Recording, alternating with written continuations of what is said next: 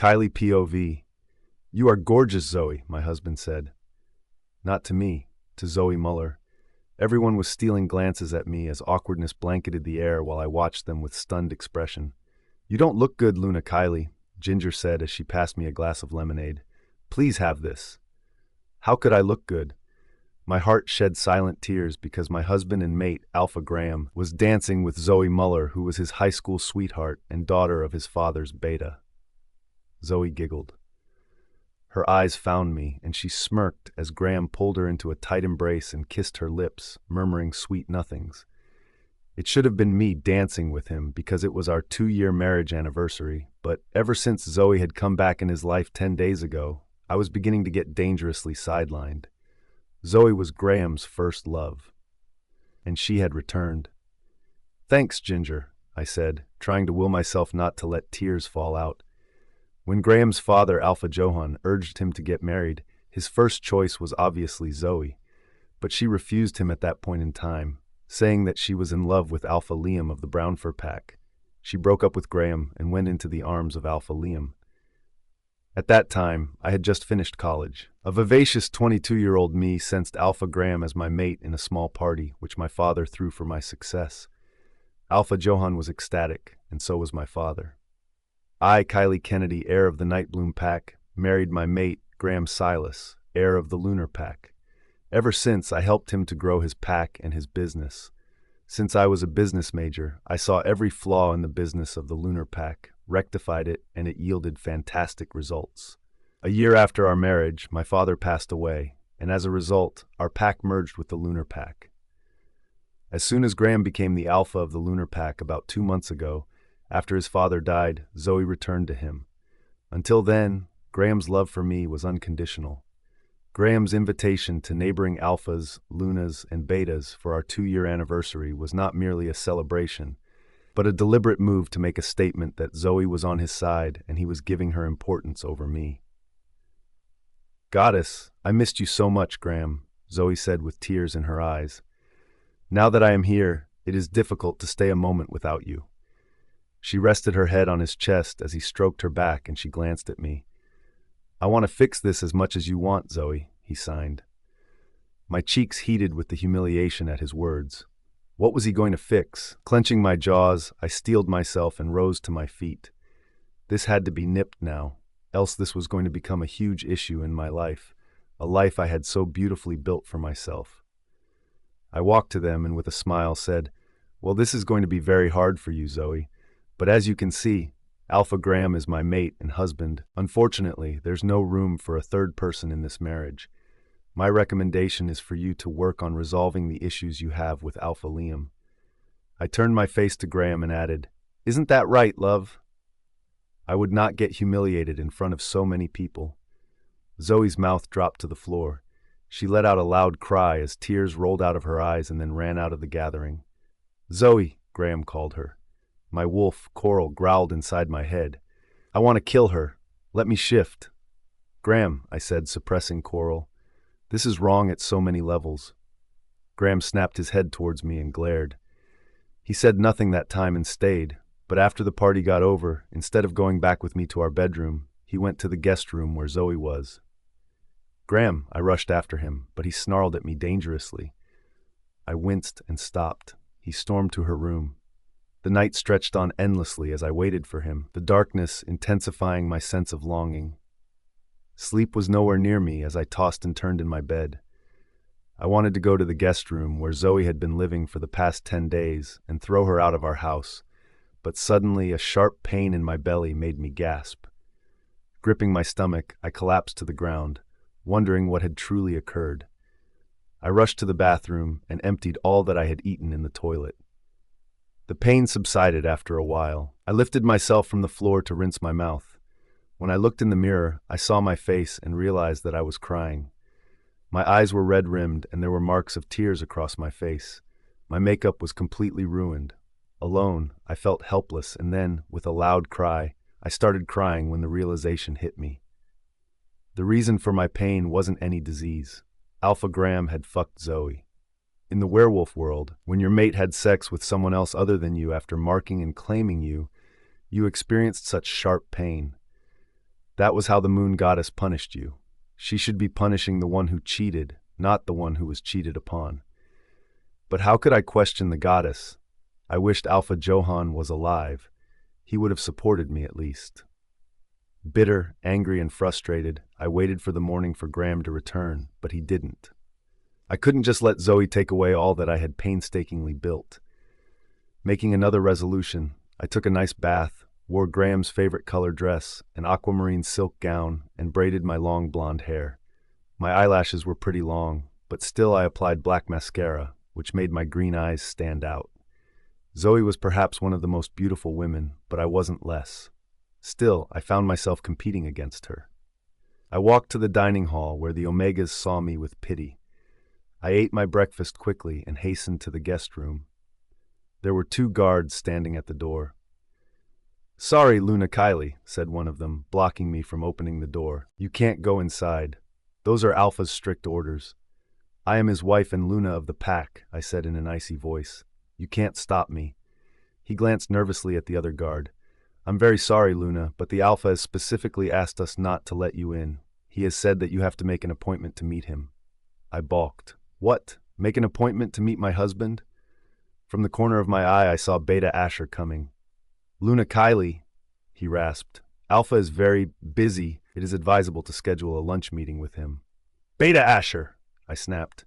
"You can't deny me from meeting my—" All at once, I heard groans and moans from inside. "Faster! Harder!"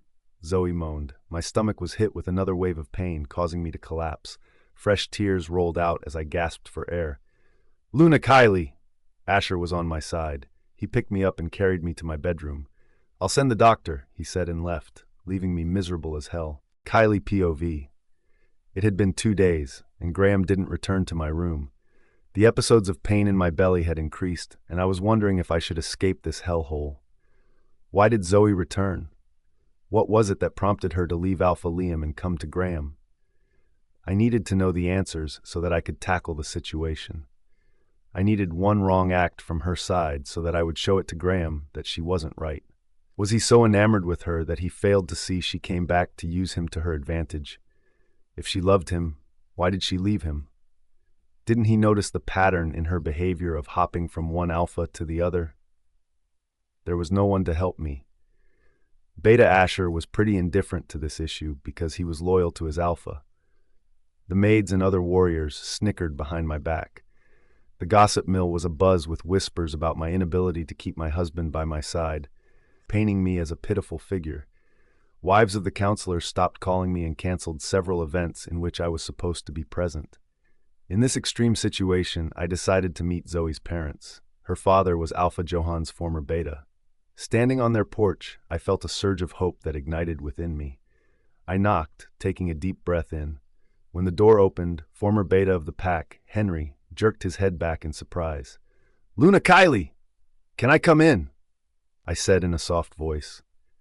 "Sure," he replied with narrowed eyes and stepped aside for me to go in. His wife, Betty, came to the main room, wiping her hands with a towel, looking curiously at me. I licked my lips as my throat went dry. "It's about Zoe," I said. "You should ask her to leave Alpha Graham. He's my husband." Henry grunted as Betty pursed her lips and shrugged. "They were childhood sweethearts, Luna Kylie. Their relationship goes way before you came in this pack. Zoe loves him, and I think it is you who should leave Alpha Graham, not Zoe." My mouth dropped to the floor. "Betty!" I snapped. "Don't Betty me!" She rolled her eyes. "Please leave." The sting of the insult festered within me, so intense that it awakened Coral's primal urge to seek revenge. But I walked out of their house. Arguing with Zoe's parents was pointless, since they clearly only cared about their own benefit. All my hopes turned into dust. When I reached home, I saw Graham sitting in the main hall with Zoe next to him. "Why did you go to Zoe's parents?" he growled at me. "Do you think I will leave her?" "Please, Graham," Zoe said in a soft voice. "Don't be so angry with her. She's doing it out of love." Tears formed in her eyes. "I am the 3rd person in this marriage. I should leave." She got up to leave. "Yes, that's right," I blurted. "You should leave." "Kylie," Graham snarled. He stood up, anger radiating off him. I looked at him with wide eyes, feeling his alpha aura, trying to dominate me. "Graham, please," Zoe urged. "Don't be so harsh on her. She wiped her tears. Then she looked at me. Luna Kylie, I know you resent me, but I promise that I'll not come anywhere near you. She hiccuped, and Graham stroked her back. I'm in love with Graham. Alpha Liam abused me for 2 years, and when I couldn't take it anymore, I came back to Graham. She turned to look at him with passion in her eyes. I realize my mistake, but it's too late. Graham pulled her into a tight hug. Don't cry, Zoe. She nodded as she glanced at me. Then she pulled away. I swear I'll be like a wallflower in this house, but please don't throw me away. No one is going to throw you out, Graham growled while looking at me. I am the alpha of the lunar pack, and I make decisions here. He took a deep breath in and kissed her, wiping her tears. Then he scowled at me. I'd like to talk to you. Come, he commanded. Stunned into silence, I walked to my room after him. I looked over my shoulder, only to find Zoe smirking. Graham closed the door behind him. Kylie, what is wrong with you? He growled. Why are you after Zoe? She is innocent. It is me who wants her. She keeps telling me she should leave, but you should understand that she was the girl I loved much before you came into my life. I can't leave her. She was abused and beaten, and now all she seeks is love. Is she coming in your way? No. But I am your mate, I breathed in a gravelly voice, choking on emotions. Are you so blind not see that? We are moon-blessed. Enough, Kylie, he fumed. It is common for the alphas to have more than one lover apart from their lunas. I am an alpha, and you are incapable of satisfying my body's requirements. Zoe, on the other hand, knows me well. I will not leave her, and that's my final decision. I gawked at him. Graham, I said with quivering lips. You'll still be my Luna, he breathed, holding my hand. Despite feeling mentally repulsed, my body couldn't help but respond to his touch after he cheated on me. Coral loved the proximity of her mate. Suddenly, I caught a whiff of scent and movement outside my door. Zoe was there.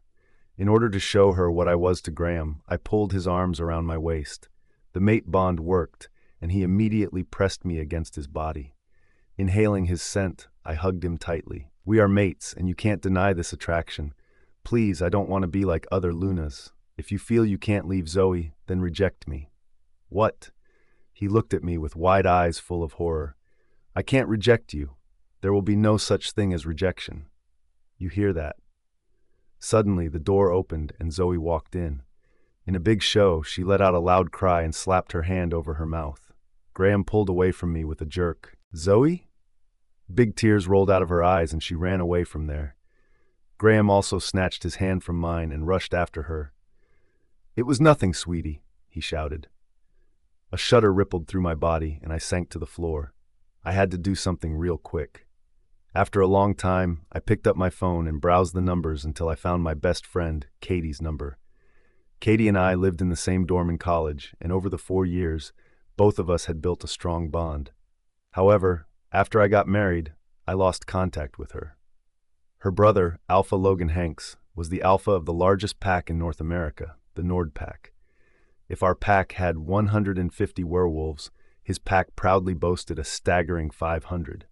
He was known for his tendency to never sleep with the same girl more than once. But what set him apart was his notorious reputation for being both ruthless and cunning.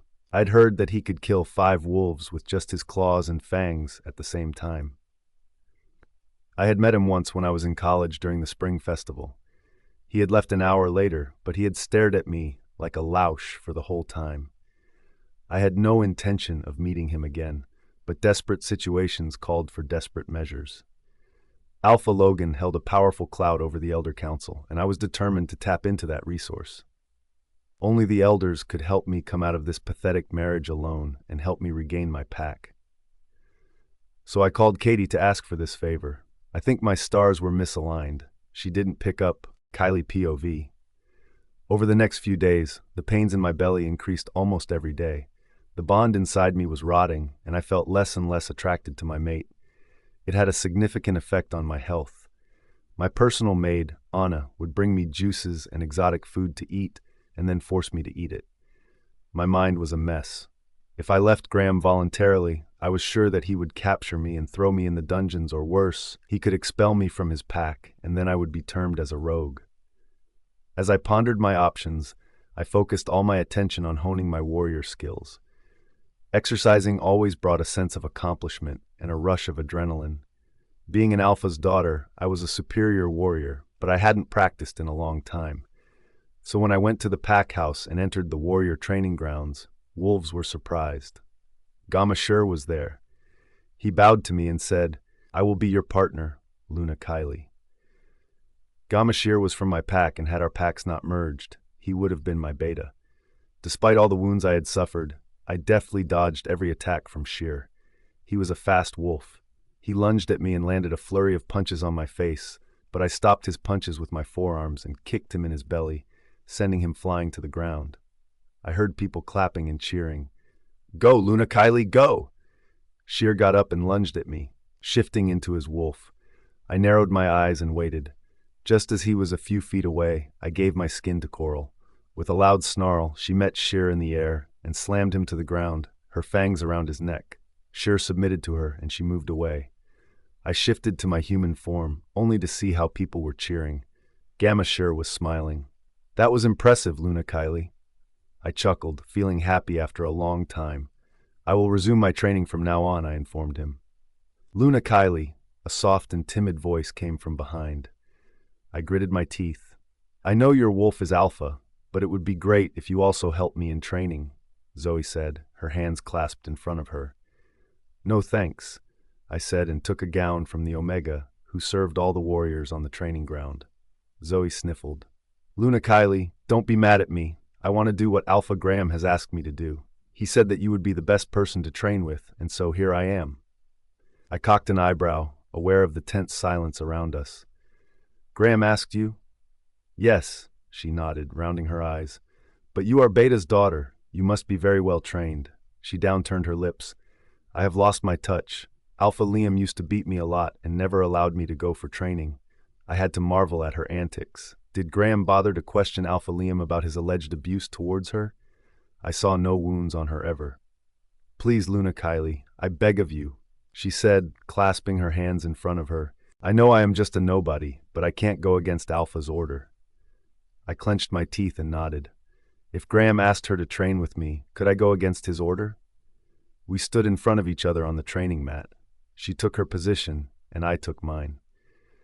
As we circled each other, her intense focus made it difficult to believe she required any training. Suddenly, she lunged at me and kicked me hard on my belly. Surprised, I stumbled back. She didn't give me a chance to recover and swung her leg over my side. I stopped her leg with my forearm and then, in a swift move, ducked and boxed her knee. She yelped as she fell down. With a fierce snarl, she launched herself into the air, aiming a punch directly at my face. This felt like an attack, not mere training. It was as if she wanted to kill me. I ducked, but the punch landed on my shoulder, making me hiss in pain. She grinned and then, with full force, swung her leg, aiming at my head. I dodged her, and she stumbled forward. I spun quickly and aimed to elbow the side of her face, but she turned her face and my elbow landed right on her nose. She screamed in pain as blood oozed out of her nose. The door opened and Graham rushed in. Zoe, tears rolled out. "Graham, she forced me to fight with her only to do this. Our baby," she cried. I stared at her in stunned silence. What baby? She was pregnant? And she just told a lie. Gods above. How was I going to compete with that? "How could you?" Graham snarled, catching my throat. I grabbed his wrist as my mind tried to understand the whole situation. His grasp on my throat tightened and I started to cough. "Graham," I wheezed. He shoved me down on the ground. "Stay away from her, Kylie. This is my last warning. She is pregnant with my pup." He turned to her, picked her up in his arms, and strode out of the pack house. I watched them with a numb mind, with my hand on my throat. This was such a slap on my face. For 2 years I wanted to be pregnant by my mate, but I couldn't. And this girl got pregnant in a few days? Graham's blatant cheating took a new turn that day. As I dragged my feet out of the training grounds, I knew that everyone's eyes were on me. The incident was going to become the biggest gossip of the pack. Zoe was carrying Alpha's heir, and that was going to elevate her status in the pack. All my hopes dashed against the rocks of time. There was nothing left in my life. All that I held dear, my Alpha, my pack, my life, my business, and my reputation, were ripped away so suddenly that it felt like the ground had been yanked out from under me. I don't know when I reached my room and when I flopped on my bed, but the constant buzzing of my phone snagged my attention. Kylie! It was Katie. Katie? Hearing her sent a sliver of warmth into my chest. Girl, I am so sorry for calling you so late. I was hiking in the Andes and we just came back. How are you and where are you? She sounded so enthusiastic that I chuckled and wiped my tears. Goddess, I missed her so much. I came directly to the point. Katie, I need a favor. I wanted to tell her everything, but that would make her come to me and create a huge show. After a moment of silence, she said, I'm listening. I want to meet Alpha Logan urgently. Is that possible? Logan? She sounded surprised. Yes. Can you arrange a meeting with him? I waited with my breath lodged in my throat. It wasn't like Alpha Logan was going to meet me tomorrow if Katie asked. I knew he was a very busy werewolf and it could be months before I got an appointment. Okay, I'll ask him. Is there anything else you'd like to talk about? Even after 2 years of not talking to each other, her concern for me was overwhelming. No, I replied in a hoarse voice. Take care, Kylie, she said and disconnected the call. I pressed the phone to my chest and tipped my head up, praying to the goddess that I get an early appointment. Feeling better, I went out towards the forest at night to let Coral out because I wanted to recede in the background and heal. Coral, take over me, I summoned her, but she didn't reply. Coral, I called her again. No reply again. I panicked and called her as I ran, pushing myself, but Coral didn't come out. No, no, no, I cried. Coral, you can't sleep. Where are you? However, I tried again. At the back of my mind, I knew she couldn't take further trauma from her mate cheating on her. Hearing about Zoe's pregnancy was the last straw. Coral left me, alone, miserable, lonely, husk. As I headed back home, I wondered how much more I could take. I felt like ending my life. I lay on the ground, curled in a fetal position, unable to cry, feeling hollow. My phone rang and I picked it up like a robot. Hello? Kylie? Katie chirped. Alpha Logan can meet you the day after. He's coming to the Lunar Pack to meet Alpha Graham. Kylie POV. Surprise washed over me. I was sure that Alpha Logan would give me an appointment at least 2 months later, but he was coming here in 2 days. That's lovely news, Katie, I said, finding myself eager to meet him. But if he's meeting Graham, then what is the agenda? It was apparent that he wasn't coming to meet me. I don't know, girl, Katie replied. He said that he was going to meet Alpha Graham as such and that he will meet you there. I stifled a squeal as hopes rose inside me. This was my chance to get my pack back from Graham and exit the marriage gracefully. Thanks so much, Katie, I said with a smile. You don't know what it means to me. Don't be stupid, Katie chided me with banter. I would have also loved to come, but I have to attend this stupid ball which my alpha brother has asked me to on his behalf. Why? What about his Luna? She should attend it, I said. Katie sighed. Alpha Logan refuses to get married and tied down to one woman. He is 30 and still waiting for his mate. I've asked him several times to take a chosen mate. I chuckled. Some people lived up to their reputation. I see. Well, thanks again, Katie. I would have loved to meet you. Sure, girl, she said enthusiastically. Catch you later. For the first time in a long, things looked up. If he was coming in 2 days, then I had to prepare everything and tell him in one go. It took me the entire day to jot down my case. Knowing that Anna was the only one who might disturb me in my room, I took advantage of the situation and meticulously prepared my case to present to Alpha Logan. My only worry was how I was going to meet him alone. I hoped Graham would call me to tell me about Alpha Logan, but he didn't. It was the next day in the morning he came to my room after training. I had taken a bath and was dressing up when he came. Kylie, he said in a clipped voice. I turned to look at him enthusiastically. As the Luna of the pack, he came to me with a request to join him for dinner that we were hosting for Alpha Logan. Yes, Graham, I asked as I wore my earring. He was just wearing training shorts, and he looked so handsome with those chiseled muscles. Had it been a normal day, I would have ended up having sex with him right now, but the bond inside me was turning into a festering wound. The attraction was slowly ebbing. He took a ragged breath in. Tomorrow, Alpha Logan is going to be here. I want Zoe to attend all the functions with me and not you. Dumbfounded, I stared at him. What do you mean? I'm your Luna. She is your mistress. He shifted on his feet uncomfortably. But Zoe is pregnant with my pup. Now I want her representation to be more prominent in the pack than yours. Moreover, it'll be a ball. Who are you going to go with? I will be with Zoe, and so it will be very awkward for you. Saying that, he shook his head. You can't come. And he simply walked out of the room. I clenched my fists as frustration rose. No way I was going to lose this opportunity. I needed someone to take me to the ball. Zoe was slowly clawing her way into my pack. If she went to the ball with Graham, I was officially over. I went downstairs to have breakfast when I heard a conversation between Zoe and an Omega. Miss Zoe, she said as she served her breakfast, the beautician is here to see you. Oh, okay, Nancy. Ask her to go to my room. But you are so beautiful already, Miss Zoe, Nancy chuckled as she buttered her. Zoe laughed. Alpha Logan is the strongest alpha. After all, your alpha asked me last night to be present with him the entire time when Alpha Logan is here. I have to make a good impression, don't I? Of course, Nancy replied. It's nice to have you back, Miss Zoe. My heart thundered. So Zoe knew yesterday and Graham informed me today? He was making me so insignificant with every minute. This situation demanded my patience and intelligence. I stifled my rage and returned to my room and called Gamma Shear. Luna Kylie? Shear, do you know the program for tomorrow? I asked at the risk of sounding pitiful because as a Luna I should know about it. But what was the point in hiding my situation from Shear?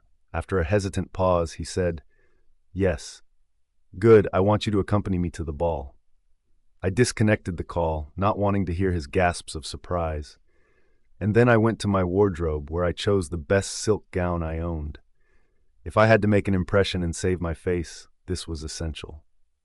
The next morning, as I peered out my window, I watched in astonishment as a convoy of 10 sleek black cars pulled into our driveway. Dozens of warriors in black uniform got down and rushed to the Rolls-Royce that was in the middle. I stopped breathing when I saw Alpha Logan stepping out of the car. With dark hair and a face so perfectly chiseled, he towered above all of them. More handsome than Adonis, Alpha Logan possessed a dominant aura and demeanor. It was like his presence sucked up all the surrounding air. He lowered his sunglasses and looked up. At me, our gazes locked, my green ones meeting his hazel ones. I drew in a sharp breath, feeling uncomfortable. Alpha Logan, Graham greeted him, and I quickly hid behind the curtain.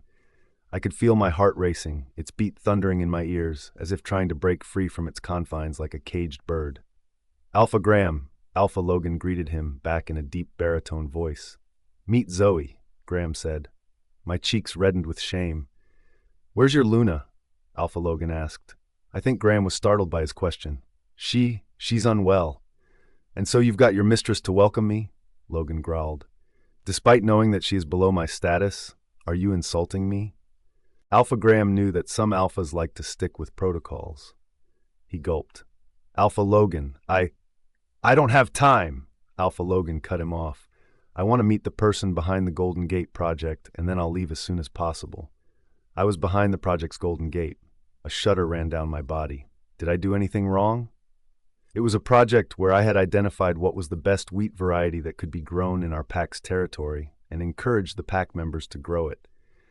Our wolves had benefited immensely out of that project because the project was a mega success and brought in a lot of money, boosting our economy. I peeped from my window to see them, but I only saw a very embarrassed Zoe standing outside with the warriors as both the alphas went in. A smile spread across my face inadvertently. Finally, Zoe knew her place, right? Kylie POV. For the whole day, I didn't meet Alpha Logan because Graham ensured that. Shamelessly, he had called Zoe for lunch party and not me. It was evident that he and Zoe weren't going to let me meet Alpha Logan.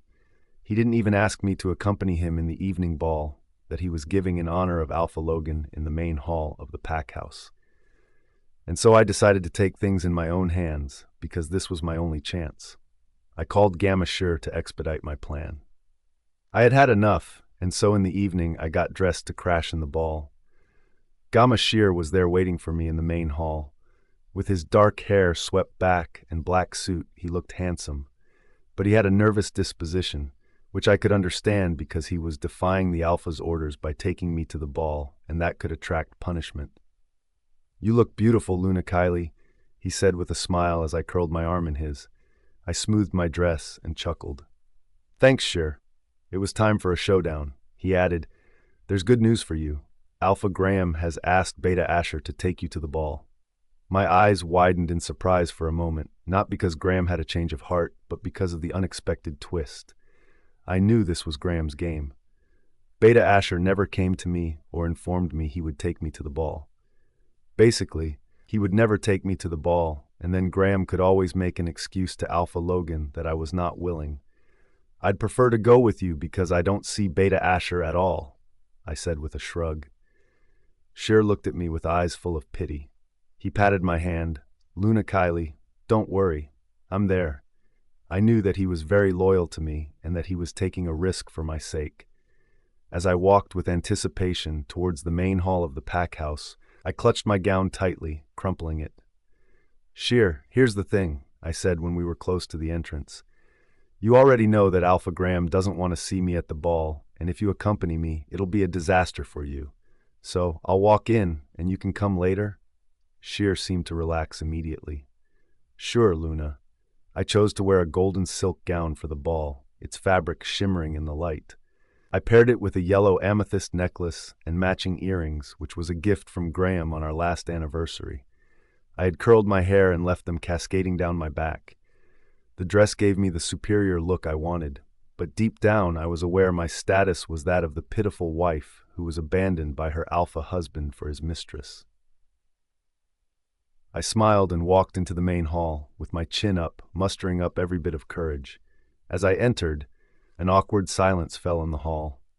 Everyone looked at me, including Graham, who was standing with Zoe. I suppressed a chuckle, seeing her wearing a gaudy, hot pink gown, but I swallowed the insult down my throat when my eyes fell on her ruby necklace Graham gifted me on our wedding day. As I walked in, an ominous feeling washed over me. Why was I feeling like someone was watching me? Graham was stunned to see me, but the look on Zoe's face was precious. She looked like she had eaten vinegar. Graham stared at me, ignoring his mistress. I could see admiration and lust in his eyes. Zoe grabbed his hand when he started to come towards me.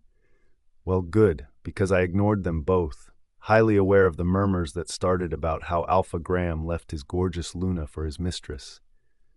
I let out a rough exhale and scanned the room for Alpha Logan, and there he was, at the end of the hall, staring at me. Wearing gray trousers with a navy buttoned-up shirt and black shoes, he looked easily the most handsome wolf. The circle of warriors around him looked impenetrable. He held a crystal of whiskey in his hand. I bowed to him lightly and approached him with a nervous smile. His warriors parted for me, and I heard audible gasps from the guests, which meant that no one was allowed to go near him. Alpha Logan, I said politely.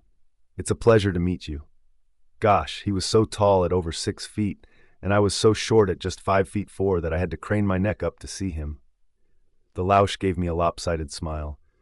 Believe me, pleasure is all mine, Luna Kylie. I could feel Graham's eyes boring in my back as jealousy coursed through our dying bond. Did Katie mention about me? Yes, she did, and I'd like to hear about your problem, he said. Great. My cheeks heated with excitement. Is it possible to have a private conversation with you, please? Sure, there's a room upstairs reserved for my warriors. We can go there. I was sure that Graham was glaring at me as I walked behind Alpha Logan and that he was going to detest this meeting. He would demand an explanation, and I had already crafted one.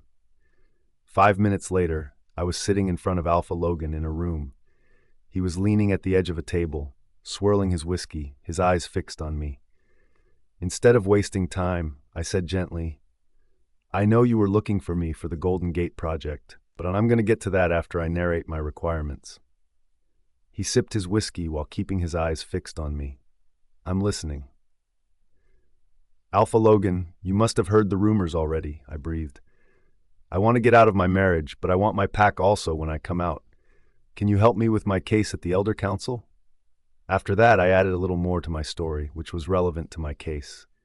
He cocked his head to the side and smiled. I can do that, little wolf. He said, but what will I receive in exchange for my favors? My mouth dropped. His playboy reputation screamed in my head. I am sorry, Alpha Logan, but I don't go around jumping in beds. If you like, I can compensate with money after I get my pack back. He pushed from the table and walked to me. I got up and craned my neck up to meet his eyes. His scent of cedar and musk washed over me like a heady perfume. "No, Kylie," he said in a deep, dark voice. "If I help you, you have to give something in return," and he lowered his mouth over my ear and whispered, "I want you." Aghast, I jerked my head back. "Alpha Logan!" My hand instinctively shot to the mark on my shoulder that was fading these days. He stepped back, his intense gaze still on me. "I'm going to help you get rid of your unfaithful husband and his mistress, and also return your pack. I'm going to help you make them grovel, but—" his lips curled up. "You have to sign a contract with me to be my Luna for a year after that." He walked to the table and picked up a set of documents. Handing them over to me, he asserted, "Read these and sign them by tomorrow morning." I was bamboozled. He had the contract ready? Tomorrow morning? Yes, because I'm leaving tomorrow morning with you. Kylie POV. Alpha Logan's words hit me like a bolt of lightning, causing me to gasp aloud. I chuckled nervously. "I'm not sure that I can go with you tomorrow morning. My husband would never allow me." Without budging from his place, in a dead calm voice, he said, "Then you don't know me." My mouth opened and closed rapidly, resembling the gasping of a fish out of water. I didn't know how to react to that, because I was sure that Graham wouldn't allow me. As a matter of fact, he must be stewing right now beside Zoe. Which husband would want their wife alone with another alpha? "Let's go back to the party, Luna Kylie," Alpha Logan said, offering me his arm. When I hesitated, he raised an eyebrow. "I know my manners, Luna Kylie. A gentleman escorts his woman to the ball like this. I'm sorry that your husband has lost his manners in his mistress's pussy." "Goddess," his lewd words made my cheeks heat. I blushed hard. I took his arm immediately, and we walked back to the party. Obviously, everyone was looking at me. I thanked him and left his side to mingle with others. As the Luna of my pack, it was my duty to welcome everyone. I glanced at Graham and Zoe, who were shooting glares at me, but I avoided both of them. Seeing me alone, a few unmarried alphas and betas approached me.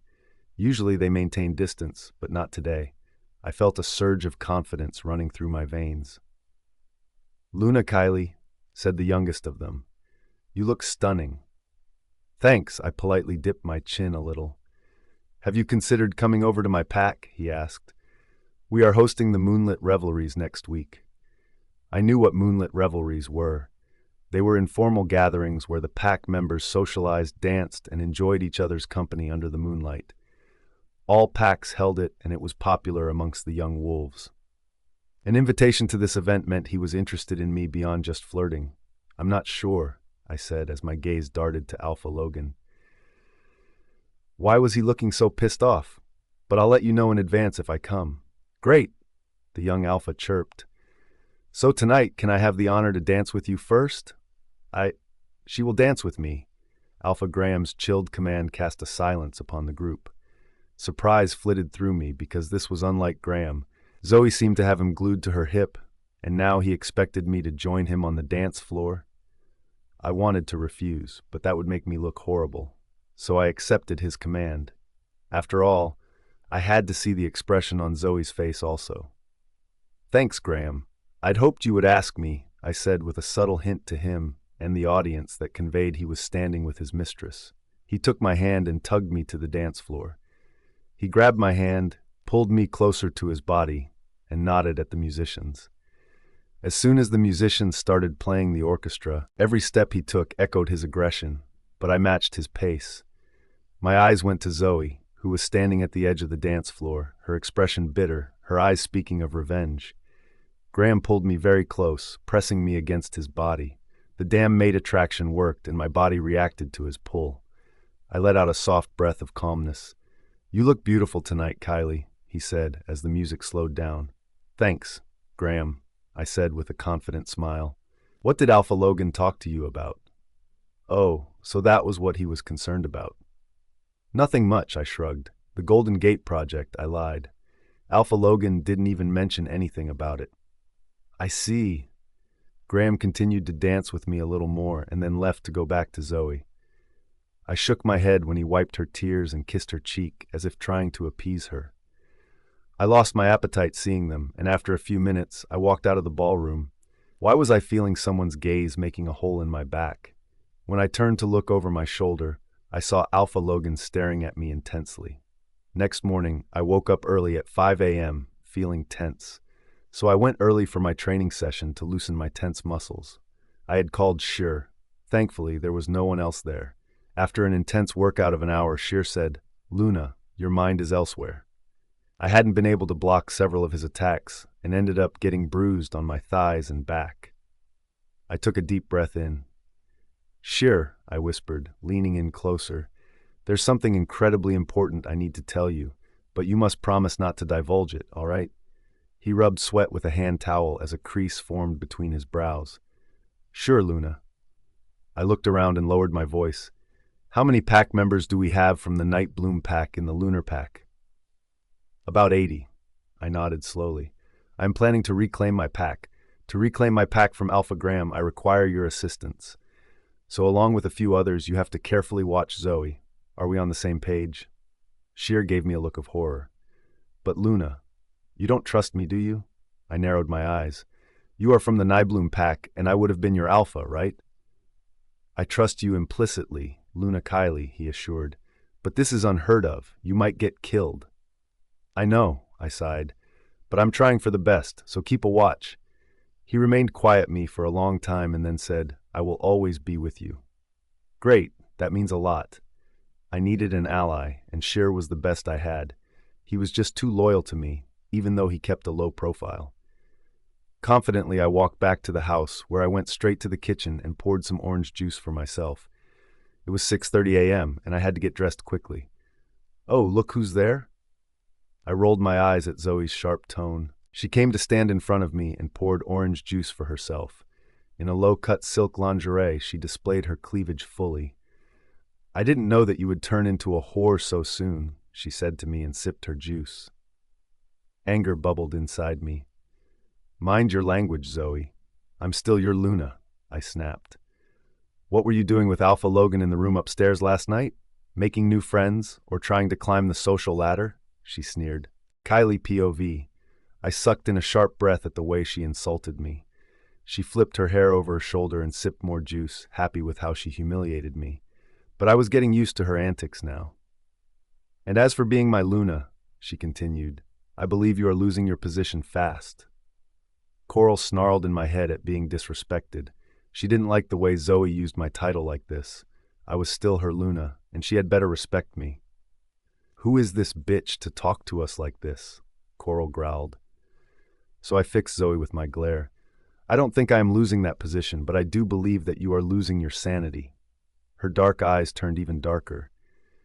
"Do you even know how much Alpha Graham favors me?" I scoffed. "Do I look like I care?" "You should, because I am going to give birth to his pup, and you are turning into a desperate whore." A smug smile came on her lips. My breath lodged in my throat. Coral whimpered in my head, feeling the pain. Even though the mating bond between me and Alpha Graham was rotting and fading, the pain still existed. The thought of Graham being so intimate with her was painful. However, there was no way I was going to let her know how I felt or manifest it on my face. "Really? That's funny and unfortunate." She stopped sipping her juice as she fixed her eyes on me with anger. "How is that funny and unfortunate?" "Yes, it is hilarious. You say that Graham favors you a lot, but in reality, I am his wife and his mate." I hopped up and sat on the island table. "Also, it's funny because you call me a whore when you are sleeping in the bed of a man who is taken and even having his pup. I think that makes you a whore and highlights what a hypocrite you are." I heard a snort from the end of the kitchen. It was our cook, Lindell. I hadn't realized that most of the Omegas had started coming for the morning shift and were listening to our conversation. Some of them started giggling as I started sipping my orange juice, giving Zoe a royal ignore. "No, you know what's terrible? It's you being the Luna of the Lunar pack. Look at you. You are so ugly. And you disgraced us by being with Alpha Logan, all alone in the room. You're pathetic and desperate," she spat. "More pathetic than a former beta's daughter who has forgotten her manners and is disrespecting high-rank pack members." I shot back. Everyone stopped working as they looked at her. As my words reverberated through the kitchen, an abrupt silence fell upon everyone. In a pack, ranks meant a lot. and disrespecting a ranked member could cause severe punishment. She opened her mouth, but snapped it shut, not knowing what to say. Yeah, that's what I thought.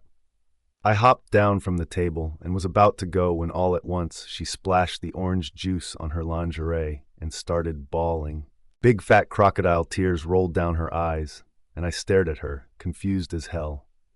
I know you hate me, Luna Kylie, she cried, but it is not my fault that I've become pregnant. If you don't want me here, I'll leave this pack and disappear. What the fuck? She placed her hands on her temples and swayed a little. In a flash of a second, Graham came to her side and held her tightly.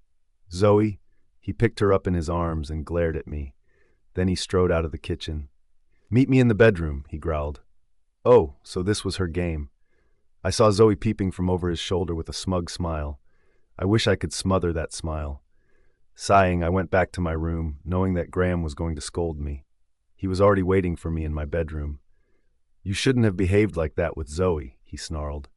I ignored him and walked past, saying, I am fine, thank you. He gritted his teeth and caught my hand, spinning me to face him. Kylie, why can't you let Zoe be? She is pregnant with my pup and her health is fragile. Why do you keep picking on her? Why did you splash orange juice on her? That's not Luna-like. Graham, I said, sick and tired of this game. And what you did was Alpha-like. Moreover, you can ask all those who were present there that I wasn't the one who splashed it on her. Why will I? I pulled my hand away. He paused, wondering if it was the truth. But what he said next was revolting. Okay, fine. Even if she didn't, she must have toppled it on herself. But she is prone to these mood swings. What do you expect from her? I shook my head as I let out a humorless chuckle. I expected a lot from you, but I guess that ship has sailed. So why don't we separate? I hoped he agreed to it. What? Never. His eyes filled with shock. I told you we can work it out. I let out a ragged breath because this was only going down. Graham, I suggested, I think it would be beneficial for us to take a few days apart to gain clarity on our relationship. He turned away, stabbing his fingers in his hair. I continued. Alpha Logan has asked for my help to implement the Golden Gate project in his pack, and he will give a generous amount of money for it. I am leaving in 2 hours. I will never allow you to go there, he shouted, facing me again. In that case, you'd better talk to him about it, because if you won't help him, he will take it as an insult and attack our pack. Do you think you can handle the attack while Zoe's pregnant? If yes, then I won't go. It was apparent that Graham didn't have the courage to face Alpha Logan during a war. The Nord pack was 5 times larger than ours. I knew he had already decided. He had to allow me to go to the Nord pack. I'll be back in a week. Graham clenched his fists and left. But what happened next was something I'd never expected. Logan POV. From the moment I met Kylie at college, I was irresistibly drawn to her. My wolf, Blaze, had become so restless that while I stared at her, I was trying to keep him under control. It was on Katie's insistence that I attended a festival at her college. Katie and Kylie were roommates and best friends. I had planned on staying for only a few hours, but I ended up staying for an entire day. And on that one day, all my attention was on Kylie. The vibes from my wolf were very strong. He always seemed more alert when he was close to Kylie. Not to throw Kylie on the floor and claim and mark her was a battle I fought with him. If that was how the mates felt, then why wasn't she having the same feeling towards me? The way she looked at me was like I was some sort of louche, didn't sit well with me. That was not the only reason I didn't approach her. I didn't approach her because I was terrified, sure that I would lose control around her, and then my sister would have never talked to me. I had never lost control around or about women. Why should I? They loved to please me, and I reveled in that power. The next day, instead of saying goodbye to Katie, I had returned to my pack. If I had gone to say goodbye to her in her dorm, I would have messed up everything. So when Katie called me the other day and said that Kylie wanted to meet me urgently, I was startled. I contemplated meeting her because I wasn't sure about my feelings. However, when I inquired about Alpha Graham and her, I stumbled upon interesting news. Apparently, Alpha Graham had taken a mistress in, called Zoe. She was his father's beta's daughter. She was married to Alpha Liam, but because he abused her, she returned to Graham. My wolf, Blaze, cursed me for leaving Kylie 2 years back, and now he goaded me to meet her. I had no idea why Blaze was so sympathetic or liked Kylie so much. "We must go to meet her. She's in distress," he urged. "Yes, we will go," I said, and he relaxed. When I reached the lunar pack, I saw a glimpse of Kylie before she hid behind a curtain in her room. I was elated, but Zoe's presence killed that feeling. Alpha Graham didn't invite Kylie for any event, which added to my annoyance. I knew that Kylie had worked behind the Golden Gate project, which was extremely successful. That project was just an excuse to meet her. Finally, Kylie came to meet me at the ball, and it was not rocket science to comprehend that Alpha Graham didn't want her there. Goddess, she had grown even more stunning than ever. She looked like a diva.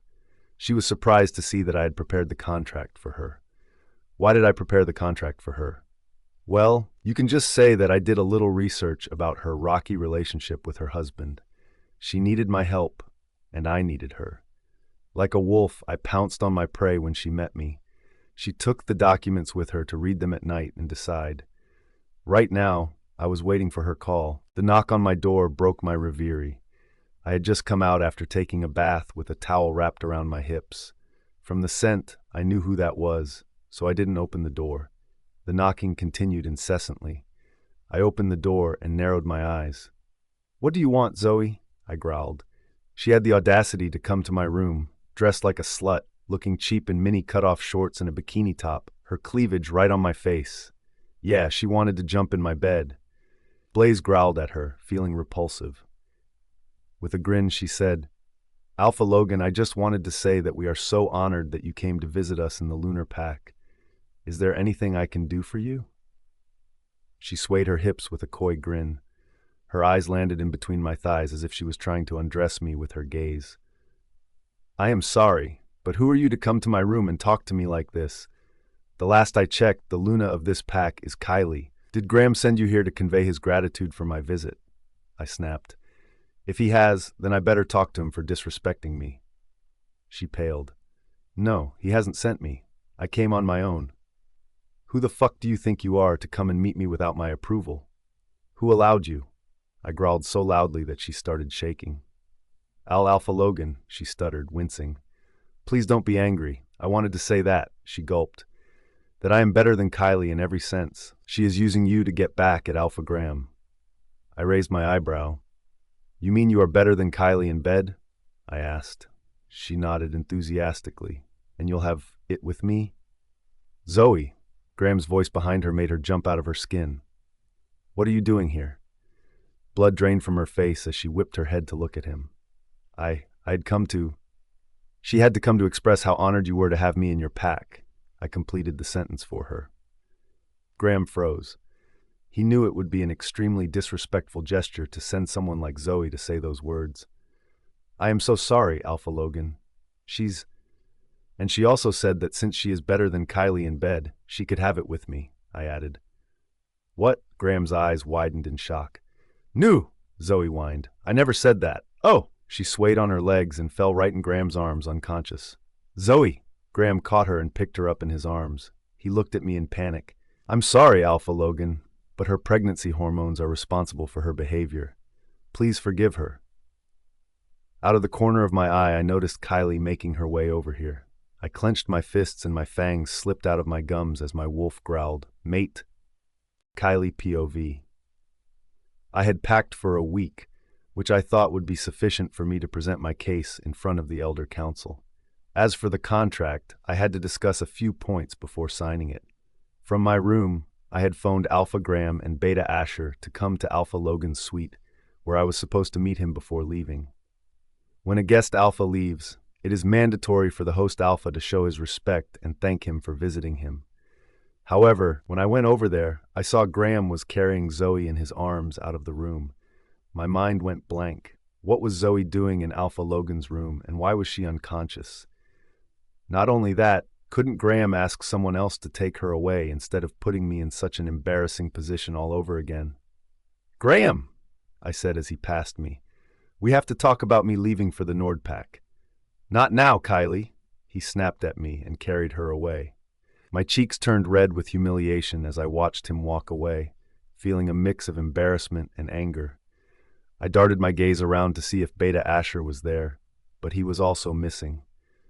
Over the last several days, Asher's actions spoke louder than words as he subtly challenged my position in the pack and showed a lack of respect. Clenching my fists, I turned to look at Alpha Logan and found him staring at me with a heated intensity. His attire consisted of a simple white towel wrapped around his waist, leaving me blushing and biting my teeth in disbelief. I don't know why, but his muscles were bulging, and he had clenched his fists so tight that his knuckles were white. His fangs must have elongated because I could see their tip pressing into his lower lip. Sweat beads formed on his forehead, and suddenly his eyes flashed golden. "Alpha Logan," I said cautiously. "Kylie," he replied, his voice animalistic, as if his wolf were trying to talk to me through his human. I should have balked, but I stepped closer. "I think we have to wait because Graham—" "We aren't waiting here for a minute," he snapped, and I balked. "Get your bags and we are leaving instantly." But Graham wouldn't like it. The next instant, he strode to me and towered above me. I craned my neck to look into his eyes as his scent of cedar and musk washed all over me. "Do you know why Zoe was here?" he asked in a voice that was like a dangerous storm sitting over a calm sea. "Oh, goddess. She came here to present herself to me, saying that she was a better fuck than you," he said. My mouth dropped. "What?" "Yes, Luna Kylie. When Graham came to know about it, she immediately feigned unconsciousness, and Graham took her saying that those were her pregnancy hormones speaking." He narrowed his eyes. "Now, do you want to stay here more and get more humiliated? Because if you do, I'm going to bloody kidnap you and take you away."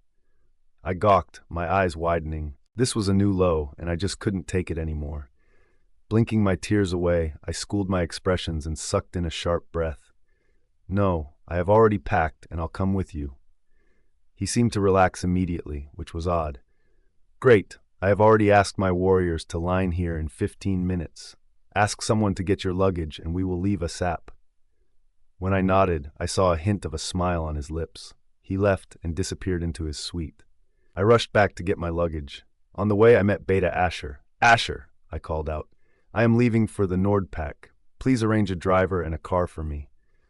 A crease formed on his forehead. "I'm sorry, Luna Kylie, but no car is available at the moment. Alpha Graham has ordered the security to line up at the hospital for Miss Zoe." My eyes widened in shock. "So you can't go today. We can send you only when Alpha Graham frees a car." "We don't need a car. She is going with me." Alpha Logan growled behind us, making Asher jump out of his skin. With dark sunglasses, jeans, and a black polo, his presence exuded an aura of impending destruction, like a dark thunderstorm. "Alpha Logan," Asher bowed to him, tense as hell. "But how can she? There's no driver." Alpha Logan looked at the 10 black cars that had lined up in the driveway. "There are 10 drivers. We'll find a space for her. Now get her luggage, or do you have a scarcity of omegas to serve your Luna?" "Right away," Asher said and dashed away as if he were running for his life. My position was so pitiable that I couldn't even look him in the eyes. Fidgeting with my fingers, I said, "Thanks." I had never thought that Beta Asher would make me feel like I am nobody in this pack in front of Alpha Logan. The feeling sickened me. I reminded myself that soon I was going to get separated from Graham. I just hoped that the council returned my pack to me. I caught a glimpse of Gamma Shear hurrying towards me out of the corner of my eye. He was panting when he stopped in front of me. He bowed to us and said, "Luna Kylie, I can drop you to the Nordpack." "But hasn't your Alpha given the order to be at the hospital?" I asked, bewildered.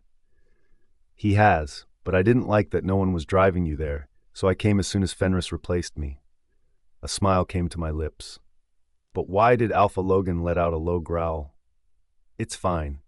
I don't want to jeopardize—" "Your Luna is going with me," Alpha Logan cut in sharply, much to Shear's surprise. "Yes, you heard it right. Get her luggage. We're getting late." Alpha Logan spoke so possessively that Shear gave me a look of surprise, but he didn't argue. As soon as he turned to bring my luggage, we saw Beta Asher emerging from the main entrance of the house, carrying my suitcases in his hands. 2 more maids followed him. I was taken aback with disbelief. "Why are you carrying so much luggage?" Alpha Logan asked, scratching his jaw. I chuckled. "What can I say? I like to travel in style." Looking at Asher's face, I tasted small victory, but I knew that the battle was far from over. However, what happened next was bizarre. Kylie POV. Out of the 10 cars that were standing in the driveway, the one in the middle was a Rolls-Royce in which he had come. Alpha Logan made his way to the car and opened the door. I kept on standing in my place and looked right and left, wondering which car shall I be sitting in. Beta Asher watched Alpha Logan with sweat dripping down his temple.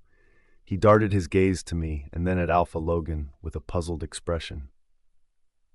I looked at Alpha Logan, only to find him staring at me with the door wide open. "How long will you make me wait, Luna Kylie?" he asked, pinning me with his gaze.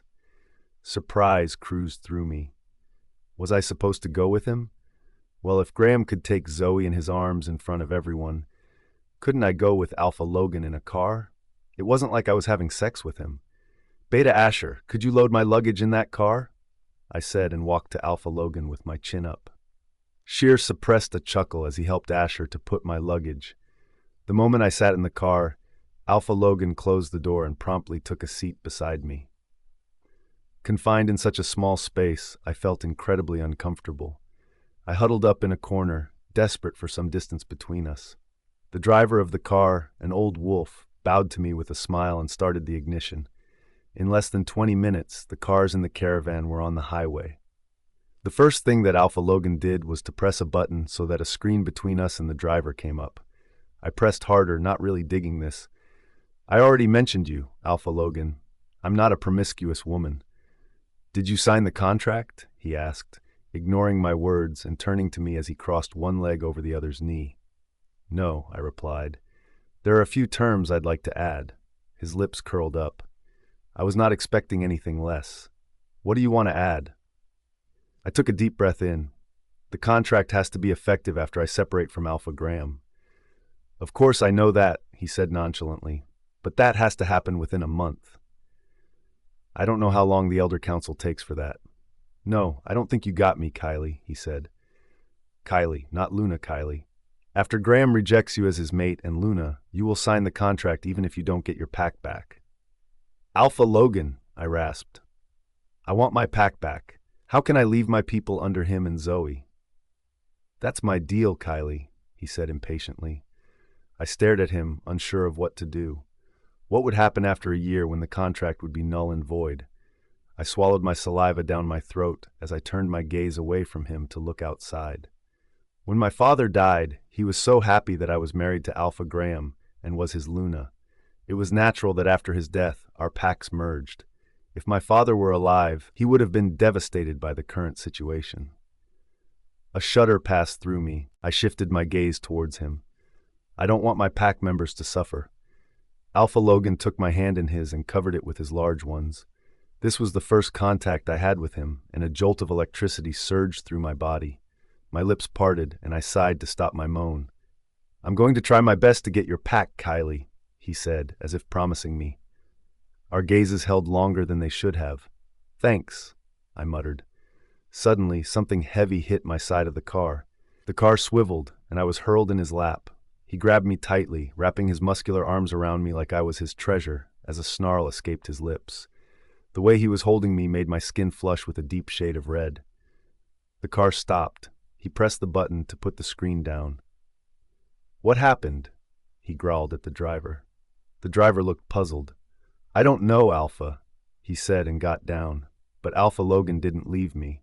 I could practically hear his heartbeat against my body. Suddenly, I heard a howl of wolves. Their typical scent of rot and decay, mingled with that of fear and aggression, wafted in the air. While rogues were a common sight in the fore, what puzzled me was their audacity to attack us on the highway.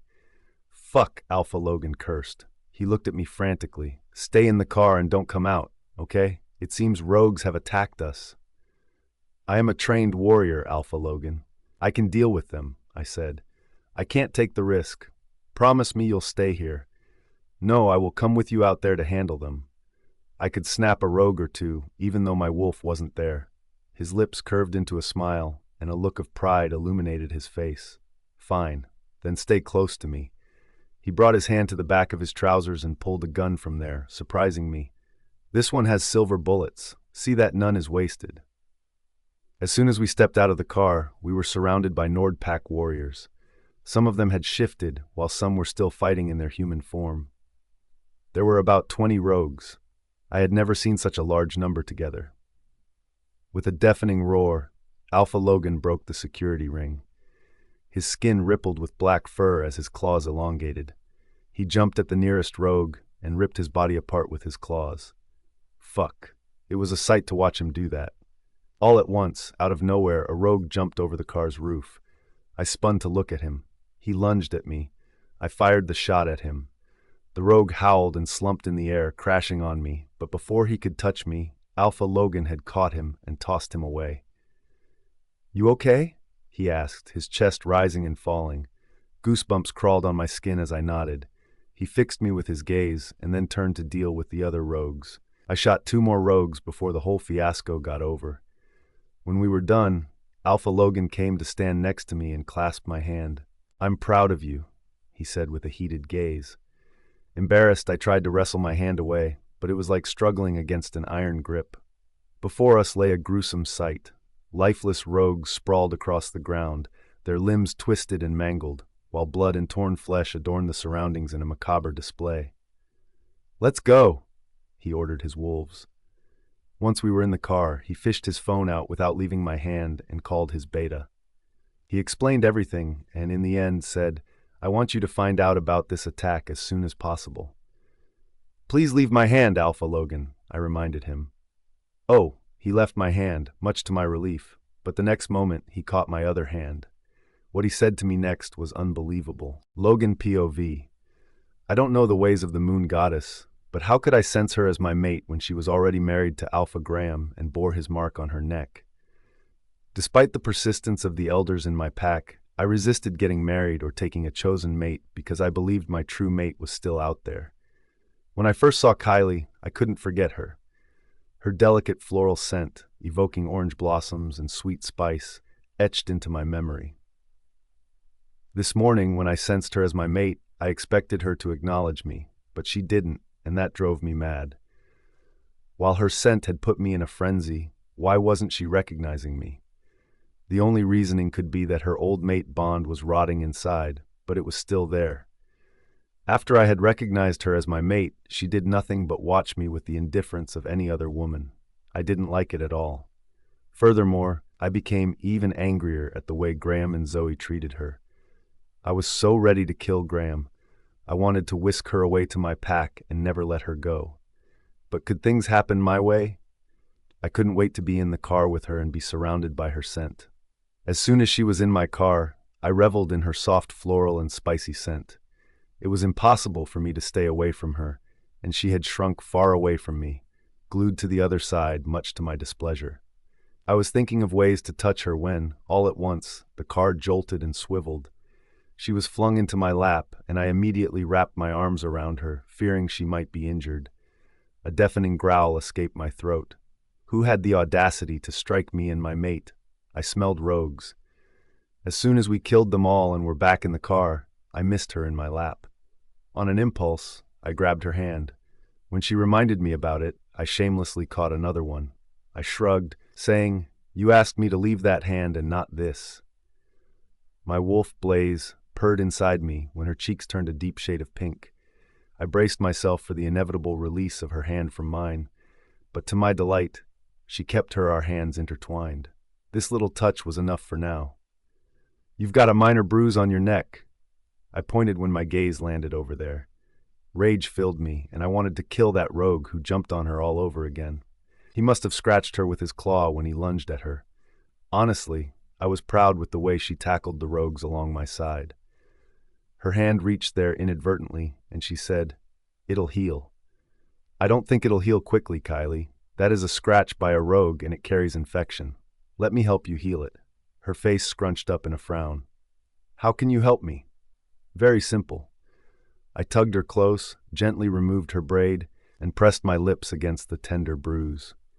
She stiffened, but she didn't move away. Her skin felt so good under my tongue. Her delicate hands lightly pressed against my chest, a feeble attempt to create distance between us. If I didn't claim and mark her soon, I knew I would lose my mind at this rate. Blaze was howling inside me, wanting to break free and lick his mate. And that reminded me. With a lot of effort, I pulled away and looked at her with hooded eyes. She was panting and had sunk her teeth into her bottom lip to the point of bleeding. Goddess, I hoped she was sensing something about this bond. I read it in the shifter history class that if your mate cheats on you, your mark hurts. Is your mark hurting? She lowered her gaze to her lap and said, The mark doesn't hurt, but my body does when he. There was tension in her shoulders as she didn't complete the sentence. But I don't know why my mark is fading. Hope and joy bloomed in me. Isn't that wonderful? I said and held both her hands in mine excitedly. To my disappointment, she swiftly pulled her hands away from mine in surprise. I don't know, she said, as if it was something horrible. Then she eyed me with apprehension and slid back into her corner. Is something wrong? I asked. Alpha Logan, she said in a soft yet firm voice. I will sign the contract to be your Luna after I am separated from Graham. Only Goddess knows how much I want to be released from this hopeless marriage, but I don't want to lead you into thinking that I am. She took a deep breath. I'm not the type who would climb into your bed to advance my success. This was the third time she was reminding me of it, and it pissed me.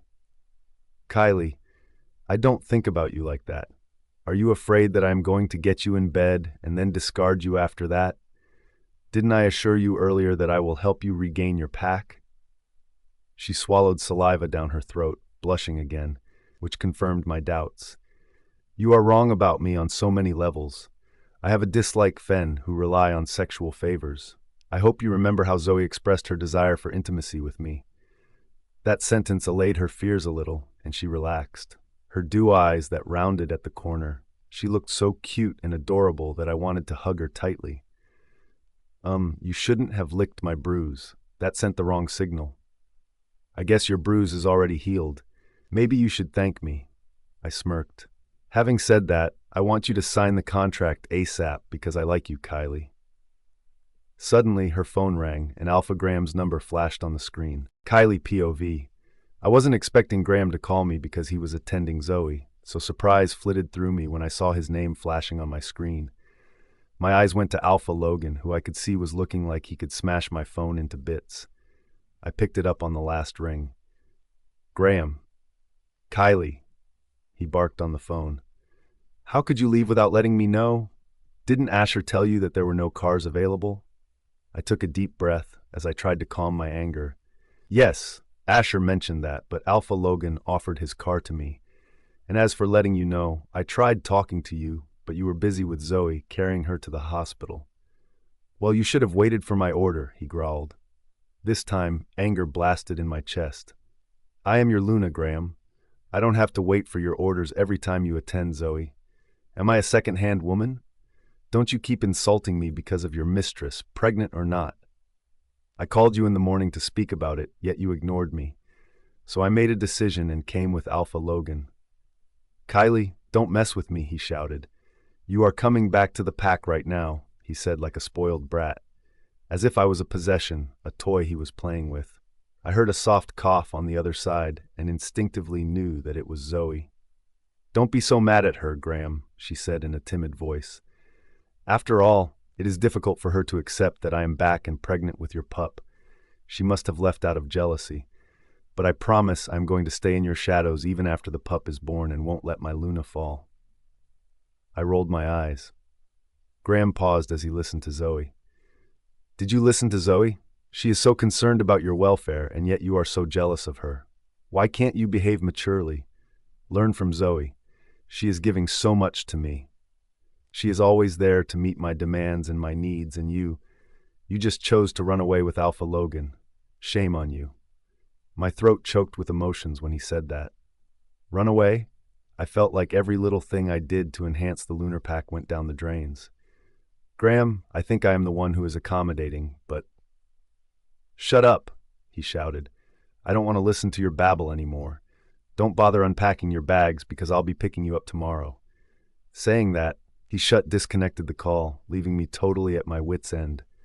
I turned my face away from Alpha Logan and looked outside at the mountains. It was getting dark, just like my life. Throughout the journey, Alpha Logan mentioned nothing about the phone call. He kept on giving me small food packets to eat, saying that I needed my energy for the Golden Gate project. I chuckled. Golden Gate project? I haven't even talked to you about it. His gaze softened when I ate the tuna sandwich. Taking a napkin, he wiped the sides of my mouth, and I let him. It felt good to be taken care of for a change. Then talk, he said. I know you did tremendous work for it. It was the first time in a long that I felt proud of my work. He patiently listened to me as I started talking, never taking his gaze off me. Since I had downloaded several files on my phone, I showed him those too. Can you send them to my email? He asked. I promptly forwarded all of them. We reached the Nordpack by 8 p.m. When his warriors were taking my luggage in, a tall man with chocolate brown hair and light brown eyes came to greet us. Alpha, he bowed to him and glanced towards me excitedly. As a greeting, Alpha Logan clasped his forearms and warmly patted his shoulder. Kylie, meet my beta, Ace Norton. Hi, I said, and he bowed to me as well with astonishment in his eyes. This is Luna Kylie, Logan introduced me. I know, Ace replied. Have you found out about the rogue attack? Alpha Logan asked him. Yes. Can we talk about it? Ace replied with a British accent, which was pleasantly surprising. Not now. Let me help Kylie settle, and then I'll meet you at 10 p.m. Sure. Ace seemed all the more surprised. As we walked inside, Alpha Logan inquired about Katie. She will come in a week, Alpha. I believe she has gone back to hiking. Alpha Logan rolled his eyes. Katie and her love for hiking. Alpha Logan's house was a beautiful mansion. Nestled amidst the rolling hills and lush greenery, the mansion stood majestically. The exterior boasted a blend of classic and contemporary design, with tall columns, intricate stonework, and expansive windows. The front was adorned with polished brass fixtures. We stepped into a large foyer with marble floors. Chandeliers sparkled from the ceiling, casting a bright glow on the interiors. I was not surprised to see the opulent furnishings that comprised plush velvet sofas, crafted wooden tables, and fine art. This way, Alpha Logan placed his hand on the small of my back as he led me to the guest wing. I could see everyone's eyes on me as we walked through various corridors and rooms. We reached the room at the corner. This is where you will stay, he said, opening the room. My jaw dropped, seeing the opulence of the bedroom. It had sumptuous bedding, bespoke furnishings, and a private balcony that overlooked the estate grounds. The bathroom is right over there, he said, pointing towards the left. A maid will come to you to help you with unpacking. I shook my head, feeling helpless. No, I'll manage. I wasn't going to unpack because I was going back the next day. Can we meet tomorrow morning if you have time? I asked expectantly because I had to talk about my case urgently. Kylie POV. I'll be here. Please sign the contract. I'll collect it in the morning, Alpha Logan said with a heated gaze, tucking a strand of my hair behind my ear. His intimate gestures were leaving me baffled. Why did he want me when he could have anyone in this world? I was a Luna in name only, because I was seeking separation from my Alpha, and I didn't even have a pack. What was his agenda behind asking me to sign the contract? I just couldn't grasp the purpose of being his Luna for a year. Did he finally succumb to the pressure of his elders? As soon as he left, I went to take a bath in the luxurious bathroom. Goddess, this werewolf was richer than Plutus. Why was he keen on the Golden Gate project? I sighed as hot, scented water swirled around me in the tub and closed my eyes. As soon as I rested my head at the back of the tub, my phone rang. It was Zoe. I battled whether I should pick it up, but what if Graham was there with her? Not wanting to give him another opportunity to insinuate me, I swiftly picked it up. Yes, I said in a curt voice. You have crossed the limit this time, Kylie, Zoe growled at me. Without informing Alpha Graham, you went with Alpha Logan. Are you so desperate to have sex with someone because your own husband isn't having it with you now? You have humiliated the entire pack with your act. Have you no shame left? I've had enough of this woman. She was getting on my nerves. Wow, you must be the ultimate hypocrite, aren't you? Alpha Logan informed me why you went to meet him in the morning. You wanted to show your skills in bed to him. What nonsense are you spouting? She barked nervously. Alpha Logan is a liar. Unlike you, I have eyes only for Graham and no one else. Is that all? Or you want to humiliate me further? Oh no. That's not all. If I have humiliated my pack, then what have you done to the brown fur pack? It has become a typical case of pot calling the kettle black. She gasped. Kylie, you are horrible. I came back to Graham because Alpha Liam abused me. Her voice became shaky. Why are you always accusing me in this manner? Suddenly she started crying, and I knew Graham must have come near her. I am only interested in Alpha Graham's reputation as an alpha of the lunar pack. You shouldn't have gone without his approval. Please come back because people are gossiping about you. I rolled my eyes. Well, it's high time they gossip about me as well. After all, they must be tired of gossiping about you all the time. She let out a loud cry. Zoe, Graham cajoled her. Please stop crying. You should think of happy thoughts. You are pregnant and I don't want you to stress. I was sure that Graham would pick up the phone and scold me, so I disconnected the call and blocked her number. Her toxicity was affecting me a lot. However, there was something that I couldn't comprehend. If Graham rejected me, she was the one who would be most benefited. Then why was she asking me to stay back in the pack all the time like an obedient Luna? There was something that didn't fit. I wondered if I should talk to Alpha Logan about it or not. Upon coming back to my room following a luxurious hot bath, I was pleasantly surprised to find a lovely pink silk lingerie set laid out neatly on my bed. It certainly wasn't from my collection. So who put it out here? Puzzled, I went near it and found a note. A small gift for tonight. I thought you'd be tired to unpack. Logan. My face split into a grin. I slipped it on me. It fitted me well and was soft against my skin. A maid brought dinner for me, and I was grateful that I didn't have to go to the main dining hall for dinner. By 10 p.m., I was comfortably in bed, with my files scattered around me. I read them again to see if I could add something extra for my case.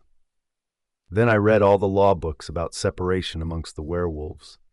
It was something I couldn't do in my pack without bothering that someone might discover what I was up to. I made many notes, and finally, at 2 a.m., I went off to sleep amidst my files and folders.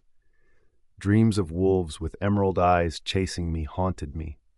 When I woke up, I was greeted by the sight of neatly stacked files and folders on the writing desk by the window, and I found myself cocooned in warm blankets. Did a maid do it? I stretched my limbs as I yawned.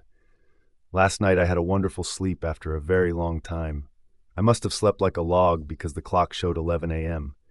With a shriek, I dashed to the bathroom, my mood instantly sour as I anticipated Graham's arrival. A soft knock on the door sounded when I was pinning my hair up.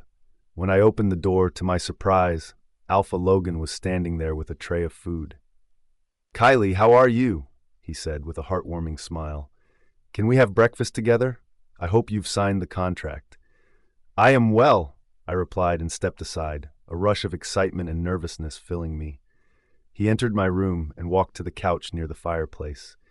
As he placed the tray on the table, his eyes went to my lingerie. My cheeks turned crimson, and I hurriedly removed it.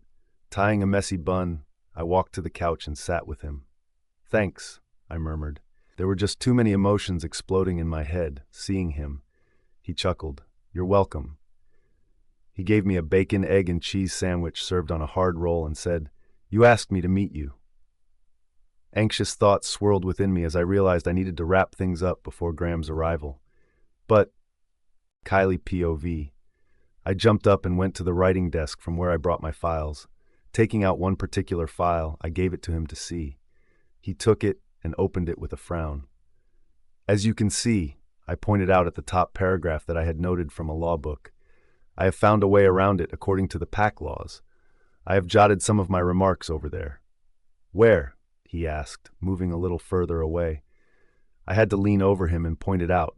There. I leaned further on him when he rested his arm on the armrest and said, I read all the laws and noted some interesting points at the back of that page. I flipped the page for him excitedly, without realizing that I had pressed my breasts against his side. So, what do you think about my research? I asked, biting my lip in anticipation. I feel that the issue is much deeper than I thought it would initially be. He groaned, and his eyes hooded when he looked back at me. We both have to sit down and do some heavy research. It's not just one day's job. You have to stay back in my pack for a day. No, for a week. Probably 2 weeks. Oh, My mood turned sour because I knew Graham was coming to pick me. I can't, I muttered and moved away from him. Suddenly, the door opened and my shock was palpable as Graham strolled in. He scanned my room and his eyes landed on me. I jumped up. Graham, hi! You didn't even call me. Why? Can't I meet my wife without calling her?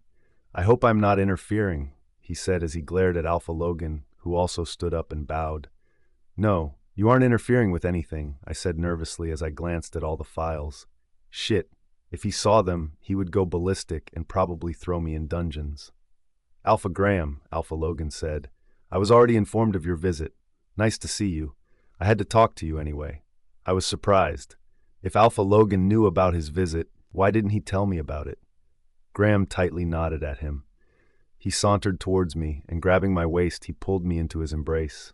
It was so shocking that I froze. I was expecting him to be angry with me, but he hugged me. Kissing my temple, he said, I missed you, my Luna. You should have informed me. See, I had to come to take you. Stop playing hard to get for your hubby. He kissed my cheek and looked at me and smirked. It was then I realized Graham was only putting up a show in front of Alpha Logan. The warmth in his hug was missing. I was his possession, a toy that he didn't want to part with. He had come all the way to the Nordpack, not to get me, but to show Alpha Logan and everyone else that he still possessed me. To say that it didn't hurt me would be lying. Whatever mate bond was still alive in me made me melt into his embrace. It angered me as hell, but if I showed my anger to him, I would lose a battle even before it started. From the corner of my eyes, I saw Alpha Logan clenching his fists as if in rage, which again baffled me. I put my hands on his chest to push him away, but it was a weak attempt against him. You know I came to discuss the Golden Gate project, I said, maintaining my composure. Graham removed his arms around my waist and smiled. I know, baby, and I'm so proud of you, but you could have waited. I was busy. I felt like slapping him, but what Alpha Logan told him was a greater slap. Oh, right, Alpha Logan said. You were too busy with Zoe. How is she doing? I believe her pregnancy hormones are raging. What did the doctor say? You should have brought her here. A pale blush formed on Graham's cheeks, and he coughed slightly, understanding Alpha Logan's jab. Actually, she can't move around much, he replied. The doctor has asked her to stay put in one place. She wanted to come and was stopping me to come after you, he said. But I wanted to be with you, Kylie. My mouth dropped to the floor, but I collected myself instantly. If he was so eager to be with me, why had he gotten Zoe pregnant, and why didn't he throw her out of our marriage? What a hypocrite. Seriously, Zoe and Graham were perfect for each other. My desire to end the marriage had never been stronger. I still have some details to discuss, I lied, hoping he wouldn't force me to come back with him. You can do it later, baby, Graham insisted. I hope you haven't packed your bags. We are leaving immediately. Collect your files. Then he turned to Alpha Logan and said, Sorry, Alpha Logan, I will send Asher to handle it from now onwards. Kylie is needed in the pack. I want my Luna to be by my side. Not so soon, Alpha Graham, Alpha Logan chuckled. I hope you remember our deal that we inked 2 days back. Graham opened his mouth, but snapped it shut instantly. Alpha Logan smiled, but it didn't reach his eyes. I gathered that because you wouldn't have bothered to make the pointless trip to bring Luna Kylie back. I watched Alpha Logan with surprise flickering through me. What deal? I didn't know of any deal that took place between the two. All I knew was that the talks were in the initial stages. My gaze darted to Graham, and he flushed, avoiding me completely. Alpha Logan raised his eyebrow at me. Really, you don't know the deal? He said, rather than asking. Swallowing saliva down my dry throat, I couldn't help but feel 1,000 shades embarrassed. No, Logan POV. The interaction between Alpha Graham and Kylie was enough to tell me the massive problem they had in their relationship. It was falling apart fast. This wolf was making her insignificant day by day. That's strange, I said to her. Then I turned my face to Graham. But then I guess it's a good time to talk about it, Alpha Graham, isn't it? I walked to the writing desk from where I pulled out a purple folder that I had placed the night before. I saw surprise in her eyes because she didn't recognize that folder. I opened it and took out a set of stapled papers. This is the deal we had signed. I have several copies of it. We had decided that Luna Kylie was going to be in the Nord Pack for the duration of implementing the Golden Gate project. Your beta Asher insisted that I deposit money in advance, which I did, and now you are reneging on a signed deal. I hope you understand the penalty it will incur. Graham's blood drained from his face as he flipped through the pages. This slap on Graham's face was deafening. I liked the look on his pale face. Pleasant surprise washed over Kylie. What deal is it? Kylie asked her husband innocently as she took papers from him. And why didn't you tell me about it? Graham's voice turned serious. Ignoring her, he addressed me. But I am sending Asher to be here instead of her. He will do it better than her. I shook his head. A deal is a deal, Alpha Graham. If you want to cancel it, then pay the penalty of $100,000. Graham's face twisted in anger. Alpha Logan, I don't want my wife to stay here. She belongs to my pack. Then why did you agree to the deal, Alpha Graham? Did you fool me into signing it by using your wife's name? I shot back. If that is the case, then I will report you to the Elder Council for fraud. Graham paled. He knew if he was proven guilty of fraud, he would be considered unsuitable for engaging in trade with other packs. The pack would suffer greatly. He clenched his teeth so hard that it was a wonder his molars didn't crack. This is blackmail, he growled. I narrowed my eyes as I went to the writing desk. No, if you see it from my eyes, it is a fraud. I wasn't leaving him with any choice. Graham's breath turned ragged. He shot a glare at Kylie, but I was sure that he was telling her something through their mind link. But what was surprising was that Kylie didn't respond. Graham's face contorted into irritation and confusion. I'd like to talk to my wife, he said in the end. Sure, I replied with a smug smile. You may talk all you want, but she is staying here for my project. I watched him leaving the room and Kylie following him. If he thought he was going to get any alone time with her, then he was mistaken. My beta, Ace, had already informed my warriors to never leave them alone. And just as I had anticipated, Graham came back to the room sooner than I had expected. He announced, Gamma, Sheer, and Fenris are going to stay here with her till her work is complete. Fine with me, I shrugged. I had already conducted my research and knew that Sheer and Fenris belonged to the Nightbloom pack, and Kylie would be comfortable with them. Graham turned to glare at her. You should finish your work in a week's time. Kylie nodded. Yes, I will. Looking pissed as hell, Graham stormed out of the room, and this time, Kylie didn't go after him. Last night I couldn't sleep in my room. I tossed and turned, feeling extremely restless. My mate was sleeping in my house, but she was in a different room. Her scent was all over me. My wolf Blaze was howling inside me to meet her.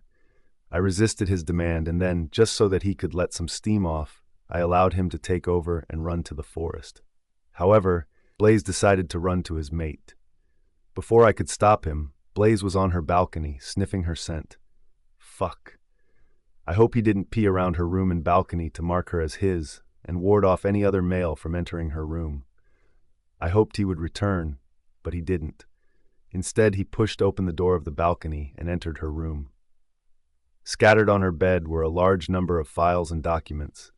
Blaze found her in the middle of it, sleeping with her lips parted. Carefully, so as not to disturb her, he climbed onto the bed and, after removing the files, sat near her. I urged him to go away, scared that he would startle her if she woke up, but he didn't budge. Kylie turned to his side, and she cuddled up with him. As soon as her hands and legs entwined in his fur, he let out a low growl and froze in his place. He stayed like that for hours until she turned on the other side, and as soon as she was away, he allowed me to shift. I took over, feeling relieved. I turned to look at her, and all I wanted was to cuddle her up, pull her to my chest and sleep with her, or fuck her. But I controlled my urge and got up. I collected all the files from her bed and neatly stacked them on the writing desk. After that, I covered her with a warm and soft blanket and went back to my room. However, I wore my jeans and returned to her room and read all the files and the research she had done. It was impressive. I was so fucking proud of her that my chest swelled with pride. Kylie POV. Thank the goddess for Alpha Logan's intervention. I had a week to stay in the Nord Pack. Graham was fuming when he left. I want you to come to the Lunar Pack as soon as possible. he growled as he opened the door of the car. It was Zoe who wanted me to get you back, and she will be very upset when she sees I am not back with you. I gnashed my teeth. Graham, why have Zoe's desires become more important than the well-being of the pack? You never told me about the deal, but I'm sure that Zoe knows about it. If she sent you, was she not aware of the possible repercussions if you fail to fulfill the agreement? Graham's competence in the business side was not that good. It was mostly because Graham was always into training the warriors and keeping the pack safe from the rogues, and it was mostly me who was dealing in businesses. Asher was the one who would assist me sometimes. So, I was surprised to learn from Alpha Logan that they had made a deal to exchange expertise on the Golden Gate project. I don't care, he growled. I just want to see Zoe happy, and if she is happy by getting you back to the pack, then I will do everything to get you back. Besides, I don't like that you are alone here with Alpha Logan. You are the Luna of the Lunar Pack, and your place is in that pack. I will send Sheer and Fenris to be with you. I shook my head. Then what are you doing with Zoe? Everything is about Zoe. You've changed so much, Graham. I couldn't even believe his hypocrisy anymore. But what else could I expect from a man who was so much into his mistress? I don't matter to you at all.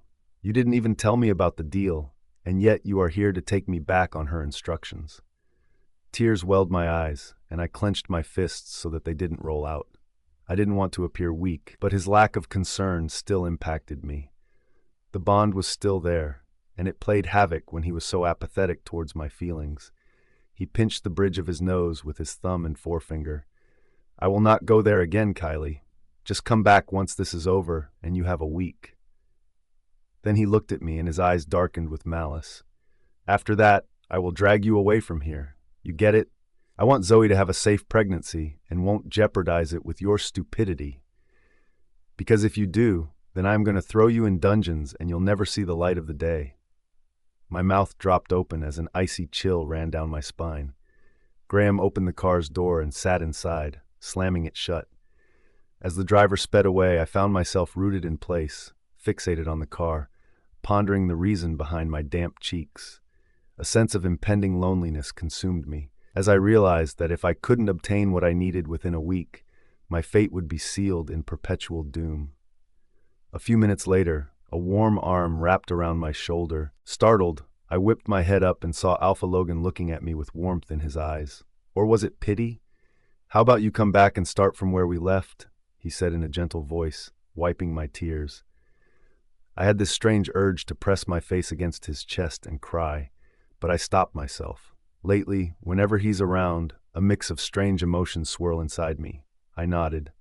Yeah, I had made a decision while we were coming back. When we reached our room, he asked, "Would you like to have coffee?" "No," I rasped, and then I walked to the writing desk. Opening a drawer, I took out the contract and went to him. His eyes widened when he saw me with it. "Alpha Logan," I said as I picked up a pen. The sound of pages turning filled the air as I impatiently flipped through them. When I finally arrived at the last page, I hastily scrawled my signature, releasing a sigh of relief. "Kylie?" he asked, bewildered as hell. For some reason, I felt a wave of relief as I handed him the contract. "It was high time," I said. "I don't want you to regret it later, Kylie," he said as he took the documents. "This was an impulsive decision on your part, and so I am going to wait before I sign them." I shook my head. "No, please sign it now and give me a copy." He looked astonished. His lips curled up, and he signed the document immediately. "I'll send you a copy as soon as possible."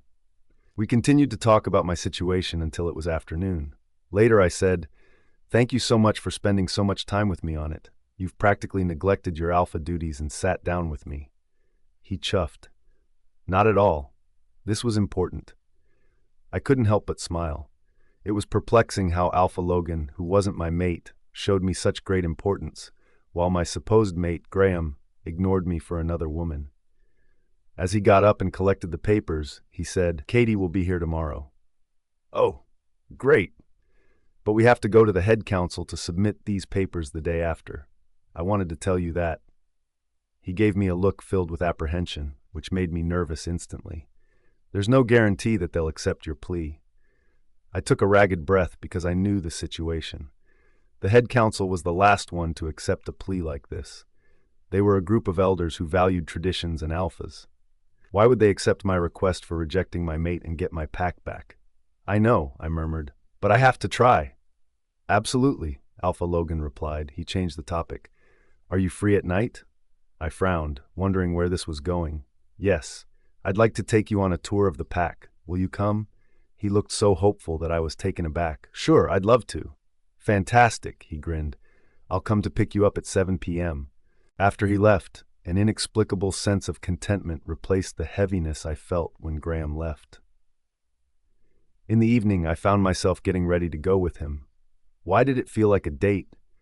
I chuckled as I put a stole around my neck, and it was then that my eyes widened in shock when they landed on my mark, Kylie POV. A knock on the door pulled me from my reverie. I whirled when the door cracked open, and I saw Alpha Logan. He stood at the door, his eyes intensely focused on me. He was holding a folder on the side.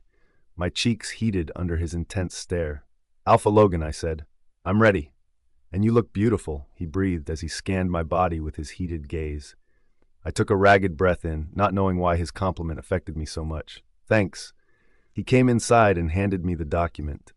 I've signed the contract, and here's your copy. I took it from him with shaky hands. The weight of the papers felt like partial freedom. Thanks again. I walked to the writing desk where I pulled out a drawer and kept the contract. He offered me his arm when we made our way to the driveway. Everyone watched us with curiosity in their eyes. I couldn't help but fidget. An SUV was standing with a chauffeur in the driveway. I'll be driving today, Alpha Logan said to the chauffeur, whose eyes went wide in surprise. He bowed to Alpha Logan and gave the keys to him. Alpha Logan opened the passenger side door for me. When I sat in, he gently closed it before rushing to the driver's side. We hit the main road in less than 5 minutes. Where are we going? I asked. To make your stay valid, he smirked. Goddess. Up so close, he looked even more handsome than ever. He had combed his hair back and shaved. Wearing a blue formal dress shirt over black trousers, he looked like a model walking out of a fashion magazine. I stole glances at him every time I could. I observed the way his muscles tensed and relaxed with every movement. As we ventured further into the pack's territory, I couldn't help but feel a surge of pride knowing that such a formidable wolf wanted to have me as his contract Luna for a year. Our first stop was an enormous field where a solitary, towering oak tree grew, its ancient branches reaching towards the sky like guardians of their secrets. This was the place where my ancestors held important pack meetings, he explained. But now we have built an office where all the pack activities take place. He turned towards me and tucked a strand of hair behind my ear, making my cheek go warm all over again. This is where I'd like you to implement the Golden Gate project. Oh. My eyes widened, and I turned to see the vast expanse of field. It was dry and extended till my eyes could see it. I'd love to start with it, but for that I have to come for a survey, and looking at the expanse of the field, it may require a lot of investment. I am okay with whatever you propose, he replied, his eyes fixed on me. But you haven't even heard about the project, I pointed out nervously. I don't have to because I believe in your capabilities. My mouth dropped as my eyes snapped to his. He brought his fingers beneath my chin and pinched it lightly, tipping my head up. Why are you low on confidence, Kylie? He said with a hint of a sparkle in his eyes. I know you can do it. I was at a loss for words to express my gratitude because I had never heard Graham praise me like that before. Blinking away tears from my eyes, I nodded. How was it possible that Alpha Logan could make me feel so good while being around Graham made me feel worthless? Next, he drove me to the training grounds, which was a sprawling clearing. Our advanced pack warriors hone their combat skills here under the watchful eye of my beta, Ace, he said with pride in his eyes. And what about the young wolves who have just shifted? I asked, stroking my scarf carelessly. They are trained in the confines of the pack house. I train them every day in the morning. I didn't know why he brought me to show the pack's training grounds, because these places were usually off-limit, but I felt honored. He drove me to the end of the pack's territory where we came across a bubbling stream. He parked the SUV a few meters away from it. Holding my hand, he brought me close to the stream. Its crystal-clear waters reflected the dappled moonlight filtering through the dense canopy above. During the hot summers, after the training or pack runs, the wolves come here to quench their thirst and bathe.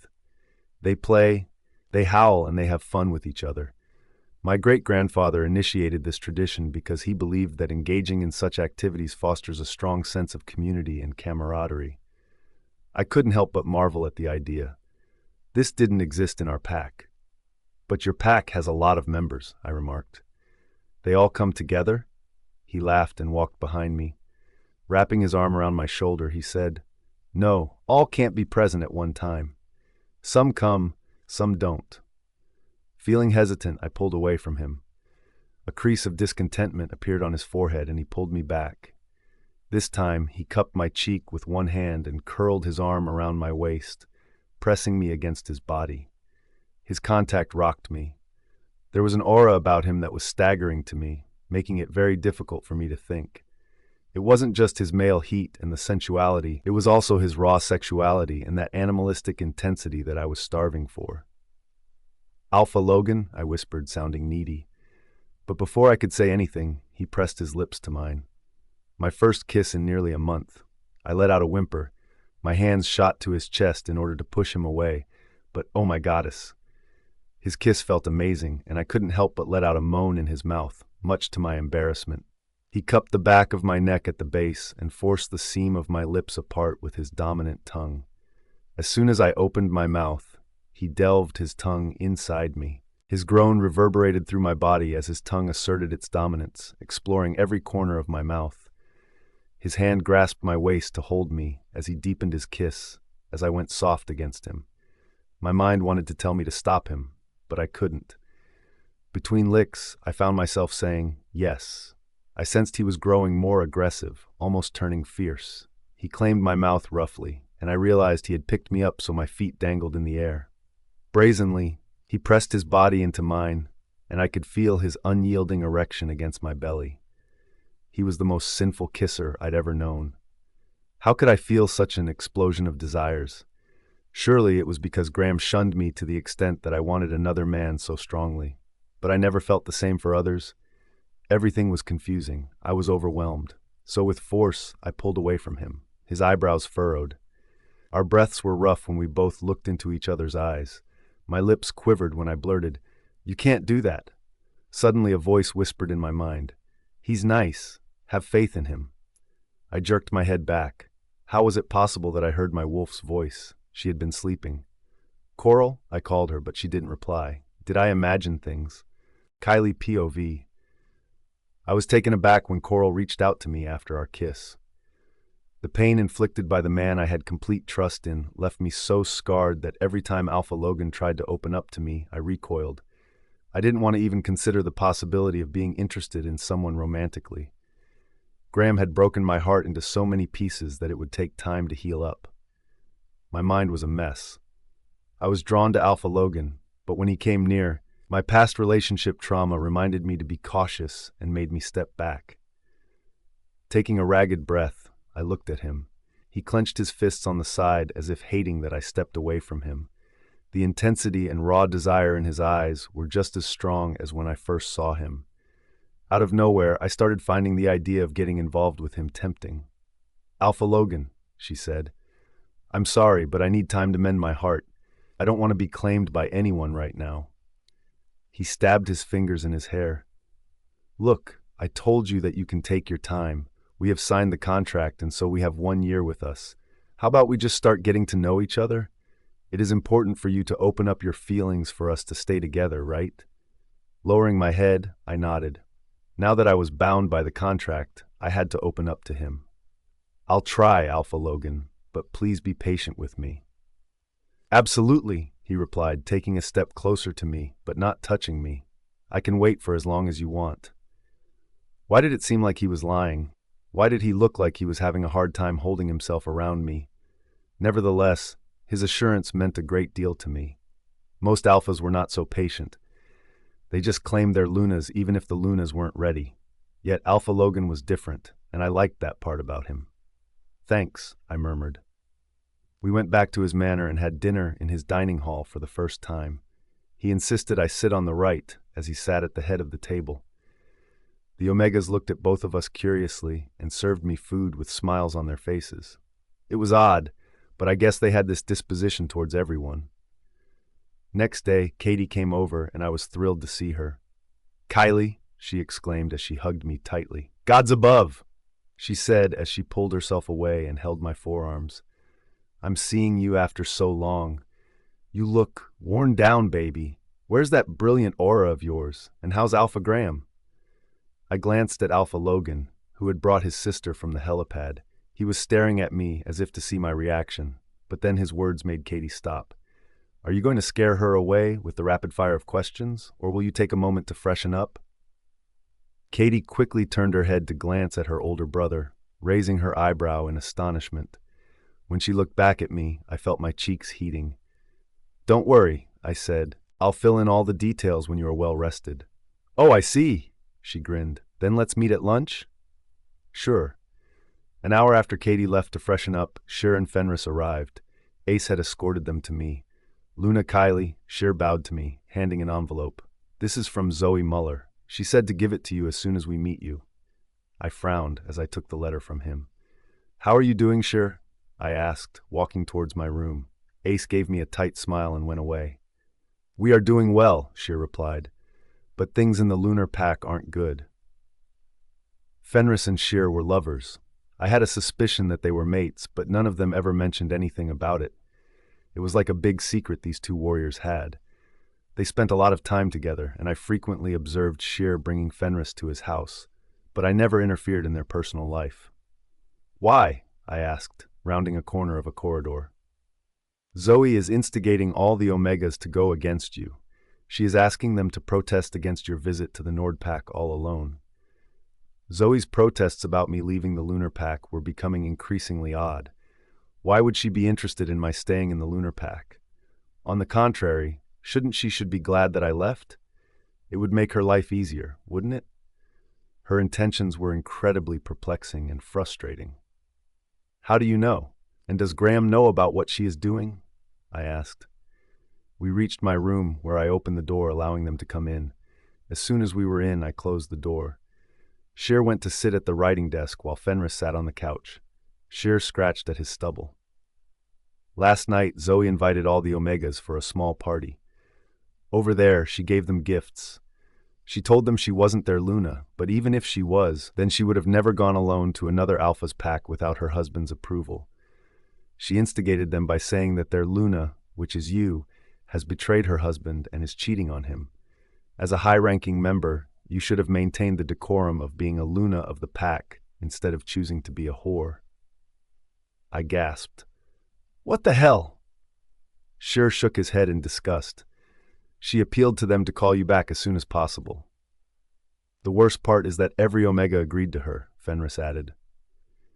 With intense anger pulsating in my chest, I clenched my fists into tight balls. What the fuck was wrong with Zoe? Why was she so vicious? Why couldn't she leave me alone? "Right after the party ended, all the Omegas signed a letter and handed it to her," Sheer continued, "and she gave it to Alpha Graham." "What was his reaction?" I asked, gritting my teeth. But I knew what Graham would have said. My question was redundant. He said that you will come in a week's time, and that if you disagree, he would drag you back to the pack. Kylie POV. Zoe was absolutely shameless, and I was getting irritated as hell. She was gradually destroying every relationship I had built in the past. I knew well that the council wives didn't approve of her, seeing her as an example of deceit, but they never openly spoke about it. At the same time, they didn't support her. Since she didn't get their support, Zoe resorted to getting support from the Omegas. It wouldn't have been a concern if it weren't for the fact that even the Omegas from my pack were with her, which unsettled me. Zoe was going fast with whatever devious plans she had in her mind. I needed to amp up my plans, else I was going to face the dungeons.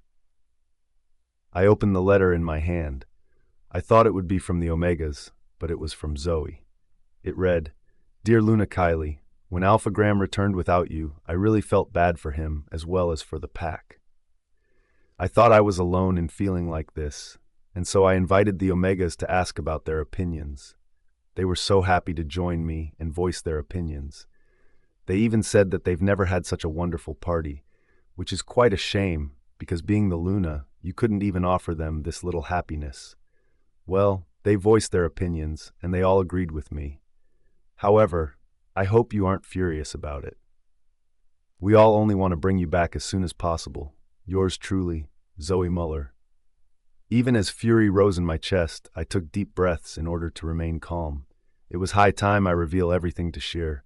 Crushing the paper in my hand, I went to sit next to Fenris. While Sheer was from the Nightbloom pack, Fenris was from the Lunar pack. I didn't trust him.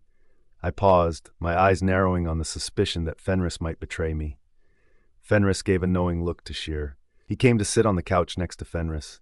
When Sheer patted his back, he pursed his lips and lowered his shirt. "Oh my God," I rasped, seeing Sheer's mark on his neck. "I knew you were mates. Many congratulations." Sheer laughed as Fenris blushed. "But we've kept it a secret, Luna Kylie," Fenris said. "Sheer marked me after Zoe came in the pack.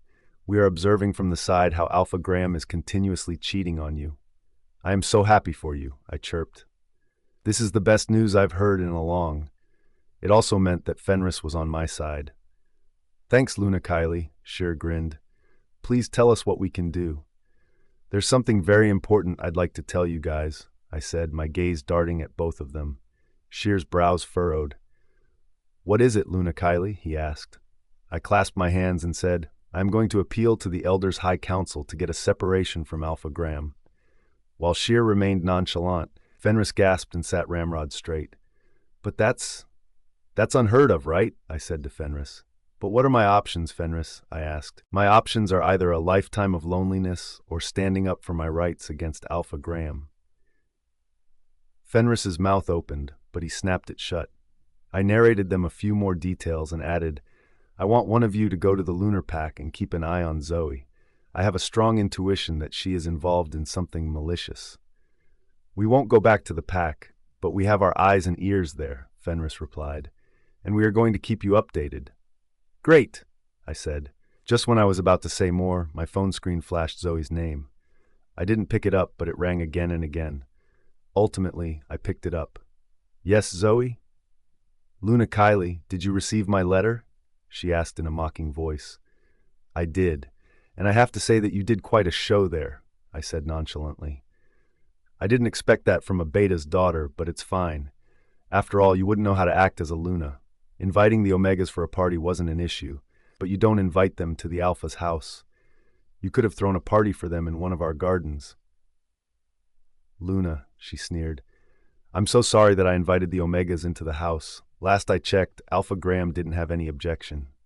I chuckled. "He won't have any objection because he knows you don't know the protocols. Anyway, how can I expect you to know the protocols? You aren't the Luna, right? Oh, let me rephrase myself. You aren't a Luna anymore. You are just the other woman in a marriage." "I knew you would get back to me in such a demeaning way," she cried. "All I want is for you to come back. I am doing you a favor," I laughed. "Favor from you? Does Alpha Graham continuously invite other women to his house, impregnate them, and then ask them to do me a favor?" "Kylie," Zoe's voice changed to a growl. "Rest assured, I will ensure that you end up in the dungeons. You don't know me." "Are you challenging me, Zoe? Now that's new. Does Graham know of your plans?" "And challenge accepted." She tried to say something, but I disconnected the phone and gritted my teeth hard.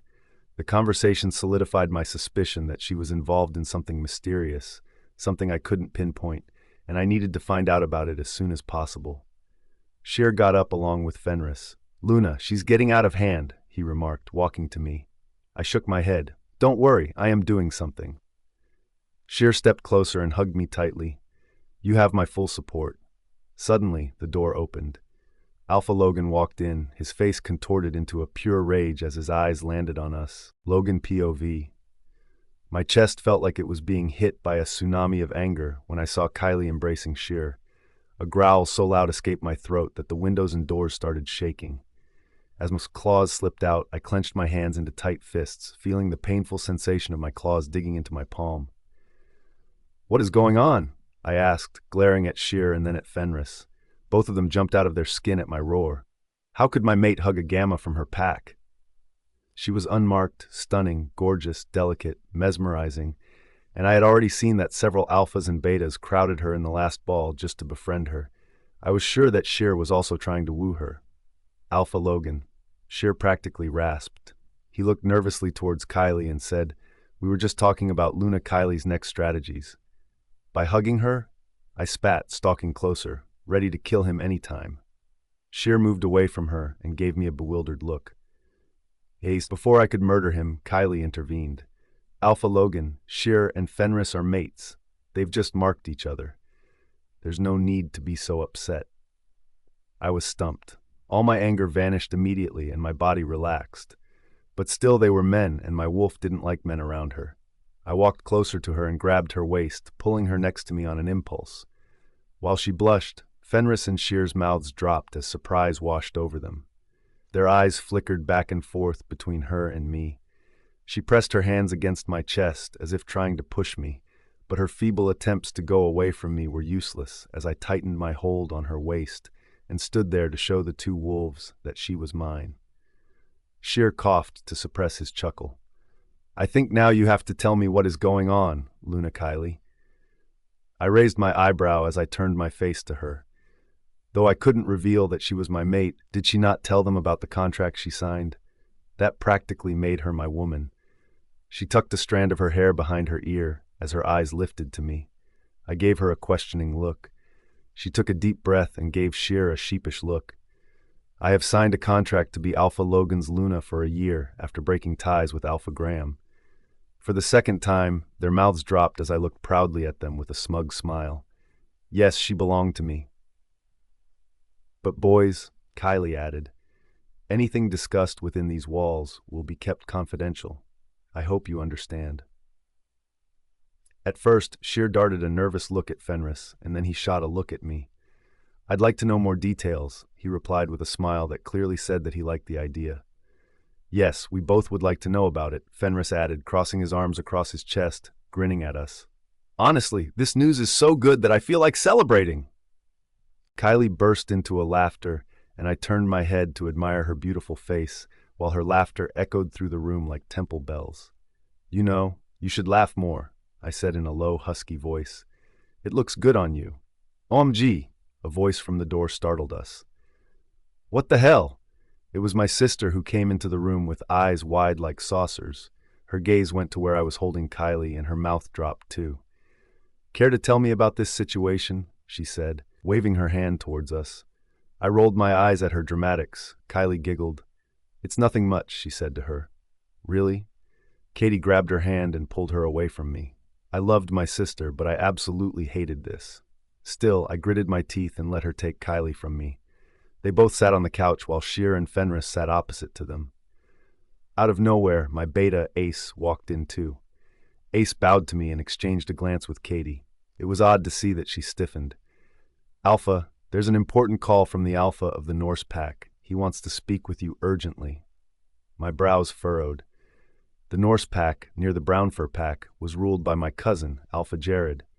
"I'll call him back in an hour," I said, not wanting to leave my mate in the company of two wolves. "Sure," Ace said, just standing there, taking up the whole doorway. Great. Now all of them were going to know the secret. I hoped Kylie didn't feel uncomfortable sharing it with them. "So tell me about it," Katie chirped.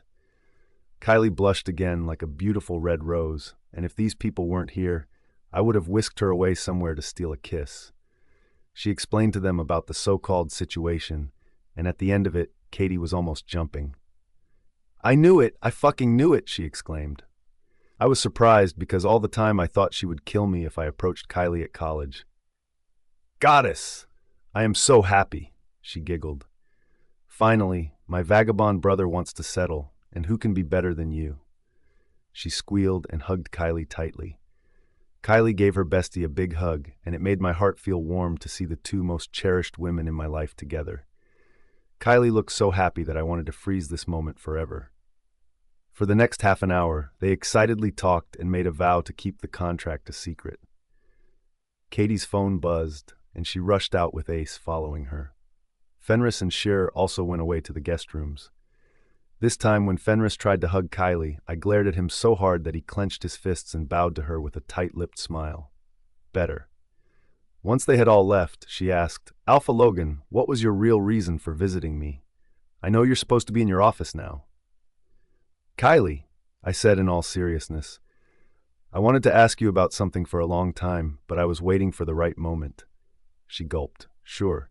Why can't my wolf sense your wolf?" Kylie froze. Kylie POV. I had been using potions that emitted a scent reminiscent of my wolf. So how did he find out that my wolf wasn't there? Alpha Logan was an extremely powerful wolf, and everyone around him feared him. They respected him and maintained distance. Every other Alpha and Luna of the packs around North America were extremely cautious about their disposition towards him.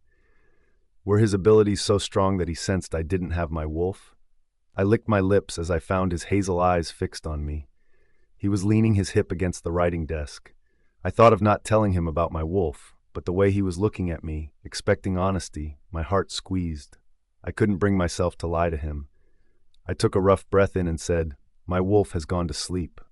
"Why?" he asked, tension coating his face. His eyes narrowed as he clenched his fists. "Well, because my mate and husband pursued his childhood sweetheart, leaving me in doldrums. That's why. She was there all along, but after..." My throat bobbed as familiar pain surfaced. After Zoe announced she was pregnant, Coral receded into a healing mode. I didn't know whether Coral had receded or was into a healing mode.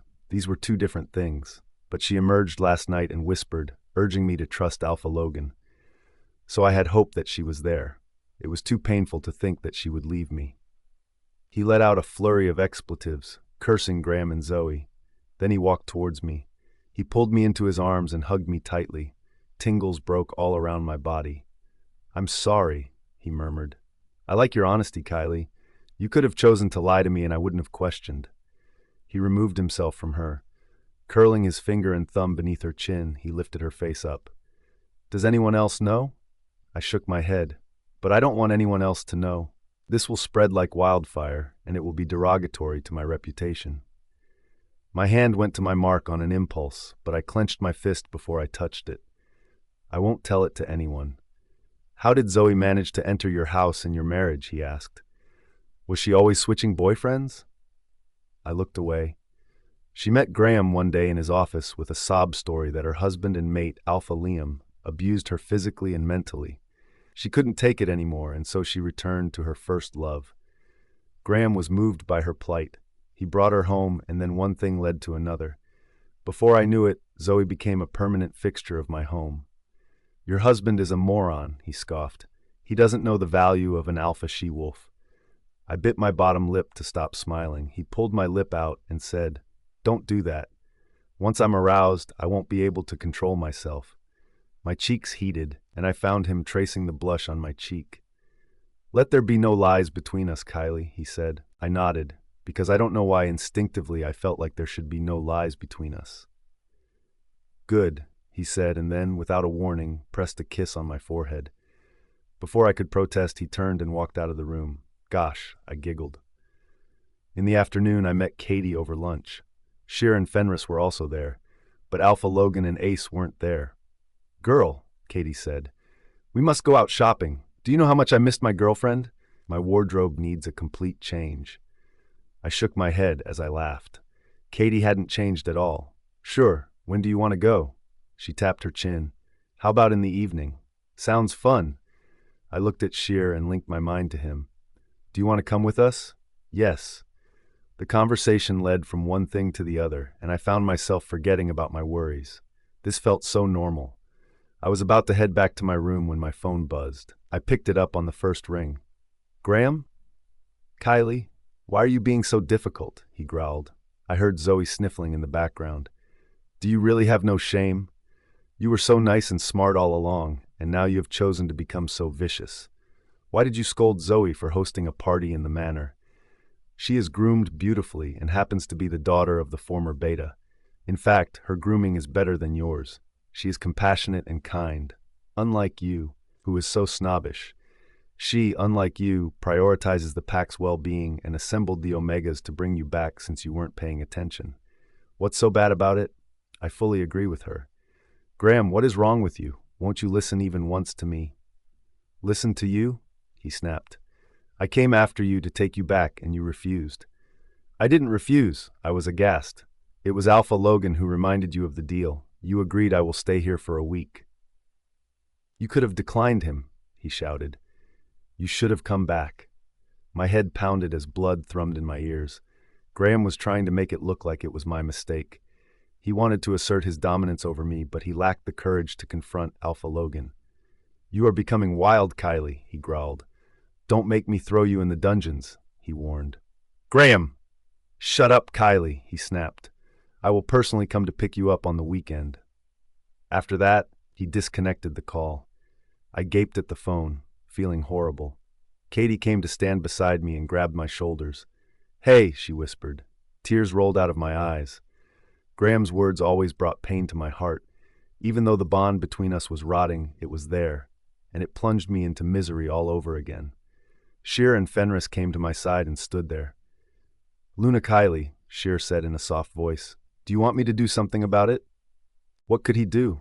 I shook my head and wiped my tears, feeling very embarrassed. No, I'll deal with it. I came back to my room and crashed on the bed. It was impossible to stop my tears. I sobbed and sobbed until I was hiccuping. Katie wanted to come in, but I asked her to stay away because I didn't want her to see me in such a pathetic state. Since we had to go to the market, I dragged myself to the washroom and took a bath with cold water. It refreshed me to a certain extent, but when I got dressed and came out, my face was still puffy and my lips were swollen. I opened the door with a sigh. There he was, Alpha Logan, staring at me with concern, standing at the door with Katie by his side, leaving me utterly stunned. Kylie, Katie hugged me tightly. Guess what? Brother is hosting a ball at the weekend. Kylie POV. I was startled. A ball? What is the occasion? I asked as my eyes darted between the brother and sister. He remained silent, but his gaze never wavered from me. Katie curled her arm around mine and chirped, In your honor. She tugged me with her towards the corridor. I pursed my lips before my mouth could drop on the floor. Why would you do that? I said in a low voice. I really don't want to make a scene. Graham is arriving at the weekend to pick me up. Well, then, won't it be better? Katie said with a mischievous smile that I couldn't decipher. Just stop thinking about it, okay? We are going to the market and buy dresses for ourselves. She looked at her Alpha Logan and batted her eyelashes. How much can we spend, brother? He dug his wallet out and gave her a black card. Looking at me, he said, This is a no-limit card. You can spend as much as you like. I stifled a gasp as Katie flicked the card from him with a grin. I knew what that card was. Only 10 such cards existed in the world, and if Alpha Logan had one, it meant he was amongst the top 10 rich people in the world. Alpha Graham was nowhere near him. I don't need your money, I protested. As my future Luna, you have access to my money, he countered it with a growl. While Katie giggled, I was short of words. I was his future Luna only on papers, and that too after I got separated from Graham. Sheer and Fenris had sent the message to me. They would join me in the market. I didn't force them to come because they were newly mated, and I was sure that they both needed privacy. We reached the main market where Katie took me to a designer's shop. Each dress she laid her eyes on in that place was priced so high that it could cover the entire monthly budget of the lunar pack.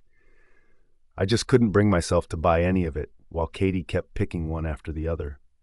Goddess, how rich were these wolves? She pushed me to pick at least one, and so I took a powder blue silk gown. This looks good, Katie said. Go on, try it. Alpha Logan sat on the couch in the private room as I went to try the gown, with Katie following me. You know what? She said. I think this one will look better on you. She fished out a maroon evening gown from her shopping bag. It was beautiful. Are you sure? I asked. It looks flashy. Yes, and this looks dull. She snatched the powder blue gown and handed me the maroon one. It had beads on its front in a pattern of waves. When I wore it and came out to show her, she wasn't there. So I walked to the room and found Alpha Logan on his phone. His gaze snapped to me. His chest vibrated with a deep rumble as desire coated his eyes. I felt a shiver down my spine. His breath turned ragged, and I saw a hint of his fangs digging into his lower lip. Heat pooled in my belly. He was about to get up and come to me when Katie entered the room. "Oh my God, you look gorgeous," she squealed. "We are buying this dress for you." Our reverie broke, and I blushed. Along with Katie, I walked around the market square and noticed how everyone bowed to their alpha as their curious gazes studied me. I was sure that Alpha Logan barely came to the market, let alone trudge after two girls. We had ice cream and coffee as Katie took me to a few more shops. "I think she is tired," Alpha Logan complained. "Kylie needs rest. Let's head home." Katie gaped at her brother, but she said nothing as the two exchanged some unknown silent battle. "Okay," she replied in the end, "but I want to plan the ball with her after dinner." "I'm not tired," I said, wondering why he insisted I was tired.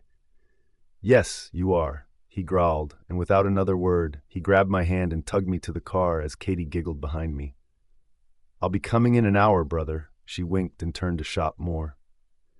I blushed heavily as he opened the car door for me. As soon as I sat, he closed the door and rushed to the other side to sit next to me. I don't know why, but the chauffeur sped at crazy speed back to the manor. As soon as I reached there, Alpha Logan opened the door for me and extended his hand for me. My lips curled up as I took his hand. Graham never showed this courtesy to me unless we went to formal functions. When I entered the main hall, with Alpha Logan's hand still in my hand, I froze. The whole room was filled with thousands of roses, peonies, and hydrangeas, and amongst them was standing Beta Asher. Asher's fists clenched on his sides as he glared at our joined hands.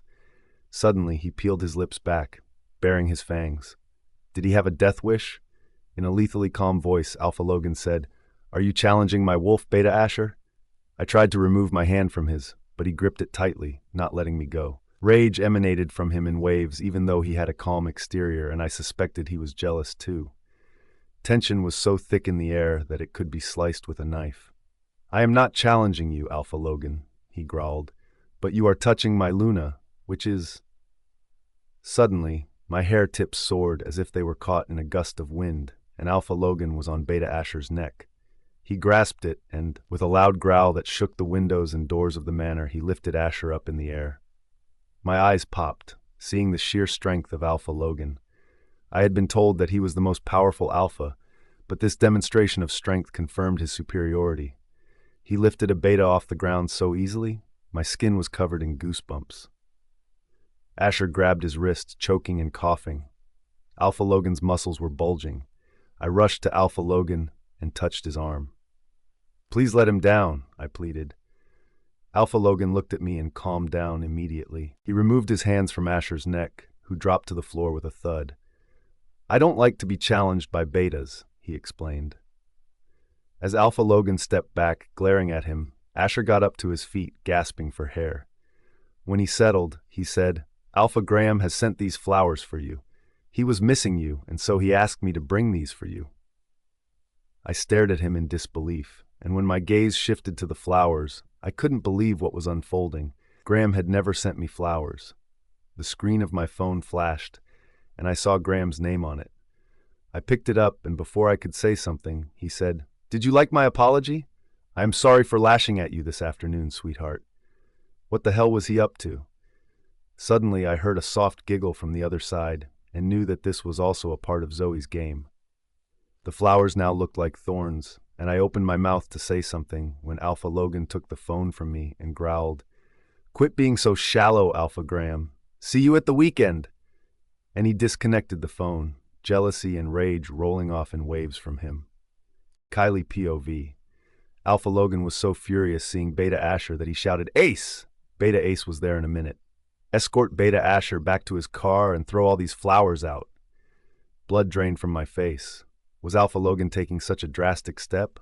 Was he looking for a war with Graham? But Alpha Logan, I wanted to drill sense into him. However, he was enraged as hell. He shot a glare at me and I snapped my mouth shut. Internally, I was pleased that he asked Ace to dispose of the flowers, as I was certain that Graham had sent them on Zoe's behest. Her behavior was getting perplexing with each passing day. Ace escorted a terrified Beta Asher out of the house.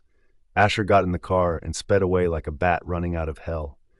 The Omegas who worked in the house picked up the flowers and take them out. Alpha Logan turned to me and in a very soft voice said, You must be tired. Please rest. We'll meet for dinner." I nodded lightly. Just as I was about to leave, he pulled me against his chest and wrapped his arms around me, enveloping me in a warm embrace. He leaned into my neck and inhaled my scent, which baffled me because I could feel his tense body relaxing. When he stepped back, he looked relaxed. And the shocking part was that even I felt nice. What was happening to me? "Alpha Graham will not take it nicely," I warned him. "You think I care?" he smirked.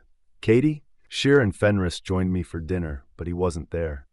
Katie informed me he was working late in the night. "Where were you when Asher came?" I asked Sheer. He shook his head. "I heard what Alpha Graham did. I met Asher in the main hall and was surprised. So Fenris and I came out and talked to some of our people in the Lunar Pack.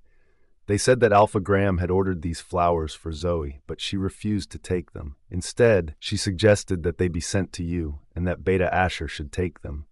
I stopped eating as I stared at Sheer in disbelief. Those were rejected flowers from Zoe? He said on the phone that they were his apology.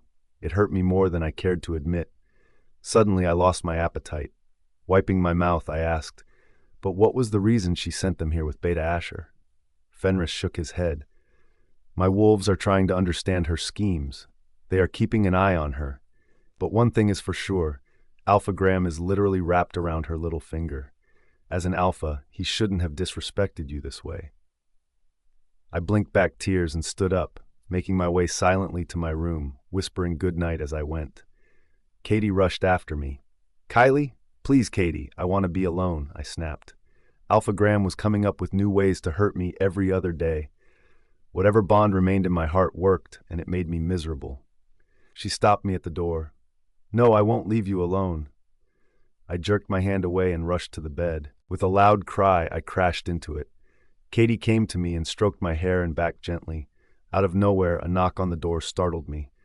When Katie opened it, she saw an Omega with a huge bouquet of red roses. "Who sent these?" she asked, alarmed. "Alpha Logan sent it for Luna Kylie," he replied and walked in to place the bouquet. I sat there, completely stunned, as I stared at the breathtaking bouquet, my mouth hanging open. Arranged in a pattern of whorl, the bouquet was so beautiful that it took my breath away. Kylie giggled as I wiped my tears. "Alpha Logan?" I was surprised. The Omega smiled and nodded. "Where would you like me to put it, Luna Kylie?" "Give it to me," I said, realizing that I was grinning from ear to ear. He handed the bouquet to me, and I almost tumbled with its weight, but I hugged it hard as a laugh bubbled from my chest. "These are so beautiful," I chirped, inhaling their fragrance. As soon as the Omega left, Katie came to me and said, "It seems my brother is head over heels for you." She grinned and brushed the rose petals. I pressed my face to the roses, feeling the soft petals against my skin. "Katie, I am scared. He has asked me to be his contract Luna for a year. What will happen if he finds his mate? I won't be able to take the second heartbreak, and that's why I am carefully treading this path." She sat down on my bed and said, "Alpha Logan is 30. I don't think he will find his mate now, but with you he will silence all the elders. So, in my opinion, use him as much as you can and live." I gasped. "Is that how you speak about your brother?" I smacked her in her hand. She giggled. "Just have fun, okay? I haven't seen my brother so happy in a long time. With you, he is different, and there's a sparkle in his eyes." My heart swelled. "Doesn't he have previous lovers who would want to murder me?" I asked skeptically, feeling a pang of jealousy in my heart. "There might be several, but there's one who was too clingy. Morgan. She still clings to him when she sees him." I was shocked by the sudden urge to storm into Morgan's house and confront her. "I see," I gave a curt reply. Katie and I talked about Alpha Logan and his previous girlfriends. While the topic was making me feel murderous, I listened to every detail properly. Who knew I might kill them one day? She left after an hour, and I slept, hugging the roses. "Thank you, Alpha Logan," I murmured and closed my eyes. Surprisingly, Graham didn't call me for another round of insults that I was dreading. In the morning, when I woke up, I found myself staring into the most beautiful hazel eyes. He had a smirk on his face, and he was sitting on a chair with papers on his lap. I gasped and got up with a jerk. Rose petals flew around in the air, gently landing on both me and the bed. "Alpha Logan?" He got up from his chair and walked to me. Leaning over, he removed a rose petal from my cheek and said, "If you don't get ready fast, I might jump on the bed and fuck you senseless, and we have to go somewhere." Saying that, he pressed a kiss to my lips, not giving me a chance to respond. To my mortification, I moaned as tingles ran down my body. He cupped the back of my neck and deepened the kiss. My toes curled, and I found myself leaning into his kiss and wanting more. With his free hand, he pushed me down on the bed and pressed my body with his, never breaking the kiss. We both fell over the flowers, Kylie POV. Alpha Logan's firm but soft lips were like sin. With his tongue, he urged me to open my mouth, and I opened like a flower opens for sun in the morning. He delved his tongue inside my mouth, and I let him dominate me because that felt natural. My hand went to the bare skin of his chest, and a rumble emanated from there. When my hands went further up to his neck where a mate's mark should have been, he almost lost control and pressed me further in the mattress, growling and snarling. Between all the kissing and sucking, I swear I could feel his sharp canines grazing over my skin. A shiver ran down my spine, but I didn't push him away because I just couldn't. I don't know what kind of shift was happening in my world, but I wanted him to continue. As if knowing what I had in mind, he peppered kisses on my cheeks and went to my neck where his mark should be. And when he grazed his fangs over there, I let out a yelp, fisting his hair. Heat pooled in my belly. Just then, the door swung open. I froze beneath him, and with a snarl, he whipped his head back to see who it was. I pushed him away and sat on the bed and stared at Katie, who was grinning. Shearer and Fenris were peeping from behind. Alpha Logan grunted, hating that I pushed him away. With his eyebrows furrowed, he glared at Katie and others for ruining his moment while I blushed so deep that I thought my color would permanently turn red. Katie slapped a hand on her heart and snickered. "Look at that, my brother and my best friend." She elbowed Shearer. "What is your alpha going to say about this, Shearer?" Fenris chuckled as he closed the door behind them and came inside. "When will you stop with this habit of barging into anyone's room just like that, Katie?" Alpha Logan asked with an undertone of irritation. I got out of the bed and realized that both Alpha Logan and I had rose petals on our clothes and skin. I don't know about myself, but I wanted to pick all the petals from his skin. With my tongue. Where were these thoughts coming from? "Well, you should have locked the door from inside," she pointed out. "Besides, I have come here to remind you we are supposed to leave for the High Council headquarters in 2 hours. "And why are these twits with you?" he asked, scowling at Shearer and Fenris. He had shifted to the headrest and made himself comfortable, with his arms supporting his head. It was time to tell him about Shearer. "Alpha Logan, Shearer may be a gamma in the lunar pack, but he will be my future beta." "Really?" This time, Alpha Logan actually studied Shearer with interest. "And why is that?" I got out of bed. "Shearer is the son of my father's beta, and so naturally he will be my beta when I get my pack back." Alpha Logan didn't say a word, but he nodded once as if not liking that I would be an alpha of my pack one day. "Anyway," Katie interjected, "please close the door whenever you both are doing something." "Katie," I hissed as Alpha Logan smirked. If it had been anyone besides us, this situation would have been exaggerated, and the Omegas would have spread the rumor that you're already carrying Alpha Logan's child, she countered. God damn it, this girl was too blatant. I ran inside the bathroom and slammed the door close as Alpha Logan let out a throaty laugh. "Not a bad idea," I heard Katie saying. "It's time I move her to one of the rooms in the upper wing of the manor." In 2 hours, we all were on the highway to our destination. The headquarters of the High Council of Elders was located in the east, about 2 hours from the Nordpack. While I was sitting with Alpha Logan, Shearer and Fenris were with Katie. I had asked Katie why she was coming because it would be tiresome for her, but she insisted, saying she needed time to think about something. When I prodded her, she didn't elaborate, so I kept quiet. I was in the car looking at all the papers for the 100th time. Alpha Logan took the papers from me and kept them away. "Stop it," he chided me lightly. "You've already been through them. What else are you going to read?" I fidgeted my fingers nervously in my lap as dread knotted in my stomach. I hope the elders consider this plea. It is new and unheard of, but I refuse to stay like this. He took my hand in his. I am sure there will be one soul who will consider your case. I took a deep breath in, hoping against hope. Now let's continue what we were doing in the morning, Alpha Logan suggested and pulled me closer to him. What? I nearly jumped up. You can't be serious. Of course I am. I finally have some time alone with you. You expect me to. I looked at the driver, blushing as hell, but he continued to drive like it was nothing. Alpha Logan pressed a button on the car and a screen came up. What were you saying? The louche asked. I gritted my teeth. Lowering my voice, I said, You expect me to have sex with you in the car? He raised an eyebrow. Your words, not mine, but why not? It's a spacious car. But the next moment, he pulled me in his lap like I was some weightless doll and placed me on his thighs with my back against his chest. Lifting my dress up, he said, Are you sure? I grabbed his arms to stop him, but my attempts were feeble. Kylie POV. I wanted to resist him, resist the need that was coursing through me because of his inappropriateness.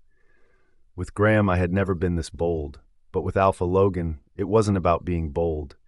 He just did what he wanted, and I was afraid that it would turn me bolder than ever.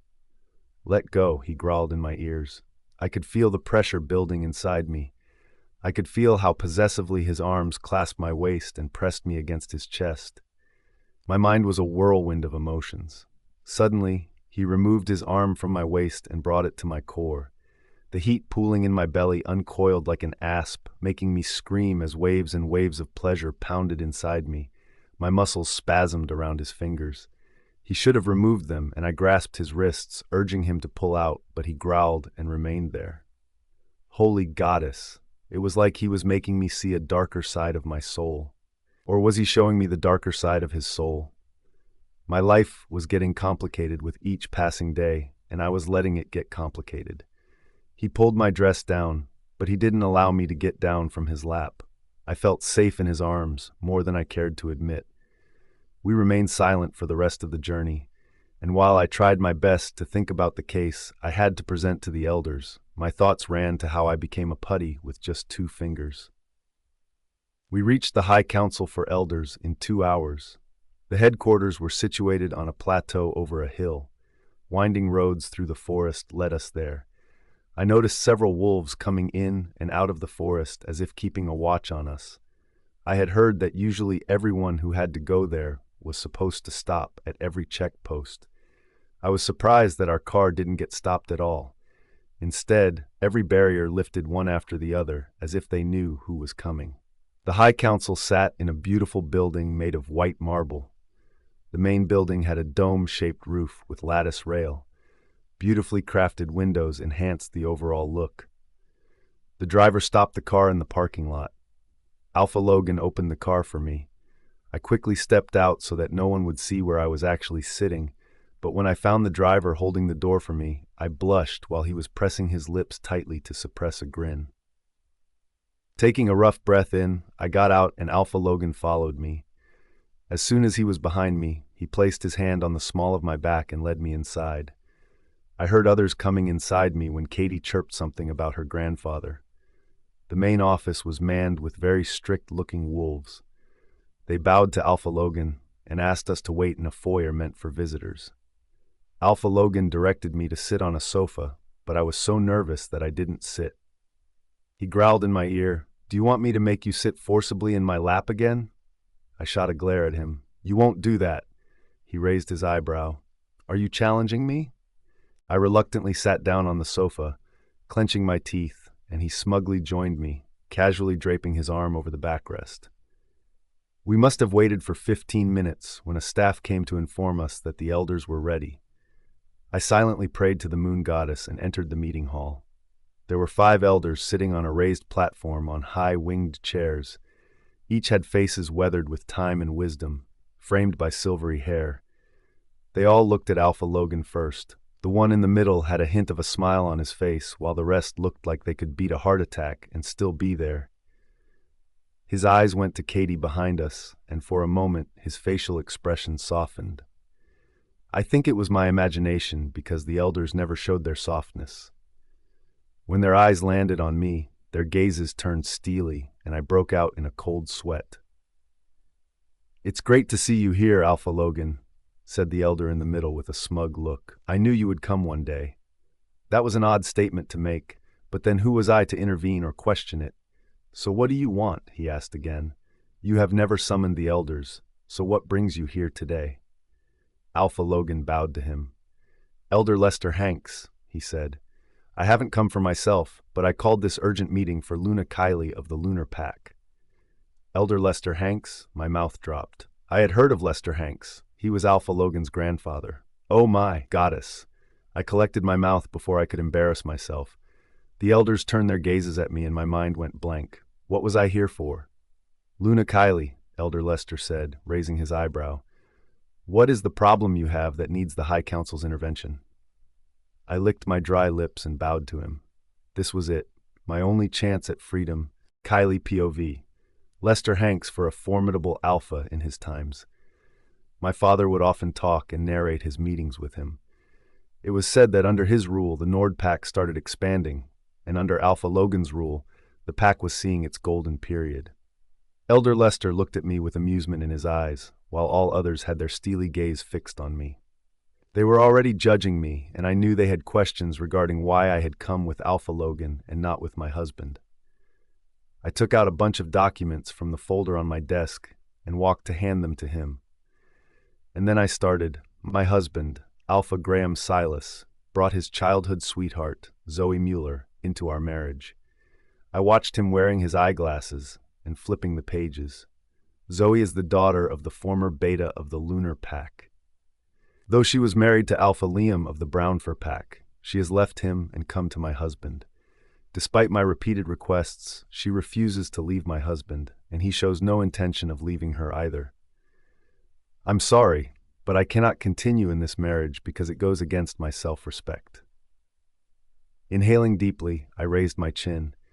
I have come here seeking your help in reclaiming my dignity, respect, and my pack, which was merged with Alpha Graham's pack. I am here to appeal for divorce from Alpha Graham Silas.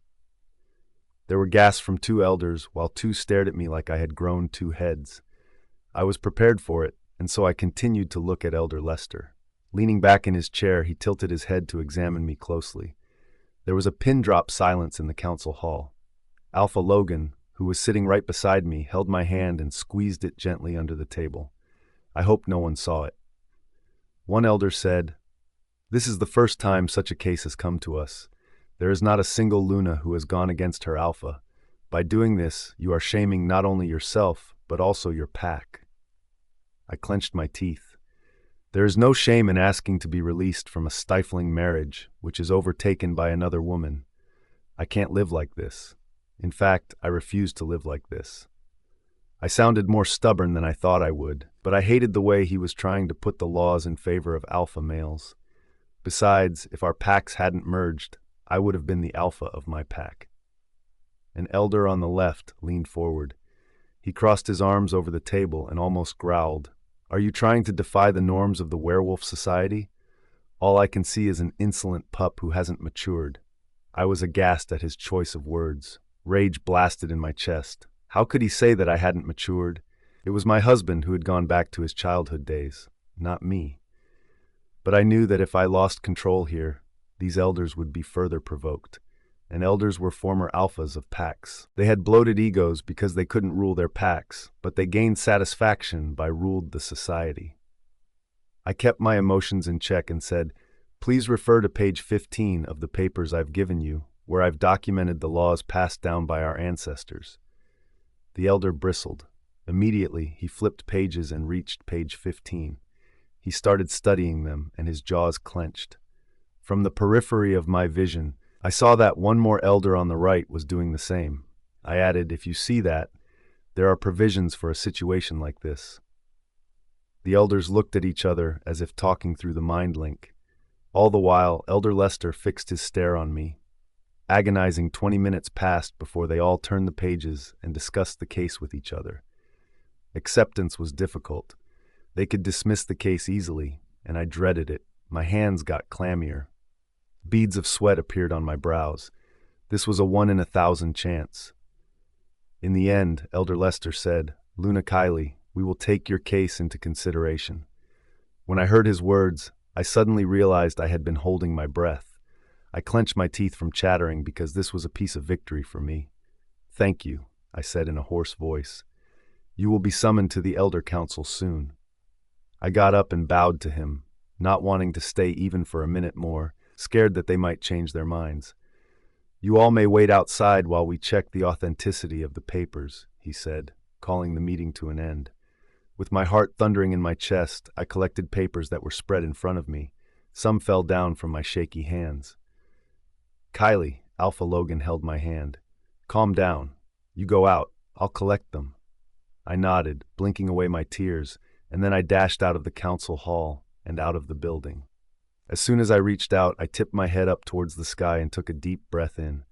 Having failed on various fronts, this minor victory was a much-needed source of joy. Honestly, it was nothing. The whole case had to still be argued, but it kindled hope in my chest.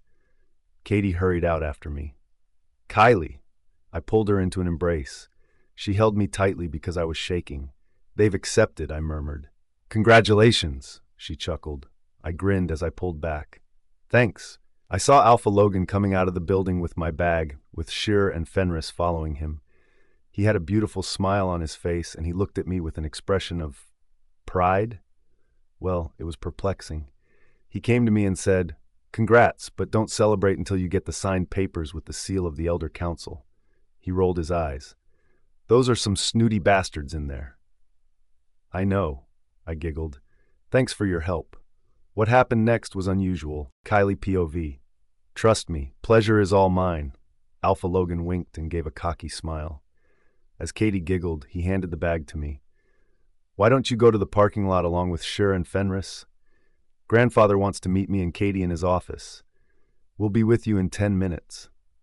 "Sure," I said, knowing that it would happen, but I wondered if the meeting lasted for only 10 minutes. Along with his sister, he walked back into the building. "You crossed the first stage, Luna Kylie," Shur said with excitement in his eyes. I giggled. I knew he was extremely excited. After all, after I got my pack back, Shur would be my beta. "Yes," I chirped. Fenris also congratulated me. "Luna Kylie, let's celebrate tonight," he suggested as we headed towards the parking lot. "Great idea. I'll buy a vintage champagne." Shur agreed with his mate. "Hey, you guys wait at the car. I'll be right back." "Where are you going?" Fenris asked, puzzled. "To the washroom." "Do you want me to come?" Fenris asked. A pale blush rose on Shur's face. As Fenris laughed at his mate, I couldn't help but smile. These two were so much in love. I wished I found a mate like them. Fenris talked about opening a champagne for every small victory we scaled as we walked to the garage. We both came to a stop when we saw a wolf with deep brown eyes and blonde hair till his shoulders, watching me, staring at me intensely. He was handsome, tall and tanned. He smirked at me when he saw me staring at him. "Luna Kylie," he said, extending his hand. "It's a pleasure to meet you." Puzzled, I gave him a nervous smile, shaking his hand. "You are?" His gaze darted behind me. "I'll be right back." I was left wondering when he hurried away from there towards the building. "Who was he?" Fenris shrugged. "I don't know, but he knows you." "Yeah, and that was odd." We headed to the car and waited for others to come. Sheer came back in a few minutes, but Alpha Logan and Katie returned after half an hour. Katie shook her head. "Someone save me from grandfather," she mumbled as she came to stand with me, looking disgusted. "Why, what happened?" I asked, chuckling. "He has pressured me to marry and is saying that if I don't marry fast, he's going to force a chosen mate on me," she gritted her teeth. I crossed my arms across my chest and said, "You know what? You should host a mating ball for all the werewolves across our continent." "What? Are you crazy? That's going to be so chaotic," she retorted. "I don't want a mating ball," she said. But grandfather was probing Logan. He was asking about you. A pale blush rose on my cheeks. If he came to know the truth about me, would he even like me beside his grandson? I was sure that he would reject me. Once again, dread knotted in my chest and my shoulders bunched up with tension. "Relax," Katie said as Alpha Logan came to stand next to me. We gave him just enough information that was necessary for the case. I sighed a breath of relief. "Come, let's go." Alpha Logan opened the door for me. In the car, we talked little, but Alpha Logan pulled me close to him and pressed my body against him. We halted in at an inn for lunch, and then Alpha Logan asked the driver to take us to the Norse Pack, which was his cousin, Alpha Jared's territory. Alpha Jared was ecstatic to see his cousins. They gave a bear hug to each other. Alpha Jared slapped Katie on her back and she squealed, calling him a barbarian. Since Alpha Logan asked Sheer, Fenris and me to stay back in the cars, we didn't come out. Half an hour later, we were back on the roads to the Nord Pack. I fell asleep on his shoulder. When I got up with a jerk, I saw him carrying me to my room in his arms. "I can walk," I mumbled sleepily. "You'll trip if you walk," he said. "I can't take the risk." I curled my arms around his neck and rested my face on his shoulder. It had been long since I loved this sense of belonging. When I was younger, my father would do this for me, calling me his princess, and my mother would laugh, saying that he was spoiling me. But he would argue with my mother, saying that I was so sleepy that I would trip.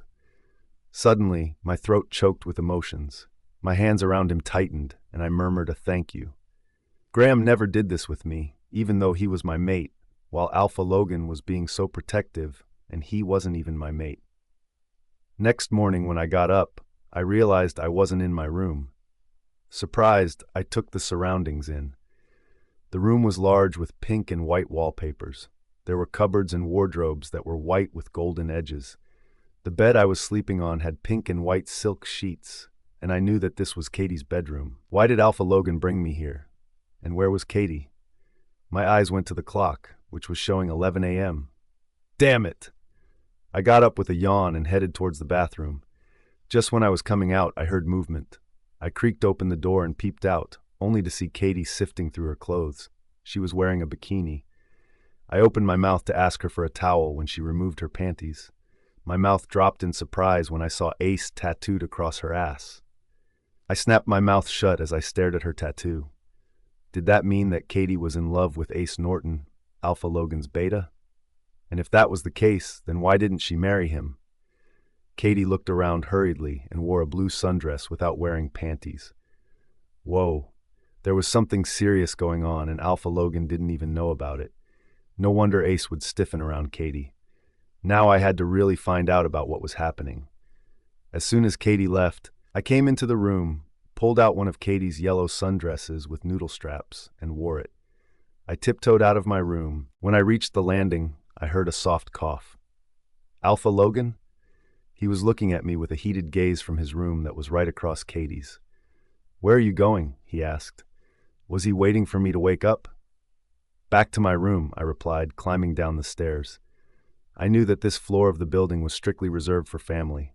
Pointing to a room next to his, he said, "This is your room from today." My mouth dropped. But I'll be gone by the weekend." I knew Graham would never let me live here.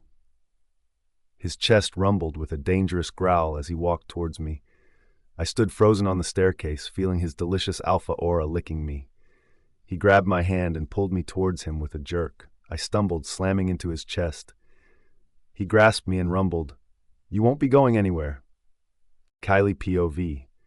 Alpha Logan stared at me with such intensity that he dared me to speak against him. I felt like this was getting so personal now, but why was it I liked it? He extended his hand, and I took it. He tugged me to the room next to his and opened the door. Seeing the room, my jaw dropped. It was luxurious. A four-poster bed with net curtains was in the center over a cushioned carpet.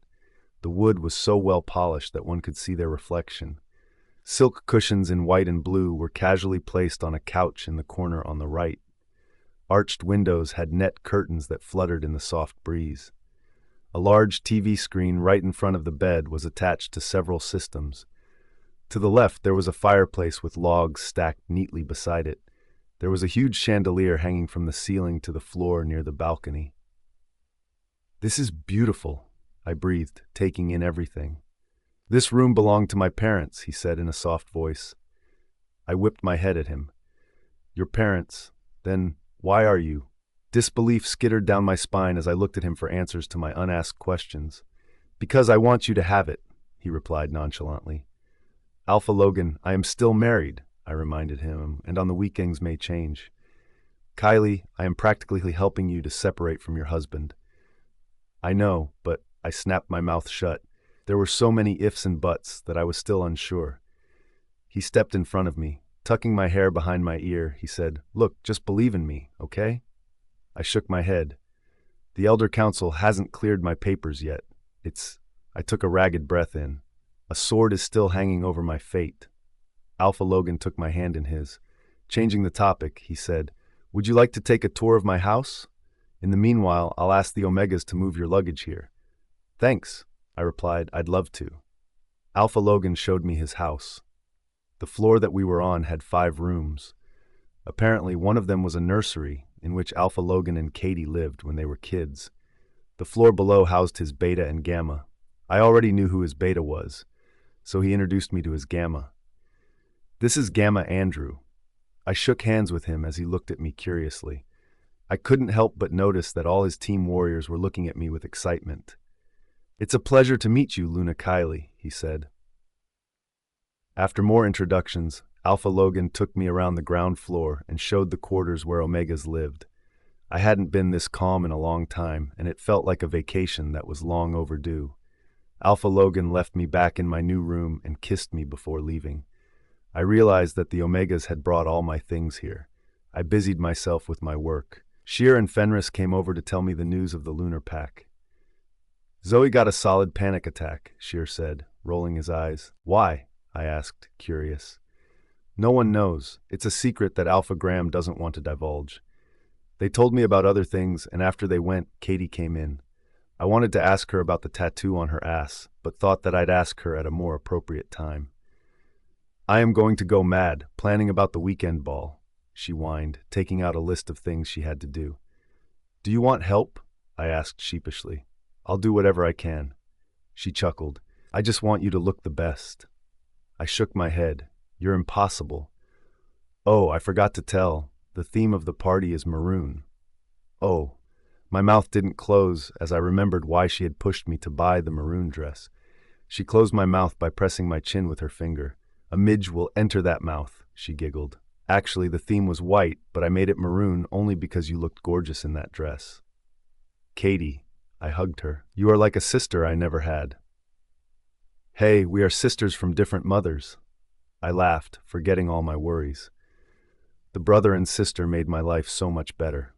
After Katie and I talked a bit more about the color scheme, she left in a hurry. I went back to my case. In the evening, I visited the vast expanse of field that Alpha Logan had showed me with Gamma Andrew. There I took several notes and talked to the local groups about what all difficulties they were facing in the soil for growing crops. When I returned, it was already 10 p.m. Tired, I had my dinner in my room and went off to sleep. However, I tossed and turned in my sleep, my dreams racing back to Graham and Zoe. In my dream, I saw Zoe plunging a knife into my heart, with Graham watching her.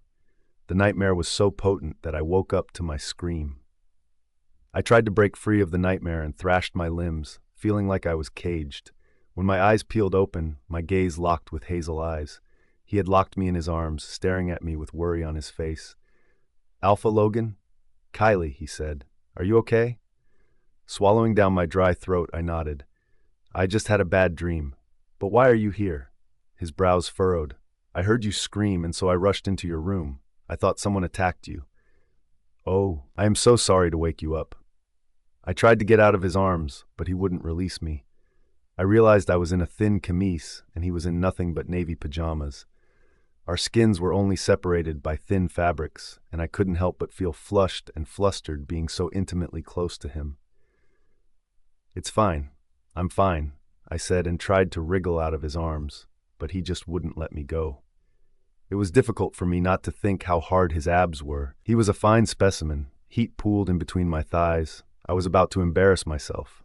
So in a firm voice I said, "Alpha Logan, I am fine. Please leave me." After a few seconds he set me on the mattress. Instantly I rolled away from him, my heart pounding in my chest. To my horror, I saw him lying down beside me, his arms locked behind his head. "What are you doing?" I asked, horrified. "Sleeping," he said dryly. "But this isn't your bed." He didn't reply and closed his eyes, and so I said loudly, "You can't sleep here." He still didn't reply and took a deep breath in. I couldn't help noticing how his firm chest rose and fell, and before I knew it, I touched him with my hand to my mortification. "Alpha Logan, I squeaked, feeling like kissing him and exploring every contour of his abs. This is inappropriate, I said to myself more than to him. He settled further on the pillow and sighed. When he looked back at me, his gaze dropped to my breasts. Pulled the sheet up to cover them up, blushing hard. Logan POV. What is inappropriate? I asked. It was nothing to be on the same bed as her. Me on this bed? I don't think so. She was already mine. She just didn't know it. Of course, she shot back. I am hardly wearing anything, and you are also just in your pajamas. If anyone comes in, they are going to think that we are... She clenched her teeth as her blush spread to her face and chest. Goddess above, she smelled so delicious. I would have loved to claim her and mark her right now. But I didn't move a muscle, afraid that my little wolf would run away. I chuckled. I've seen everything in my life, Kylie. Your nakedness is nothing. But not Kylie. She was different. She was adorable, and I wondered if she knew she was playing hard to get, but she was. And my wolf loved the chase. Kylie's jaw dropped, and then her eyes narrowed in anger. I know that you have had a playboy reputation and that you've seen it all. Did she realize she was on her knees, glaring at me? I also know that you've never had the same woman every night, she yelled. Was she feeling jealous of every woman I had had sex with? So please go back to your room and let me sleep, or go find a female for yourself. I jerked my head back at her retort. With a grin on my face, I turned to the side and propped my head up with my hand. She looked beautiful when she was angry. You are the only female for me, Kylie, I said. While I won't deny that I've been with many women earlier, ever since you've come into my life, I've not seen anyone else. You consume my thoughts. Oops, she exclaimed, feeling a wave of embarrassment wash over her as she covered her face with her hands. I chuckled and got up. Prying her fingers away from her beautiful face, I said, I want you more than I care to admit. I contemplated on whether I should tell her she was my mate, but it was too early and I wanted her to get her wolf back before I revealed it. Why do you think that I have asked you to sign the contract? I cupped her face. The purpose behind this is to create a 1-year bond between us. She parted her lips to say something, but she just sighed. I'm sorry. My head is messed up. You are holding up very well, Kylie, I assured her, leaning closer to her lips. If I had been in your shoes, the feeling of betrayal would have overwhelmed me. Her gaze dropped to my lips. She licked her tongue, and every control that I had in me was lost. I slammed my lips on hers, forcing her to part her lips for my tongue to delve inside. She opened up for me just like the last time. I explored her mouth, deepening the kiss bit by bit. My chest rumbled with feral want. I needed her like I needed air to breathe. As I deepened my kiss, I realized that her soft hands were exploring my body. It was impossible for me to move away from her now. She was like a drug, intoxicating and impossible to resist. At this moment, I was ready to be ruined by her, destroyed by her. If she would plunge a knife into my heart, I would let her do it. Her arms curled around my neck and fisted in my hair tightly. I moaned at the pleasure.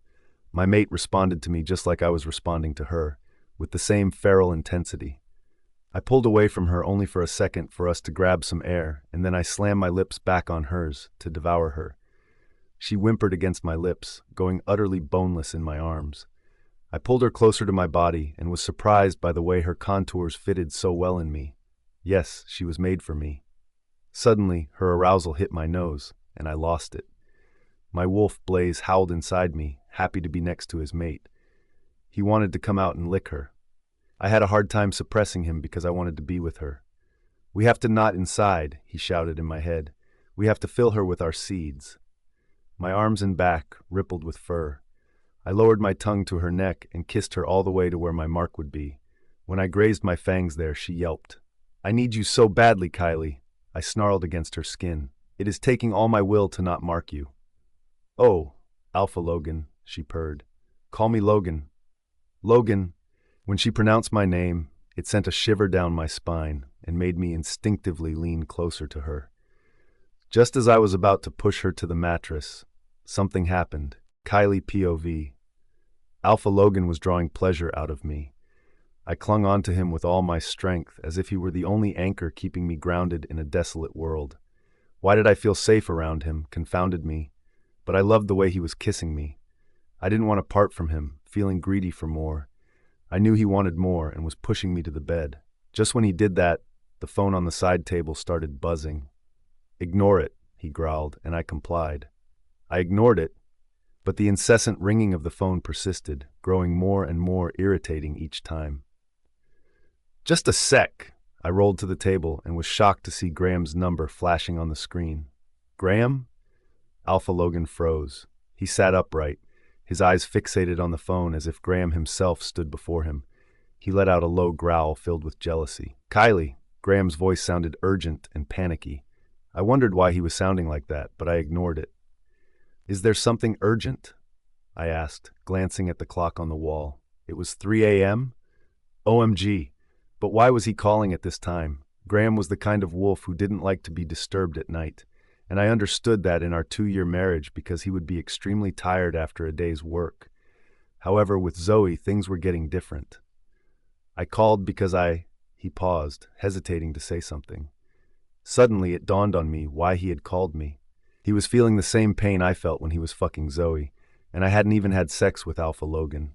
A little retribution brought a smile to my lips. I had experienced that pain so many times that had I not sought separation, I was sure it would become a permanent feature in my life. "Are you fine?" he asked, his voice shaky. "Of course I am. Why?" He paused for the right words. "I am waiting for you to come back." "Oh, really?" His words left me speechless. He was missing me? No, he wasn't missing me. He was only concerned about if I was having sex with anyone. "That's a lot coming from you," I replied, suppressing my anger. "Can we talk about it in the morning? You've never woken up at this hour. You should sleep.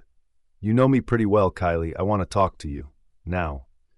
I clenched my teeth in anger, but if I showed him anger, I knew he would impulsively come here and demand me to go back with him. The elders hadn't still cleared my papers, and I needed to stay here till the weekend. My hand reached Alpha Logan's inadvertently, and to my utter surprise, I felt calm. "Okay, what is it you want to talk about? How is Zoe doing? I hope she hasn't gotten into trouble and blamed it on me again. This time I'm not even with her." I knew she had a panic attack last morning. There was a long pause. "Kylie, Zoe is having mood swings because of pregnancy. I know that the three of us are in a very convoluted situation, but I'm going to fix it. I'm going to control Zoe once she delivers. Please bear with me until then." "Wow," I said, shaking my head. "You called me in the middle of the night to ask me to bear with her?" "Kylie, I know I may sound unbelievable, but how about you and I go to visit your family when you are back? I know you would be happy to visit them." I suppressed a sad chuckle. He had never taken me to my cousins. Did he even know where they lived? And I was sure that he would never take me there. All he wanted was to assure that I wasn't up to something that pained him. His hypocrisy was over the roof. "Sure," I replied, to play along with him. "I am really sleepy. Let's talk tomorrow morning." "Wait," he stopped me again. I want you to focus on the Golden Gate project, Kylie. I hope you are just doing that and nothing else." The subtle hint in his words was not lost on me. I wasn't naive, but I had no intention of falling into that trap again. "I am sorry, but I don't understand what you're saying. Good night, Graham.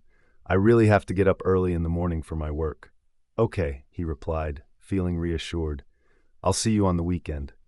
I disconnected the call and tossed the phone aside. Slapping my arm over my forehead, I let out a low grunt. "What did he say?"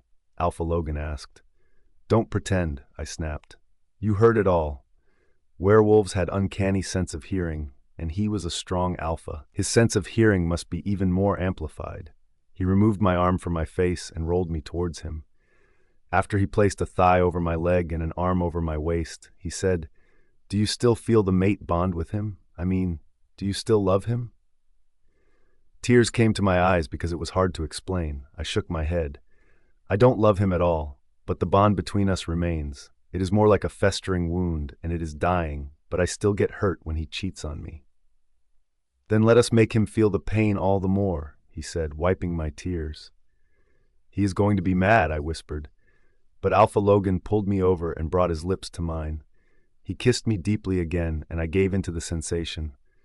I forgot about the phone conversation as I let myself flow into the sensations that were now cruising through my body. My phone rang again incessantly, but I didn't pick it up. Eventually, when he was done, Alpha Graham and I were breathless. Though I want to take you hard, Kylie, I know that would weaken your case, so let's just sleep tonight and wait for the weekend. I took a deep breath in, knowing that what he said was right. We both slept in each other's arms. When I woke up in the morning, he wasn't there. I got up with a wonderful feeling, grinning like a fool. The ball was tomorrow, and I found myself impatiently waiting for it. A knock on the door sounded. "Come in." A maid walked in and bowed to me. "Luna Kylie, Miss Zoe Mueller is here to meet you." Kylie POV. I stared at the maid as if she had grown two heads. Or was she joking? "What?" I asked, wondering if I imagined her saying things. My voice was louder than I intended it to be. She winced and repeated, "Miss Zoe Mueller is here to see you. She is waiting for you in the main hall." Dread knotted in my stomach as surprise flickered in me. I didn't expect Zoe to come to see me a day before the ball. I was sure that she would come with Graham. "Has Alpha Graham come with her?" "No, Luna Kylie," she said, now a little nervous. "She is here with 4 gammas." Her arrival was odd.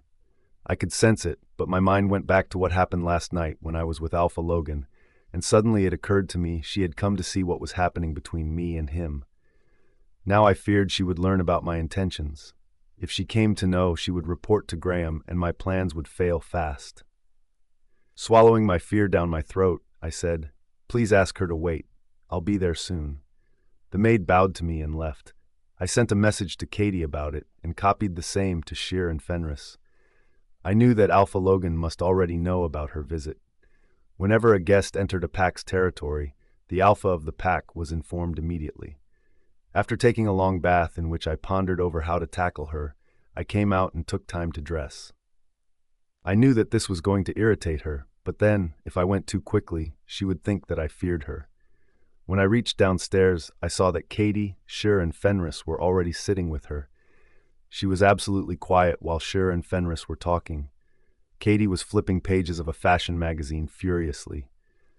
As soon as Zoe saw me, she got up with a broad smile. "Luna Kylie," she chirped. "I was sent by Alpha Graham a day earlier to check on how you were doing." She glanced upstairs. "I thought you were living in the guest room. Isn't that floor only for the family members?" I raised my eyebrow. "So that was what you wanted to check on? Where I was living? Shouldn't you check that for yourself? And the last I checked, you were living with my husband," I snapped. She cringed. "Luna Kylie, you are too harsh. I have come here despite my pregnancy just to see you, and yet you are so mean." She said that loudly for others to hear. I rolled my eyes because by now I was used to her antics. "Why?" I asked. From the corner of my vision, I could see Katie suppressing a smile as Fenris and Sheer tensed up. "Why?" Zoe said, confused. "I'm sorry I didn't get your question." I crossed my arms across my chest. "Why did you come? It wasn't needed. I am the Luna, and coming here to tell me you wanted to check up on me means you are insulting me. And who are you to insult me?" Tears welled in her eyes immediately. "Luna Kylie, I'm so sorry, but I never wanted to upset you. Alpha Graham wanted me to come here today, and that's why I postponed my visit. I know I took you by surprise." She glanced upstairs as if accusing me. She caught me cheating, but I knew she had no evidence of it. "But it's not right to stay on the same floor as Alpha Logan." "How dare you take my name with that tongue of yours?" Alpha Logan's loud growl sounded in the hall, making everyone shake in fear. Zoe turned sharply to look at him. "Alpha Logan?" She cowered. "Shut up!" he snapped, glaring at her. My eyes landed on him and I saw his fangs slipping out. I have no idea, but tingles spread on my skin after seeing them. Beta Ace was standing right next to him, staring at Zoe with narrowed eyes. Hearing his loud growl, Gamma Andrew also came running down along with a few warriors. "Gamma Sheer, on whose authority have you allowed her to enter my main hall? Is she your Luna? Do you allow anyone to enter your Alpha's house without prior permissions?" Sheer gulped. He had never seen Alpha Logan so angry. "Alpha Logan, apologies. Actually, Alpha Graham sent her on his behalf." Zoe started shaking uncontrollably. "Just like he would send any other member of his pack, right?" "Right," Sheer replied. "Gamma Andrew," Alpha Logan said. "Escort the guest to a living quarter outside the house." My jaw dropped because a living quarter outside meant Zoe would live along with the Omegas who served the household. Zoe paled. She started bawling. Alpha Logan, I am pregnant. How can you ask me to live with the servants? Is that how you treat your guests? He narrowed his eyes at her. Even servants get pregnant. Now leave. Gamma Andrew was beside her in a flash of a second. He escorted her out, but Zoe threw a hateful glare at me before leaving. I saw her taking her phone out of the purse, and I knew she was going to call Graham and report the situation. Fenris also went after her. The moment she left, Alpha Logan came to me.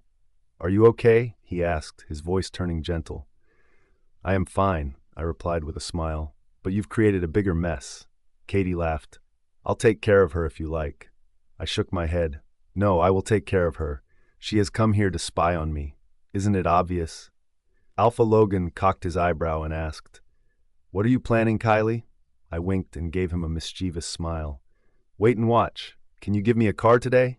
I can give you my kingdom. Oh, please, Katie snapped. Get a room, you two. We already got one, Alpha Logan replied, giving me a crooked smile, and I blushed. Fuck me, she said, exasperated, and left. And surprisingly, Ace followed her, murmuring something about kingdoms and wolves. When Katie left, Alpha Logan said, I don't trust Zoe around you, so I'm going to send a few warriors also for you. With a few warriors, I didn't know that Alpha Logan would send 8 warriors. Just double the amount that was there to guard Zoe. They were all waiting in 2 jeeps for me, along with Zoe's guards. I had gone to Zoe's room to ask her to join me for the Golden Gate project. She looked at me with wide eyes. Are you going for that? She asked. Yes, I shrugged. You wanted to see how I am doing. There's no better way of seeing me in action. Come on. After all, she had to report back to Alpha Graham, and I knew that if I didn't keep her with me, she was going to cook up weird stories. The fact that I had so many witnesses added to my advantage. Will Alpha Logan join us? She asked, trying to keep my pace behind me as we headed to the driveway. No. When we reached the project site, Zoe's expressions were priceless. Are we going to walk around this place? She asked, horrified, looking at the vast expanse of a dry field with a few tumbleweeds rolling around. Yep, I smiled. It was a small victory, but was overshadowed by what happened at dinner in the evening. Kylie POV. Alpha Logan couldn't return in time to have dinner with us, and so I had dinner with Katie. Since Alpha Graham had called Shir and Fenris to take care of Zoe and her requests, they couldn't come even though they were not wanting to cater to Zoe. In my heart, I knew he was punishing me because Zoe must have filled his ears with what she had to do today with a pinch of spice. Katie filled me with information about the ball. She was extremely excited and told me all about the theme, decorations, and the music she had chosen. She was perfect at hosting events, and so I knew the ball was going to be a success. But still, I found it a little too much. I mean, she said that they were hosting it in my honor. It made little sense, because I was still married to Alpha Graham. Stop feeling so low, Kylie, she said, placing her hand over my forearm. This is the first time Logan is so happy. I've seen him with multiple partners, and he was with them to let his steam off. With you, it's different. He isn't letting his steam off. He genuinely wants you. Please don't deny him this little pleasure. I want to do this for him. I shook my head as my heart thundered in my chest. I feel like this could take a U-turn and we all will be back to square one. The elders haven't cleared my papers, I murmured. The elders haven't cleared papers yet. It's not that we have lost all hopes. Dread plummeted in my stomach. I hope not. Luna Kylie, an Omega servant, came to the dining room. Miss Zoe wants to meet you. Fuck that bitch, Katie said. Don't go to meet her. I didn't want to. Tell her I have gone to bed. Yes, the servant bowed and left. However, moments later her call came. She said, Luna Kylie, Alpha Graham wants to talk to you on the phone. I frowned. I'll call him. He insists on a video call with the 2 of us. I clenched my teeth. Taking a deep breath in, I got up. I think I have to take this to stop the drama from furthering, Katie. I wish I could throw her out of the pack, Katie growled. I laughed and then left to meet Zoe. She wasn't invited to the main building, and so I was sure that her dinner was served in her quarters. When I reached there, I saw her crying on the phone, looking at Alpha Graham on the phone. You know, I wasn't even served dinner in my room. They made me go to the common room to have dinner, she cried. Her eyes snapped to me, and she wiped her tears. Alpha Graham, I came to the Nordpack to see Luna Kylie because you wanted me to, but I didn't dream that I would be treated so badly. Where's Kylie? Graham shouted. She has come just now, Zoe sniffled and gave me the phone. When I faced Graham, I could see his face contorting in rage. Kylie, how dare you take Zoe out on the field with you? She is pregnant. Do you want to kill my child, heir of the Lunar Pack? I am going to make sure that you are punished for this nonsense. A shudder ran down my spine. I knew what that punishment would be. He would simply throw me in the dungeons. Graham, she said that she came to check on me. Don't you think I know what that meant? You wanted to spy on me. So I took her to the project site to show what I was doing. What's so bad about it? He was speechless for a moment. But that doesn't mean you will try to kill her. You have crossed the limits this time. Just wait and see what I do to you. I am going to drag you to the Lunar Pack and punish you so hard that you will shudder when you think of hurting Zoe. And why is she in the Omega's quarters? How dare you ask Alpha Logan to put her here? It's not in my hands where Alpha Logan houses her. I did nothing to hurt her. I growled, even though I was feeling scared inside. She wanted to. Enough, he yelled through the phone. I am coming tomorrow, and I am going to talk to you about it. Now give the phone to Zoe. When I handed the phone to Zoe, she smirked, and then when she turned the phone for Graham to see her, her expressions morphed to sadness. Alpha Graham? Zoe, my love, he said in a gentle voice. I am coming tomorrow and I'll take you back to what you deserve. I'm so sorry for what Kylie is doing to you. I didn't know that my Luna would become such a disgusting cunt. Don't worry, I'll take care of her. Misery and shame bubbled in my heart at his words. My eyes welled up with tears. Graham was my mate, and he had vowed to look after me. Darling, he continued, please don't feel sad and wipe those tears away.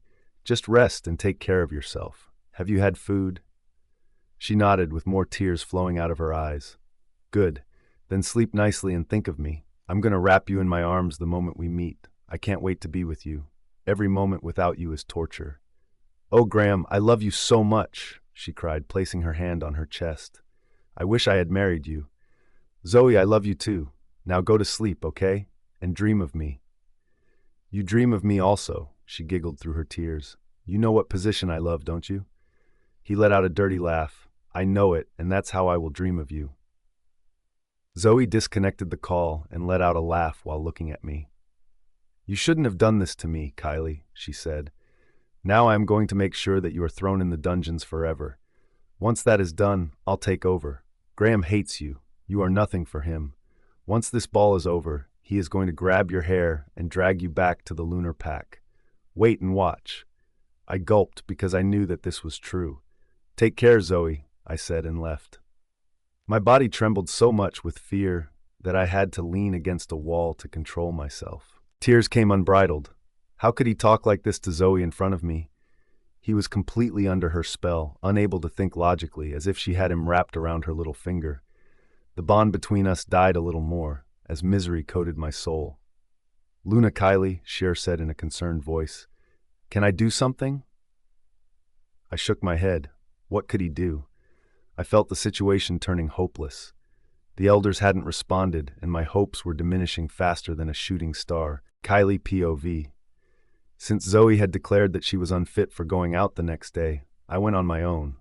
Cher and Fenris also couldn't accompany me because Graham had asked them to take care of Zoe, which, according to him, was my punishment, but I knew more than that. He was showing me that his men would rather give importance to his mistress than to me. As the evening drew closer, my nervousness increased. The elders hadn't cleared the papers as yet. I was sure that Graham was going to drag me back, and this time he was so pissed at me that things would go spiraling down. Cher informed me Graham had come at 6 p.m. and that he was staying in nice accommodation in a hotel. He didn't call me once, but he immediately shifted Zoe to his room. Both Cher and Fenris were on guard duty in the hotel. They were to accompany Zoe if she wanted to go out, and I heard that she had gone shopping. I should have been used to Graham's apathy, but because of the damn bond, I felt miserable, and I ended up crying at least twice. Maybe my crying was associated with the impending future I was about to get plunged in. Alpha Logan didn't come to see me the whole day, and I knew the reason. He didn't want people to gossip about me and him, especially when Graham was in the pack. It would be a lie to say that I didn't miss him and that I hoped he was here. His hot and cold attitude towards me was fraying my nerves. I wished Coral was here. I reached for her inside. Coral, you responded to me once. Please come back. I need you more than I needed you ever. I know you receded because of what Alpha Graham did to us, but I am alone without you. You may take your time to heal. You'll find me here when you are back, and I am not giving up on you. I sat there for a long time, feeling the pain.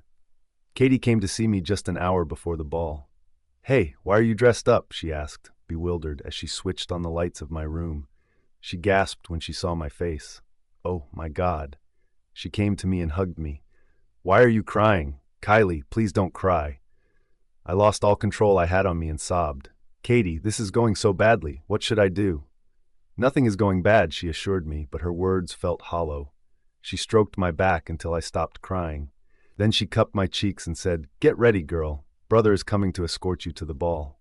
My brows furrowed. Alpha Logan? Why? That was the last I expected. Well, just get ready. It is important that you go with him. I couldn't understand, but I suddenly felt excited. Did he say that to you, or you are assuming?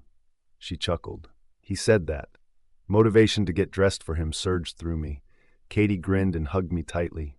Get dressed fast. He'll be here in an hour. As soon as she left, I couldn't help but giggle. I ran to the bathroom and washed my face. If this was my last evening with him, then I was going to make it great. I wore the maroon dress Katie had insisted I buy for the ball. Instead of pinning my hair, I left them cascading down my waist. I picked up the deepest shade of maroon lipstick and applied it on my lips, and then went on to strap the leather of my high-heel nude gladiators. When I came out of the room, I noticed that Alpha Logan's room was closed. There was complete silence, and so I assumed he had already left. Katie was wrong. Why would Alpha Logan accompany me? Going to the party all alone was a nightmare. I didn't want to face Graham and Zoe and get humiliated all over again. Dread ran down my spine. My hands turned clammy as I climbed down the stairs. The ballroom was on the west side of the manor. I had to cross the garden to reach there. As soon as I stepped out, chilly air enveloped me. My eyes landed on the stairs of the ballroom. People milled around there, excited and chirpy. For a minute I had this urge to go back to my room. Suddenly, a warm arm embraced my waist, and I closed my eyes as warmth flooded my chest, dispelling my anxiety. I'm sorry, Kylie, Alpha Logan said. I wanted to be with you all the time, but I didn't want to give Graham a chance to make a show. I chuckled and blinked away the tears. He kissed my temple and said, Come, let's give them a show. He gave me his arm. As soon as I curled my arm around his, he tugged me to the ballroom. And you look beautiful. In a black tailored suit and hair combed, he looked like he was walking out of a fashion magazine. It was a show. Everyone looked at Alpha Logan and me, and then at our joined arms as we entered the ballroom. They all bowed to him, parting ways for us to walk. Soft music started flowing. Murmurs broke around me as to how beautiful we looked as a couple. At the same time, whispers circulated about how quickly I had found myself in Alpha Logan's bed, causing some to snicker. My eyes landed on Graham, who was glaring at me. My heart plummeted in my stomach. But it wasn't their anger that had me. It was what Zoe was wearing. She was wearing a white bridal dress, and I suppressed a laugh. She was looking like a clown. Did she buy this at the market? When I looked at Katie, she just grinned at me and winked. What was the invitation she sent to Graham? Several pack members gathered around us, and Alpha Logan came to my side and said, Alpha Graham wants to speak with you. Okay, I breathed. When I went to Graham, he clearly looked furious. Kylie, he said in a tight voice. Graham, I tipped my chin down. How dare you enter the ballroom with him? He hissed. Did you try to insult me? I looked back at Alpha Logan and found him staring at me. Then I turned to Graham and said, I came with him because my husband had someone else to accompany him. He shot his hand towards me and grabbed my upper arm painfully. Come with me, he growled and dragged me out of the ballroom. A tremor of shock passed through me. What are you doing? I asked, embarrassed as hell. As I turned my head over my shoulder, I caught sight of Zoe smirking with an evil glint in her eyes. I am doing what I should have done long back. He hissed and dragged me to the Omega's room where Zoe was staying earlier. Kylie POV. What are you doing? I cried as Graham dragged me brutally. He had caught my hands so hard that his nails were digging in my skin. You've been insolent, immoral, and rebelling against me, he seethed. Did you think your activities would go unnoticed by me? Graham, I cried. Stop it, I said as I struggled to wriggle out of his grasp. His hand was like a vice around my wrist. My heart was thundering in my chest. He had never behaved like the way he was doing now. I had absolutely no idea what Zoe had fed him, but I was dreading the outcome. The moment we were in the room, he shoved me to the floor and closed it. Graham, are you insane? I shouted as I scrambled away from him. What are you doing? The way you have dragged me from the ballroom, everyone stared at us. You have not only ruined my reputation, but you have ruined yours also. In a flash of a second, he was on me. He grabbed my throat and shook me hard. I caught his wrists as fear plummeted to my stomach. His hands around my neck tightened, and I started coughing as tears came out of my eyes. I've been lenient with you, he growled, but all you did was to take advantage of the situation. You hurt Zoe on purpose, didn't you? Graham, I choked in a hoarse voice. He grabbed my hair and yanked my head back. My patience with you has run out. I know you are here to sleep with Alpha Logan. You bloody cheat!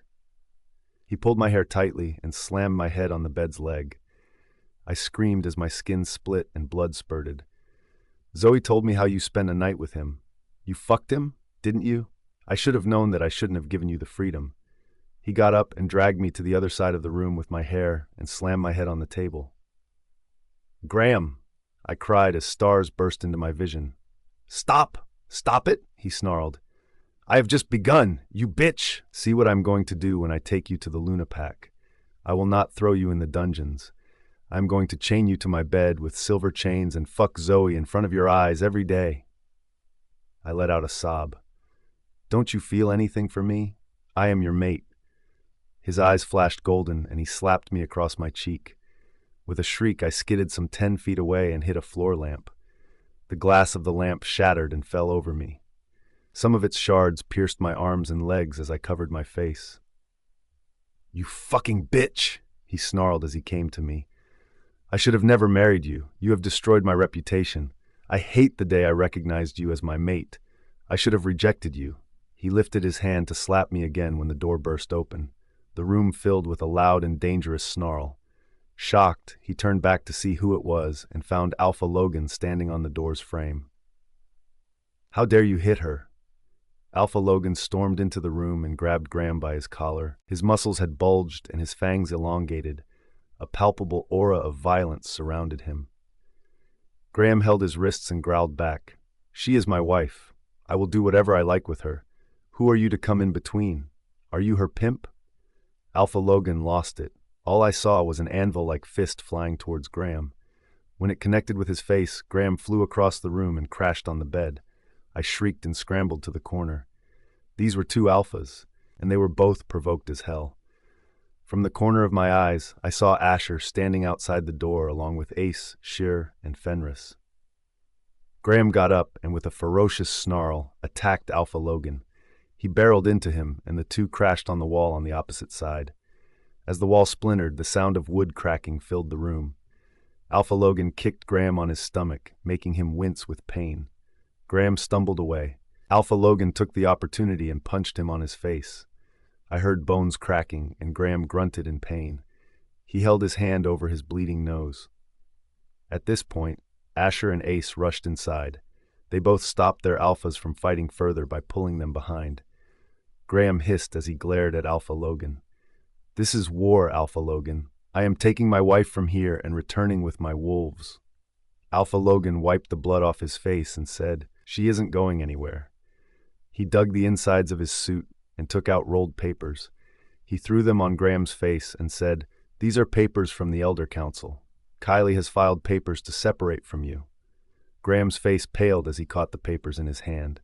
He opened them to read them. No, this is impossible. This has never happened in the history of werewolves. Only a few minutes back, these papers were faxed to me. The Elder Council has cleared the papers, and you are summoned to the council in 5 days. Alpha Logan walked to me and extended his hand. I took it, and he pulled me up instantly, wrapping me in his arms. Relief flooded me. The elders had finally processed the documents, something I had lost hope for. With wide eyes, Graham studied the papers. I could see beads of sweat forming on his brows. He looked at me, dumbstruck. "You can't do this, Kylie," he rasped. "We are mates." I could see terror in his eyes. But why was it I felt nothing? I shook my head. Really? Mates? Are we? I couldn't speak further because my lips hurt. Perhaps they were also split. So I buried my face in Alpha Logan's side and my dam broke. Graham came in front of me and sank to his knees. "Kylie," he held my hand. "Take this back. Please, I promise I won't do anything to you. My wolf," he swallowed. "My wolf needs you. He is howling inside. You can't reject me. I need you." I couldn't help but see past his hypocrisy. Graham was the most selfish werewolf I had ever met. He was only concerned about his wolf and his needs. He wanted to shackle me to the silver chains in his bedroom and fuck Zoe in front of me every day, because that way his wolf would be appeased that his mate was there. I heard a soft growl of displeasure in my mind, and then it snuffed. I gasped. That was Coral. Her emotions were a mix of irritation and fury towards him. Before I knew, I raised my hand and slapped Graham across his face. His head whipped to the side. Shocked, he spun his head to look at me with his hand on his cheek. "I am done with you," I said through my tears. "See you in the head council." I thought the drama was over, but how could Graham take this so easily? Kylie POV. As I walked with Alpha Logan out of that room, Graham rushed to catch my arm, but Alpha Logan came between us and shoved me behind his back. "You take one more step towards her, Silas, and I'll send my wolves to attack your pack now." Asher came right behind Graham to stop him. "Alpha, let her go." Tense, Graham clutched his hands into tight fists on his side as he stood there watching me leave. Alpha Logan turned to me, picked me up in his arms, and carried me out of the room, back to the bedroom. As he carried me, he shot orders at every Omega to get the doctor and nurses. He would look at my face and get panicky. Why was it that even I could sense the panic in his chest? I put my arms around his neck and buried my face in his chest, making his suit all dirty with my blood and drool, but he didn't give care. Instead, he said in a shaky voice, "I'm so sorry, Kylie. I'm so sorry for not protecting you in time. This won't happen again." His grip on me tightened. I should have known what that egomaniacal bastard would do. "It's not your fault," I muttered under a sob. My head was pounding like crazy and my face was stinging so badly. My lips were swollen and one eye was closing faster than I wanted to admit. Graham had never abused me physically, but under Zoe's influence, he hit me. Whatever little love because of the bond I had for him died. Alpha Logan set me on the mattress and shouted at Ace, "Get the doctor now." Ace hurried out as Gamma Andrew and others came into the room. "Any orders for us, Alpha Logan?" he asked. "Just keep a fucking watch on Graham and his mistress." "Sure." Andrew bowed to him and went out along with his team, signaling his team. Alpha Logan rushed to the bathroom and came back with a soaked towel. He applied it to my head, and I winced in pain, clenching his hand. And something strange happened. Surprise washed all over me when I sensed his misery. I dismissed the notion that the feeling was through the bond. As he cleaned my face with the towel, his brows knitted together. His eyes were red-rimmed. Was it out of anger? "I want to kill him, Kylie," he growled. "Allow me to do that." My heart went out to him. When I raised my hand to his cheeks, he leaned into my palm and closed his eyes. "I'll never leave you alone, love. Never." And now I could sense his guilt as if it was through a bond. But what confused me was that Coral wasn't awake. Was she on the edge of waking up? Because only that way I could sense his emotions. The doctor came in and Alpha Logan got up. "Treat her now. I don't want to see any bruises by tomorrow. You get me?" He growled so loudly that the doctor started trembling. "Yes, Alpha," he squeaked. He looked at me and his eyes widened. "She's beaten to a pulp," he rasped. 2 nurses had accompanied him. "Alpha Logan, can I request you to wait outside? I might have to stitch her head. It's split and may catch infection." Alpha Logan's chest vibrated with a dangerous rumble. "I'm going to stay right beside her." The doctor nodded tersely and ordered his nurses to help him stitch me up. While I screamed in agony, Alpha Logan gently grasped my hand and whispered comforting words. Several hours later, when I was stitched up and heavily sedated, I drifted off to sleep. Since I had alpha blood, I knew I would heal fast. Katie couldn't come to see me, and I knew she was single-handedly handling the ball. When I woke up the next day, I turned my face to see that Alpha Logan was sleeping beside me with his hand in my hand. He hadn't even changed his dress. His hair had fallen over his forehead. I turned to remove his hair from his forehead, and he fluttered open his eyes. "Kylie?" He shot up in the bed. "How are you?" he asked with wide eyes, scanning my body. "Better," I smiled, feeling so safe with him. Carefully, he came to me and wrapped his arm around my waist. "This will never happen again, love. I promise." I took a deep breath in, closing my eyes as I entwined my fingers in his hair. "Why didn't you tell me about the papers?" He lifted himself and said, "They had come only a few minutes back. Yesterday I was chasing the elder council with all my might to clear the papers. I really wanted it before Graham left with you." "Oh," I murmured. "Thank you." Just as he was about to speak more, Beta Ace came in. "Alpha Logan, Zoe and Alpha Graham are here to see Luna Kylie." Alpha Logan got out of the bed and shouted, "Ask them to leave." I asked, but Alpha Graham was adamant on seeing her one last time, and Zoe dropped to her knees and begged me, he bit out. "I don't care," Alpha Logan yelled. "It's fine," I breathed. "I know Graham won't go unless I'll meet them." "But Kylie," Alpha Logan protested. "Take me there, Alpha Logan." He understood what I was saying. As he picked me up and held me close, I could feel the pride swelling within him as we made our way to the main hall. As soon as we reached down, he kissed my temple as if showing his claim over me. Graham and Zoe were more surprised to see me in his arms than the bandage wrapped around my head. "You wanted to meet me, Alpha Graham?" I said, using his formal title without sparing a glance at Zoe. Graham swallowed thickly, understanding the meaning of it. "Kylie," he said, "I'm sorry for what I did yesterday. This won't happen again, I promise. My wolf," he bobbed his throat. "He wants you so badly. Please." Zoe came in front of him. She cried, clasping her hands in front of her. "Luna Kylie, please come back. Don't leave Alpha Graham because of me." Tears started flowing from her eyes, and I stifled an urge to roll my eyes. I loved him so much that I didn't realize I was getting selfish. She rubbed her belly. "But I am pregnant with his baby. This situation is tricky and I understand, but please don't leave your husband. I will." She hiccuped. "I will go away." "No." Graham came by her side. "You aren't going anywhere, Zoe." Then he turned his gaze at me. "I promise I'll fix this up, Kylie. Just come back with me. Be patient." I stared at both of them and took a ragged breath. "Sorry, Alpha Graham," I said, noticing that he winced at the way I addressed him. "I gave you so many chances and waited for you, but now I'm done waiting. You may leave. We'll meet in the High Council. Happy Zoe to you." I looked at Alpha Logan and murmured, "Take me back." With a grin, he kissed my forehead and held me tightly as he walked back to the room, like my knight in shining armor. "Kylie," Graham came after me, but Gamma Andrew and the other guards stopped him immediately. "Please leave," Andrew said politely. "We don't want to use force." Kylie POV. When Alpha Logan brought me to the room, he set me on the bed and sat on the edge, holding my hand. He had this proud look on his face. "In 5 days you'll be free," he said, brushing my hair back with his long fingers. "And then the contract will be effective." A smile curled my lips up. "I hope that the elders at the council pass judgment in my favor. If they don't, I am going to live the worst imaginable life.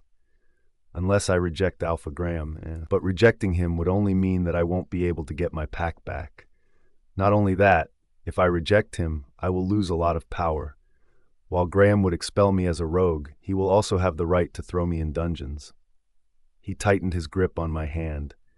"Everything is going to be fine, okay?" His hazel eyes carried the hope I needed. I nodded. He lowered his mouth to my cheeks and kissed me before leaving. "There's something I'd like to tell you, Alpha Logan," I said, inhaling his cedar and musk scent that seemed to calm my frayed nerves these days. "Sure," he said, as he looked at me with complete focus. "You know my wolf is sleeping, but..." My face flushed, talking to him about my sleeping wolf. "But I could sense her twice after I came to this pack." His eyes twinkled. "Really?" When I nodded, he had a smug smile. I added, "Once when you..." I pursed my lips, feeling embarrassed as hell. "When I..." He goaded me. When you kissed me for the first time, and then today when she growled at Graham." "That's wonderful," he said, suddenly so proud of himself that he could put a breeding peacock to shame. "It means that your wolf is active only when I am around." He grinned. Did he just miss that I also mentioned Graham? "What can I say?" he said with a shrug. "I am thrilled to help." A cocky smile appeared on his face, and I bit my bottom lip, stifling a laugh, wondering how brash he was. "If you want your wolf to surface, it seems that I have to stay by your side all the time. She only responds to me." I stared at him, speechless. I believed Coral's reactions weren't exclusive to his presence, or she could react in extreme duress. Nonsense. He dismissed the emotion immediately. "Were you stressed when I kissed you first?" he asked with knitted brows, as if this were a test of his abilities. "No. Gods, that was a wonderful kiss." I grasped. He placed his finger on my lips and shushed me. "I have my answer, and now I'm going to help you bring her out," he declared. I chuckled silently as he lowered his mouth once again and kissed me. "You are healing well," he said, seeing the bruises across my face. My blue marks were turning black, and I was sure that they would go in a day or two. Alpha Logan left me, and I closed my eyes, feeling utterly tired. In the evening, Katie came in and we chatted about the whole incident. "Seriously, that douche left me to face so many wolves," she gritted her teeth, complaining about Graham. "His mistress, Zoe, she watched you leave with him with superiority and arrogance. She didn't even go after him to stop him. I heard she was panicky when she heard that you've served him papers." I shook my head. "She's a hypocrite. But I seriously don't get her. Shouldn't she be happy that I am finally leaving? I mean, after all, she loved Graham, and she was eventually getting him. Then why does she keep getting panicky about me leaving him? I don't understand." "She's insane?" Katie offered her explanation, and I laughed. "Maybe." We had dinner together, during which Katie talked about the high-voltage drama that unfolded after I came back to my room. Apparently, Graham was too high-strung. He didn't want to leave, and along with Zoe, he lingered here as much as possible. Beta Ace had to ask him to leave the pack's territory, saying that those were his Alpha's orders. This also meant that now Alpha Logan and Graham were pure enemies. I was expecting Alpha Logan to come back at night, but he didn't. He didn't come back the next day, too, and I had this sinking feeling that he no longer wanted to see me. The doctor arrived with nurses to look at my injuries. He removed my bandage and applied a tape over there, saying, "This has healed nicely, Luna Kylie." He was amused at the speed at which it healed. This kind of recovery is usually seen in alphas. "I was my pack's heir before I got married," I informed him, and his eyes widened. "That's amazing," he said. He gave me a few more instructions before leaving. I sat down on the bed and looked at my phone expectantly to see if Alpha Logan had sent me a message or if there was a missed call. There was nothing, and I felt terrible. His hot and cold treatment towards me was unsettling. Anger swelled in my chest. Taking a deep breath in, I went to take a much-needed shower. It was already evening. I wore skinny jeans and a red silk blouse. I applied red lipstick and went out to see him. He wasn't in his room. I went to meet Katie. Her door was ajar, and I was about to open it when I heard noises from inside. They were a mix of groans and moans and flesh beating against flesh. I slapped my mouth with my hand and peeped inside. She was atop Beta Ace and riding him ferociously. Oh my goddess. I hurried away from there and went downstairs, scared that Alpha Logan might discover it and create a whole new drama. An Omega informed me he was having a party with his Gammas celebrating some achievement in the office, so I walked over there and spotted him immediately. He looked at me once and turned his gaze away. My heart thundered in my chest, wondering if he was reconsidering his decision.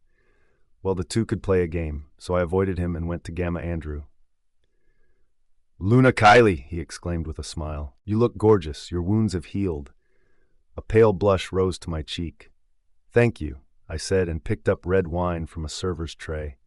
A few more Gammas came to surround me. "You know, Luna Kylie, come to see us when we are training." "Yes, we are on a special high-protein diet these days, and all of us are working towards developing muscles," said another one as he rolled his sleeves up. He lifted his arm to make his biceps pop out when he flexed. "There's a bet going on to determine whose biceps will be thicker and more muscular by the end of the week. Why don't you judge it for us?" "How will I judge?" I asked, staring at his biceps. It seemed the protein diet was really working wonders. "Just touch mine, and then all of us are going to roll our sleeves up. You can poke your fingers in it or measure the circumference with your hands and decide." "That's a great idea." One standing next to him said as he started rolling his sleeve up to expose his biceps. I licked my lips and poked at his biceps with my finger. "Kylie POV. Aren't they tight?" the Gamma said, jerking his chin at his biceps. "They are," I replied as my cheeks heated. I found myself trapped in a sticky situation with no escape in sight. Suddenly, Gamma Andrew also rolled his sleeve up and said, "Luna Kylie, that is nothing. You should see mine." When he popped his biceps, I gulped. They were so muscular that I could practically see every damn muscle in it. He had a smug smile on his face as he looked at others. I reached for him and poked my finger. "It seems you have worked out a lot," I said as politely as I could. He grinned.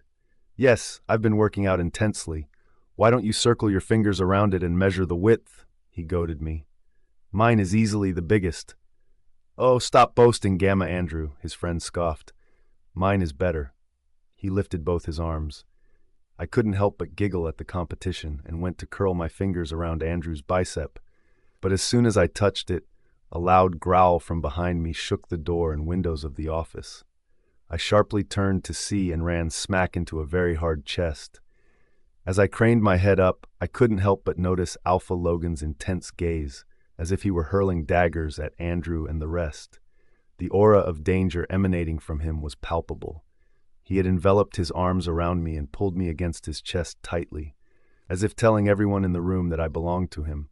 I placed my hand on his chest and felt his chest rumbling. "What do you think you are doing?" he asked Gamma Andrew, who was pale by now. He darted a gaze at me and then at Alpha Logan.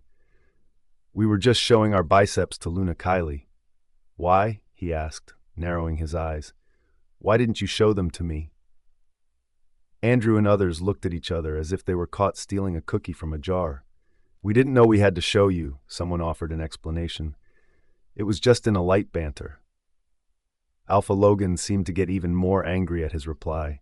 He looked at me, and cupping my cheeks, he slammed his lips to mine. Shocked as hell, my eyes widened as I felt his kiss deepening. His tongue pushed past my lips, plunging into my mouth with a fervent, passionate kiss. I moaned in his mouth, my knees going jelly at this all-consuming kiss. He grabbed my waist tightly to balance me. When he was done, he smirked at me and then looked at his warriors, who were all bamboozled. This was our first kiss in public, and I was sure that it would take less than an hour for everyone to know what had happened between us. Alpha Logan pressed me next to his body and turned to look at Andrew. Gamma Andrew and his companions had all gone pale like a ghost. It was clear to everyone that Alpha Logan had marked me as his territory. I just didn't know where to look, and I was sure that I was blushing a deep red. Andrew blinked his eyes once and then twice as he rolled down his sleeves. As if on a silent command, he bowed to Alpha Logan and left the office along with all others. When just the two of us were left, Alpha Logan said, "Why were you touching them?" "I wasn't touching them," I replied. "It was just a joke, and I believe you are avoiding me, which is understandable. I get it. As soon as my work at the head council is done, I'll leave." "Leave? Avoiding you?" he shouted. Then he gripped me by my waist, lifted me in his arms, and set me on the office table. He stood in between my thighs, parting them. "Yesterday you were not feeling well," he said, looking at my forehead. "My wolf was pushing me to go to you and mark you. Since I couldn't do any of that, I let him surface to let his steam off, but the beast went straight to your room. He sniffed you, peed around the bed, and then ran off into the jungles." My mouth dropped. "What? He peed?" No wonder there was this scent around me in the morning. Blaze was marking his territory? It shocked me more than it amused me. Only mates usually exhibited this kind of behavior. "That's right. Blaze is going crazy inside me, and that's why I'm trying to stay away from you." "Oops."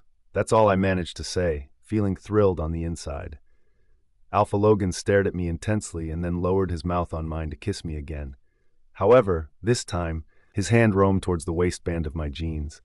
He opened the button deftly and lowered the zipper. In between breaths, he said, I can't wait to mark you, Kylie. Heat pooled in my belly. He was pushing me to the edge of the cliff, and I was gladly going there. When I opened my eyes, my throat was parched. I licked my lips and looked at him. He was taking my picture with his phone. He said, "You look so beautiful." He zipped me up and kissed me on my forehead. A chime on my phone distracted me. It was a text message from Alpha Graham. "Kylie, please do nothing that will harm us both. How's your wolf doing? I know she is howling inside you because she still wants me." All my pleasure turned sour in a minute. I felt like tossing the phone away, but Alpha Logan read the text and said, "Block him after the case hearing at the Elder Council." But I turned my face away in disgust because I wasn't sure what the head council's verdict would be. The next 5 days were going to be agonizing. Kylie POV. Alpha Logan cupped my cheek and turned my face towards him. "Kylie, I'm sure that the Elder Council will come up with a historical judgment." I gave him a feeble smile because, at this point, I wasn't sure. Suddenly, the door of the office burst open and Beta Ace entered. "Alpha Logan, the rogues have attacked us on the border, and there's a huge amount of them." Alpha Logan was taken aback.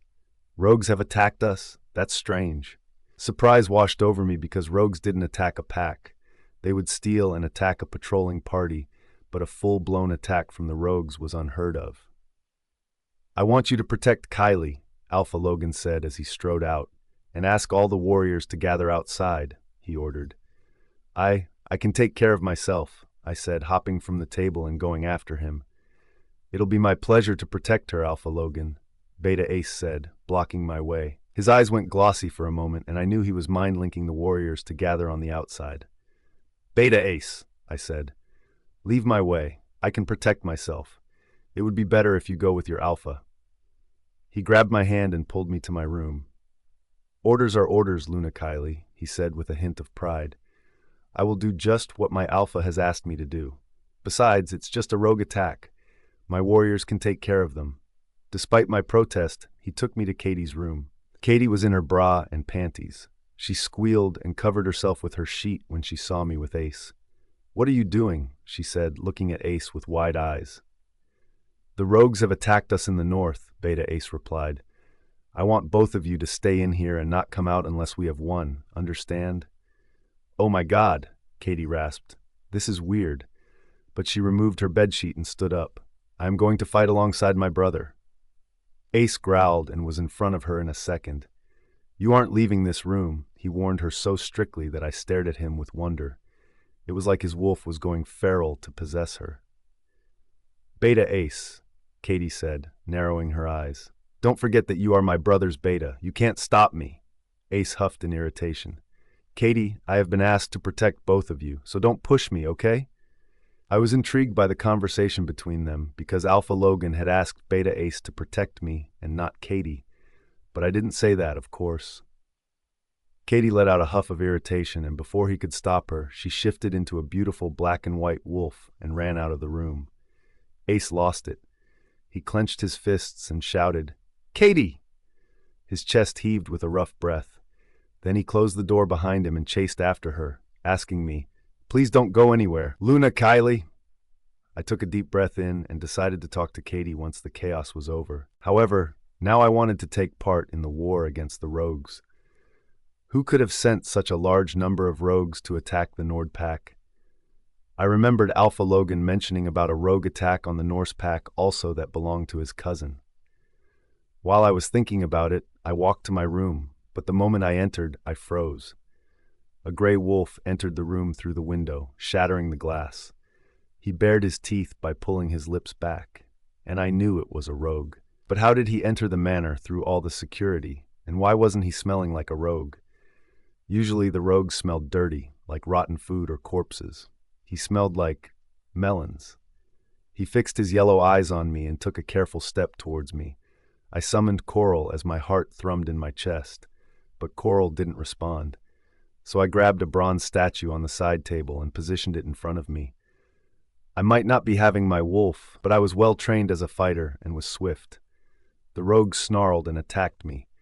I was expecting his movement, so I ducked and rolled away. It landed right on the door, splintering the wood. A maid came in and she screamed when she saw him. He attacked her, and in order to save her, I threw the bronze statue on his rear. He cried in pain and turned to attack me. I took hold of whatever I could and started hurling it in his direction. Though it stalled him, it was useless. I needed something heavy. Before I could decide on anything, he lunged at me. In a frenzy, I picked up the lit lamp on the bed's side table and smashed his face with it, pressing the electric bulb right in his mouth. He was electrocuted as electricity buzzed and flowed through him. His body convulsed, and I let it remain there until his tongue lolled out. "Luna Kylie!" The maid screamed and came to my side. She was shaking like a leaf as he grabbed my hand. "Thank you so much." I realized I was soaked in sweat when I shoved the lamp. I hurried down to the main hall alongside her. "There's a rogue in Luna's room," the maid shouted, and several guards inside the manor rushed up, shock and fear written on their faces. By the time I was near the exit, Alpha Logan burst into the room, naked. Behind him were Beta Ace and Katie, both naked. There was so much blood and several bruises on them. I had never seen Alpha Logan naked, and tried my best to keep my eyes trained on his chest, but they dropped in between his thighs and my cheeks heated. Sexy as sin, he was the finest specimen of a werewolf. "How come you have blood on you?" Alpha Logan growled as he strode towards me and pulled me into his embrace. Against his naked body, I gulped. Gods above. I was petrified, but I didn't struggle to come out of arms. A maid came and handed them long robes, but Alpha Logan was only searching my face for injuries when he was the one who was wounded. Katie wore the robe as Ace stared at her with heavy-lidded eyes. "There was a rogue upstairs. He attacked Luna Kylie," the maid with me informed him. "But Luna Kylie has killed him." A pause later, she added, "I think." "God damn it." Alpha Logan growled, his muscles bulging. His arms around me tightened. "How did he enter my home?" Our gazes went to the guards who had lifted his body and were carrying it downstairs. "Is he dead?" he barked. "Yes, Alpha," a warrior replied. Alpha Logan's chest swelled with pride. "Is the war over?" I asked. "Yes, there were 30 rogues. We killed a few, and some ran away, and it was over in less than 15 minutes. I said, "There's something I wanted to say about the rogue who attacked me." His brows knitted as he studied me.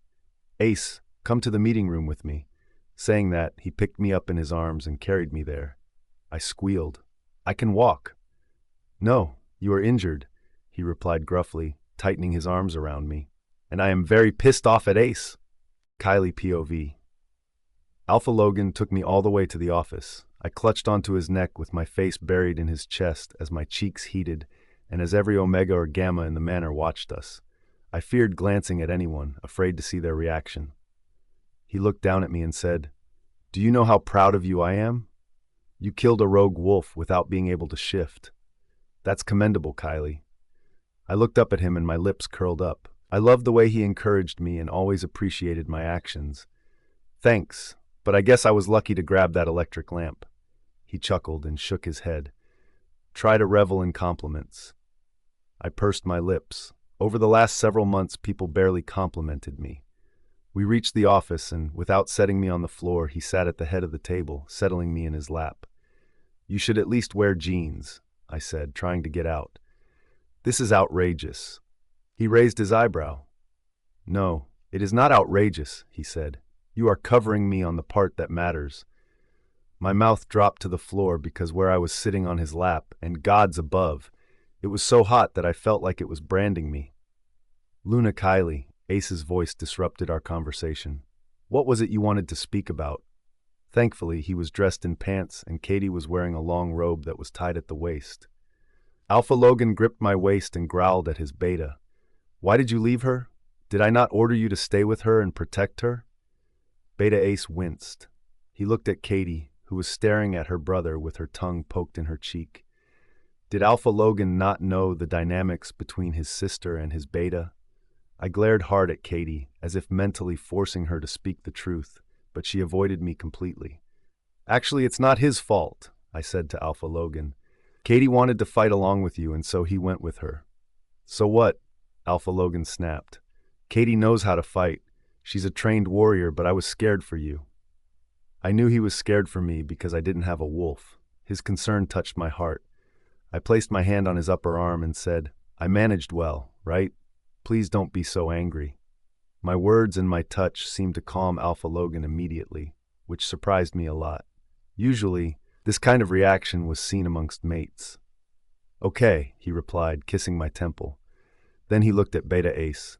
But next time, if you defy my orders, I'm going to punish you, and I won't take it lightly if Kylie's security is compromised. I released a breath of relief. Beta Ace and Katie sat on the chairs, and I saw Gamma Andrew entering the office. So what is it you wanted to tell us, Kylie? Alpha Logan asked. When the rogue entered my room, his smell was strong. Usually the rogues smell horrible, of rotten food or corpses, but this one smelled like melons. Melons? Alpha Logan jerked his head back. That's odd. Yes, that's very odd. I think he had masked his smell, or he wasn't a rogue. An odd silence blanketed the room. After a while, Katie said, masking the smell that strong requires a solid witch potion, and that is extremely costly. There is no way that a rogue can afford its cost. That's right, Beta Ace agreed to Katie. However, if the rogue smelled like melons, then it is possible that he wasn't a rogue. This was a pre-planned attack. Alpha Logan's brows knitted to a slash. Are you suggesting that we were enticed by the rogues outside our pack's territory just so someone could attack Kylie? I froze as Katie gasped. Gosh, she rasped. This is possible. Alpha Logan's chest vibrated with a dangerous rumble. Have we captured any rogue? He asked through clenched teeth. We haven't, Gamma Andrew informed us. We were too happy to kill them or chase them away. Some of them actually ran away pretty fast. No wonder the fight got over in 15 minutes, Ace remarked. Alpha Logan stabbed his fingers in his hair. Does it mean that someone within our pack allowed a rogue to enter my manor? Highly probable, Beta Ace muttered. Gamma Andrew jumped up from the chair. I am on it, he said. I'll find the culprit and get him or her as soon as possible. At the same time, I will increase the security around Luna Kylie. This is more twisted than it seems like, Ace, Alpha Logan said. I remember Cousin Jared saying the same thing about the rogue attack on his pack. He said that some of them smelled like melons. Ace got up from his chair and walked to the window. As he looked out, he narrowed his eyes. I'm going to look into it, Alpha Logan. Good. And increase patrolling on the perimeter of our pack. Ask all the pack members to stay alert.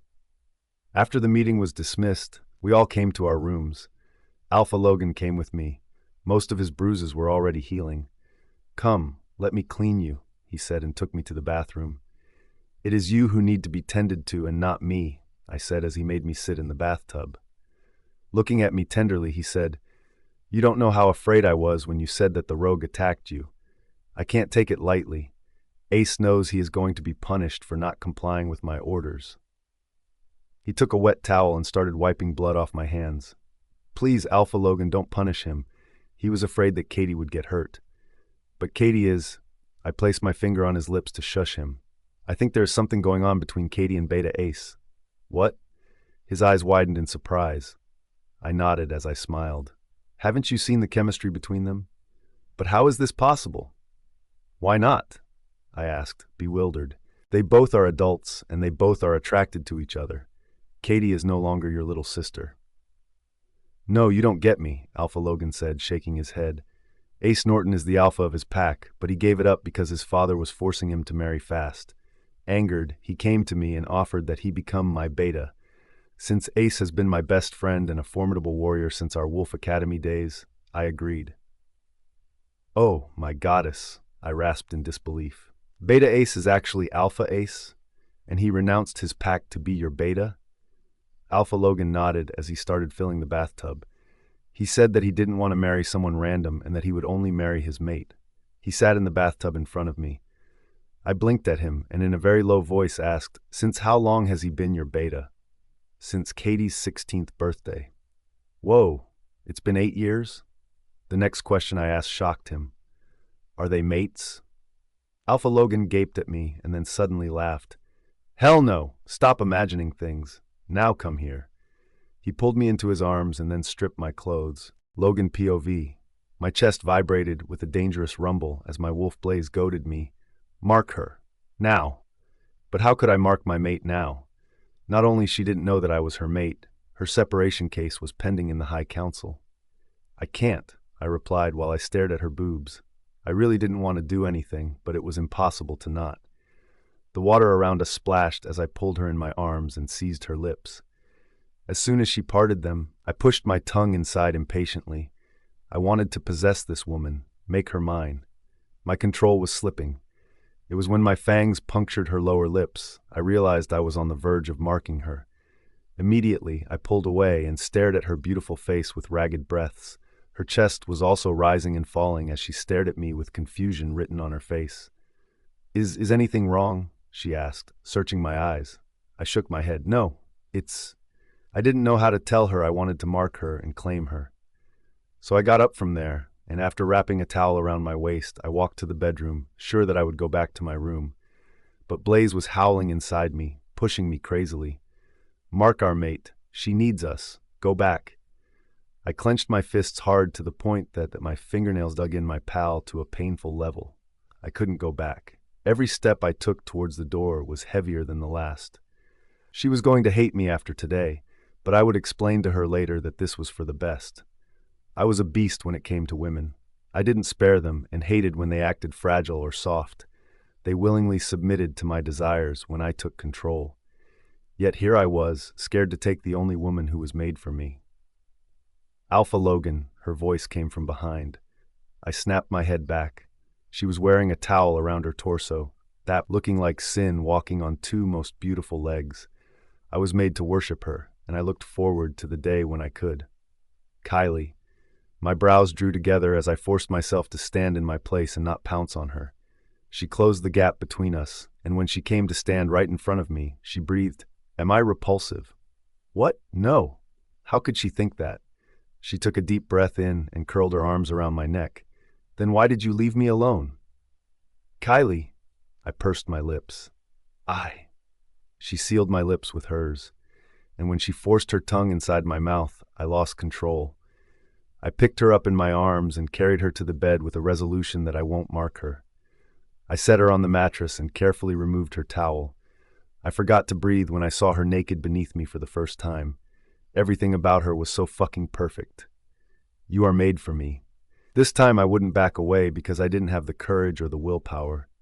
I needed her like I needed oxygen. "I need you so badly, Kylie," I rasped. She looked at me with the same intensity as mine. "Then take me, Alpha Logan." That was all the encouragement I needed. "If I take you now, you can't go back." She cupped my cheek. "I don't want to go back." I leaned in her palm, knowing fully well that I was done for life. If she chose to kill me, I would happily let her kill me. If she asked me to show my heart, I'd claw it from my chest and give it to her as an offering. I leaned my forehead on hers and said, "Thank God." And then I kissed her jawline. When I lifted my face to see her, she was looking so fucking beautiful. "I need you, Alpha Logan," she breathed, her chest rising and falling. "I desire you more than you can imagine." I clenched my teeth tightly as I stared at her to see whether or not she was fine. Sweat beads covered my forehead and a thin sheet of sweat lined my chest. She was like an addiction I wanted to get used to. That douche Graham didn't deserve her. Suddenly, her phone rang, flashing Graham's number on the screen. Graham POV. I was having kiss with Zoe when the pain that started from my chest went all the way down to my stomach. It was so intense that I pulled out of her. In a minute, I was breathless and felt like I would die. I shouted in pain as Zoe looked at me with horrified expression. "Alpha Graham," she said as she sat beside me and stroked my forearm. Throughout the night, I experienced terrible pain, and I knew the source. It had to be Kylie having kiss with Alpha Logan. I had already thrown up twice, and my body was drenched in sweat when excruciating pain struck me. How could Kylie do this to me? We were fated mates. However, now I knew what she experienced when I had kiss with Zoe, and I had kiss with Zoe every day, many times. My wolf howled inside me for hurting our mate. He wanted to go back to her and forced me to get her back into the pack. The first time it happened, I called her to stop what she was doing, but she didn't pick up the phone. I texted her at least 20 times to call me back. There was no answer, and by the time it was morning, I was feeling sick and pale. I needed my wife back so badly that it became an urgency. When Zoe came back into my life, I was so happy. She was my childhood sweetheart. I had always loved her. I was sure that Kylie, being the Luna of the pack, would understand my love for her. When I took Zoe in, I was sure that Kylie would accept her, but she didn't. My love for Zoe doubled when, after 10 days of staying with me, she said that she was carrying our pup. An heir is important for a werewolf pack because that consolidates the position of the alpha amongst the pack members. Since Kylie had produced none, I was ecstatic that Zoe was expecting my pup. I tried my best to fix the issue, but Kylie just drifted apart. Unlike the other Lunas, she didn't like to share her wolf. Initially, I thought I'd divide my time between Zoe and Kylie, but I was so attracted to Zoe that I couldn't stay away from her. And it costed me. My Luna was in someone else's arms. Angered as hell, I contemplated attacking Alpha Logan, but frustration mounted because I knew that if I attacked him, I would easily lose the battle. And after that, every other alpha in the pack was going to ridicule me. "Alpha Graham," Zoe said as she kneeled in front of me. "I know you are hurting because of Kylie. I expected our Luna to be more sensible, but she turned out to be such a scum." "Zoe," I growled at her, "Kylie isn't just your Luna, but she is the alpha of her pack as well. How would a beta's daughter understand Kylie's actions?" Her eyes welled with tears. "I'm sorry, Alpha Graham. I didn't mean to hurt your feelings. All I ever do is think about you.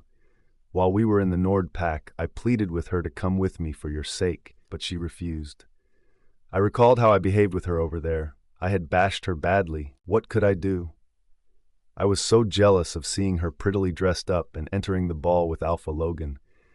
Besides, Zoe said how Kylie treated her, but none of that justified what I did to her. Asher had informed me that there was something going wrong with my pack's finances. When Kylie was here, she looked after all the businesses and finances, and we were in profit. But now we were suddenly making losses, and I didn't know how to handle. I stabbed my fingers in my hair and took a deep breath in. My wolf, I and my pack needed Kylie. "Is it all right if I propose an idea to help you get back Luna, Kylie?" Zoe's voice reached my ears and my irritation mounted. "She left because of you. How will you get her back?" I spat. Her eyes glinted with something dark, and she said, "It's easy. Allow me to take some decisions." "What are you thinking?" I asked, narrowing my eyes. "Alpha Graham? I know that Gamma Shear belongs to her pack, and she is very close to him." My brows furrowed as I stared at her, wondering what she was up to. She told me her plan, and for the first time in 24 hours, I smiled. Zoe loved me like she would die if she didn't have me.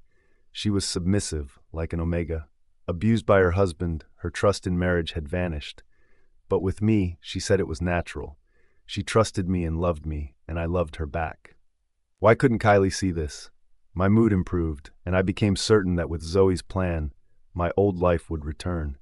And this time, Kylie was going to submit to me. This would also teach her a lesson never to mess with me. My fingers went to my neck where she had marked me. "Fuck," I hissed. It burned under my touch, which took me by surprise. By evening, Shear was apprehended from his home and brought in front of me, shackled in chains. Fenris and a few others accompanied him with horror in their eyes. I was sitting in my office at the head of the table with Beta Asher on the right and Zoe standing behind me. I tilted my head and accused him. "We caught you spying for Alpha Logan."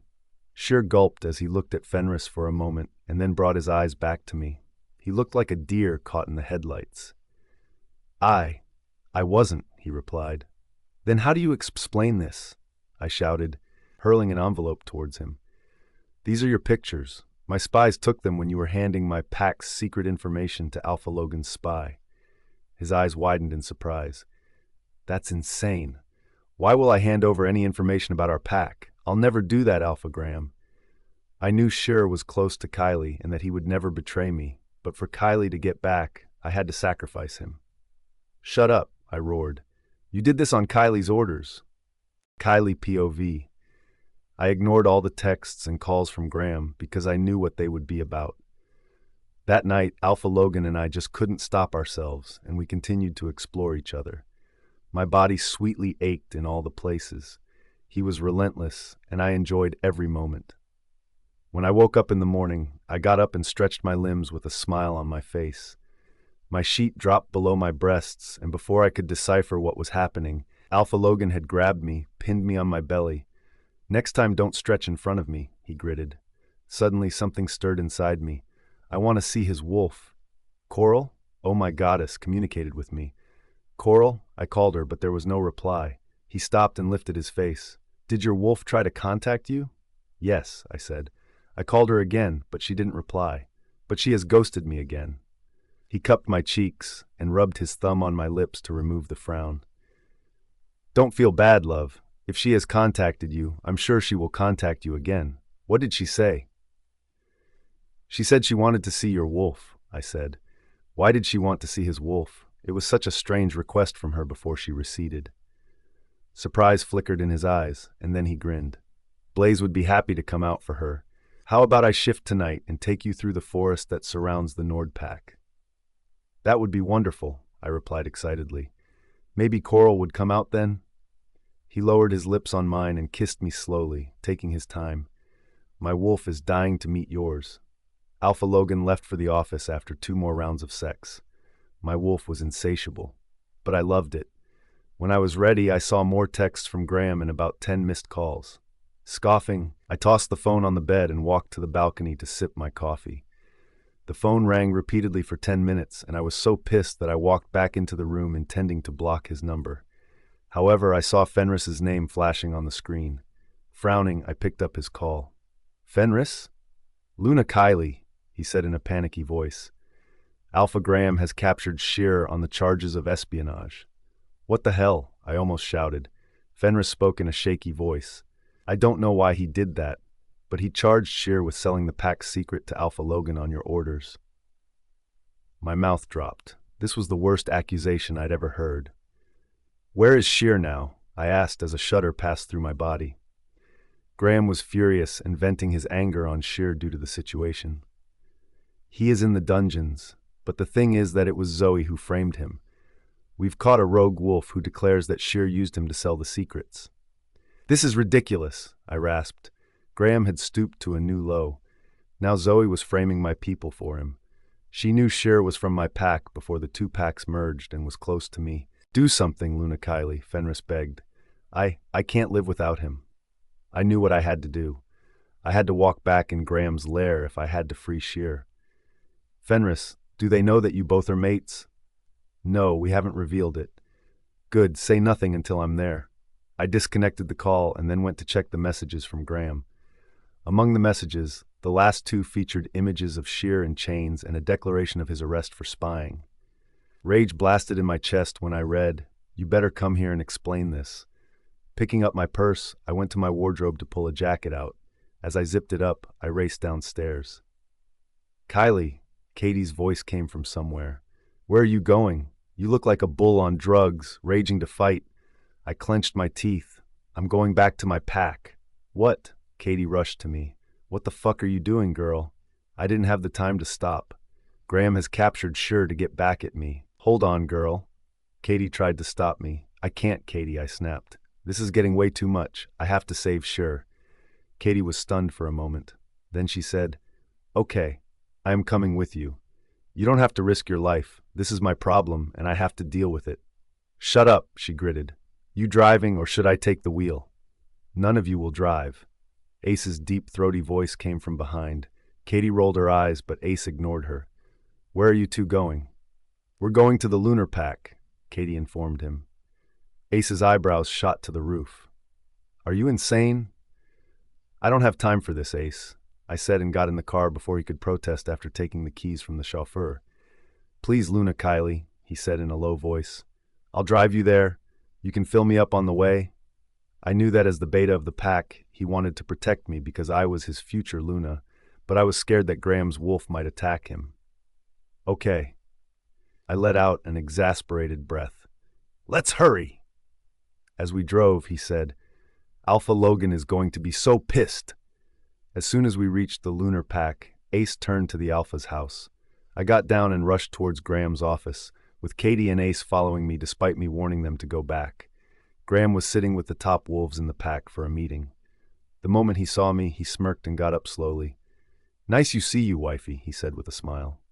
Spotting Katie and Ace behind me, he narrowed his eyes. Where's Shearer?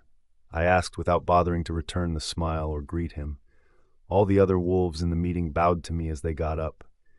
Graham sauntered to me and said, He's in the dungeons. He took a ragged breath as if filling his nose with my scent. Take me there, I demanded, and I rushed out of the office. Graham came to walk by my side. What's the hurry? How about you and I chat a little? No, I want to meet Shearer and I want to know why you arrested him. Simple. He was spying. I rolled my eyes and stopped the urge to slap him. The jailer opened the gates and, after checking his desk, I ran to Shearer's cell. I was aghast seeing him in so many chains. He had a haggard look and appeared to have beaten. I clasped the bars of the cell, feeling horrible. Release him, I demanded. My eyes fell on the adjacent cell where another wolf was roaming freely. The moment I looked at him, air punched out of my chest. He smelled like melons. Kylie POV. My mind froze. The prisoner stopped and tilted his head to look at me. He smirked and stepped forward to clutch the bars of his cell. I dragged my gaze away from him because I had to focus on Shearer, but why was it I had this feeling that he was connected to this incident? From the corner of my eyes, I saw Zoe and Fenris coming inside. Unlike all other times, this time, Zoe didn't stand right next to Graham. She stood behind him at a distance. I won't release him. Graham growled. He was caught selling secrets of the pack to that wolf. He pointed to the wolf in the next cell. Who caught him? I asked. Our warriors. Zoe got a tip from someone and she informed me. I scoffed. How convenient that is, isn't it? Zoe gets a tip from someone that Shearer is selling pack secrets to Alpha Logan? Luna Kylie, my sources have confirmed that Shearer was selling the secrets to this wolf, and this is not the first time he has sold. Zoe added in her defense. I turned to look at her and narrowed my eyes. With my arms crossed tightly against my chest, I said to him, Don't you think this is the most ludicrous accusation you could make? She added, We also know that the secrets were sold on your orders. And where did Shearer go to give these secrets? I asked. At the pack's borders on the east. I cocked an eyebrow. Oh, I went to her and circled her. When I came to stand right in front of her, I said, I knew you were dull, but I didn't know you were so dull. She clenched her teeth hard. How is that dull, Luna Kylie? I know you are feeling bad because you were directly involved in it, but you can't just insult me like that. Kylie, Zoe is right. You can't insult her. Now that I have proof that you were involved in it, I can't allow you to go anywhere. Until I decide, you can't leave this pack, and you have to prove your innocence, Graham said in a stern voice. Though fear gripped me from within, I resolutely shook my head. Graham, I didn't know that she could take you as a fool so easily. My words enraged him, but I didn't wait for him to react and continued. Why would Shearer sell pack secrets to that wolf, and that too on the east of the Lunar Pack's border? Isn't it where the brown fur pack is? When I mentioned the brown fur pack, Zoe flinched a little, but it was so momentary that I thought I imagined it. Shouldn't he go to the west border, which is closer to the Nord Pack? Graham's throat bobbed, and he looked at Zoe for support. Zoe immediately intervened. How do we know why Shearer and this wolf met on the east border? I turned to look at the wolf in the next cell. What's your name? I asked. Quid, he replied with a hint of a smile. So Quid, you met Shearer on the east of the border to take the secrets which he could have easily delivered to you on the phone, right? Quid's smile faded. I mean, doesn't that show that Shearer is extremely stupid? He will go to sell the pack's secrets on the east border, where our wolves patrol at all times of the day. And how could a rogue even enter the borders of the Lunar Pack without getting noticed by the patrolling party? Isn't that just too convenient? I almost shouted. Everyone around me, including a few warriors and counselors who had followed us to the dungeons, went silent. Graham shifted in his place, feeling ridiculous. Zoe came to stand with him and held his hand. Her eyes filled with tears. Alpha Graham, I don't know what Luna Kylie is up to, but I only helped you catch the culprit. Graham removed his hand from her immediately, much to her dismay. He returned his attention to me. Whatever you say doesn't lessen the fact that Shearer was involved in selling our pack's secret, and I didn't expect you to be involved. I tipped my head up and let out a laugh. Graham, I said. First, why will I ask Shearer to sell secrets of the Lunar Pack to Alpha Logan? I am the Luna of the Lunar Pack and have all the secrets right here in my mind, I said, tapping my temple. I can directly tell him everything, can't I? Murmurs burst among spectators as Graham became uncomfortable. Zoe lowered her face as her face reddened. Second, why would I ask Sheer to give secret papers to this wolf called Quid, who I don't know personally? Had you been in my shoes, you would have given such an important task to someone you didn't even know? Graham opened his mouth to say something when I put my hand up to stop him. And how did Sheer connect with him? I mean, how did they know where to meet? I am sure there were some phone calls. Can you show me Sheer's phone where I can see a log of his registered calls? Or should I ask the IT team to send me the details? This time, Graham's face puckered up like he had eaten a sour lemon. Look, Kylie, I don't care. You are here and I need to talk to you. I could see how impatient he was to take me to his room and talk to me, but I needed to get Sheer out of the cell. Wait, I said. I have to interrogate Quid. Quid smirked when I turned to him. It wasn't a reaction of someone who was imprisoned. Yes, Luna? He asked, leaning his forehead on the bar in front of him as he clutched the bars on the side. How do you know Alpha Logan? I asked. I don't know him, but I know you. I chuckled. Everyone knows me because I am the Luna. I crossed my arms across my chest and asked, which pack are you from? I'm a rogue, he replied confidently. And yet you smell like melons. He jerked his head back, and I couldn't help but wonder about his reaction. I ignored his reaction and said, How do you know, Zoe? And he flinched. Kylie, he is a rogue. We have identified it already, Graham interrupted. And he was working on your orders. I turned to him. Says who? I snapped. Graham sucked in sharp air. He confessed. So you are giving more value to a rogue's confession than your Luna's? I shouted. Graham froze momentarily. It's not like that. Then what is it, Graham? I demanded. I never ordered Sheer to sell pack secrets to anyone. So set him free. If I set him free, I will be forced to expel him from the pack, Graham said, as if giving me an ultimatum. This also meant that he accepted Sheer wasn't guilty. I knew from the beginning that this was a ploy to get me back. I noticed Fenris had paled. Then so be it, I growled. But set him free because I have proven that he is not guilty. And what are you going to do with Quid? I'll take care of him, Zoe said, her face filled with embarrassment. He will be sent to a maximum security cell. Who are you to decide? I snapped at Zoe. She opened her mouth and snapped it shut, glancing at Graham. I was just, enough! This case is over. Graham growled at her. I saw Zoe's face grow pale as a sheet. Send this wolf to solitary confinement. Then he grabbed my hand and pulled me out of the dungeons. We have to talk! Kylie POV. As Graham pulled me out of the dungeons, I said, I want to go to the office. Katie and Ace were still in the office. When they came after me, Graham's warriors stopped them, and honestly, I didn't want them to follow me. Why? He asked, narrowing his eyes. Because Katie and Beta Ace are there. I will return with them. You are not going anywhere, he said in a rough voice. You are my wife, and your place is in my bedroom. Those papers that you filed against me, you will take them back. Graham, I snapped. He stopped, and then he growled. If you protest, I am going to arrest Katie and Ace and throw them in the dungeons. I paled. You won't do any of that. You think I am threatening? He snarled. My patience is thinning, Kylie. I clenched my teeth hard. I knew he wanted me desperately. So I made a deal with him. If you want me to go to your room, allow Katie and Beta Ace to leave right now, along with Sheer. I wanted to add Fenris's name also, but that would have made him suspicious. He stared at me long and hard. Okay, I'll do that, he finally said. Do that now. I pushed him because I wasn't sure of his promises anymore. He gritted. Okay. Then he linked his mind with Beta Asher and asked him to do what was needed. I've asked Asher to take care of it. Now come on. I stood there like a mule. I want to see them leaving this pack with my eyes. Kylie. He snapped. I told you they will go away. Don't be so stubborn and come with me. A pit opened in my belly. This was it. I knew he was going to shackle me in his bedroom, and I will stay like that forever. Blood thrummed in my ears as my heart rate spiked. But what could I do? If I protested, he would never leave Sheer and arrest Katie and Beta Ace. I agreed. Okay. He didn't leave my hand and pulled me all the way to the bedroom. This was my bedroom where I slept alone when he was with Zoe.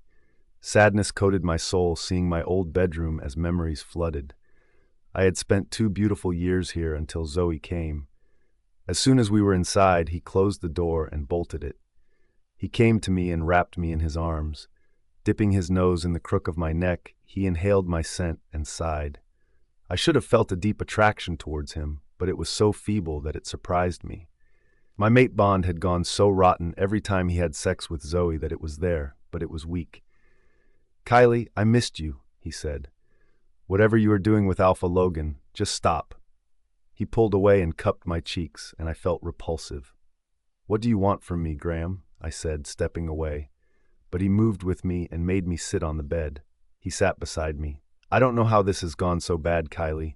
It was supposed to be lovely. When Zoe came to me, I didn't know how to react, but she was so abused and broken that I took her in. Why don't you understand she was my childhood sweetheart?" "I understand it, Graham," I replied. I understood that no matter what, he would always justify his cheating on me. "That's why I stepped back. I am giving you space. Make Zoe your Luna. I don't want to do anything with you." "No," he rasped, his eyes showing the familiar horror. "I can't live without you. My wolf needs you so badly. With Zoe, it's not the same. But I love her, and now she's pregnant with my pup." He took my hand in his. "I promise that I'm going to make it right. Please, just accept her." "You are hopeless, Graham," I said. "And selfish. You want me to accept Zoe? Every time you have sex with her, I was the one who suffered. I hope you know that."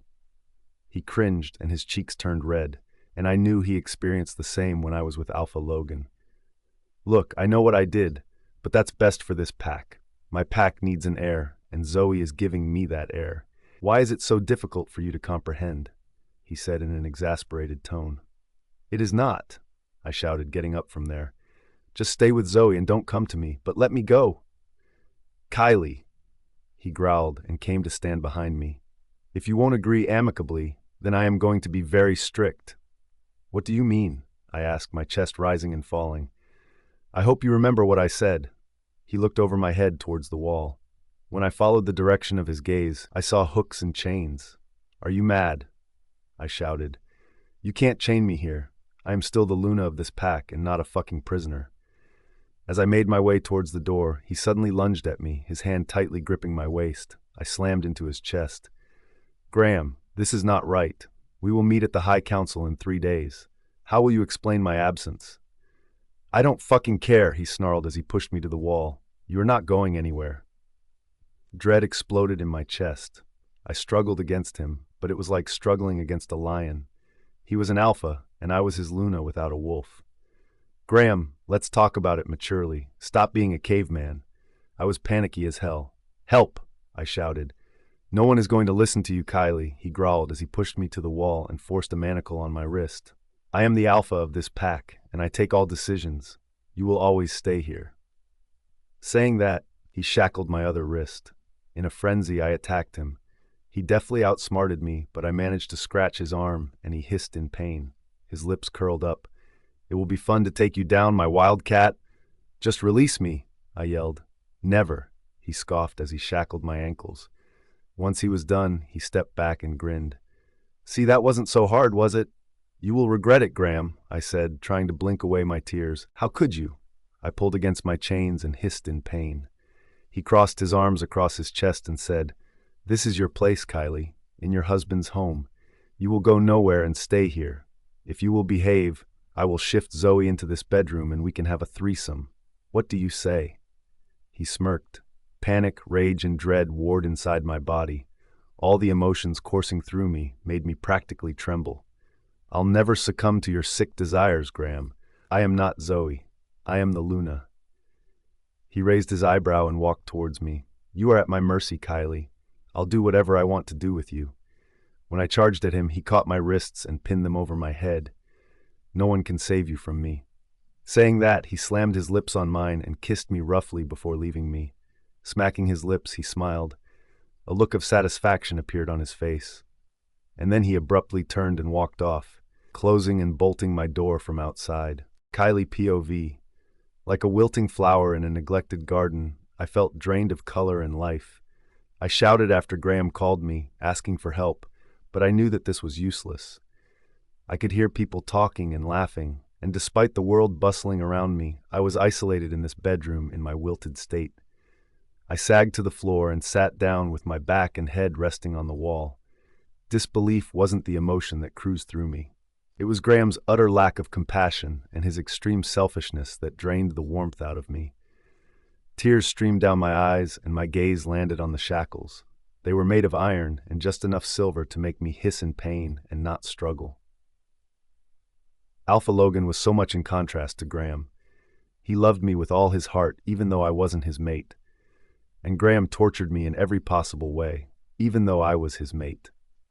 If this was how mates were, I prayed to the moon goddess that no one found their mates. The door opened and Zoe walked in. She looked at me and scoffed. "You are exactly where I wanted you to be, Kylie. Did you think I was going to let you be at the Nordpack while we suffer here? Bloody bitch!" She stepped closer to me. "I am going to make you suffer so much that you'll want to die, but Graham will not let you die, so you are going to live in constant misery." I tilted my head to the side and asked, "Why are you doing this? You should be happy that you are getting Alpha Graham." She came to me and sat down right in front of me. "You better not rack your brain with what I want or not. Just stay the fuck where you are. Tonight, I will come into this bedroom with Alpha Graham and fuck him right in front of you. And guess what? That's what Alpha Graham wants. He wants to teach you a lesson that you can't just leave him and rut around. Bloody slut. If I am a slut, what are you, Zoe? A slut and a homewrecker." I spat. I saw her lifting her hand and then she slapped me across my face. My face whipped to the left as a sharp pain stung my cheeks. "An alpha is permitted to have as many concubines as he wishes," she growled. "But not a Luna." She stood up in front of me and kicked me hard in my legs. I screamed. "This is just the beginning, Kylie. Brace yourself for more." Saying that, she turned and stomped out of the room. To the guard who was stationed outside, she ordered, "Make sure that she doesn't receive any food." "Yes, m'lady," the guard muttered. I closed my eyes as a sob worked its way out, and my shoulders racked as I sobbed. All I wanted was to save Sheer. I hoped he was safely going back with Katie and Ace. A laugh tingled my throat through my emotions. How pathetic my situation had become. I had gone from bad to worse, and now there was no escape from my situation. No one came to my room for the next few hours. Just as Zoe had asked, I wasn't given any food. I asked for water, but my plea fell on deaf ears. The guard never responded. Towards evening, when the door opened again, I saw Fenris entering. "Fen."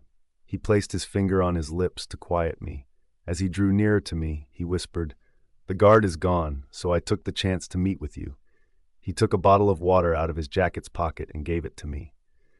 "Luna, I am so sorry for what this bastard is doing to you," he said as I licked my lips, looking greedily at the water. The moment the water touched my throat, I groaned in pleasure. I gulped the entire bottle in a few seconds. "Thanks, Fenris," I said, wiping my mouth with my sleeve, feeling so grateful. He shook his head. "No, thanks to you. You saved Sheer. He is on his way to the Nordpack along with Katie and Beta Ace." He took out some biscuits from his pockets and gave them to me. "I just came to see you. Please don't worry. I am thinking of ways to get you out of here." I chuckled.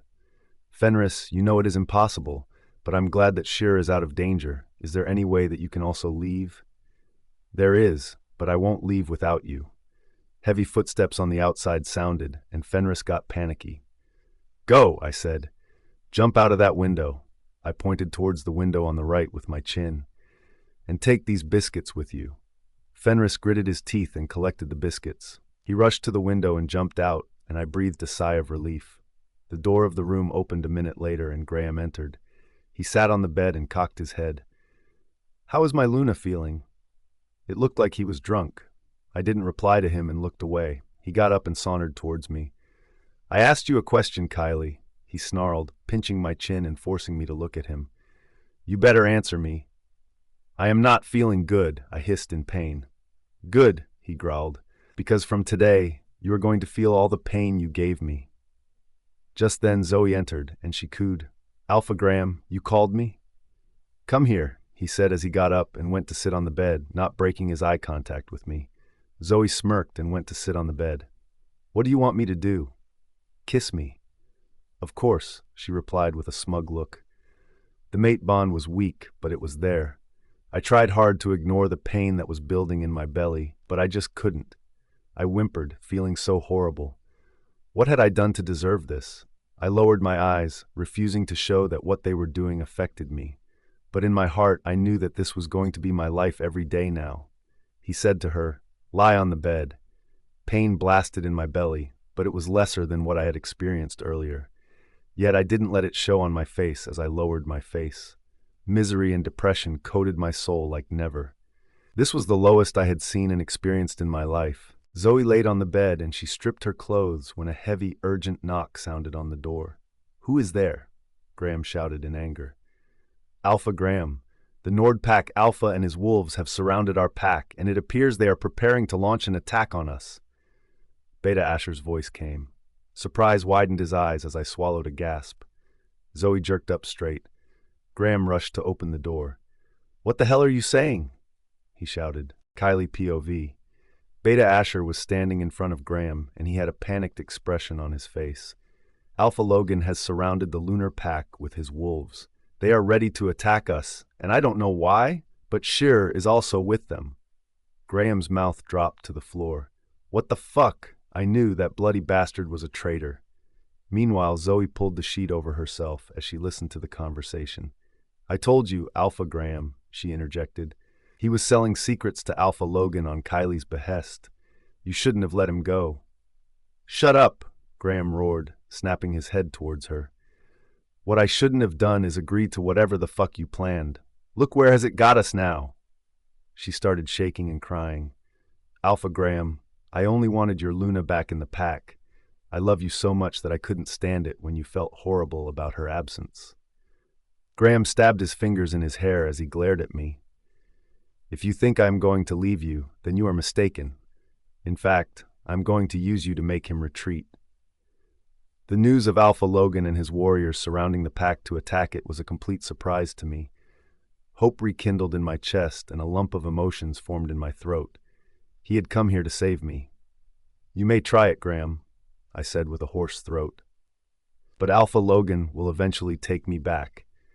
Enraged, he stormed to me and slapped me across my face. I screamed as my head hit the wall behind. The skin split and blood oozed out. It trickled down my forehead, over my eyes and down my jaws. He sat down and pinched my chin to lift my face up. "Then you don't know me, bitch." Without looking at Zoe, he said, "Take her to the basement, Zoe, and keep her there till I win this war." "With pleasure, Alpha Graham," she scowled at me. Graham shoved my face and got up to leave. Asher was waiting for him at the door. They spoke in hushed tones and went away. The guard closed the door of the room. Zoe climbed out of the bed. She hurried wearing her clothes, saying, "You are a filthy cunt, Kylie. You have no regard for your people. You are so fucking selfish that just to get out of here, you've called Alpha Logan to attack on your husband and mate. I am yet to see someone as horrible and emotionless as you are. I'm sure that the moon goddess is going to give you a horrible punishment." She came to me and opened my chains, but shackled my wrists behind my back. "Come, let me take you to hell. Once Alpha Graham beats Alpha Logan, trust me, you are going to see your worst." "I don't think that stage will come, Zoe," I said to her, my blood trickling down to my throat. "Don't even talk about punishments with me, because when I will get my hands on you, I won't throw you in the dungeons. I will kill you and throw your body to vultures." She pushed me hard, and I fell to the floor on my knees. A sudden wave of pain struck my knees, causing tears to fill my eyes. She grabbed my hair and yanked me up. "Come on, bitch, no time for pleasantries." She took me through the secret passage that opened from the room and into the backyard. "Hurry," she hissed when I faltered. If she took me to the basement, there was no way I would ever escape. That basement was windowless and 2 levels below the ground floor. Graham, POV. Upon hearing that Alpha Logan had come to attack my pack, my rage was off the charts. It was all because of Kylie. That bitch was going to get the best of me after I negotiated with Logan. I knew that Alpha Logan was a beast and his wolf was the strongest. But I also knew what his weak point was. My Luna. And my Luna was going to be my winning chip. Along with Asher, I reached the main gates of our pack's territory. In the night, I could see that Alpha Logan had come with a large number of wolves. If I fought with him, I was sure that he would destroy my pack. But I wasn't here to fight with him. I was here to negotiate. My warriors were standing right behind me, and I could sense how nervous they were. They had never seen such a large number of wolves. Alpha Logan was standing several meters away from my pack, right in front of a line of trees. His warriors surrounded him. Ace and Katie were also there, and sure, I snarled at Sure, and he narrowed his eyes. I leaned towards Asher and said, "Tell them I want to negotiate before the war starts." Asher opened his mind link with Sure and conveyed my message to him. Sure leaned towards Alpha Logan and delivered my message. "Okay," Alpha Logan said. "I am ready to negotiate." My lips curled up. He was a fool in love with my Luna, and I was about to outsmart him. We both came forward in the center, asking our warriors to wait for our signal. Ace, Katie, and Sure accompanied him, while I came with Asher.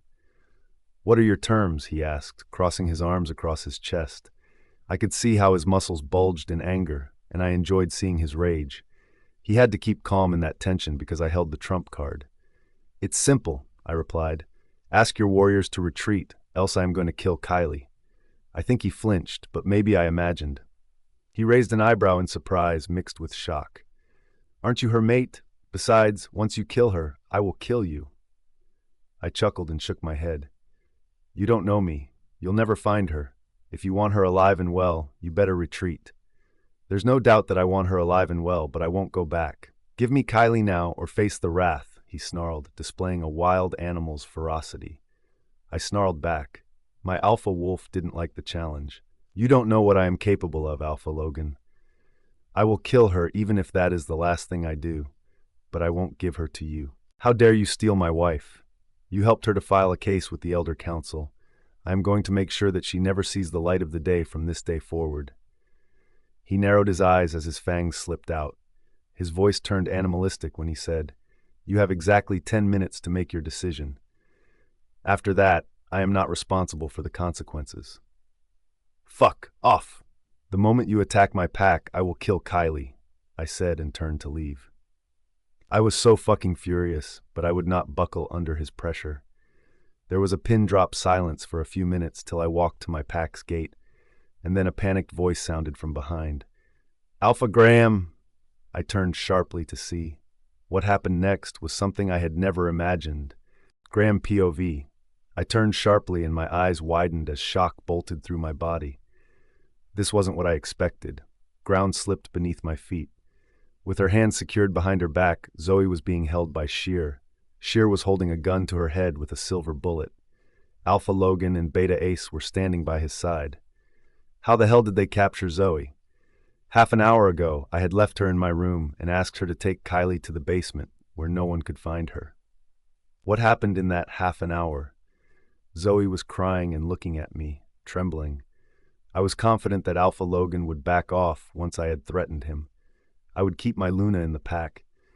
My chest tightened with panic and rage as the tables turned, and I could practically feel my fingers itching to wrap around Sheer's neck to choke him. "You bloody traitor!" I shouted at him. "What do you think you are doing?" My claws slipped out. "Release her now!" "Alpha Graham," she said with her chin wobbling. Tears streamed down her face. I was just trying to take. Tension was so thick in the air that it could be sliced by a blunt-edged knife. "Release her," I yelled at Sheer. But instead of Sheer, it was Alpha Logan who replied to me in a firm voice. "We will release her only if you give Kylie back to us." His face was calm, and I could sense an undercurrent of rage, which was natural. We were both alphas, and we were both pushed to the edge. I was more at the edge than him, and I was ready to murder him for holding Zoe. If I even got out of this mess, I was going to make Kylie suffer like she was in hell. "Fuck you," I growled. "They both belong to me, Alpha Logan. Don't cross your boundaries. Give back Zoe. This is a non-negotiable deal, Alpha Graham. Get Kylie here, and we will exchange." Asher leaned over to me and whispered, "Alpha Graham, there is no use fighting over a woman who ditched you. You must release Kylie if you want Zoe. We don't have many options left here. Alpha Logan looks like he is going to attack us. Our pack members are afraid to face such a large army of warriors. Had it been for our Luna, they would have fought bravely for her, but no one wants to fight for Zoe." "Shut the fuck up," I hissed. I knew that my pack members weren't too inclined to fight for Zoe, but she was pregnant with my pup, and that should be the reason for them to fight for her. She's pregnant with my heir. Asher sucked in a sharp breath. So if you want her to give birth to your heir, let's do this amicably. This was a colossal blow to my self-esteem and ego. If I let Kylie go, I would be ridiculed forever in the werewolf community. If I let Zoe go, I would miss her madly, not to mention that I was looking forward to seeing my pup. You have 2 minutes. Alpha Graham! Alpha Logan literally snarled. I'm going to file a case against you in the head council, I shouted at him. Leave Zoe now. You don't know what you've done.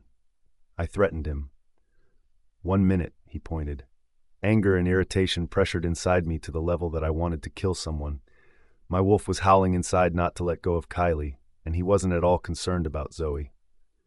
Alpha Graham, please don't think so much, Asher breathed out of exasperation. Let the Luna go.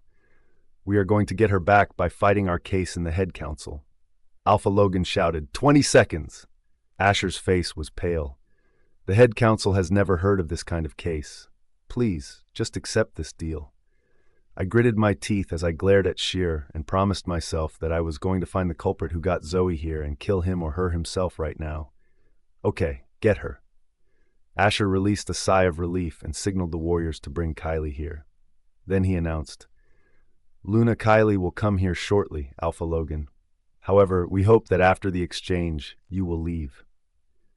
You have my word, he said in the same calm voice that was edged with darkness. 15 minutes later, Kylie was brought there. As soon as she was there, I grabbed her and wrapped my arm around her throat, slamming her to my chest. I whispered in her ear, Don't think that you won't see me again. I will return to take you with me, and I'll make sure you go through a living hell. She didn't speak a word as she stared intensely at Alpha Logan. Raw jealousy stabbed in my heart. I kissed her cheek. That's fine, Kylie. See him as much as you want to. The head council will eventually hand you over to me. I removed my arm and allowed her to go forward, even as my wolf begged me to stop her. But I wanted Zoe back, and I promised my wolf that we would get our mate back. Both Kylie and Zoe started at the same time. Kylie didn't look at Zoe even once, nor did she turn her head to look at me. She walked into Alpha Logan's arms straight away. He wrapped her in his arms and closed his eyes as she buried her face in his chest. My jealousy mingled with hatred when I watched Alpha Logan cutting her shackles on the wrist, scooping her in his arms, and taking her away. His warriors retreated along with him. Alpha Graham! Zoe squealed and came to hug me. Furious, I removed her roughly and walked past her. She gasped. However, the night's humiliation was far from over. Fenris was standing at the line of the pack's territory. Out of nowhere, he said, Alpha Graham, I, Fenris Gallagher, renounce being the pack member of the Lunar Pack from today and reject you as my alpha. What the fuck? Headache slammed in head as I saw him dropping unconscious on the ground. When a pack member gave up their pack like this, he suffered a terrible headache, much worse than what an alpha suffered. He was now considered a rogue, which no pack would accept. Before I could make out what was happening, Sheer and a few others came rushing to Fenris and carried him away.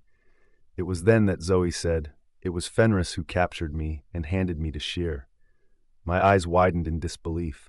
This was a double blow. What do you mean? She pursed her lips as Asher removed her wrist shackles. She rubbed her wrists with her hands. I had taken Luna Kylie to the basement and locked her. Upon my return, I was surprised to find Fenris standing in the room, eagerly waiting for me. He attacked me and captured me. Alpha Logan's wolves were positioned on the eastern side of the border, where he handed me over to them. Rest. You know what happened. She lowered her head. I'm so sorry, Alpha Graham. Luna Kylie has no feelings for this pack or for you. She is— Shut up! I shouted and stormed inside the pack. I was sure that now I was going to be the subject of ridicule across the werewolf community. Not only did I lose face, I lost a lot of respect. My wolf was whimpering inside to be with his mate, and I was feeling wretched by Kylie's loss. I promised myself that I would get Kylie back no matter what. When I reached my room, I said to Asher, Call the Elder Council. I want a meeting tomorrow. Kylie POV. When I was being exchanged for Zoe, my eyes were on the wolf who saved me. I wasn't expecting this at all. Alpha Logan looked like he could murder Graham, but he was dealing with him with calm and cunning. He had brought his wolves to save me, and here I was with my husband who had locked me up so that I would rot for eternity. My respect and love for Alpha Logan deepened even further. There was no space for tears, but seeing him broke the dam. The way he was looking at me when I came out shackled, it did things to my heart. All I wanted was to go to him and never return.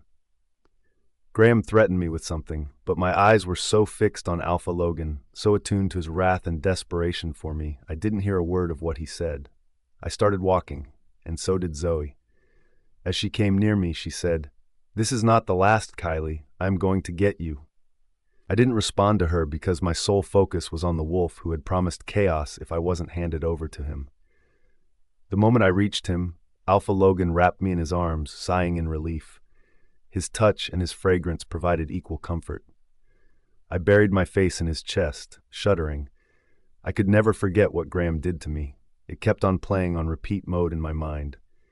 "Kylie," he said, and scooped me up in his arms. I circled my arms around his neck and huddled against his chest as he carried me to his car that was waiting a few meters away. I heard Katie saying that she would have come with them, but then I needed him alone. So she came with Beta Ace. He didn't utter a word to me all the way back to his pack. However, he kept me in his lap, cradling me, sometimes rocking when I would suddenly sob, clasping me tightly when I would tremble. Graham had left no stone unturned to break me. He had sex with Zoe in front of me to humiliate me. He shackled me in his bedroom, and then he locked me in the basement. When we reached home, the first thing Alpha Logan did was to call the doctor. The doctor checked my wounds and bruises and shook his head, cleaned them, and bandaged after applying lotions. "That man is barbaric," he muttered. "Next time, I swear I will accompany Alpha Logan if he wages a war on him." He gave me a liquid, saying that it would sedate me. Normally, I would have refused sedation, but I guess that's what I needed to detach myself from the world. I don't know how long I slept, but when I woke up, it was dark outside. I felt a weight on my waist. When I turned my head to the side, I saw Alpha Logan sleeping. There was a frown etched on his face. My fingers went to his jaws where he had a day's worth of stubble. He tensed under my touch and jerked his eyes open. "Kylie," he rasped and shifted next to me. "Oh, goddess!" He peppered kisses on my face, and I giggled. Then he pressed his forehead on my shoulder and said, "How are you, love?" The panic in his voice was palpable, matched only by the urgency in his body. "I'm fine," I replied in a low voice.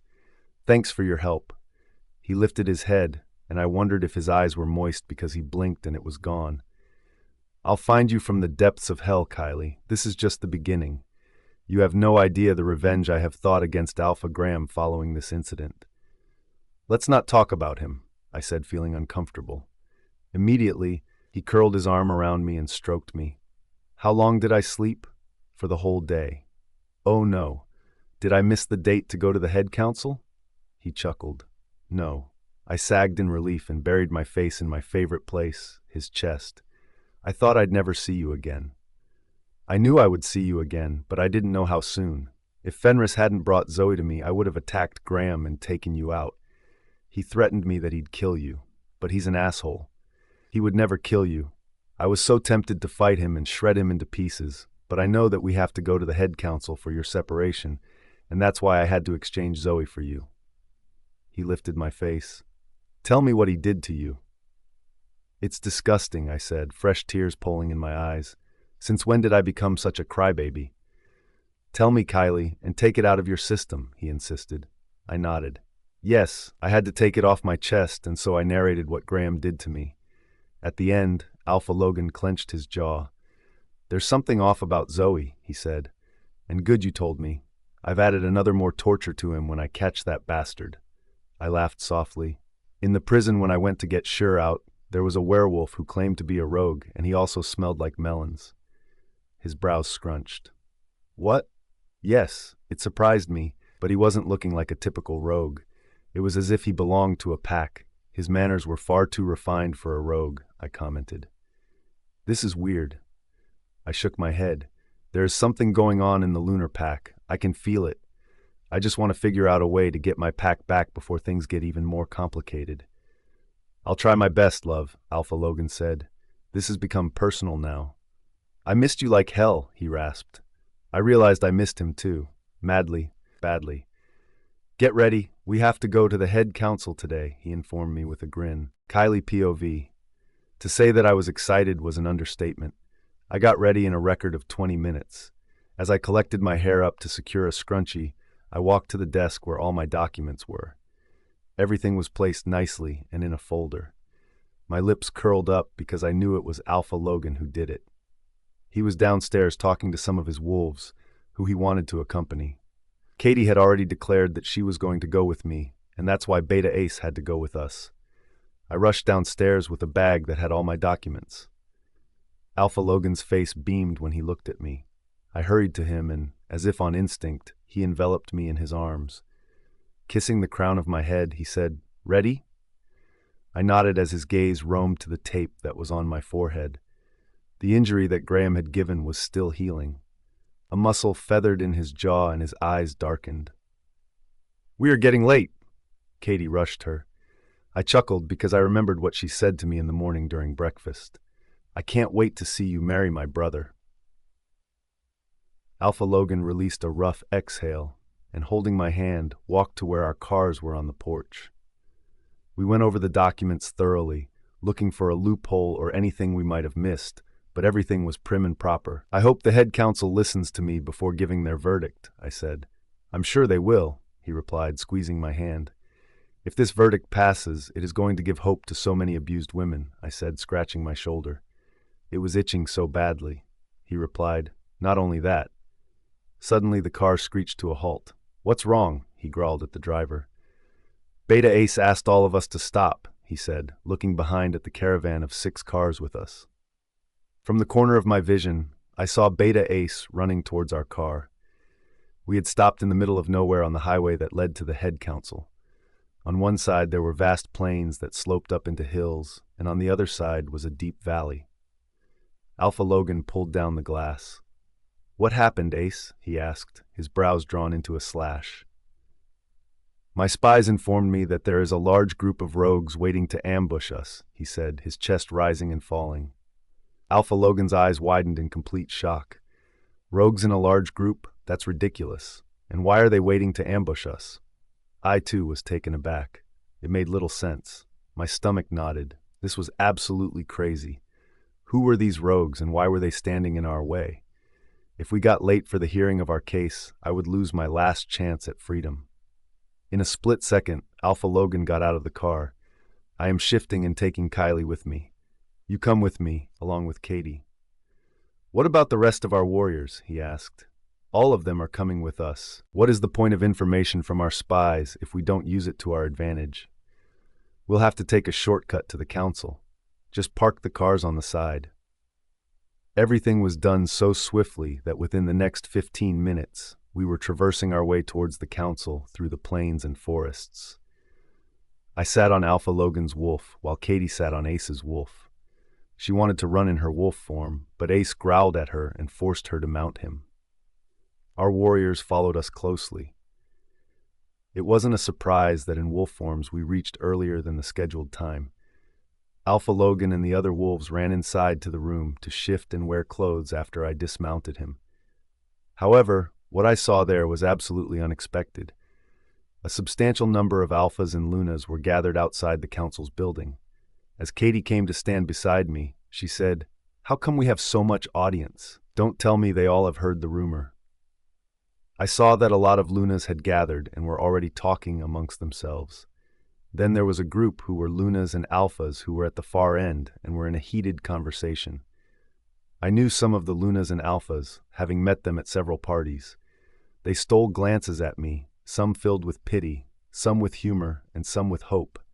My eyes searched for one wolf who mattered, and I found him. He was standing with Zoe next to him, his face murderous when our eyes met. When my gaze shifted to Zoe, I saw a funny expression on her face, like she had seen a ghost instead of me. Suddenly, one of the lunas came rushing to me. She was timid and wore a long-sleeved shirt with trousers. Hiding behind glasses, she looked so pale that my heart went out for her. She smiled nervously, looking behind her as if scared. "Luna Kylie, I am Luna Jean from the Cobalt Pack. Your case has become so popular that we all are here to listen to the final verdict." My heart thundered in my chest. Everyone knew? Oh, my goddess. She pointed at the Alphas and the Lunas. We were all called by Alpha Graham. He wants to make it an example. While most of the Alphas are with him, most of the Lunas are with you. This is going to be a momentary decision, Luna Kylie. My best wishes to you. Saying that, she hugged me and hurriedly went away. I stared after her back, bamboozled. Wow, the nerve of this bastard, Katie growled, looking at Graham. And see how that bitch is standing right next to him? Realization hit me. He wanted to humiliate me in front of everyone, and I knew that if the decision came against me, he was going to drag me back to his pack. A shudder ran down my body and I broke in a cold sweat. Kylie, Katie grabbed my upper arm. Stop shaking. This is all a ploy to make you nervous. I clenched my teeth to stop myself. Where's Alpha Logan? He has gone straight inside after changing. He can't come to you, but he will sit next to you as your counsel. How else do you think he could stay with you? Oh, I rasped, surprise splashing over me. I didn't know that. I thought I would fight my case. And you and Ace must be his assistants? I asked. She shrugged, and I giggled as warmth spread in my chest. An announcement on the speaker sounded. Only those who are fighting the case will enter the Supreme Council Hall. Others can see it happening on the screen in the main hall that is on the first floor. I advise you all to move to the first floor, while the petitioner and respondent will come straight to the council hall. A murmur started as some Lunas looked at me before leaving the place. Along with Katie, I walked to the council hall, where I saw that all the elders were seated. Right in the middle was Elder Lester Hanks. He stared at me for a moment, pushed his glasses up, and went back to reading his papers. I went to sit along with Alpha Logan, Beta Ace, and Katie. My head turned to the left to see that Graham was sitting with Asher. Graham's sour demeanor was evident from the scowl on his face. I stifled a laugh because it seemed Zoe wasn't allowed to come. Elder Lester Hanks started. You want to separate from your mate and husband, Alpha Graham Silas? Yes, Elder Hanks, I replied. Then he asked Graham, do you agree to this separation? Absolutely not, he exclaimed. I want her back. Why? Kylie POV. When Katie told me that Alpha Logan would fight my case, I was honestly surprised because he had never ever mentioned it to me before. A trickle of nervousness entered my chest, but it whooshed out the moment a whisper in my mind sounded, let him. That was Coral. I swear my wolf chose the strangest of the times to surface. She receded immediately after that, leaving me dumbstruck. But I trusted Coral, and so I shoved that little piece of anxiety as I reached the council hall. Elder Lester's question caught Graham off guard, but he quickly responded, because she's not only my mate, but also my wife. Would you like to counteract his argument, Luna Kylie? Elder Lester asked me. Alpha Logan pressed my thigh, and I confidently said, I would like Alpha Logan to speak on my behalf. Interesting, Elder Hanks muttered and nodded. Please proceed. Alpha Logan got up and buttoned his shirt.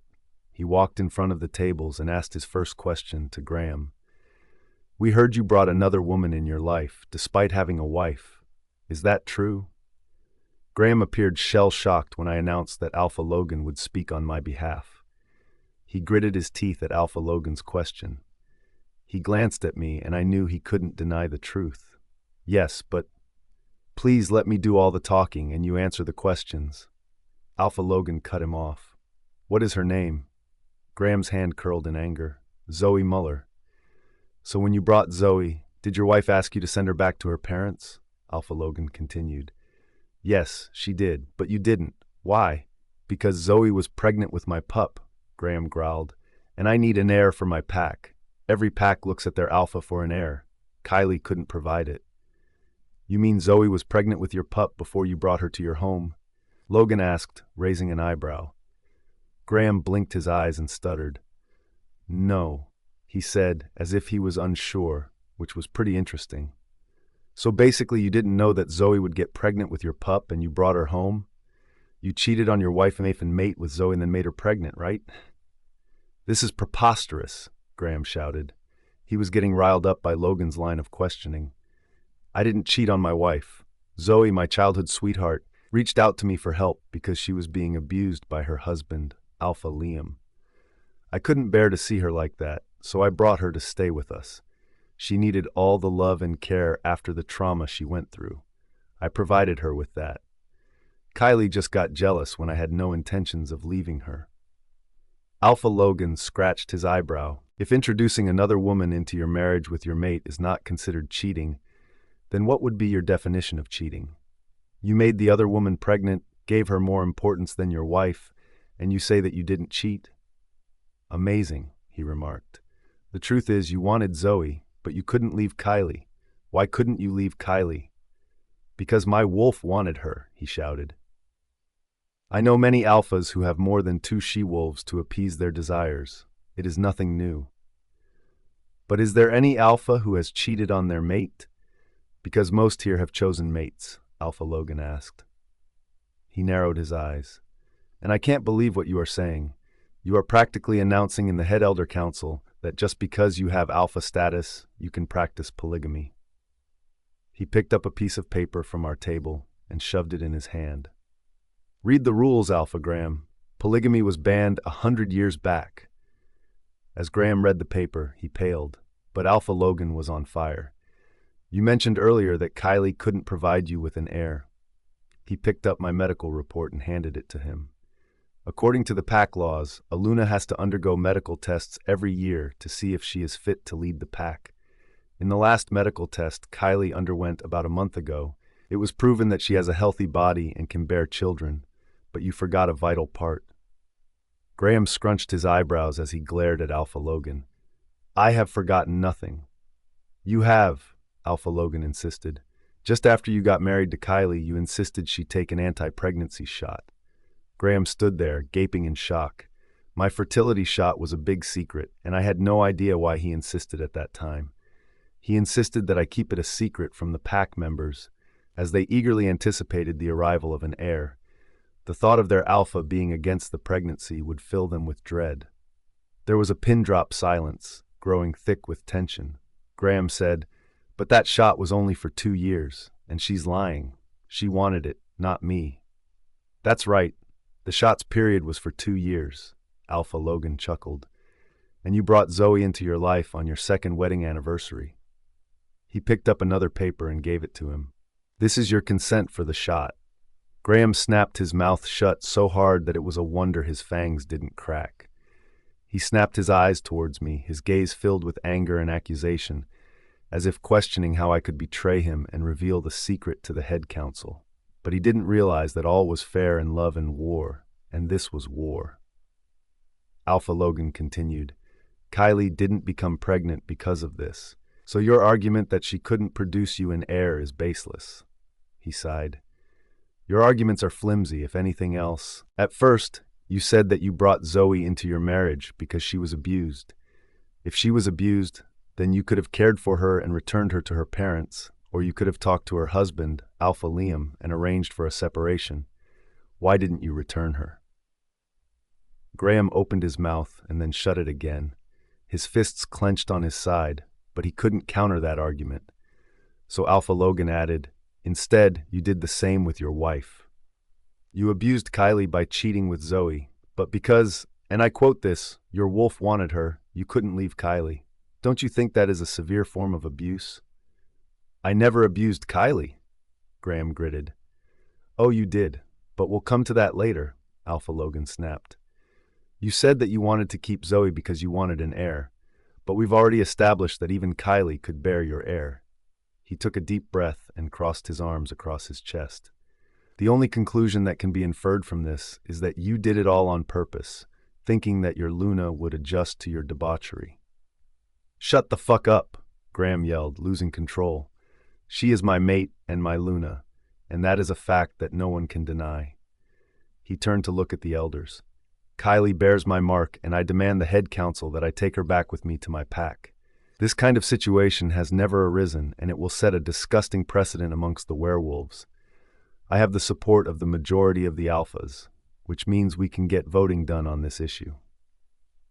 Kylie POV, I couldn't stop my heart from racing or my stomach writing in dread when Graham demanded that a voting be done for the case.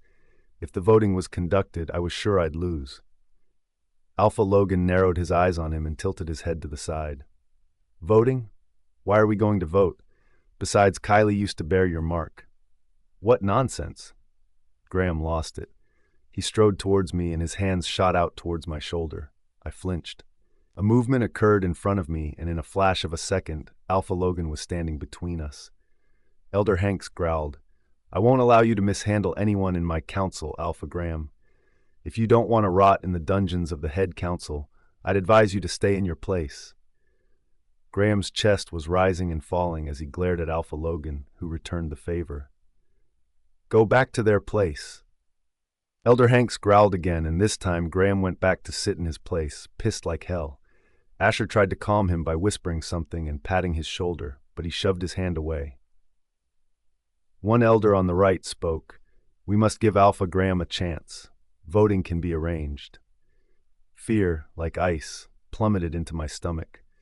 I had to intervene to stop voting because I was certain it would result in my defeat. It was then that realization hit me. Graham had brought the Alphas and Lunas for this very reason. He devised this strategy intending to defeat me. He was clinging on to the old tradition that continued amongst the Alphas, and if this law passed, the Alphas wouldn't be able to indulge in debauchery openly. They would fear their own Lunas, something they would never give in to. "Elder Hanks," I said in a last-ditched attempt, "we can't vote on an issue like this. Besides, there's something I'd like to show." The elder on the right said in a harsh voice, "Please wait for our decision." Alpha Logan came to sit by me. I could sense his concern, but I knew his hands were tied. When I turned to look at Graham, he had a smug look on his face, like he was about to crush me. Elder Lester Hanks whispered something to other elders, and after a brief discussion he said, "We agree to voting." Graham snorted and scoffed. A shudder passed through my body, and I clutched the armrest of my chair to stop trembling. "The voting will take place," Elder Hanks said. "We will call the Alphas and Lunas one by one to cast their vote." He pressed a button in front of him and bent on a speaker. "All the Alphas and Lunas, please make a single line in front of the main council hall. We will call you to cast your vote on whether or not Alpha Graham should take back his Luna." Two staff quickly arranged for a large box in which the votes would be cast. They placed a stack of papers and pens beside it. Humiliation coated me. It was as if I was the one who was at fault. Graham was giving me his worst, and I knew horrible things waited for me at the Lunar Pack. Soon I heard murmurs outside the door of the main council hall. The guards stationed there allowed them to come in one by one. Some Alphas came first. They glared at me as they walked past, and I couldn't even look at them. One of them even muttered, "Graham, whip her when you take her back." "Do not write your names on the voting paper," Elder Lester warned. I watched them casting their votes as tears clung to my eyelashes. Alpha Logan had my hand in his all the time, and that was the only reassurance I had against the world. The Lunas came and cast their votes. Obviously, Zoe wasn't allowed, but I could feel her eyes on me. Once the votes were cast and everyone emptied the room, the votes were taken out. The staff opened them in front of the camera that was relaying the live feed of the case to the audience. Under the strict eyes of Elder Hanks, he started counting the yes and no. I was surprised when, after counting 20 votes, there were 12 no and 8 yes. Hope surged through me, and I straightened my back to see it. It was too close, and my heart raced in my chest. Counting continued, and in the end, the staff announced, "There are 41 no, 35 yes, and 4 can't be determined." Graham's eyes bulged in disbelief as he exclaimed, "No way!" I gasped, slapping my hand over my mouth. This victory was so out of blue that I couldn't help but squeal and hug Katie, who was sitting just behind me. "There's cheating going on," Graham thumped the table. "This is impossible." Elder Hanks was furious at his statement. "What do you mean, Alpha Graham? Are you accusing the head elder council of con?" Graham looked at the elder on the right, and I knew he must have used his influence on the elder for agreeing to voting. Because he knew that this was the only way he could get me back. He was sure that he wouldn't be able to compete against the law. Graham opened his mouth and stuttered, "No, Elder Hanks, it's just that." "Silence!" Elder Hanks shouted. My throat tingled with laughter, but I stifled it. It was a lovely victory, and I silently thanked all those who voted for me. I was sure that it was mostly the Lunas and some fated mates who were in my favor, rather than those who were chosen mates. Graham shook his head. I don't agree with this. Kylie bears my mark, and that binds her to me. I will take her back with me. This time I couldn't stop myself. What mark, Alpha Graham? I said, standing as I untied the scarf on my neck. There was a reason I had worn a shirt with a boat-shaped neckline. I pulled the scarf and exposed my neck's skin to the council. Are you talking about the mark over here? I pointed to the place where he had marked me. Graham's mouth dropped to the floor in disbelief. The mark, it's faded. My lips curled up because this was my trump card. The mark had faded to the level that one could only make out the faint lines of the scar if one focused hard. He strode to me and grabbed me by my shoulders as his eyes widened to see my mark. Alpha Logan immediately got up and placed his arm around my waist as if he would snatch me away if Graham tried to harm me. Graham brought his finger to the mark, looking ashen white. I saw it when you were there 2 days back. 2 days back, when I had gone to help shear, I skillfully painted that area nicely to give it an authentic appearance. And on top of it, I wore a collared shirt. Graham was so focused on capturing and inflicting pain on me that he didn't bother to check even once. I chuckled. No, it is gone. Alpha Logan pulled me back from his touch. I realized that there was pin-drop silence in the council hall. It wasn't because Alpha Graham had finally lost, but it was because no one had ever witnessed something like this. Kylie POV, how's this possible? Graham remarked in a voice that had lost all confidence. Where's the mark? I was sure that the silence in the council hall must have spread to the room on the first floor where the Alphas and the Lunas were sitting. I itched to know Zoe's response. I shrugged. I don't know how that happened, Graham, but it's not there. So your argument that your mark binds me to you stands void. The shock etched on Graham's face was epic. He took his fingers to his mark, which was nothing but an ugly scar, which was so red that I was sure it was burning. He winced in pain upon touching it. His facial expressions turned from shock to denial to surprise and then to rage. He grabbed my hand and pulled me towards the exit. This is witchcraft, he accused me. You are still my wife and I am taking you. A loud growl sounded in the room and all the guards immediately surrounded us. Leave her. It was Alpha Logan. He was on my side in a flash. He pulled me away from him and shoved me behind him. Don't you fucking touch her. Graham clenched his fist and was about to punch him when Elder Lester shouted, Alpha Graham, this is the second time I am asking you to behave in my council, and this is your last warning. But Elder Lester, he argued, she has definitely used witchcraft. I was so furious at him by now that something inside me snapped. I emerged from behind Alpha Logan and said, No, Graham, I haven't. However, now that it is all cleared, there's one last thing that I will do. His eyes widened in horror as he realized what I was about to do. No, he rasped. No, you won't do that. Taking a deep breath in, I lifted my chin up and said, I, Kylie Kennedy of the Night Bloom Pack, reject my husband and my mate, Alpha Graham Silas of the Lunar Pack. The pain I had been expecting never came. Instead, there was only a lingering ache, like something fragile breaking inside my chest. Perhaps that was the last strand connecting me to him, a bond on the verge of breaking. Alpha Logan had wrapped his arms around me from behind, ready to hold me because of the pain, but when I tipped my head up and smiled at him, he released a sigh of relief. As for Alpha Graham, his face was covered with sweat. He slapped his hand on his chest as pain surged through him in waves after waves. He doubled over and fell to the ground on his knees right in front of me. I don't know why, but this was the most satisfying sight I had ever witnessed. Kylie. No. Can't. Suddenly a powerful surge of instincts overtook me. My emotions became raw and instinctual, as if something primal inside me came alive. Every sense unleashed in me, just like before. Every crevice, every nook and corner of my body were filled with renewed energy. With the enthusiasm of a child, Coral awoke within me, eagerly springing onto all fours. When she receded, I had felt like an empty husk, but now that she awakened in me once again, I felt a surge of exhilaration, and she was looking down at my ex-husband. My body must have showed signs of her awakening because Alpha Logan turned me to face him to study me.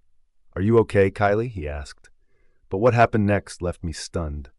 Mate, Coral said. Dumbstruck, I blinked my eyes at him. "Kylie, speak to me," he said in a low voice. I was so shocked at the turn of events that my mind couldn't form words.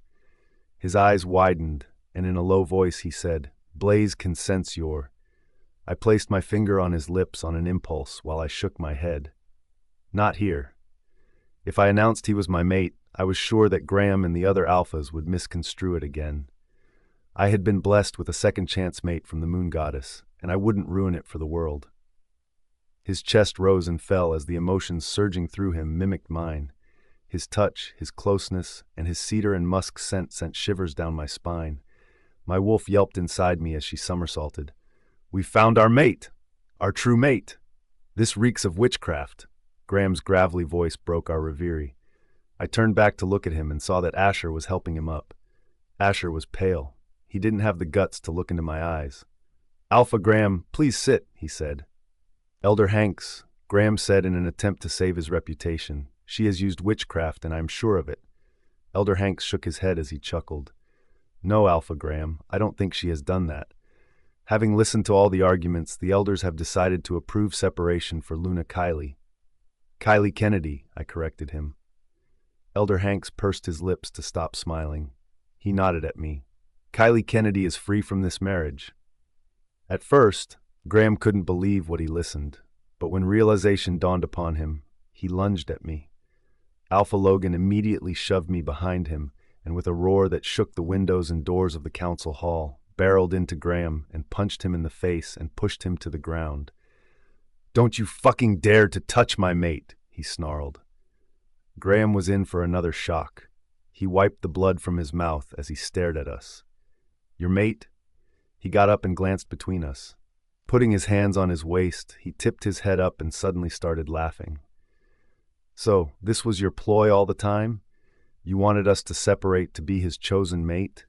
You rejected your fated mate to be his chosen mate? I knew you were cheating on me with him." He just couldn't believe that the moon goddess could bestow me with a second-chance mate. Kylie POV. I didn't want Alpha Logan to reveal our mate bond, but his protective instincts for me were too strong to suppress. I said, "No, Graham. I rejected you because of what you did to me.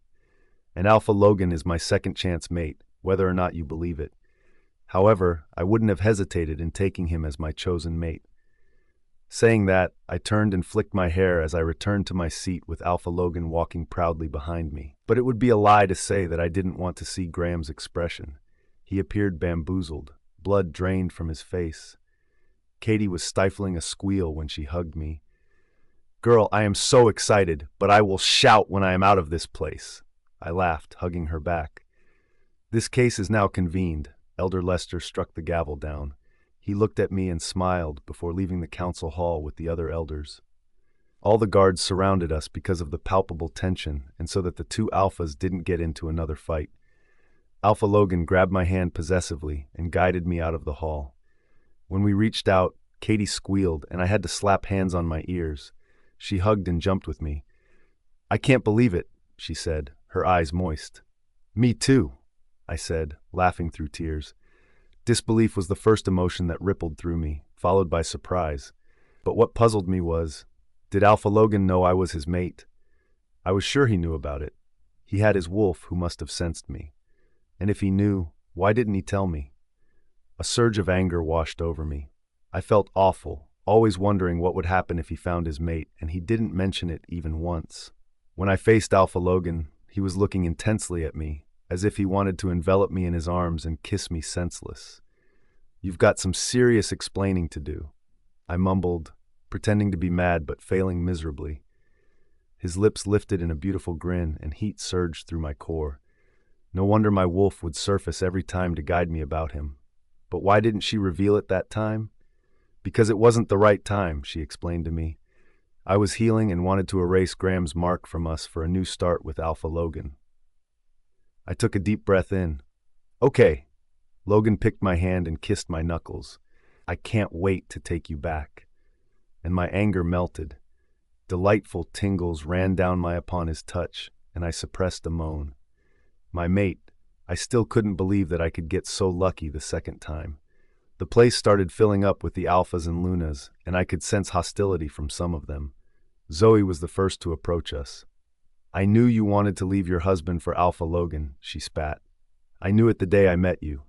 She turned to Alpha Logan and said, "She has used witchcraft to erase that mark and to make you feel you are her mate. I am telling you, this woman can go to any lengths to get what she wants. So be aware." "Who are you to speak to me, Zoe? And if you speak one more word about my Luna, I'm going to unleash my wolf on you," Alpha Logan growled. "Your Luna?" Her mouth fell as blood drained from her face. "How come Kylie is your Luna? She just got separated. Are you playing games with us? What for? So that she may get her pack back?"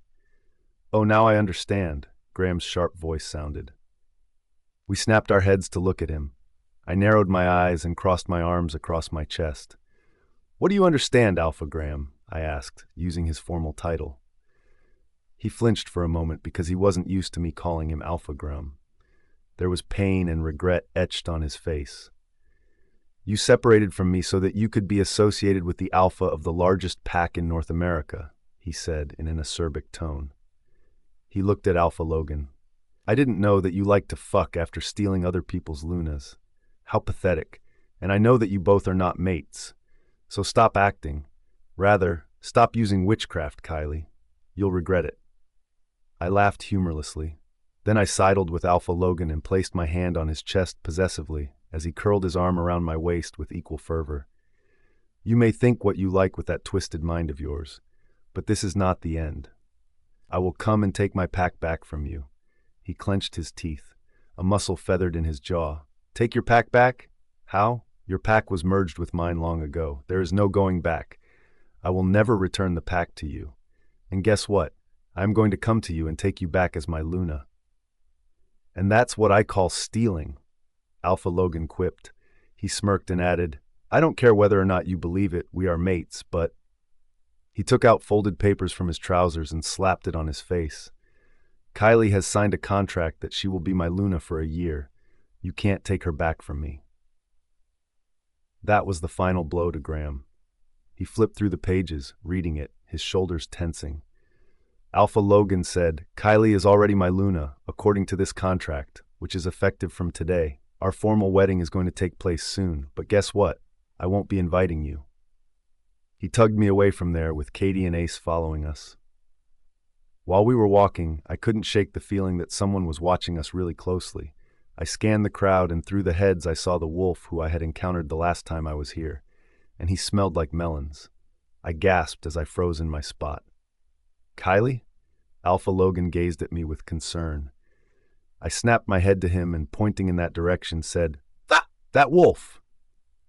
"Which wolf?" he asked, looking in the same direction. The wolf had gone, leaving me utterly confused. 3 Lunas came to me with excited expressions. They all shook my hand, and I realized that one of them was the timid she-wolf who I had met before entering the main hall. "Kylie," she said, grinning. "You've done all of us a big favor," she chortled. "So many of us are now planning to take the next step to freedom." My cheeks heated. "You did the right thing, Kylie," said an alpha who approached us with his Luna. Soon a small crowd gathered around us.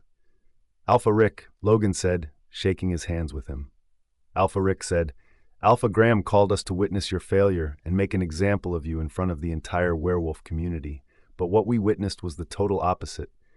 You've not only won the case, but you've won the hearts of many oppressed she-wolves and righteous alphas." He curled his arm around the timid girl.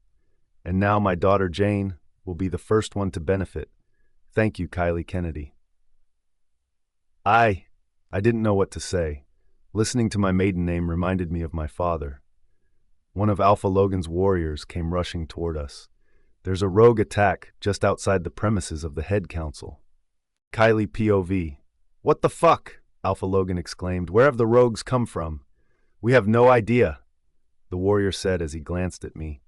"But you better escape from here before they come inside." Beta Ace came forward, his muscles bulging.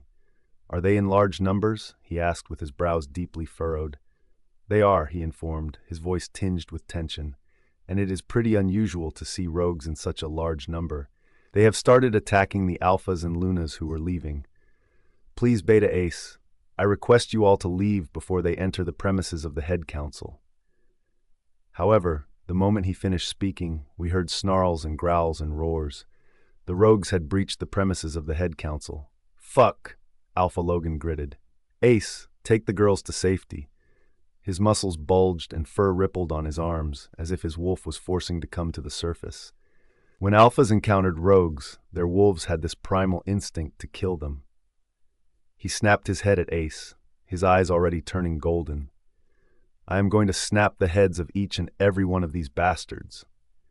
From the corner of my vision, I saw that some alphas had already shifted and were attacking the rogues.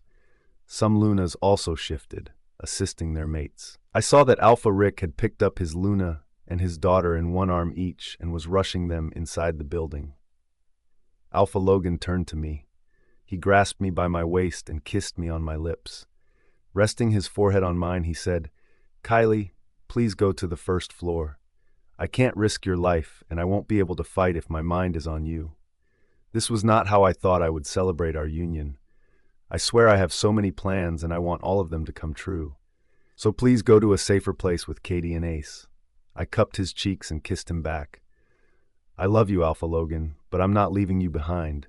The moon goddess has bestowed me with a second chance mate, and if you think I would leave you to confront those rogues alone, then you're mistaken. I'll fight along your side." His chest filled with pride as he looked at me intensely. "Yay!" Katie exclaimed, and I laughed at her ability to make me laugh even in this stressed-out situation. She looked at Ace, winked, and shifted into her wolf. Ace grunted and looked at Alpha Logan as if begging him to let him shift as well. Alpha Logan shook his head. "Okay, but stay close to me. I don't want any harm to come to your wolf who has just resurfaced." "I will." I kissed the tip of his nose with renewed excitement. It had been ages since Coral had last ventured outside, and she yearned to break free. We all shifted and attacked the rogues along with other alphas and lunas. Coral came out with more ferocity than ever. She let out a yelp, wagged her tail, licked her mate, and then growled at the rogues. She attacked the first one who was coming to Blaze, Alpha Logan's wolf. Within minutes, Blaze ripped that rogue into pieces and then looked at his mate smugly. The battle continued for the next 1 hour, whereby Alpha Logan must have killed at least a dozen rogues. Some rogues entered the building, and all I could think of was that they were going to attack Jane and her mother. Feeling protective of her, I nudged Katie. Alpha Logan and Ace were already fighting the rogues. Katie gazed behind her and understood me. She let out a low growl and dashed inside the building, with me following her. The moment we reached up, I saw that Jane and her mother were surrounded by 3 rogues. 2 attacked her mother, while 1 attacked Jane. Jane shrieked, crouching on the floor, and for the first time I realized she couldn't shift. Anger surged through me when I saw bruises on her skin. Surely that was abuse from her husband. I couldn't stop myself and attacked the rogue. Coral took down the rogue easily, sinking her fangs into him. I looked at Jane, but she was staring ahead. I looked quickly towards where she was looking and saw Katie's wolf and Jane's mother's wolf fighting the rogues. Her mother was badly injured. Furious, I joined Katie, and we took down the rogues soon. However, Jane's mother's wolf was down. She was still, her eyes fixed on her daughter. "Mom!" Jane cried. Chills ran down my spine as I froze, seeing Jane hunched over her mother, crying. I shifted back and went to Jane. "I am calling the medics. Don't worry." I looked at Katie, who had also shifted back to her human form. She nodded and rushed down. However, it was futile. As her life faded away, her mother's eyes stared into blank. My throat choked with emotions. Katie came up and gave me my shirt and pants. As I slipped into them, Graham came in. He looked pale and was bleeding in many places. "Kylie," he rasped. "How are you?" He came to me and held my hands. "I was so worried about you. Even though you've rejected me, I couldn't help but think about you." I pulled my hands away. "I'm fine," I replied, feeling guilty because I wasn't thinking about him at all. "Have you seen Zoe?" His next question put me back to square one. "Really?" "I saw her," Katie interjected. She was rushing towards the rear of the council's building. "Oh, thanks." He rushed out. "I hope she's well." Alpha Logan came up with his shirt soaked in blood. He wrapped me up in his arms and dipped his head in the crook of my neck, inhaling my scent. Only when he did that, he breathed a sigh of relief. "How are you?" "I'm fine, but I pointed at Jane's mother. Jane was huddled over her, crying quietly. "There are a few casualties, but we've won," Alpha Logan said. "This was the biggest rogue attack I've ever seen. Come, let's go down. Grandfather is waiting for us in his van. He wants us to get out of here as soon as possible. He is pretty pissed off, and there will be a full inquiry on this attack." "There should be," I replied. "But what about Jane and her mother?" "A medic team from 3 packs has already arrived. They will take care of her." "What about Alpha Rick?" "He is injured, but he will heal fast." "I'll inform him about this incident," Alpha Logan said, tugging me out of the building. As soon as we reached down, I saw Graham running towards a team of doctors near us with Zoe in his arms. That's when I noticed Zoe was barely harmed. She had one split on her head from which blood oozed out, and she was unconscious, mumbling something about her pup. Also, where was she during the rogue attack? Why did she go to the rear of the building? To save herself. "Please take care of her," Graham demanded the doctors. "She is severely injured." The doctor narrowed his eyes on her and remarked, "There are more serious patients, Alpha Graham.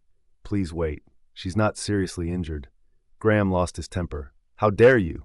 Treat her now. She's pregnant." Kylie POV.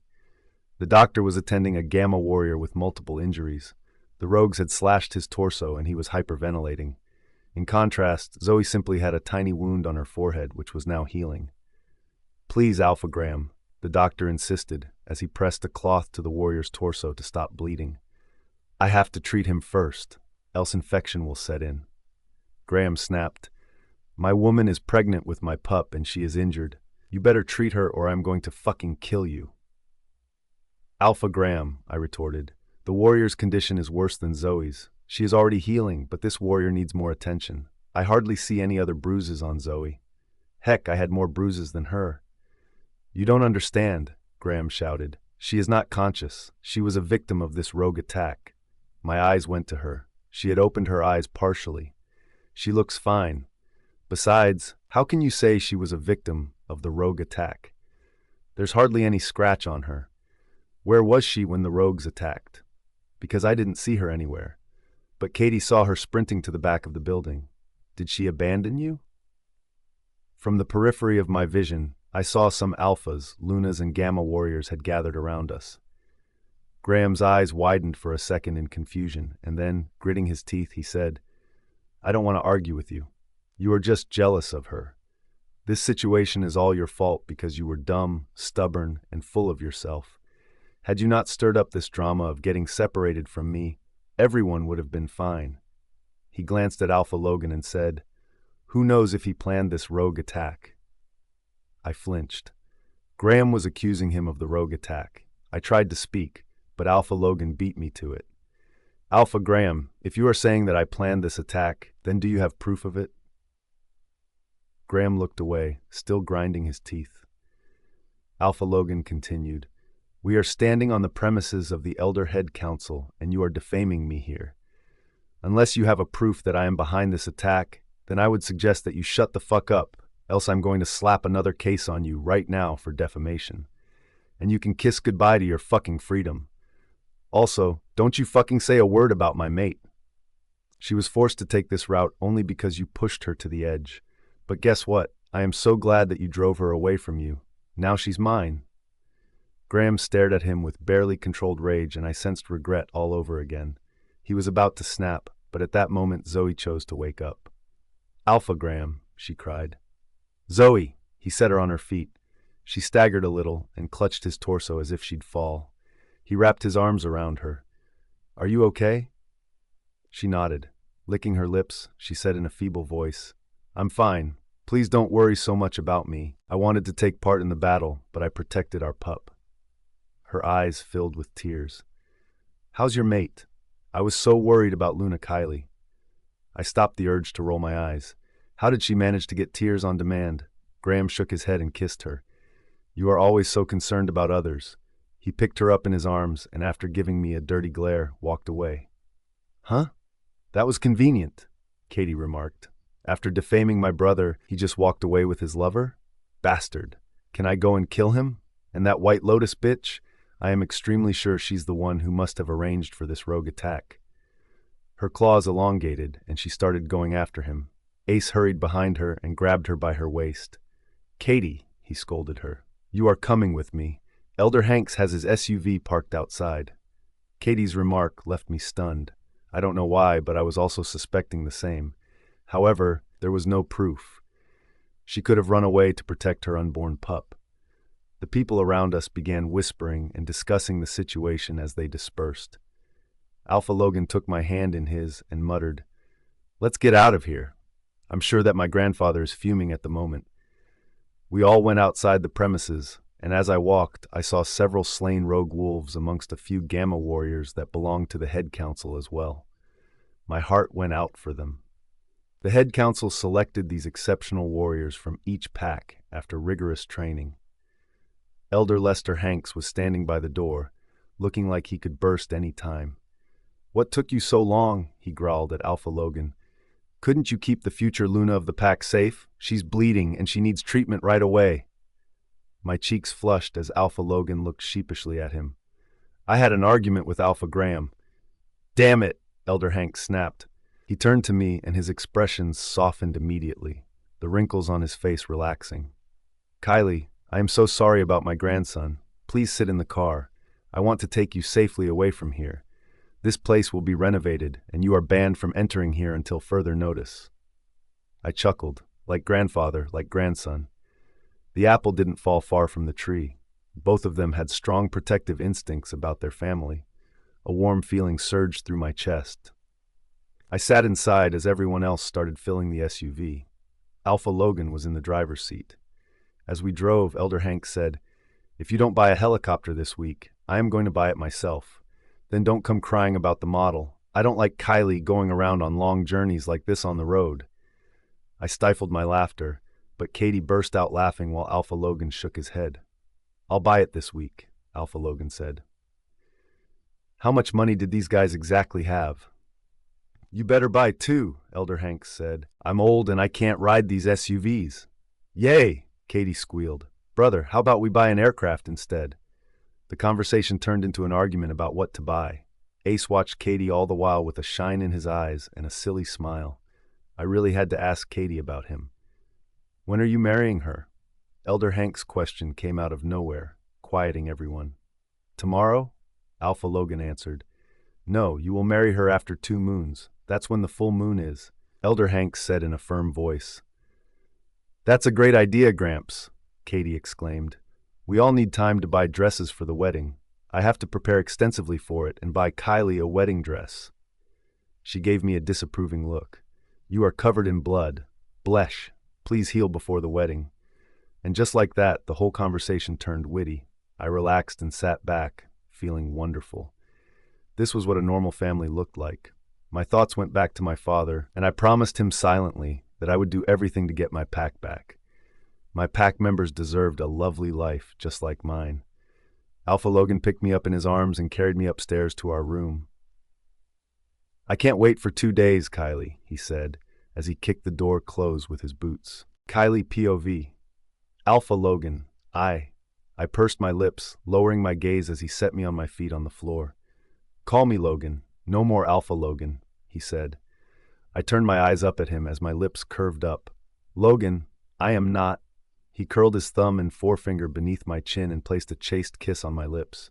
"You don't have to say it, Kylie. I know that after today's encounter with the rogues, you are feeling under the weather. It was definitely not pretty. But I promise you, I'm going to find out who was behind it."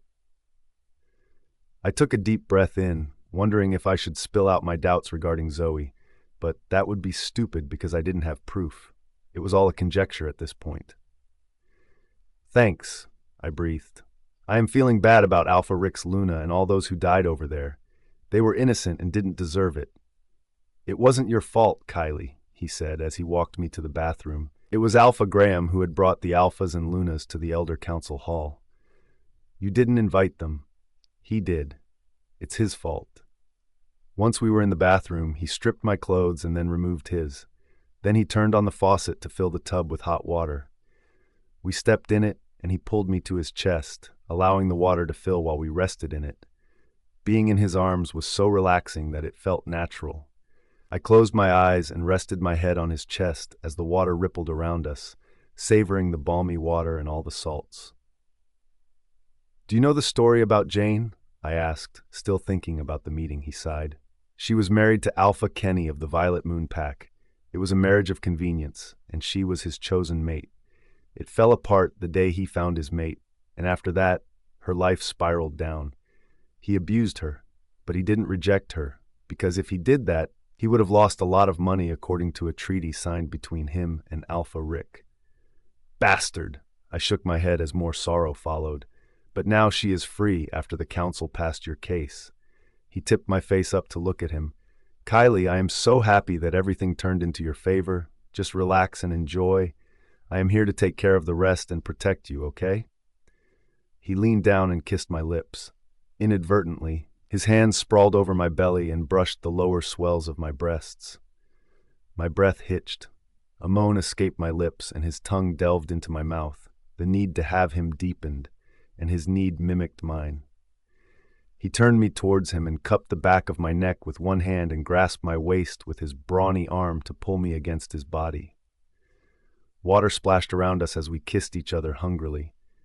He traced a line of kisses to my chin, jaws, and collarbone, and when his fangs grazed my shoulder, I yelped. Electricity zapped from there all the way down to my core. When I grabbed it, he groaned. "You'll be the death of me, Kylie," he said in a strained voice. Suddenly, it swelled inside me. My eyes widened in surprise. "Don't look so surprised, Kylie," he said in an animalistic voice. "I'm gonna knot inside you." I had never experienced it before because Graham had never once knotted inside me because he didn't want pups. But Alpha Logan? At first it was a slight discomfort, but when it increased in size, I screamed. He clasped me firmly, making it impossible for me to move. "Just a little more, mate," he said in the same animalistic voice. "Did you think I'd leave you?" What did that mean? Wolves knotted inside their mates only when they wanted pups, and I believe this was the first time Logan was knotting. The pressure was so intense that tears escaped my eyes. I wanted to get out, but his vice-like grip kept me in place. With one hand, he pressed my face to his neck to suppress my screams. "I'm about to explode," he said. I knew he didn't mark me because he would do that during the full moon, when his wolf would have heightened powers. When he was done, he loosened his grip on me and let me relax against his chest. I was out of breath and waited for his knot to subside. When I looked up at him, all I saw was him staring at me intensely, his face and shoulders covered with a thin sheet of sweat. "You knotted," I commented, gasping for breath. "Yes," he replied, tucking a strand of my hair behind my ear. "I'll do that more now, because I want pups. Lots of them." Warmth surged through my chest, and I hugged him tightly. After drying clean, we went to bed. It was impossible for me to keep my eyes open, and so I drifted off into a dreamless sleep in his arms. When I woke up hours later, I saw he wasn't on the bed. It was late in the night, and I wondered where he could be. Feeling worried, I got up, wore his shirt, and went out to see him. I heard noises from the kitchen. My feet took me there, and my eyes shot to the roof when I saw he was preparing pancakes. He was wearing an apron over his pajamas. "Logan?" He whipped his head over his shoulder and grinned. "I thought you would be hungry." Graham POV. The weight of depression settled upon me after our return from the High Council. I couldn't help thinking about my wife, my mate, and my Luna, who I had lost in a span of less than a month. Everything felt incorrect. "What are you thinking, Alpha Graham?" Zoe said as she came to sit right in front of me between my knees and handed me a glass of wine. "Please don't torture yourself." I closed my eyes and tipped my head up. What had I done? Kylie was my mate, bestowed to me by the moon goddess. She was the one person who understood me so well. My wolf was aligned with hers. The moment she rejected me, he whimpered in pain and receded. I called him so many times, but he didn't wake up. He needed his mate and accused me constantly of pushing her away. I suppressed him because I was in love with Zoe. I wished for his quick healing because if he didn't recover soon, my pack members might view me with disdain and potentially revolt against my leadership. Zoe wasn't my mate, but I loved her intensely. I had known her since our childhood. It felt right to take her back when she returned to me after being abused by Alpha Liam. However, seeing her in front of me now only filled me with despair and bitterness. I remembered the day I got married to Kylie. Zoe had come to me and asked me to force Kylie to take an anti-pregnancy shot. She said, "I might reject Alpha Liam and return to you, Graham. Please don't have pups with her and taint our beautiful love." And like a fool, I made Kylie take the anti-pregnancy shot. The trust in her eyes when she took that shot shattered me from inside, and my wolf hated it. I resented Zoe for making me do it. I sipped wine as my heart twisted once more for the want of my mate. It was all going so well. Zoe was happy with me, and she never once forced me to reject Kylie. If Kylie had understood my needs, she wouldn't have grown distant. I was so thrilled about Zoe's pregnancy that I completely forgot about Kylie's nearing end to her anti-pregnancy shot. Why didn't I have sex with her? Had I impregnated Kylie, she would have been expecting my pup, and I would have effortlessly sailed through this turbulent phase. I would have been expecting 2 pups by now. Zoe took my hand and placed it on her belly. "You have a bright future ahead. We will give birth to our pup. Stop thinking about Kylie. She has ruined your life, and she made you look like a fool in front of all the Alphas and the Lunas." Our pup. It sounded good, but come to think of it, I had sex with Zoe for no more than 10 days when she announced she was pregnant. But that was possible, right? That brought me to my next source of anxiety. Kylie was of Alpha bloodline. Since I was also an Alpha and her mate, our pup would have been extremely strong. But Zoe was from Beta bloodline, which meant that our pup would not be as strong. Pups of chosen mates were never that strong. I gritted my teeth, thinking that I lost a golden chance along with a golden mate. Kylie was so good when it came to Pack's business. She had all the finances in control, and Pack members loved her. In contrast, Zoe was only interested in me and her pregnancy. I remember her giving a party to the Omegas, but that was just one time. After that, her interest waned. She was only interested in shopping for more jewelry and dresses for herself. And of course, parting her thighs for me whenever I wanted. I really liked how she was ready to have sex with me every time I demanded. I gulped the wine in my glass and looked at Zoe. Suddenly, I realized she wasn't even as beautiful as Kylie. Taking a ragged breath in, I said, "Refill this." Zoe took the crystal from me and refilled it. As she gave it to me, she sat beside me. Her fingers went to my shoulders and she started massaging them. "Alpha Graham, you have everything with you. Why are you so bothered? You are still the alpha of your pack. You will soon become the father of a pup, and you have me. Nothing is lost." I had all that, but I lost all my reputation. Because of Kylie, a new thing was going to crop up. More females would demand separation from their alphas, and that meant that those alphas would hate me for not being able to control my Luna. My eyes went to Zoe, and I wondered how she would be as my Luna. The idea repulsed me so much that I felt like puking. I rubbed my chest. I thought my life was perfect with both my mate and girlfriend, but it suddenly took a dark and ugly twist. While Kylie was now with Alpha Logan, who had the strongest pack in North America, what was I left with? Zoe? She didn't even come with the inheritance. She was no comparison to my mate. But what my mate did to me was beyond imagination. I tried to control Kylie in every possible way, but with her intelligence, she slipped and took control of her life. The idea of beating her was the furthest thing from my mind, but I was fueled by my jealousy, and Zoe believed it was the only means to bring her back to me. No, it only pushed her away. I stabbed my fingers in my hair. How could I think that Kylie, who was an alpha, would submit to my extreme measures? "Alpha Graham," Zoe cooed, and I gnashed my teeth. "Get out!" I growled at her. She winced, her eyes filled with tears. "Alpha Graham, are you regretting me?" When I didn't reply, she added, "There's something I like to tell you to get control of the situation." My eyes narrowed on her. "Control the situation? You mean get Kylie back?" That was impossible because Kylie was with Alpha Logan, who was not only stronger than me, but had more money than God. She looked hurt. "No, not that. Beta Asher was telling me you both have joint accounts," she said in a low voice. I stared at her for a moment, and then the realization hit me. "Fuck!" She nodded knowingly. "It's high time you remove her name from the account because she practically owns half the money. Since she didn't demand alimony, or ask to divide the pack, it will work to our advantage.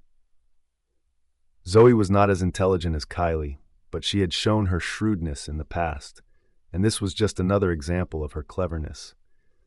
I sucked in sharp air and rushed to my office to do the needful, because I would not give Kylie a penny that belonged to me. With enthusiasm, I typed on my computer, but what unfolded next left me shocked. Kylie POV. 2 moons later. Last night, Katie knocked on the door so loudly that we both woke up suddenly. "Open the damn door!" she shouted, making sure that everyone in the household woke up. Logan and I had just had sex, and he had spooned me from behind.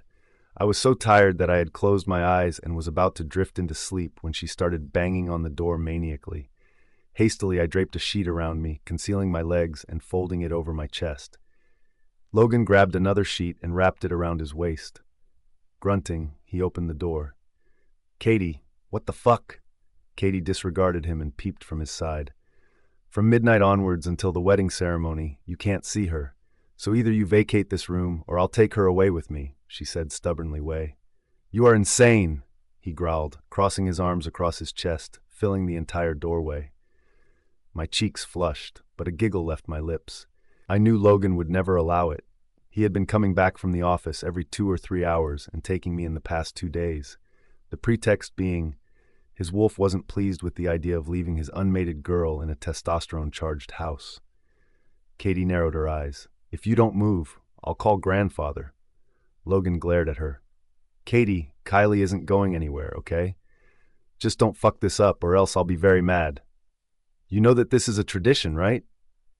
she said.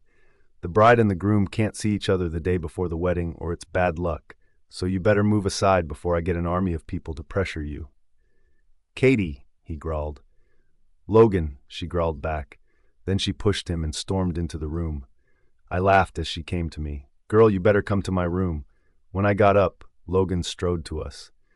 "Kylie, what are you doing?" he asked, panic etched on his face. I kissed his lips and said, "See you at the wedding." I grabbed Katie's hand, and we walked to her room as Logan watched us, his chest rising and falling in anger and frustration. As soon as we reached her room, Katie closed the door behind her. "Oh, thank God," she rasped. "But I know my brother. He is going to come after you." "I only came with you because of tradition," I explained. "It's up to you to take care of me. I'm all yours." She giggled with excitement. "And I've taken care of it." Like a smartass she was, she took me to a room somewhere in the manor, which she had turned into a wedding studio only for me. We slept there for the rest of the night. Next day, she made sure that she brought breakfast and lunch to me in the room. "Man, that brother of mine," she rasped as she placed the food tray in front of me. "He's going crazy finding you. Do you know he has fought a dozen times with me to return you to him?" I burst out laughing. "Not my problem, Katie," I said and took a mouthful of meat pie. She let out a sigh. "Ace is also having a hard time controlling him." "You've employed Ace to keep him away from me?" "And Grandpa?" I swallowed the meat pie and asked, "Is there anything between you and Ace?" She blushed immediately, which confirmed my doubt. "It's nothing much," she denied. "Really?" I goaded her. "You never hide things from me, Katie." She took a rough exhale. "It's just an itch that we scratch from time to time. Nothing much." She shrugged. "I see," I replied, having more meat. "Having his name tattooed on your ass ain't a big deal, right?" That caught her off guard, and her eyes widened like saucers. "How do you know?" "I know." I winked at her. She scratched the back of her neck. "I don't want to talk about it. Not now." I looked at her and realized that she was uncomfortable, so I didn't push her further. "Okay, but you have to tell me all about it one day." My wedding dress was so traditional that I loved it. It was a white silk gown, adorned with crystals and roses, and reached just above my knees. "This is beautiful," I rasped when Katie helped me zip it up. She picked up the veil and said, "This is our traditional wedding dress for the brides. You should see what my brother will wear."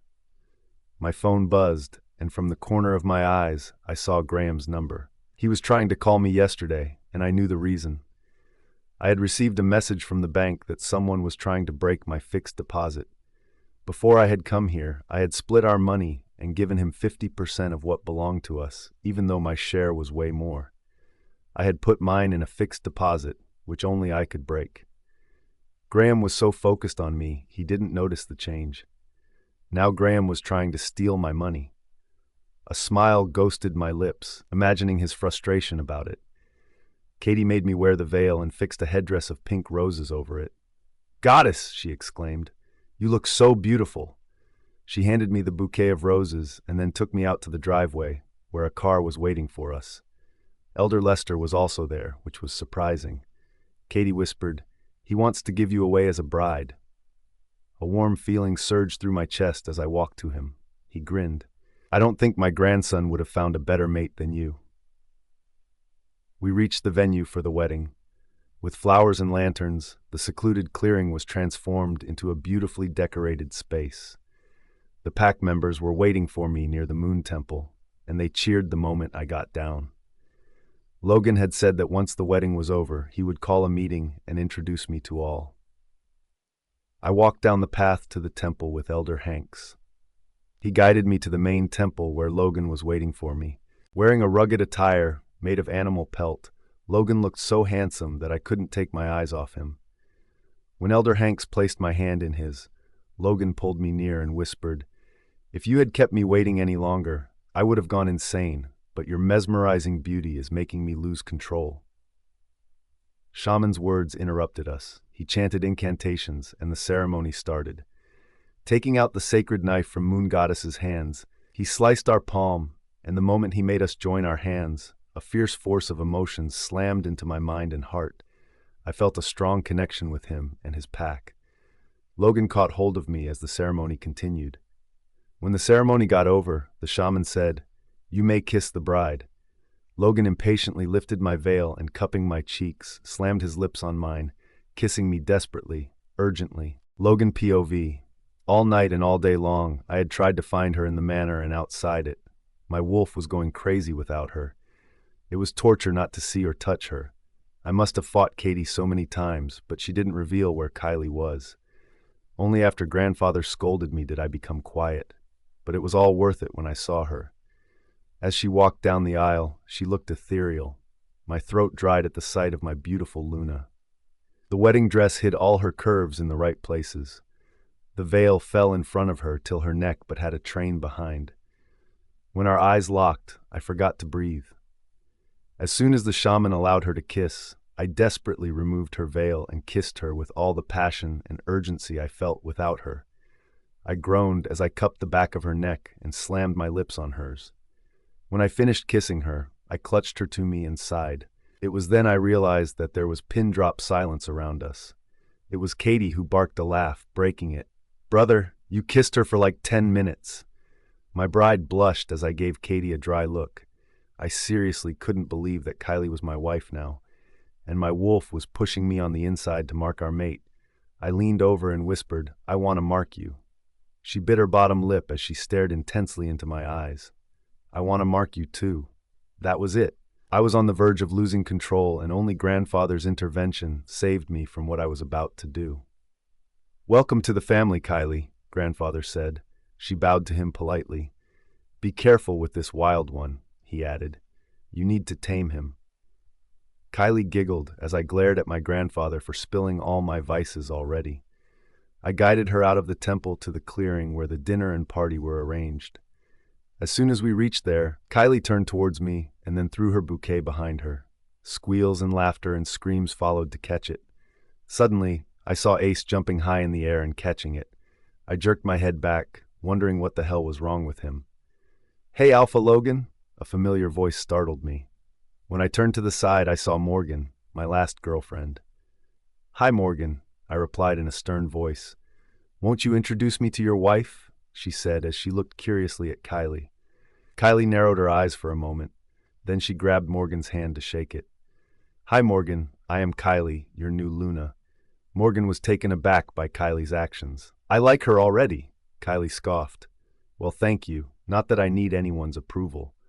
I suppressed a grin, not because Morgan was completely dumbstruck, but because I sensed Kylie's jealousy through the bond. Kylie held my hand and said, "Come on, my alpha, we have some important work to do." She led me away from Morgan, and I couldn't help but feel proud. Despite her leading the way to the dinner venue, I abruptly tugged her towards the car. She squealed as I lifted her in my arms and took her for the important work. We reached my bedroom, and I closed the door behind me. This room missed you more than I. I made her stand in the middle of the room and impatiently stripped her. I removed my clothes, and the next I knew was that she was beneath me on the bed. Every muscle in my body shot tense when I caught the exquisite scent of her growing arousal. "What you do to me?" Her hands came to my back and her wee nails dug into my skin, not able to wait any longer. Over the last few days, I had studied my mate's body, knew exactly what she wanted. "I need you," she breathed, her eyes droopy. I needed her more. With my free hand, I removed the hair from her neck where I would mark her. She placed her hands on my chest, digging into my skin with her fingernails. I drove like a piston inside her. She screamed in pain, but there was nothing I could do. That was my wolf, and he wanted to impregnate his mate. I was losing control as I pinned her beneath my body to stop her from moving. Suddenly, my knot burst and I pulled my fangs out of her, satisfied as hell now that I had marked her. I licked my mark, feeling euphoric. "It's your turn to mark me," I said. She was breathless, but I sensed that her wolf Coral wanted to mark her mate. She curled her arms around my neck as I wrapped my arms tightly around her waist. I turned my head to the other side, exposing my neck to lure her. "Ah!" she rasped, and the next I felt was her wee fangs sinking in my neck. I roared as a beautiful pain hit me. We were both gasping for air when we slumped on the bed. "I don't want to go back," I said, wanting to keep her beside me selfishly. She kissed my lips and smiled. "The pack members must be waiting for us. Let's go back." We went back to the party where I flaunted my mark to everyone cockily. But Morgan came to me, Kylie POV. We returned to the party, where Katie pulled us to the dance floor. I wore the same wedding dress minus the veil, bra, and panties, while my groom wore his trousers sans his shirt. I insisted he wear the shirt because his skin was adorned with angry red marks, my nails leaving their mark on his back, his chest, and most prominently at the junction of his neck and shoulder. "Oh my God," Katie said when she saw her brother, who was now walking proudly and had cocked his neck at an angle, showing off the mark like a peacock. "Logan is looking so smug. Look at that silly smile on his face. And how did you have sex or bruised each other while having it?" I blushed a deep crimson. "Shut up," I rasped, and she burst out laughing. "Seriously, Kylie, Logan never looked so happy in his life. I mean, not even after you were here. It is today that I am seeing him ecstatic." She gazed at me tenderly. "Thank you so much. I wish you had married him earlier." "Katie," my chest swelled with warmth and I hugged her, when my eyes went to him and I froze because he was talking to Morgan. "That pest," I spat. Jealousy burned through me. Katie turned to look at what I was talking about, and she rolled her eyes. "Morgan is pretty clingy. She's had this high school crush on him. She was always interested in my brother, but you know Logan, he never had a steady girlfriend. Morgan was okay with his take on life, but I know that she secretly always watched him closely. You better go to your mate and oust that hoe. I don't like her at all." Taking a deep breath in, I walked to my husband. After what Zoe did to me with Graham, I guess my experience in this department was phenomenal. It was time I showed Morgan her place. She was looking at him like she wanted to be his next meal. When I reached him, Morgan was saying, "I remember how you helped me in my assignment at the high school." She glanced at me. "We stayed together for the whole night." She laughed and fanned her face. How one thing led to another. Logan was obviously uncomfortable, and I knew what she was trying to do. I chuckled. I placed my one arm around his waist and my other hand on his chest. "Darling," I said, "why are you here with your high school non-crushes? Wouldn't you want to dance with your wife?" I batted my eyelashes at him, and his chest vibrated with a delicious rumble. "Oh my goddess, Kylie!" Morgan exclaimed, placing her hand on her chest. "Are you jealous of me? I assure you there is nothing between Logan and me. We are just friends. And before that, we were friends with benefits." She winked at Logan and started laughing. "You are just paranoid." I clenched my teeth, narrowing my eyes at her. "First of all, I am your Luna, not your friend. So call me Luna Kylie. And second, he is Alpha Logan to you, not your high school friend anymore. I thought you would have a more mature understanding of pack hierarchies. considering that you are his age." Morgan's mouth dropped to the floor. You are misinterpreting, and I stood on my tiptoes and reached my husband's lips to press a kiss on them in a full display of affection, and also to show her I wasn't interested in what she was saying. This was like Zoe and making all over, and I had had enough, though Logan was far from Graham in this respect. He groaned in my mouth. When I pulled away, I said, "Do you want to dance with me, or should I dance with Ace?" "I'll kill Ace before he touches you," he growled, and, picking me up by my waist, walked to the dance floor as I squealed. I glanced at Morgan, who was staring at me, bitterness written all over her face. Yeah, I had to be careful of this girl. "You were jealous of her?" he asked. "Yes," he grinned. "I love you, Kylie Hanks, and I love my jealous wife more." Kylie Hanks. A shiver ran down my spine as realization dawned upon me that I was now Luna Kylie Hanks. Logan danced with me all night long. His friends made him drink like a fish.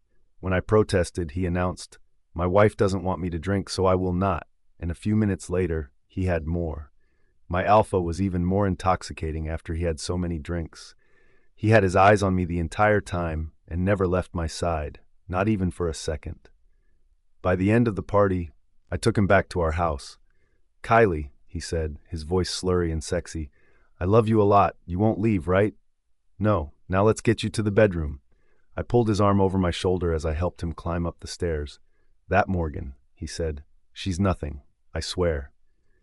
"I know," I replied, smiling. Even in this state, he was bothered about that incident. "I promise you won't suffer because of her. If at all, she will suffer." I sucked in sharp air as memories of how Zoe instigated Graham to beat me surfaced. I stopped in the middle of the staircase. He stopped as panic washed over his face. "Logan, I am not comparing you with Graham. One thing that I've realized is that pests like Morgan and Zoe are going to flutter around alphas every time. But now I am well equipped to deal with them, and I know you are a much better person than Graham." He blinked at me and then blinked again. "I think I am the luckiest bastard in this world." I giggled and helped him to the bedroom. The moment he hit the pillow, he went off to sleep. I chuckled as I helped him take out his shoes. After taking out my dress, I simply cuddled up to him. Before sleeping, I sent a silent prayer to the moon goddess for being so benevolent to me. I woke up the next morning with a start when my phone buzzed incessantly. Logan was still asleep, his body half on top of me, keeping me pinned to the mattress. Somehow I reached for my phone and saw Graham's number flashing on my screen. Groaning, I tossed the phone and went back to sleep all over again. But in my mind, I knew he wouldn't give up easily. He had lost his pride, but he would not give up the money, because he believed he could still control me. Kylie POV. While we were taking a bath, he asked, "Where do you want to go for the honeymoon?" "Anywhere you like," I sighed as he shampooed my hair. He stopped and looked at me. "Are you sure?" He chuckled and resumed. "Fine, I'll plan today." Logan left late for the office because Beta Ace had asked him not to come to train the Warriors for a week. I had breakfast with Katie, but my mind was on Graham and Zoe the whole time. I was wondering what action he would take, knowing I won't give him half the money. When I returned to my room, I saw my phone was buzzing again. Fed up, I picked it up and realized that it was a video call. As soon as the call connected, Graham's face came into view. "Yes, Graham?" I asked, irritated. He was looking haggard. There were dark circles under his eyes, and his skin was pale. "You've resorted to stealing now, huh?" he said, his face contorted with anger. "Not only you ridiculed me in front of every alpha at the head council, you divided our funds and protected it with a password. How dare you?" he sneered. "That is my money, and this is my pack. After you've rejected me, you don't have any right on that money or my pack." Zoe was standing right behind him, giving him a shoulder massage like she encouraged him to attack me. "What I did at the head council was out of desperation," I replied as I glanced at his mistress. "You can't blame me for your condition. It is you who is responsible." "I am responsible?" he retorted, his face going red in anger. He shoved Zoe's hands from his shoulders and pointed at me. "You are responsible for this chaos. You were the one who tricked me by going to Alpha Logan just to conspire against me and take this case to the head council." "I did what was right for me," I said nonchalantly, lowering the collar of my shirt to show my mark to him. My action did the intended work. Both he and Zoe paled when their eyes landed on it. And boy, was I having fun. My God, Kylie, Graham rasped, jealousy written all over his face. You are such a shameless bitch. You didn't even wait for a week to be marked. Why should I? I shrugged. Alpha Logan is... She is so conniving, Zoe spat, stopping me. Her bitterness spilled out of her like a fountain, like she had missed the bus. I crossed my arms across my chest. Why should I wait for my mate to mark me? Your mate? Graham's eyes widened. Your chosen mate, you mean? Nope. My second chance mate, I mean. Both of them were dumbstruck. It was like a lightning bolt hit them. I told you not to trust her, Zoe spat. You were right, Zoe, Graham said in a low, defeated voice, lowering his face. I trusted her way too much. Then he looked at me. At least I was honest with you about my feelings for Zoe. I scoffed. Really? You mean I should have been honest with you about my feelings with Alpha Logan? Just like Zoe, I should have left my husband and gone to stay with him, because my wolf needed my mate and my husband? Kylie, Graham roared. He picked up a glass paperweight from the table and threw it on the wall, shattering it into thousands of pieces. Zoe started comforting him by touching his shoulders, and then she whispered something in his ears. He nodded and took a deep breath in. Anyway, he said to me, I've called you to give me the password of the account. I won't let you steal my money. Your tantrums won't work on me, Alpha Graham. I'm not your Luna anymore, I chuckled, and I won't give you the password. Kylie, don't cross the limit. I am warning you, he growled. That money is mine. I'm not crossing my limit, Alpha Graham. You very well know that I've taken less than what belongs to me because my pack is larger than yours. Oh, my goddess, Zoe snickered. Look at her. Have you seen a pirate? I raised my eyebrow. Have you seen a mirror? I said to her. On second thought, don't. It might crack. I lifted my hand to stop her, and then I warned him, that money belongs to my pack, and I'm coming to take my pack back from you. Saying that, I disconnected the call, leaving them both with a shocked expression. Tension bunched up. I had no clue how to get my pack back, but I was desperate because I was convinced Zoe would manipulate or torture my pack members to her advantage. I couldn't shake the feeling that Zoe had an agenda behind it all. Also, what happened to Quid, the rogue who Graham had caught for selling secrets to Sure and who smelled like melons? The more I pondered the mystery, the more I sensed a link between Quid and Zoe. It was time I talked to Alpha Liam, so I called Sheer and Fenris. At the wedding, both of them were present but low. I could understand it. Alpha Graham had termed them as traitors. Although they had willingly left his pack, the rumor mill would not stop. I met them in the library. I want to talk to Alpha Liam of the Brown Fur Pack, I breathed. Sheer smiled. I guess you should. He searched for Liam's number and gave it to me. Alpha Liam picked it up on the first ring. Who's this?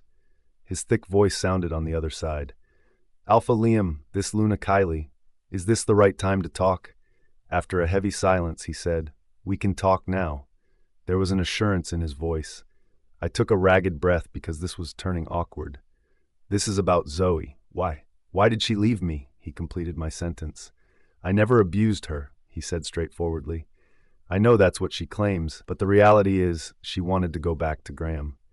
They met briefly at her parents' place 2 months ago, and their love rekindled. He offered her to come and stay with him, so she rejected me and went to Graham. Icy shock dropped in my stomach at his revelation. My doubts about her abuse story confirmed. I'm so sorry. Alpha Liam chuckled humorlessly. The story holds more than meets the eye. I suggest we meet and discuss it. Kylie POV. My shock lasted for longer than I cared to admit. Sure, we can meet and discuss, I said in a breathy voice. According to Alpha Liam, not only Zoe, but Graham was also involved in the betrayal right from the start. They had met each other after her arrival from the Brown Fur Pack behind my back. But you're sure about it? I asked him nonetheless, taking a ragged breath in. He sighed. Yes, Luna Kylie. I feel like an ass in this situation. Honestly, I'd like to meet you and discuss it because I want to take my revenge on Zoe. She cheated on me. As for Alpha Graham, you've already taken revenge that suited him. I hope you noticed I abstained from joining him at the head council.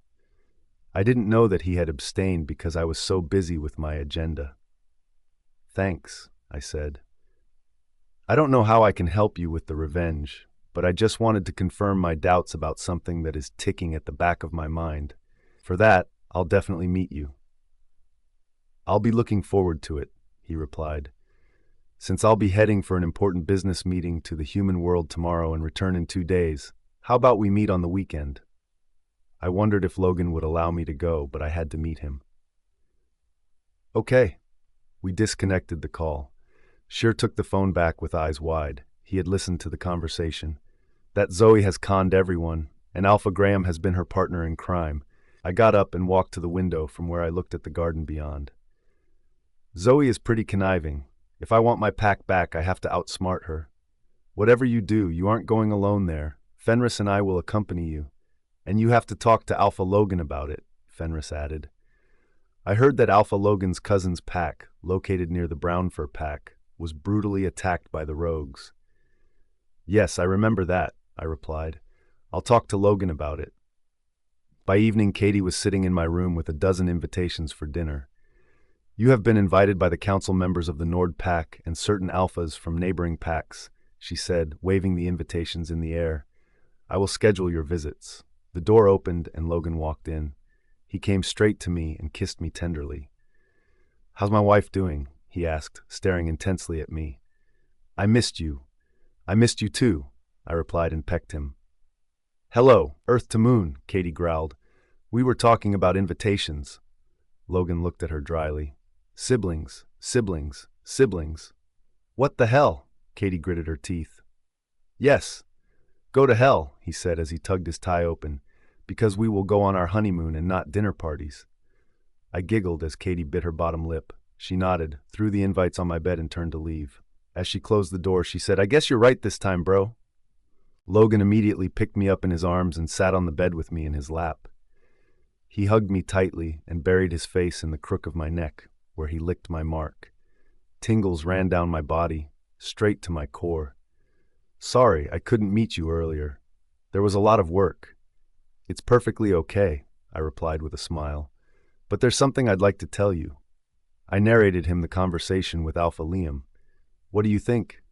A muscle feathered in his jaw. I am not surprised. So what do you want to do now? I offered him my plan of action. Are you sure? He asked with a crease on his forehead. I rubbed the crease off with my fingers and said, Can we go for our honeymoon a little later? I really want this to be behind us. He cupped my cheeks and said, Anything for you, my love.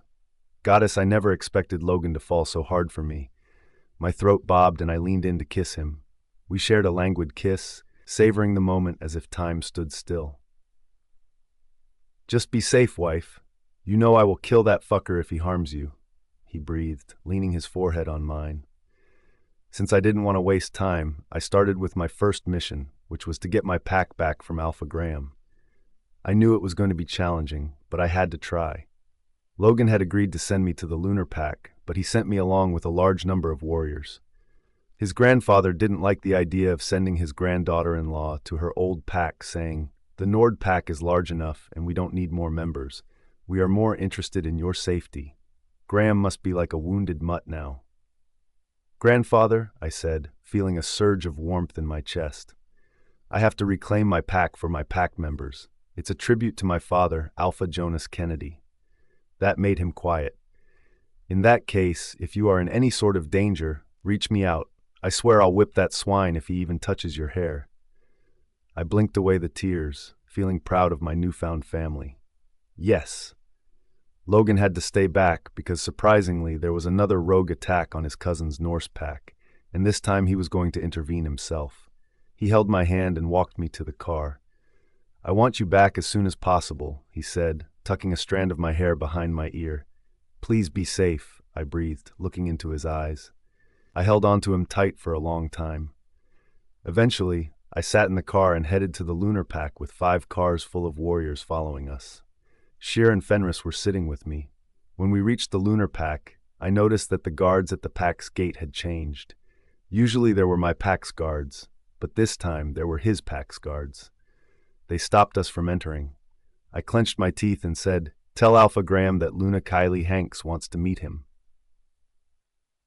Please wait here, the leader replied in a harsh voice. After confirming with Asher, he said, "Only 2 cars will be allowed inside." My heart raced because that could be dangerous, but I had to take the chance. "Okay," I said, and they opened the gates. Shir and Fenris went with me, along with 1 car behind us, with the best warriors of the Nord Pack. When I reached the Alpha's manor, old memories flooded back. This place used to be amazing until Zoe ruined everything. I walked into the main hall where I saw Alpha Graham standing with a glass of whiskey, looking unusually pale. "You have a lot of guts, Kylie," he said as Zoe came to stand behind him and curled her arm in his. I crossed my arms across my chest. "Instead of wasting time on buffoonery, how about we get straight to the point? I want my pack back." Kylie POV.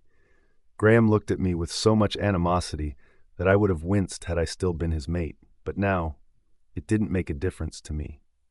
"You want your pack back?" he sneered.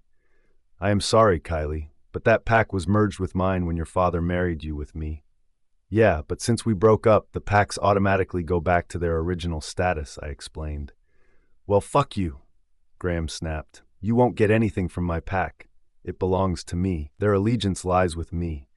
I am their alpha, not you. Take your fucking ass out of my turf before I beat it in front of your so-called pack." Zoe snorted and rolled her eyes. I felt like slapping her across the face, but I let my focus remain on Graham. "You are wrong, Alpha Graham," I said, "and call me Luna Kylie. I am Luna Kylie Hanks." Graham's expressions shifted to fury, and he clutched his glass tightly. I continued, "I knew that this would not be easy, and so, as the Alpha of the Nightbloom Pack, I challenge you, Alpha Graham of the Lunar Pack, to fight with me. The victory will determine who owns my pack." My announcement caught him off guard, and his eyes widened momentarily. There were gasps in the crowd that had gathered around us in the main hall. Murmurs began. "Is she mad? Alpha Graham will kill her. She is no match for him. She is going to embarrass herself. What a douche, pig-headed." The murmuring of the Omegas around us didn't come as a surprise. My next words got the job done.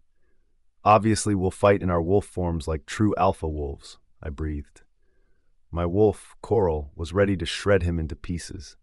She was extremely angry at him, and seeing Zoe standing with him was furthering her anger. My words hit the mark with him. He paled more than ever. "Why are we going to fight in our wolf forms?" he snapped. "Besides, I won't fight with you. You are a docile female wolf. You will easily lose and get injured. I am man enough not to harm someone's Luna on my turf." I almost wanted to laugh at his claim. "Really? You didn't have problems hitting me when I was here the last time." "He is being very nice with you, Luna Kylie," Zoe intervened. "He won't fight with you, and that's it." I crossed my arms across my chest. "I am challenging you as the alpha of the Nightbloom Pack, Alpha Graham, and not as a woman. If an alpha gets challenged, they won't hesitate to accept it and prove to their people that they're the real leaders." I tapped my chin. "Now, should I believe you are no longer suitable for this role? In that case, I am ready to take on as the alpha of both the packs." "Kylie," he roared as he threw the glass of whiskey on the floor in front of me. It broke into thousands of pieces with whiskey splashing on my feet. "I am not fighting with you because I don't want to kill you." I chuckled and shook my head, standing on my ground confidently, unfazed. I could sense the emotions of my angry warriors, because now I was their Luna. They wanted me to give them a command to challenge Graham to protect me, but I silently gestured to them to stay quiet.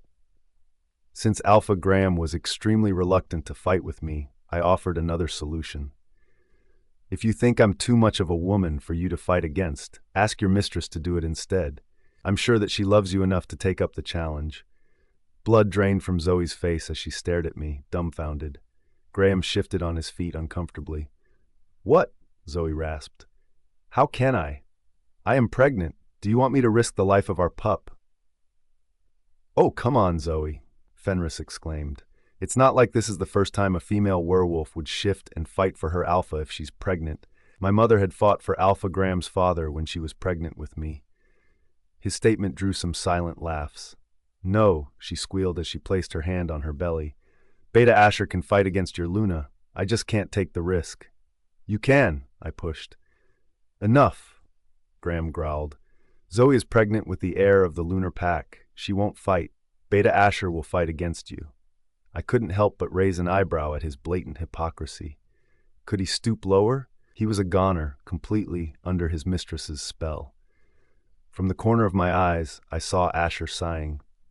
Wow, you just said that you won't fight me because I am a woman, but now you're sending Asher to fight against me. What happened to your morals?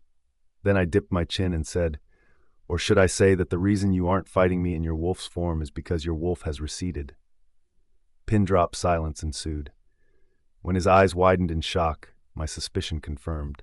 I saw the familiar expression on his face during our video call because I've been in his shoes. That was the look when my wolf had receded. What the fuck, he growled. How dare you accuse me of that? You are crossing your limits, Luna Kylie, Zoe shouted. Alpha Graham hasn't recovered from your rejection. He is still hurting. You are taking advantage of that? How mean and cruel you are. Please leave. We will give none of our pack members to you. I took a step forward. Who are you to say that? I won't leave until I get my pack back. So either you fight me, Alpha Graham, or Alpha Logan attacks you to take what rightfully belongs to me. I am giving you a better way out. If you fight me, you'll at least keep your pack, but when Logan attacks, he will take it all. As tense silence prevailed, Asher stepped beside Alpha Graham. There's an amicable way of doing this, he said. It's been 2 years since the two packs merged, and people have integrated well. Interpack marriages have taken place, he said. We can just identify which member belongs to which pack and divide. That would be best, Sheer supported. It's fine with me, I shrugged. Those who wish to stay can do so, and those who want to join me are more than welcome. Suddenly, Zoe leaned over and whispered something to Graham. Graham nodded. He roared, No, I don't agree with this. Who are you to decide for me, Asher? Asher winced. Graham turned his fiery gaze to me. Because of your stubbornness, Zoe has agreed to fight with you, Kylie. I was astonished. What happened in such a short time to change her mind? But outside the pack's territory, Graham added. Kylie POV. I raised my eyebrow and said, Why will I fight outside the pack's territory? If you want to fight, you have to do it in front of all the pack members. She shrugged. I have my condition. If you agree, then I'll face the challenge you've thrown. If you don't agree, you may leave. Besides, the pack members can always watch it outside the pack's territory. It's not like I am hiding anything from them. I didn't know the reason behind her strange request, but I had my suspicions. Okay, I accept the challenge, but I looked at Graham. You have to give it to me in writing that if I defeat her, you will give me my pack. Graham narrowed his eyes at me. After a moment, he said, Okay, let me draw out the agreement. Meanwhile, you can go to the border. I would like to talk to Zoe in private. Just as he was about to go, he looked back at me and remarked, I always knew you were jealous of Zoe getting pregnant with my pup. I hope karma bites in your ass for making her fight for your personal gains. If my precious pup is harmed, I will go to extreme lengths to make sure you pay for your actions. Wow, Graham, if you're so worried, why don't you fight me? I shot back. Do you really think you can lecture me about karma? I clenched my teeth. He really had the nerve to tell me about karma when he was the one who was all wrong. I seethed. Did you ever think it's weird that your mistress said she was abused, but never looked bruised when she came back? Or was it you always knew about it? Alpha Liam never ever abused her, and... I looked at Sheer, who gave me the file I had brought with me. I slapped it into Graham's hand. Take a look at it. You will be surprised to know that Quid, who is no more in your dungeons now, is Alpha Liam's cousin. But that is not all. I pointed at Zoe. She is using a witch's spell on you to keep you under control. I have the name and address of the witch who she contacted in this file. Alpha Logan assisted me in conducting a thorough background check on Zoe and gave me her file just yesterday. Graham lifted his hand as if to slap me, but he clenched his fist. Kylie, he rasped, his voice dripping with disdain, you are unbelievably conceited. Don't you say a word about my Zoe. My mouth dropped to the floor. I hoped he saw through her, but the opposite was happening. He scoffed and walked away without listening to me further. Zoe smirked as she went with him. I was fuming at him. Sheer came to me and said, Luna Kylie, save that anger for the fight.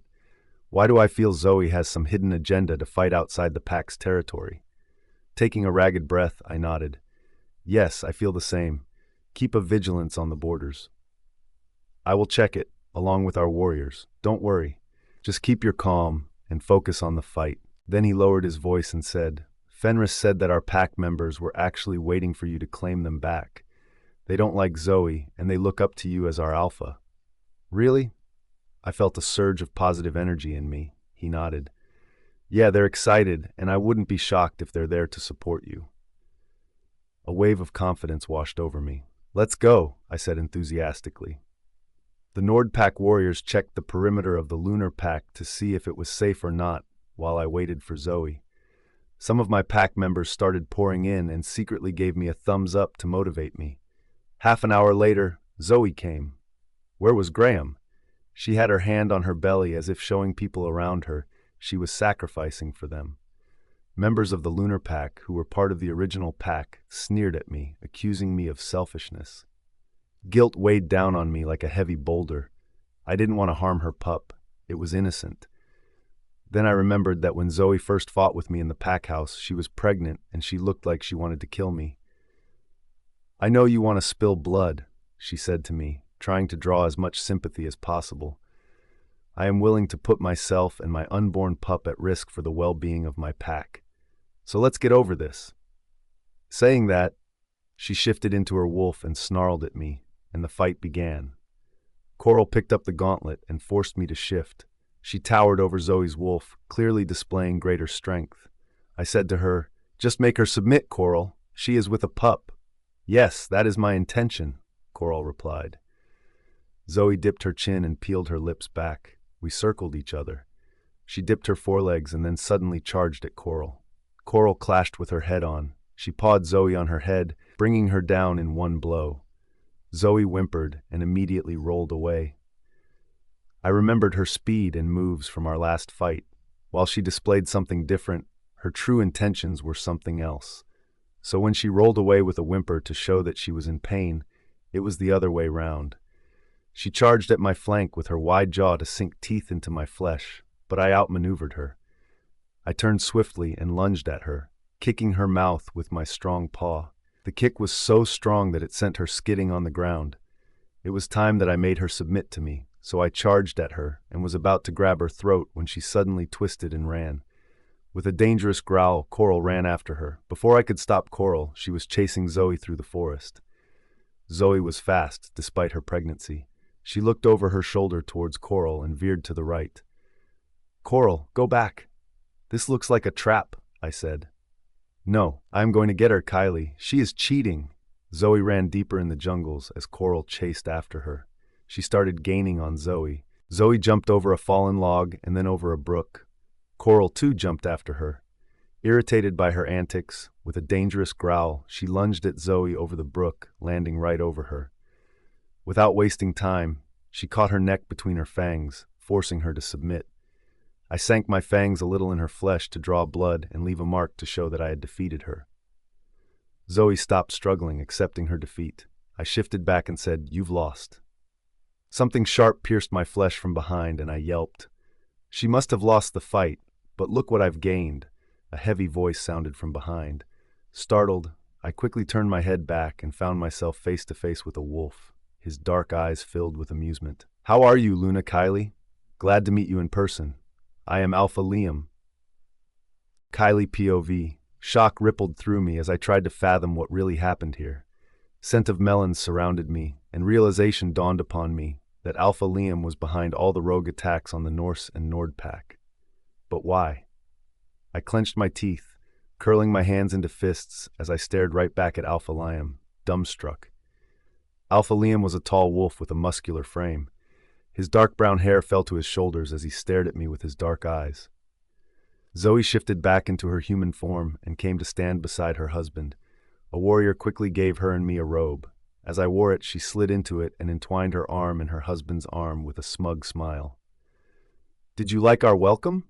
Zoe asked as she rested her head on Alpha Liam's shoulder. "So, this was a trap?" I said through clenched teeth. She shrugged. "Duh, it was. You know, for a woman who wants to be an alpha, you are quite stupid." From the corner of my eyes in it, I saw warriors had circled us. "If I'm stupid, you're mayor of Stupid Town. You." Disregarding her, I said to Alpha Liam, "You said that she had left you for Alpha Graham?" He chuckled. "And you believed it?" He shook his head. "You are so gullible, Luna Kylie. How can you even think of heading your pack when you believed what a stranger said to you so easily?" I opened my mind link quickly and searched for those who were close to me. Werewolves could mind link other werewolves who were close to them. I didn't find anyone. Since this was my last chance before Alpha Liam and his wolves took me away, I had to communicate with someone quickly. And for that, I had to keep them occupied while I searched.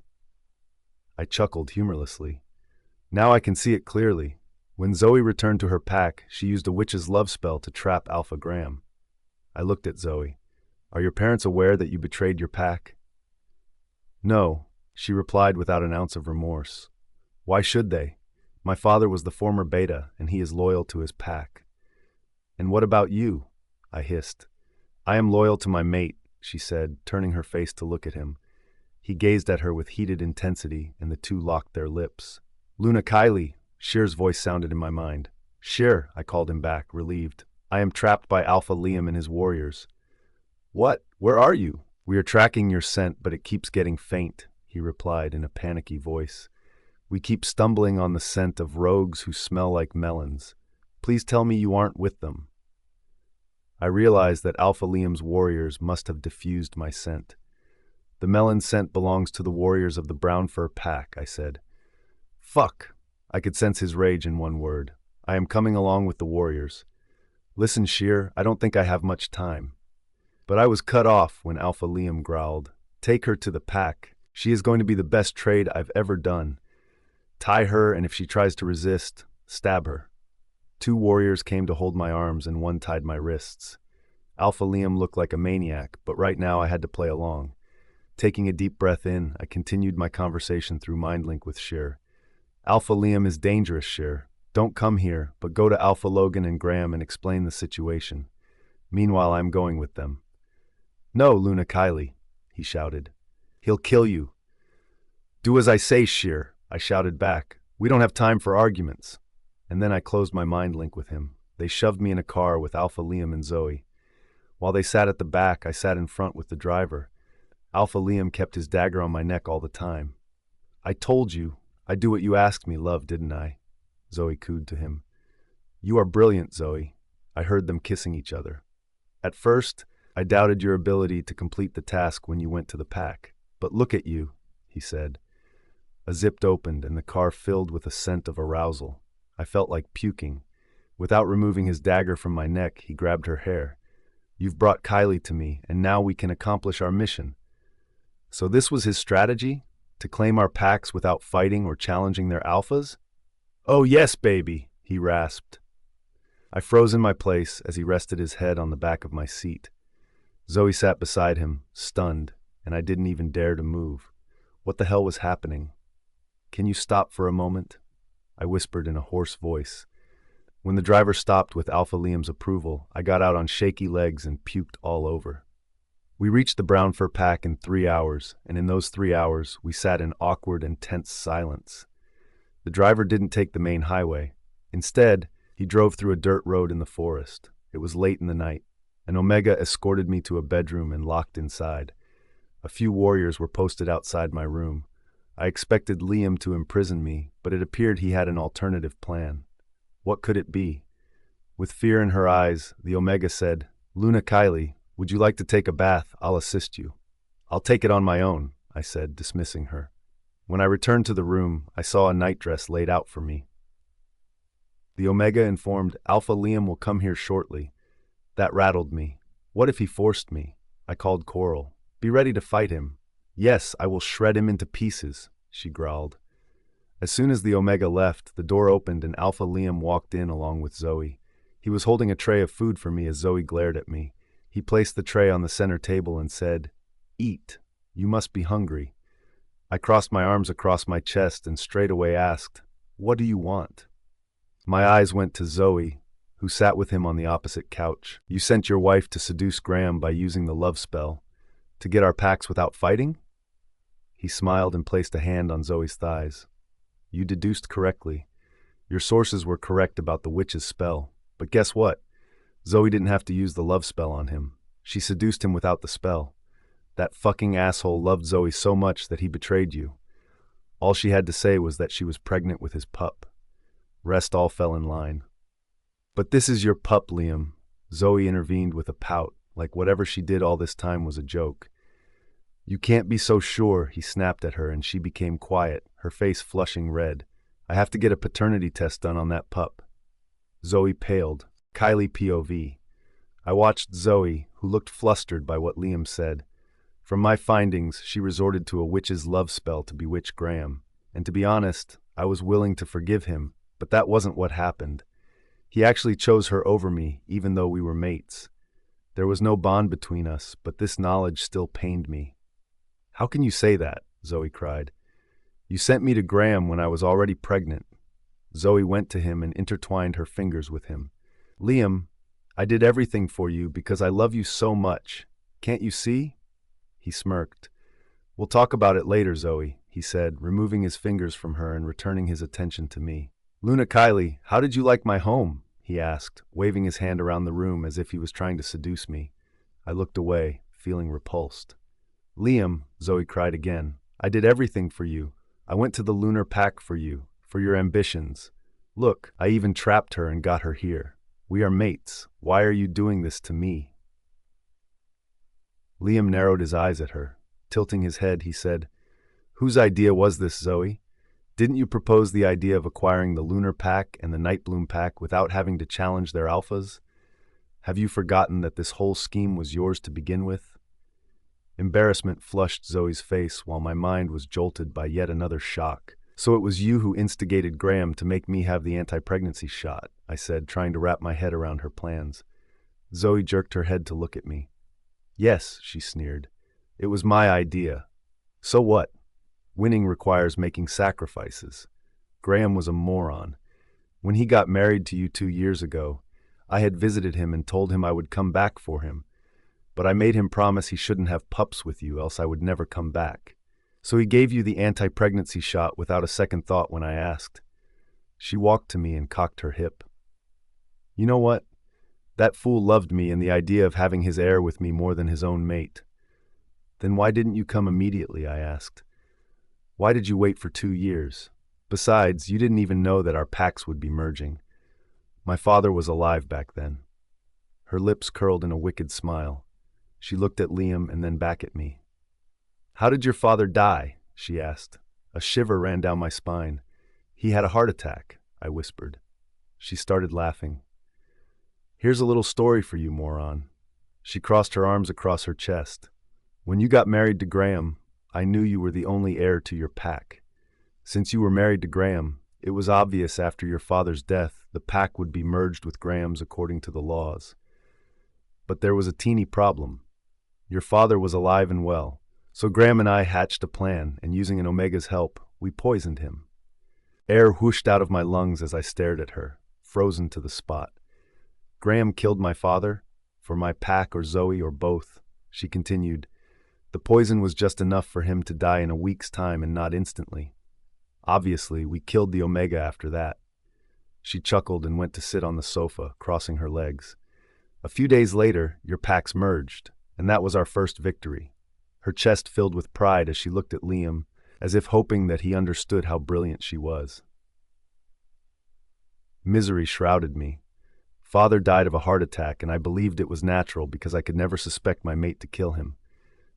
But you waited for a year even after that, I said in a hoarse voice, my throat choked with emotions. I had to, she replied. Graham's pack wasn't doing well. He said you came up with the Golden Gate project and it was a huge success, so I waited for the pack to mint money. She fixed her eyes on me. I have to say, Kylie, your project was wonderful. I have stolen those files and will sell them to other packs. This is going to be a cash cow. All the time I thought she wanted to be Graham's Luna, and that's why she had stepped into my marriage, but I was so wrong. With tears in my eyes, I chuckled. I want to see Graham's face when he hears this. I shook my head. Karma is the most patient gangster of all. Graham cheated on me and Karma made sure that he ended up with a bitch he deserved. You! Enraged, she got up to hit me, but before she could slap me, Liam came to stand between us and stopped her. Hey, he growled at her, holding her hand. I don't want you to spoil her beautiful face. Liam, Zoe growled. You can't do this to me. Come on, Zoe. Imagine what it would be to have a threesome, he explained. Now calm down. Did you not suggest to Graham that you could have a threesome with her if he wanted?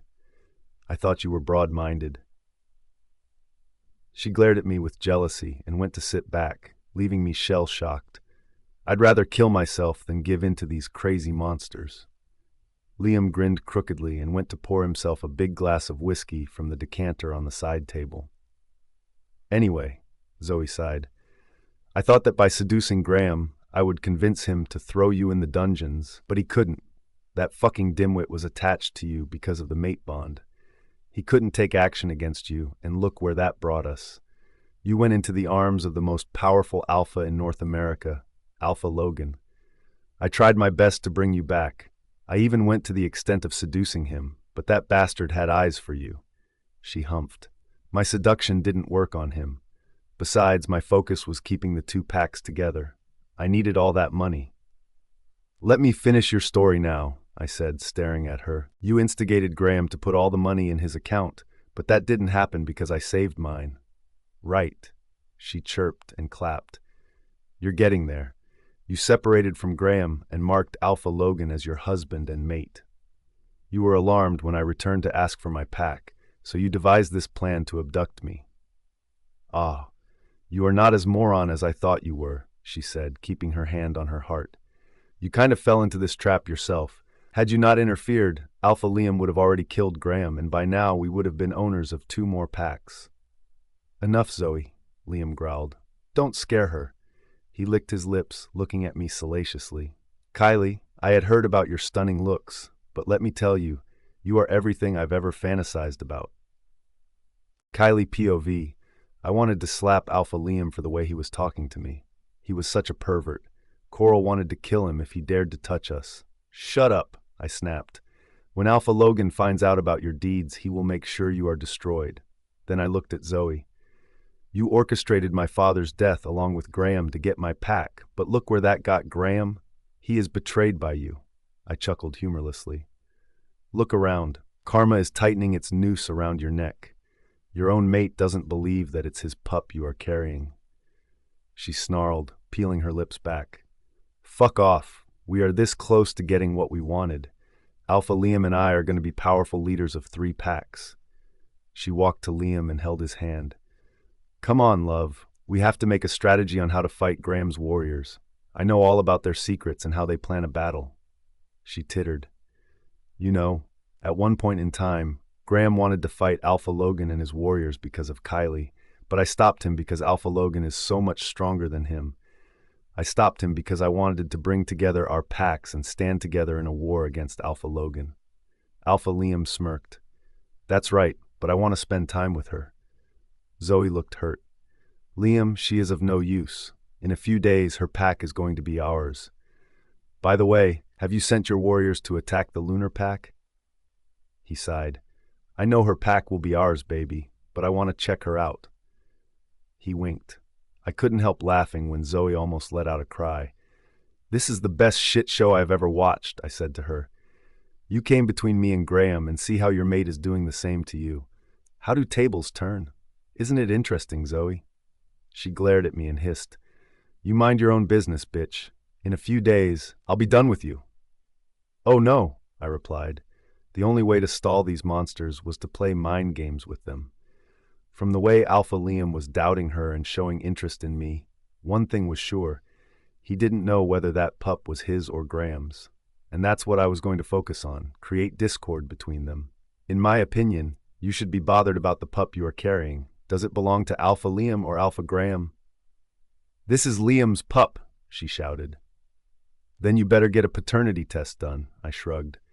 I turned my gaze to Liam and said, because all I can say at this point is that Graham didn't live without her, even for a single day. He was always in her bedroom. She made sure that they had enough sex to weaken me. Liam's face contorted in rage, which meant that my strategy was working. So I added, in fact, there was a time when I wanted to meet Graham, and I couldn't, because he had specifically told his guards that I shouldn't be allowed to get in the room. and the reason being that they were both having sex. Zoe's blood drained from her face. Liam, don't listen to her. You sent me there because we had a mission in mind. We had to take over the lunar pack. His fists clenched. All you had to do was seduce him, Zoe. Did that mean that you had to have sex with him every fucking day? You know, Kylie is right. I used to feel the pain all the time. Liam, Zoe exclaimed, can't you see what she is doing? She is sowing seeds of discord between us. The only way to attract Graham towards me was to have sex with him whenever he wanted. She stabbed her fingers in her hair. This was all a part of a scheme. You can't just blame me now. She went to him and cupped his cheeks. Look at me. I love you a lot. He slapped away her hands. No, you had the option to not sleep with him every other time. It looks like you were having the time of your life. This was what I wanted if I had to escape or buy time. I added, by the way, Zoe, I remember the day you trained with me in the pack house. You said that you were pregnant with Graham's baby, and you had been with him for like 10 days? I suppressed a smile and got up. Tapping my chin, I said, I was surprised by how quickly you could be pregnant with Graham's pup. However, now I remember. Did you not visit him several times earlier? Her eyes popped out in surprise, and when she flushed, I knew I was right. My words hit right on the mark. Liam walked to her and slapped her tight across the face. She cried as she fell on the ground and skidded some 10 feet away. I knew you were a whore. Planning, scheming, and everything else is in one place but you. He strode to her and fisted her hair. You had gone to your lover boy, your childhood sweetheart, to have fun. What? No, she cried. Liam, we are both in this. We are this close to getting what we wanted. Don't get diverted by what she is saying. You worked with me on the outside to attack all the Lunas and the Alphas at the head council meeting to weaken them. This is our chance. We can now attack all of them and become the strongest pack in North America.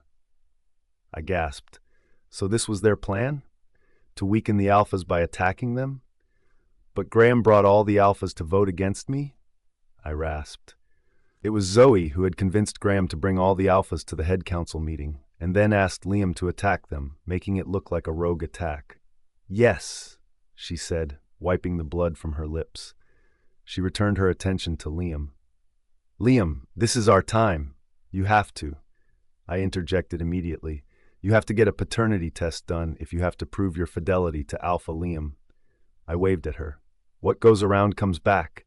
Why did you ask Graham to give me an anti-pregnancy shot? Because it was your plan to get pregnant with his pup. Liam glared at her and shoved her away. Yes, I want you to get a paternity. She is messing with you, Liam, Zoe cried. Graham wanted a pup with me, and if he had it with her, where would have that left me with all my plans? I shook my head. Zoe, now it's proven. You are carrying Graham's pup. The moon goddess has delivered her justice. Tsk. You cheated on your husband knowingly. You played with his feelings. Shut up, she yelled. I didn't cheat on Liam. This is Liam's pup. The door suddenly opened, and a tall man with light brown hair walked in. Alpha Liam? Beta Nico? Liam got up with a worried expression on his face. What's wrong? Our warriors attacked the Lunar Pack as you had instructed, and Lunar Pack was losing until... His gaze flitted to me. Alpha Logan came along with his warriors for his Luna. What the fuck? Liam shouted in surprise with wide eyes. How did he know she was here? Zoe POV. My mouth dropped open in shock as I blinked in shock staring at Beta Nico. What are you saying? I rasped. How is this possible? Beta Nico was pretty shaken up. I don't know, Luna Zoe, he said with a hint of irritation. I think you led him to our pack. Me. I snapped my head at Liam, who narrowed his eyes at me. Your beta is talking bullshit. Why will I lead Alpha Logan to us? Kylie interjected. You tried to seduce Alpha Logan when he visited the Lunar Pack. I saw how you went to his room in nothing but a bikini top and cut-off shorts. He later told me you told him how much better you are in bed as compared to me. You bloody slut, Alpha Liam hissed. If I was shocked by what Nico had just said, Kylie's words brought a different terror to my chest. Liam doubted me uselessly. Liam, I went there to stop him from taking Kylie. Why don't you understand she is creating animosity between us? Liam stepped forward and slapped me again on the face. I screamed as I fell on the floor, sliding to hit the table behind me. I cried as my forehead hit the corner and blood oozed out. Stars burst into my vision, and before I could get up, Liam was throttling my neck. Bloody whore! I knew I was never enough for you. Why did you go to seduce Alpha Logan? He said through clenched teeth. I caught his wrist to remove his hand from my neck, but he was too strong for me. Liam, I sputtered as I struggled to breathe. It was all part of the plan. Alpha Liam, Nico shouted and pulled him back. Crawling and gasping for air, I struggled to get back on my feet. I had crafted such a beautiful plan to get 3 packs under us, along with Liam, but Liam doubted me. I sat on my knees and said to him, "For the last 2 years, we've been working in tandem. This is our chance. Let's not allow jealousy to ruin our efforts. We are so close to achieving what we always wanted." For the last 2 years, ever since Kylie was married to Graham, I had only one thing in mind: how to get the Lunar and the Night Bloom pack under us. When Graham proposed to me, I believed I would marry him. However, during a casual visit with my friend to the brown fur pack, I unexpectedly found my mate, Liam. It was natural that I married him. Graham also found his mate and married her.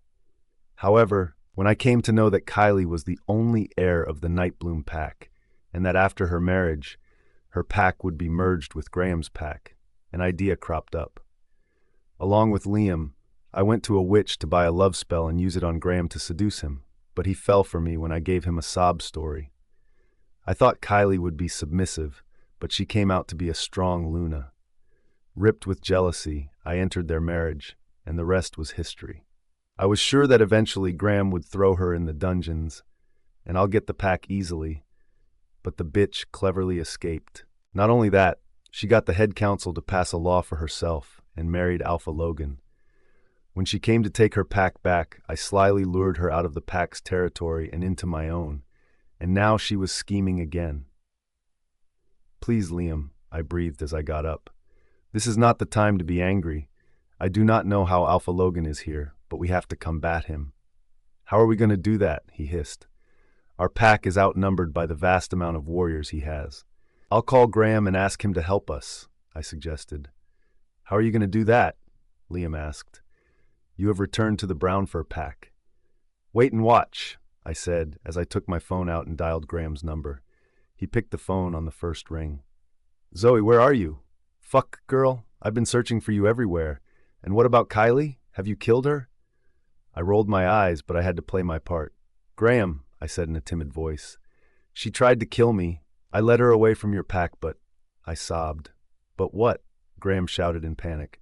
"But now Alpha Liam has imprisoned both of us." I could tell he froze because of the pause in his voice. "Can you save me?" I cried. "I am coming, baby," he rasped. "I'll be right there."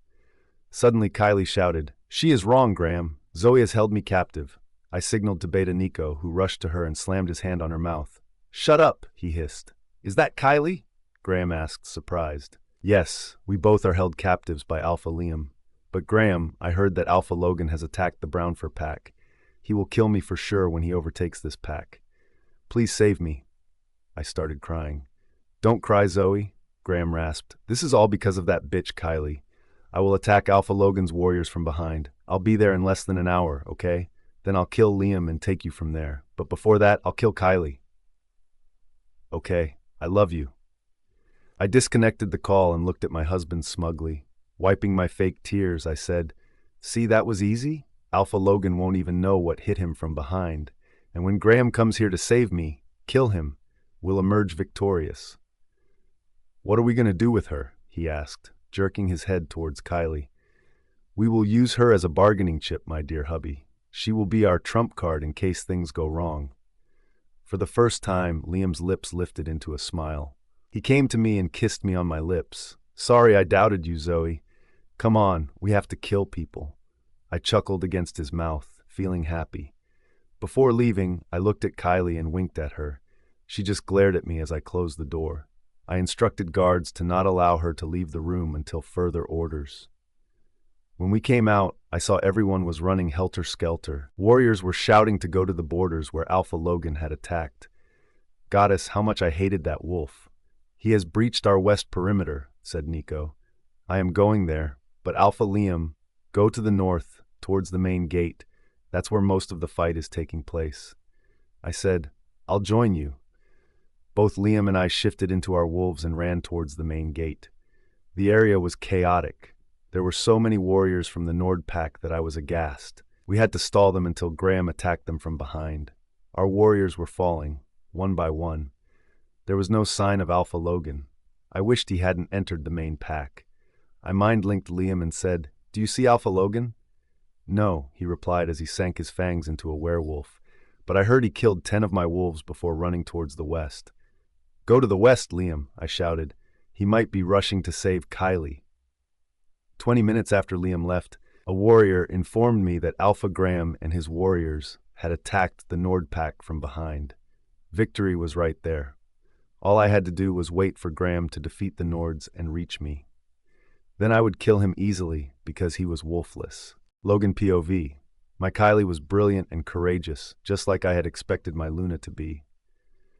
Sheer informed me that Zoe had maneuvered her into going towards the brown fur pack. She had opened her mind link with him and was in constant touch. Since I had inducted Sheer and Fenris in my pack already, I could establish a mind link with them. Hence, it was easier for all of us to connect. As soon as Alpha Liam and Zoe captured Kylie, Sheer had informed me. My pack members were furious when they found out that Alpha Liam of the brown fur pack had abducted their Luna. Their Alpha had finally found his fated mate and married and marked her. She was the most important high-ranking member of the pack after me. It was different that I considered her higher than me. I loved my Luna. No, I worshipped her. And I was going to destroy the brown fur pack to get her back.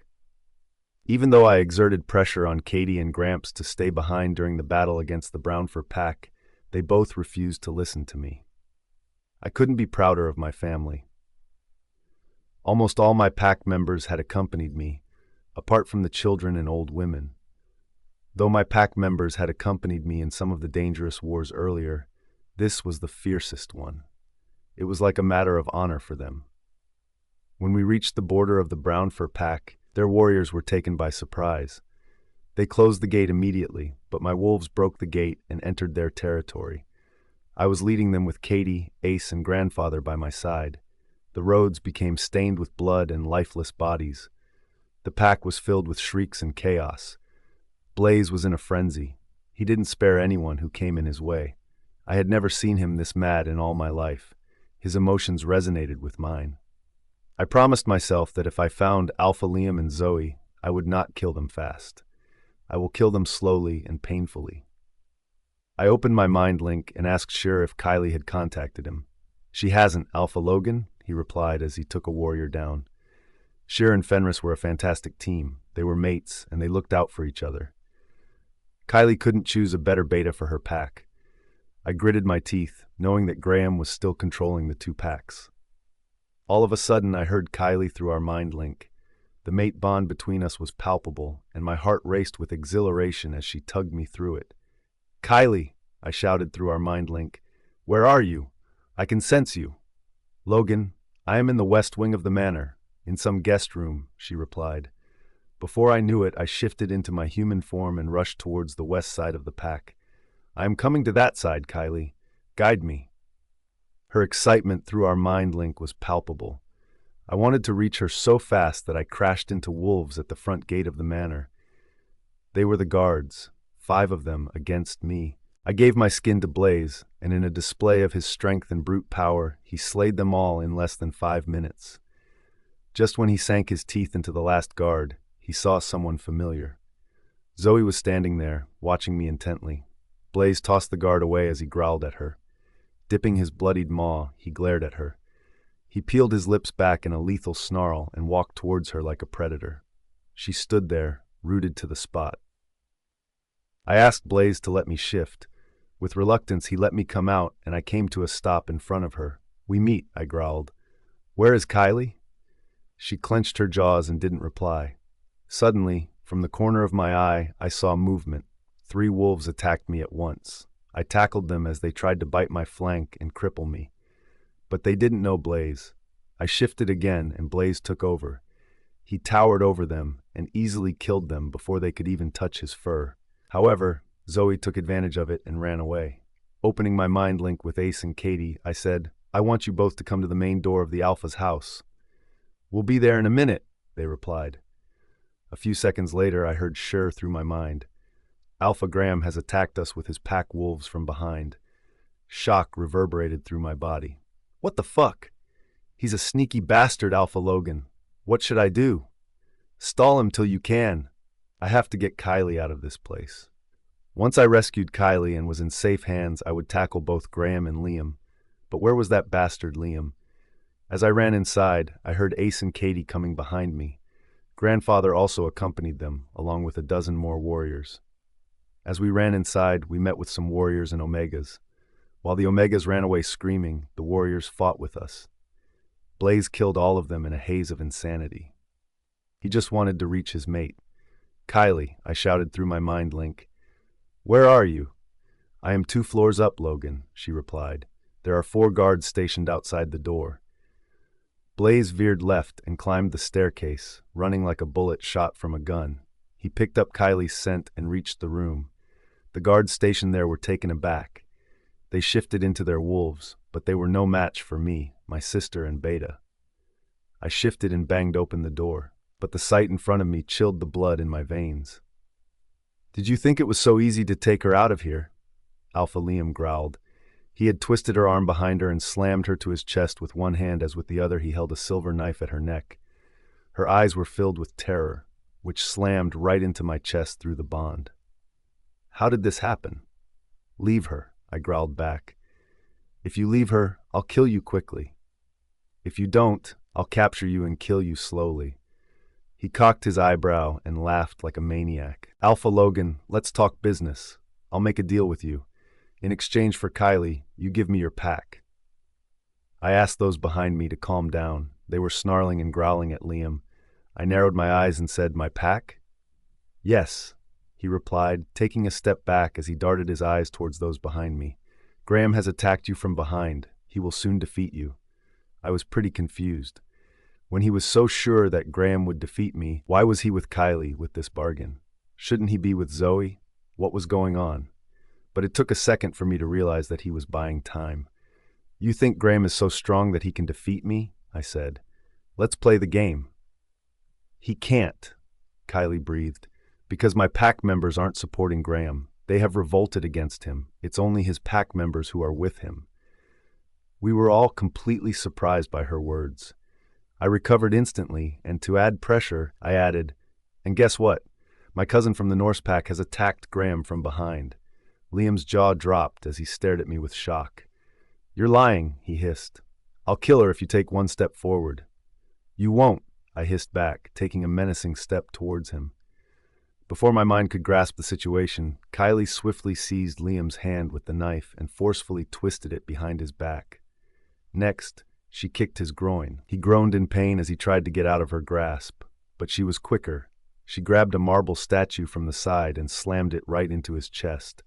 We heard bones cracking. Alpha Liam fell to the floor, letting out expletives. Phoo, Kylie rasped as I gaped at my Luna with awe. Kylie POV.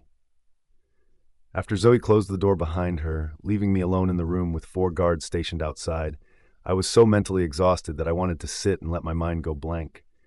I was extremely thirsty and hungry. I looked around for water. Surprisingly, on the side table where Alpha Liam had poured himself whiskey, there were also glasses of water and some delectable red velvet pastries. Taking a deep breath in, I went to have a pastry and gobbled it up. When I was flushing it down my throat with water, I felt like the room was spinning. Shit, I rasped. Kylie, Coral said, I think there was a drug in the pastry. Fuck! I rushed to the bathroom to make myself vomit. Using my index finger to stimulate my throat, I vomited in the basin. I was panting, heaving as I grabbed the counter and vomited. Once done, I rinsed my mouth. All of a sudden, I heard Logan through our mind link. Where are you? Excited that he was around, I replied to him. Then instead of having the water from the jug inside the room, I drank some from the bathroom. At least that wasn't drugged. In this situation, only water was going to help me. Since I had vomited all of it out, I knew the drug wouldn't affect me much. I grabbed the counter to stabilize. Taking a deep breath in, I walked out of the room, only to see that Alpha Liam was there. Bewildered, my eyes widened. Where did he come from? Kylie, he said, watching me carefully. I've been thinking a lot. I didn't reply to him as I held the door frame and watched him cautiously. My head was still spinning a little, and I knew that if I took a step ahead, I would stumble. That was going to show that I was under the effect of the drug. When I didn't answer and continued to stare at him, he took a step towards me and said, "I have a proposition. Once we win over, I would like you to remain by my side. My wolf feels excited around you, and—" He took another step in my direction. "And so I'd love to taste you. When the right time comes, I'll separate from Zoe." I couldn't believe the audacity of this bastard. There was a war going on in his pack. Instead of being with his pack members, he returned to me. "What a douche you are!" I rasped in a hoarse voice because my throat was still hurting. "My Alpha is here to rescue me. It's just a matter of time." He chuckled as he came to stand in front of me and tucked a strand of my hair behind my ear. I flinched, jerking away from him. "Kylie, don't dream. Alpha Logan is under attack from Alpha Graham, and his warriors are on the verge of being wiped out. I know you won't like it, but your only chance is to be with me. Besides, don't worry. Zoe is taking care of my pack." Logan's voice slammed back in my mind, and he asked me to guide him. Using our mind link, I informed him I was on the second floor. I was about to tell him I was with Liam, when suddenly, Liam grabbed my waist and pulled me closer to him. I shouted as I struggled to get free from him. The drug still addled my mind and my limbs were not that agile. "Coral, fight him!" I exclaimed. She growled inside, but she was also fighting the drug in our body. "Leave me," I growled. He dipped his nose in the crook of my neck and inhaled my scent. "Kylie, I know you are drugged, so stop resisting me. Have you heard the saying, when you can't fight, lie down and enjoy?" "Fuck off, you pervert," I muttered through my short breaths. Liam laughed and lifted his head to look at me. "You're adorable." I heard Sheer in my mind. "Luna, Kylie, the Nightbloom pack members have revolted against Alpha Graham. They haven't accompanied him to the war." Pleasant surprise washed over me as warmth flooded in my chest. "How do you know?" I asked. Sheer chuckled. "I have my resources. I am still fighting in the front of the brown fur pack. We'll reach you as soon as possible." Liam's voice pulled me out of my mind link with Sheer. He said, "I will fuck you. Don't worry." However, the moment those words came out, he tensed. He just held my arm, twisted it, and spun me around. Slamming me to his chest, he placed a silver knife on my neck, which he took out from his pants pocket. The sequence of events was so swift that I couldn't process them, caught off guard. The door banged open, and I saw Logan entering the room, along with his warriors. Excitement surged through me as I smiled at my mate. Since the silver knife was on my neck, I didn't move, and I let them all talk. Slowly, the effect of my drug waned and took Liam down. He was totally shocked. When I turned to look at Alpha Logan and the rest, I found them gaping. "What?" I shrugged. Logan grinned, and I rushed into his arms. I missed his scent and his warmth and his protective arms. Logan wrapped me in his arms tightly and picked me up by the waist. "I missed you, love," he said. "I missed you too," I said and seized his lips with mine. When we both pulled away, I was gasping for air. I rested my head on his shoulder, a sense of relief flooding in me. "We have work to do," I murmured. From the corner of my eyes, I saw others rushing to capture Alpha Liam. I knew he'd end up in the dungeons, getting tortured. "Yes," he replied. "I would be honored if you fight along my side." "Of course, love," I replied enthusiastically. The effect of the drug was gone. "Let's go." When he set me on my feet, I hugged Katie tightly. She was the bestest friend I could ever have in my life. Grandfather Hanks was grinning away to glory. I never expected him to join the battle. He said, "I never doubted your caliber, Kylie, and I am really proud of you." I bowed to him, and he took me into his warm embrace. "My grandson has somehow gotten lucky to find you." The brown fur pack wasn't large, and so our warriors took it down soon. I searched for Zoe everywhere, but it was as if she had disappeared into thin air. The sly bitch had managed to escape, fully aware of her slim chances of winning. Still, I sent my warriors to hunt for her. Seeing that the Norse pack had attacked him from behind, Graham couldn't hold it any longer. He had to back off. For the first time, I saw my mate fighting with me. He exuded the poise and charm of a mighty wolf. There was no wolf who was this beautiful when he fought. The sight of his well-built body made me fall deeper in love, and my mind immediately started conjuring up all sorts of fantasies. Once we won the battle, we didn't go back because my pack members were still without a land of their own. They had migrated to the Lunar Pack after the merger. Most of the Nord Pack members stayed in tents outside the Brown Fur Pack, while the high-ranking members stayed in the solitary hotel inside the pack's territory. Wrapped tightly in each other's arms, Logan and I slept soundly, clinging to one another as if the fear of separation was still fresh. There were no words, no sex, only companionship and love. We made a crucial decision the next day. Kylie POV. Logan had asked his pack members to accommodate the Nightbloom pack members in their tents for a day, until we decided where they were going to stay eventually. I wanted to meet all my pack members after the war, but I wanted them to settle down and also come up with a decision before I met them. Since we were all too tired to decide the same day, we rested in our rooms. However, we all met the next day. In the conference room of the hotel, Alpha Logan made me sit on his right, and I sat there proudly. "Shall I tell them my decision?" I murmured to him. "This is your victory, love," he whispered, "and whatever you decide, I'll go with it." I looked at all who were in front of me. Sure, the council members of the Brown Fur Pack, Ace, my family members, Alpha Jared of the Norse Pack, and some senior members of the Nightbloom Pack. The weight of the decisions I had to make, knowing they would have long-term effects on them, was truly overwhelming. Taking a deep breath in, I said, "Thank you all for being with me. This is one of the most important days that will go down in the history of times, and so I want to make it right for everyone. I will come straight to the point." I paused to scan the people in the room. They looked eagerly at me, except for the wolves of the Brown Fur Pack. The Nord Pack has defeated the Brown Fur Pack with the help of the Norse Pack, and Alpha Liam is our captive. Starting today, the Brown Fur Pack and the Nightbloom Pack will be combined. Murmurs surfaced immediately, and I could see protest in the eyes of the Brown Fur Pack members. My wolf bristled because, being an alpha wolf, she didn't like people challenging her. So I raised my voice and said, "There will be no discussion about this decision. The Brown Fur Pack will be merged with the Nightbloom Pack." "I could have ousted all of you and dismissed you as rogues," I growled. "But I hate to see a flourishing community like yours to be rogues." My words hit the mark, and they all became silent. The Nightbloom Pack members will live in this pack's territory, but we will be expanding this territory to accommodate them. I am not asking you to share your homes with them, but I am asking you to be with them in this challenging time. For the first time in my life, my pack members smiled at me with pride on their faces. One of them thumped the table in front of me to support my decision, and all others joined him.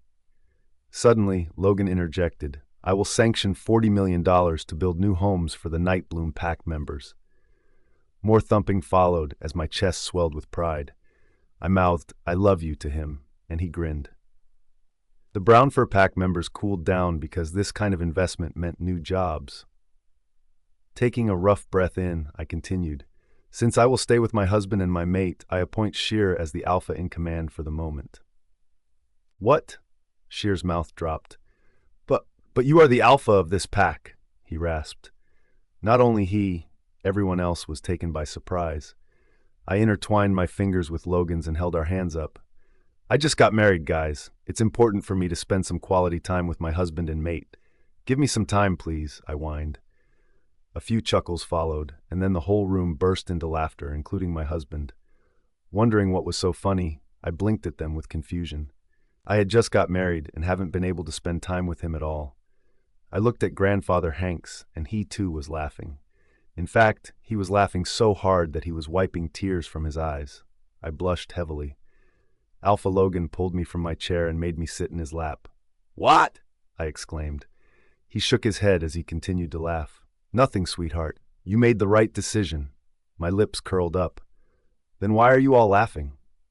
"Because you are so adorable. Goddess, how could I get so lucky?" he said and kissed my temple. My chest filled with warmth. I elbowed him lightly in the banter. "I have one more announcement to make." "Sure," he said warmly.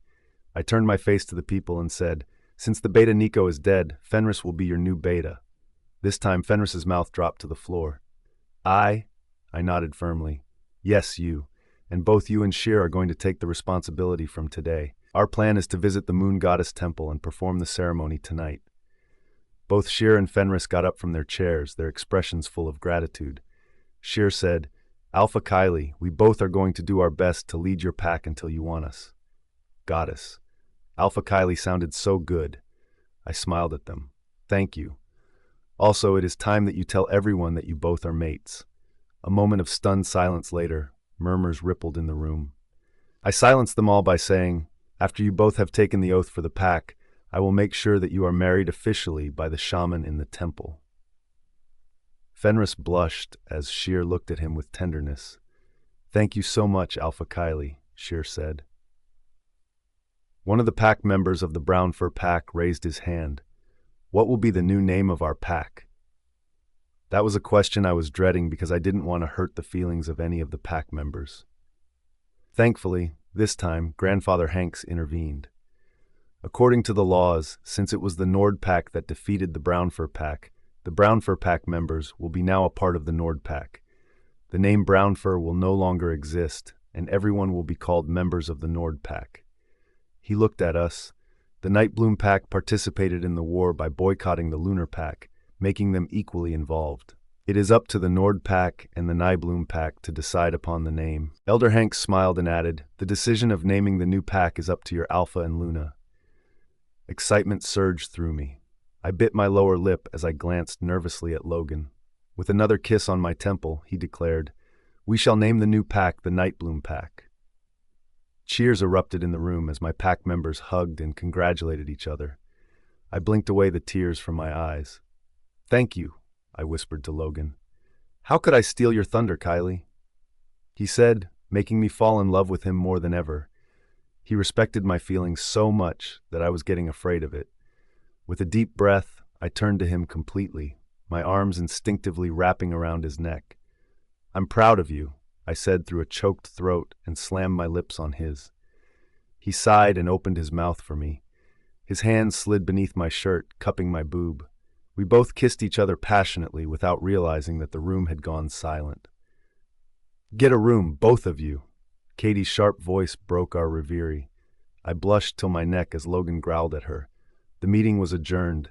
I went to the rest of my pack members to talk to them and express my appreciation for their support.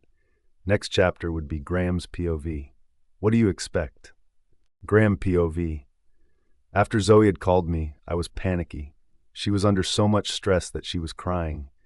That bastard Liam had kidnapped her as well as Kylie. I wasn't worried about Kylie.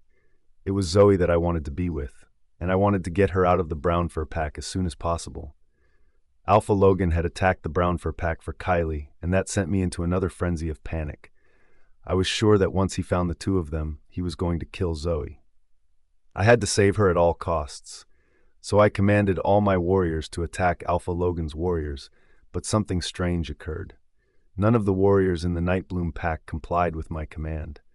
They revolted against me, saying that they were with their real Alpha, Alpha Kylie. Dread skittered down my spine when I saw them revolting.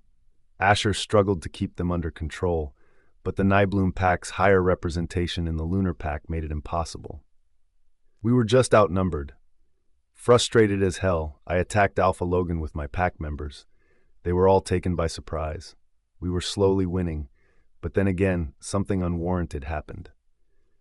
Alpha Jared from the Norse Pack attacked us from behind. We were sandwiched between the Nord and the Norse Packs, and I knew it was impossible to win.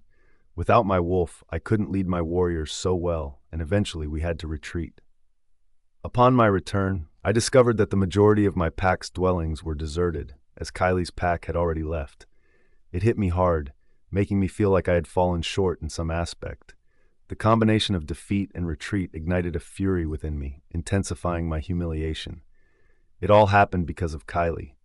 Had she not come here and challenged me, Zoe wouldn't have taken the fall for me. When Asher later informed me that Alpha Logan had defeated the Brown Fur Pack and taken Alpha Liam captive, I asked, "Where is Zoe?" Asher shook his head. "No one has seen her. We believe she is still in the dungeons of the Brown Fur Pack."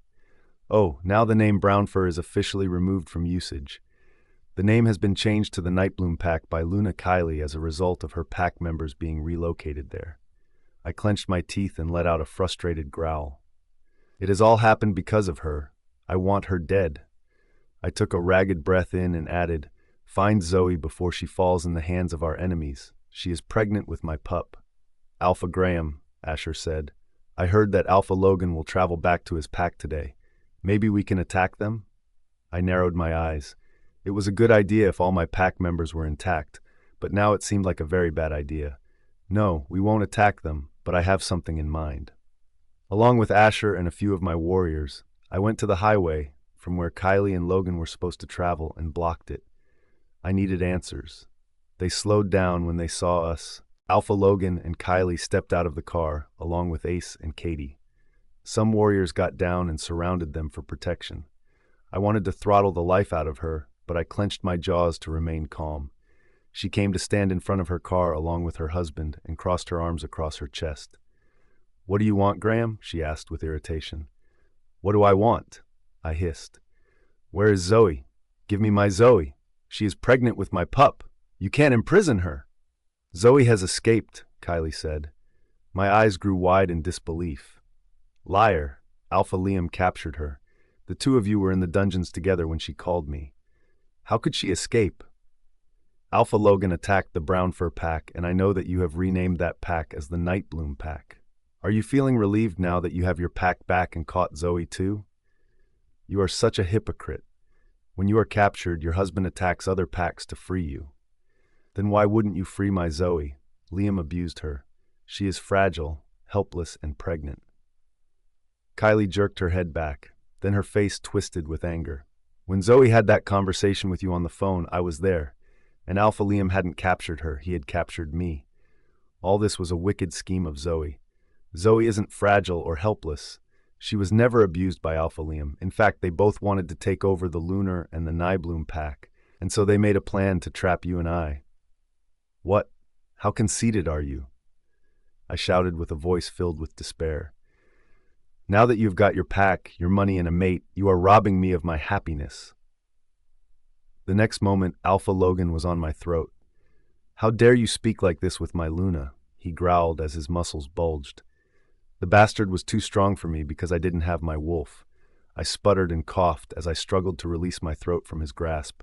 Kylie came behind him and murmured something, after which he left me and stepped back. Asher held my shoulders as I gasped for breath. Kylie took Logan back to the car and rubbed his forearm.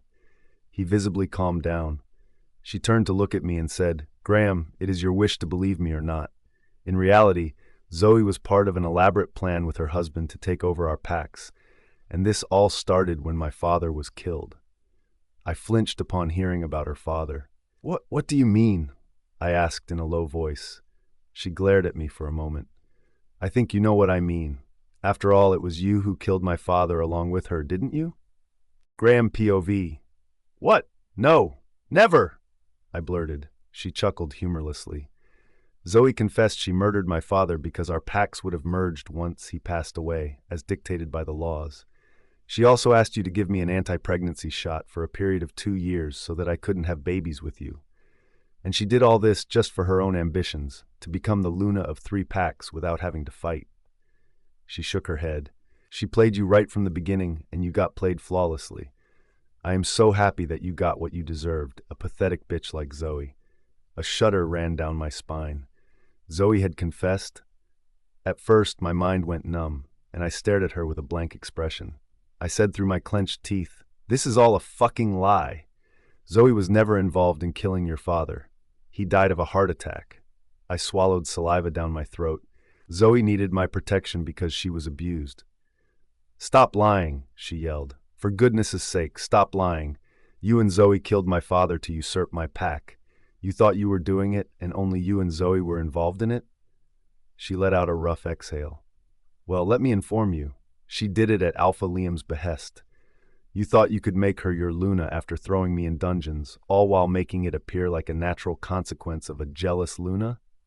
But did you know that she would have returned to her husband?" I blanched. "No, Zoe loves me, and you have no witness about your father," I said, my voice turning to whisper. "Oh, don't worry. Kylie replied with red eyes, as if she was stopping her tears. I will slap a case of murder against you and your Zoe in the head council. You will soon hear from me. Logan held her hand and brushed her knuckles.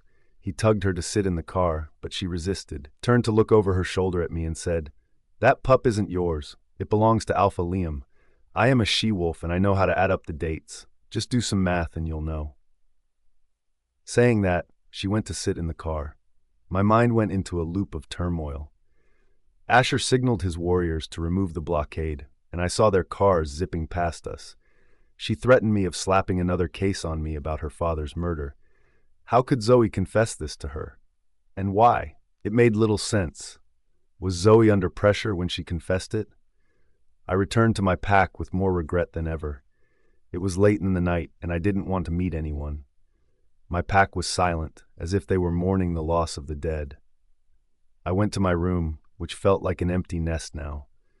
I wanted to think of Zoe, but all I was thinking about was Kylie.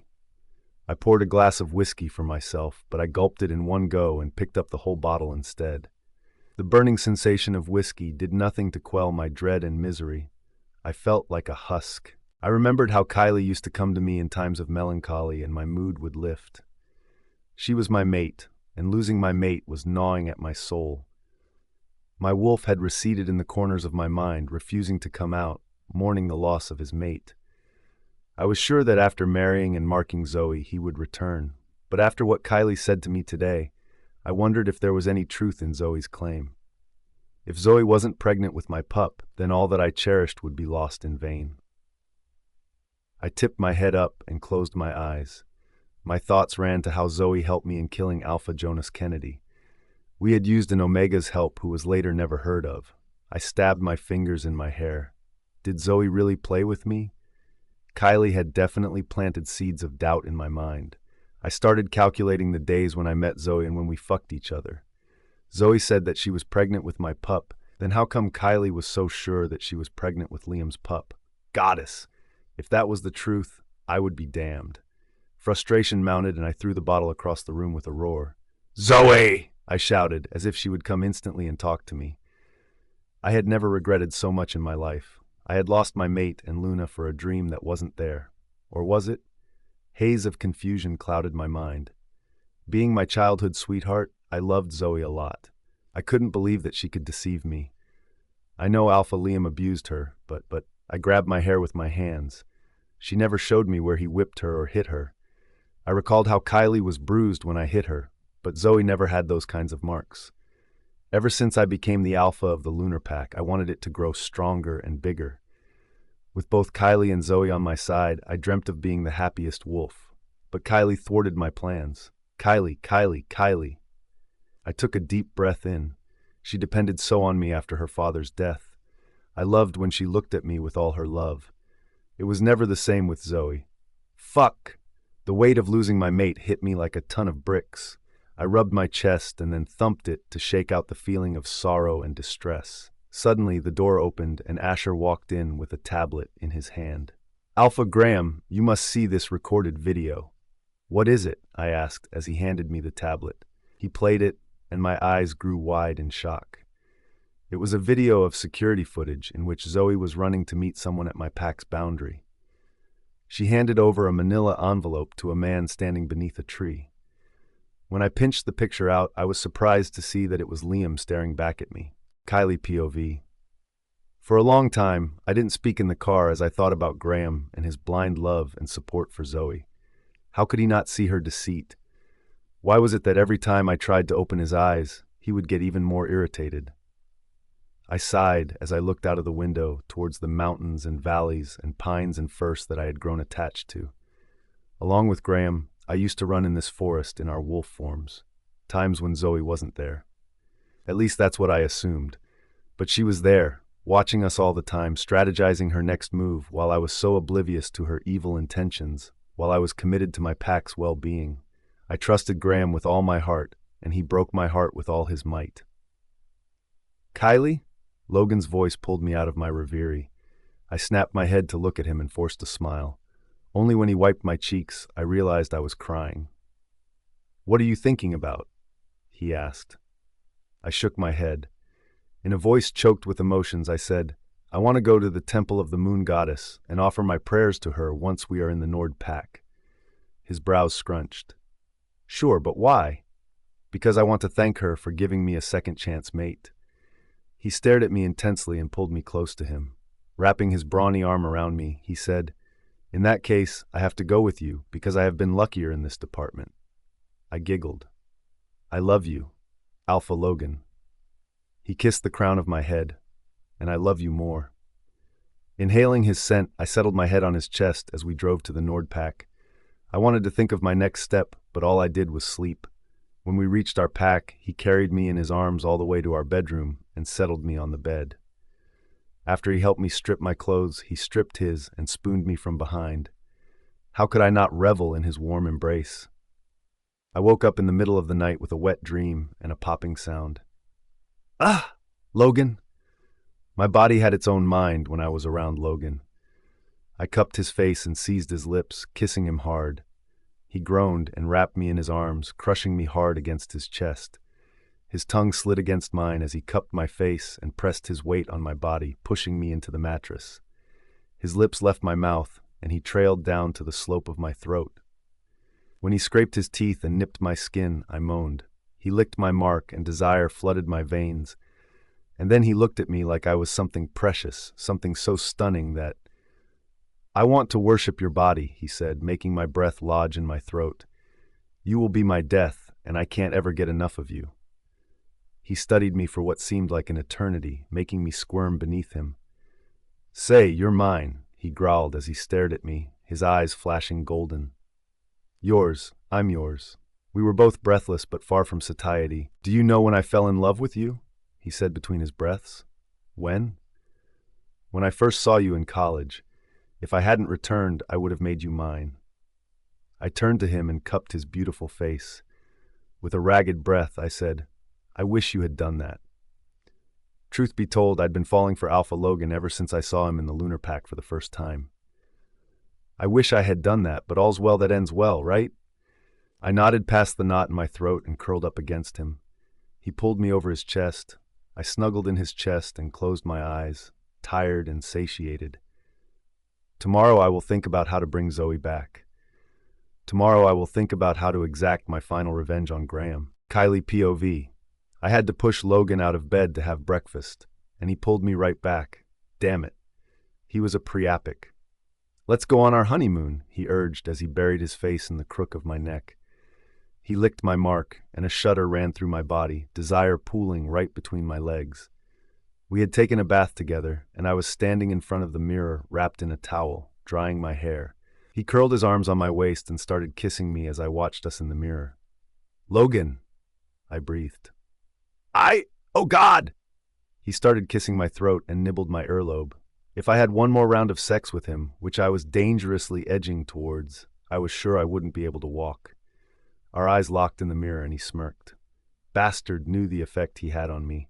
I was flushed till my neck, and when the hell did the dryer fall on the floor? Only for a week, he urged. Logan, I want behind us. It is fresh, and I want to hit it when the iron is hot. Graham should face punishment so that he fully understands the consequences that await him. The only hot steel that should hit you is mine, he replied. It's needy and has developed its own mind. Gah! I let out a frustrated sigh because my body was also responding to his. He turned me towards him and cupped my face. Okay, how about this? Only 2 days, you and me. I'll take you to my secret hideout in the forest, and we'll just let our wolves free. Coral instantly purred inside me, wagging her tail like a puppy. I could sense how Blaze was also excited to hear that they would be free and meet each other finally. I pursed my lips because no matter how much I tried to push her down, Coral just wouldn't listen to me. Please, I want to meet Blaze, she exclaimed. It's only 2 days. Please, Kylie. I let out a rough exhale. Okay, let me mull over it. He pressed a kiss on my lips. When he removed, he said, You can take your time, love, but we are going this evening. He turned and walked away with a cocky smile. What the hell? What is the precise meaning of mull when he has already decided? At breakfast, Katie was her usual chirpy self. Ace was sitting right next to her, watching her with a silly smile on his face. I wondered if these two were also at it last night. I really had to delve further into their story, but for now, I had to focus on Graham. Suddenly, Logan declared, "Kylie and I are going for our honeymoon for 2 days." I blushed a deep crimson as my mouth dropped to the floor, and I glared at him. "Logan," he shrugged and his lips curled up. "What? You only said that you wanted to go." "When did I say that?" I rasped. "Don't you remember, honey?" he replied with a crease on his forehead. "You said that when we were in the Night Bloom pack. In fact, I remember how you declared it in front of everyone that you wanted to spend time with me." "Oh, MG," he distorted my words completely. "I said that, but I didn't mean like that," I blabbered. "Didn't mean like what? You don't want to spend time with me?" he asked, his face having that typical wounded expression. "Of course I want to spend time with you," he grinned. "Then it's decided. We are going." "Wait," I protested. Katie burst out laughing. "Oh, come on, Kylie. Don't be such a spoil sport. You both need this badly." "I agree with Katie," Ace supported her. "You both are traitors," I hissed. "We love you," Katie giggled. What Katie said, Ace smiled. Unbeknownst, his hand went to her back, and he rubbed it lightly as if it was natural. Grandfather Hanks entered the kitchen with a twinkle in his eyes. I got up to bow to him. He said, "Kylie, you don't have to bow to me every time you see me, okay?" He went to sit beside Ace, and Ace immediately straightened up. I don't know what I mumbled, but I nodded and sat down. We all had our breakfast in silence for a few minutes when I spoke up. "Logan, where is Alpha Liam right now?" He paused eating and stared at me. "He is lodged in our dungeons, and today will be his first torture session." "Why?" I realized everyone was now looking at me. Taking a ragged breath in, I looked at Grandfather. "I want to file a case against Graham in the High Council," I said. "He and Zoe murdered my father. How soon can I do that?" Grandfather placed his fork and spoon on the table as he rested back on the chair. "Kylie, you've just come back after a dangerous battle in which 4 packs were involved. Take some rest." I shook my head. "I can't. Graham should be punished for what he did to me, so please tell me what I can do." "Well, technically, you can file the case anytime soon, but," he leaned forward, resting his elbows on the table and steepling his fingers below his chin. "You don't have any evidence against Graham. You can't do a thing if you don't have evidence. If you cannot prove that he is guilty of murder, then the council will ban you from filing any case for 1 year." A knot twisted in my stomach. I bit my lip and started chewing it. He continued, "So you better be sure of filing a case against him. Zoe is also at large. She is crucial to the case. Without her, how are you going to prove it?" Kylie POV. I licked my lips. "That's why I want Liam to stay in his senses," I said, turning towards Logan. "If you'll torture him, he will lose it, and I need him to speak against Graham in the High Council. Even without Zoe, we can win this case." He shook his head. "Kylie, if you want, I will spare him for a few days. But what makes you think he will accept his crime?" "Logan is right," Grandfather supported him. "Liam will never confess to his crime, because that would mean that he would be thrown in the dungeons of the High Council. And the dungeons of the High Council are notorious for their hellish conditions. Nothing you can even think of. As a matter of fact, if his case is not proven, we will have to grant him freedom." I gasped. "No, please don't do that." Grandfather exhaled roughly. "Those are the laws, Kylie. My hands are tied, so whatever you do, do it with caution." I pursed my lips, feeling defeated already. Logan brought his hand and placed it on my thigh beneath the table. "Don't worry, love. We'll find something against Graham." "Have you sent wolves to hunt her?" I asked him. Ace intervened. "Yes, Luna Kylie. I have sent my wolves everywhere to hunt her, but she is still at large. However, it is early and she could be hiding anywhere." "Is it possible that she has gone into the human world?" Katie mused. I shook my head. "I highly doubt that. She is pregnant, without money, and she is at the risk of being identified and killed. The human towns are very far. She won't venture on that side." "You can't be sure about that snake." Katie snapped. "I hope I catch her before you guys catch her. I swear I'm going to make her pay for her sins like hell." Even though Katie looked furious, I couldn't help a feeling of warmth surging through my chest. She was my best friend and now my sister-in-law, and now she supported me with full might. "Enough, Tiger," Ace chided her. "You'll get to play with your prize after I've caught her." I chuckled. I think Ace was into Kylie more than he cared to admit it. Anyway, Logan interrupted the conversation. So about the honeymoon. Oh, where are you going for it? Grandfather asked, and I blushed again. Why don't you go to our island in the Mediterranean? If you want, I can also let you go to our Bahamas island, which I bought for your grandma. My eyebrows shot to the hairline. Grandfather had bought an island for his wife, and this family had an island in the Mediterranean. Logan shook his head. I am taking my Kylie to a secret hideaway, and she has agreed for 2 days. I didn't agree with it at all, I whined. Now, don't lie, love, Logan exclaimed. You just agreed, didn't she, Katie? Yes, she agreed, Katie nodded vehemently. What Katie says, Ace said, sighing and looking at her with puppy eyes even though no one asked for his opinion. As soon as breakfast was over, Logan and Ace went to the office while I went back to the bedroom with Katie. I took her hand in mine and made her sit on the bed. You better tell me what is going on between you and Ace, I inquired, curiosity killing me. She blushed and tucked a strand of hair behind her ear. It's nothing. It can't be anything, I said, exasperated. Why are you hiding it? She lowered her head and fidgeted with her fingers. I curled my fingers beneath her chin, forcing her to lift her face. Her eyes were red as tears pooled. Katie? I hugged her immediately. Tell me everything, please. I rubbed her back gently until she settled down. When he pulled away from me, she took a deep breath in. Ace's parents are against this marriage. Whoa, why? Does Logan know about it? Her words took me by surprise. She was the daughter of the most powerful alpha in North America, granddaughter of the head of the Elder Council, and Ace's parents didn't see that? She shook her head. Please don't tell him anything. Wiping her tears, she looked away.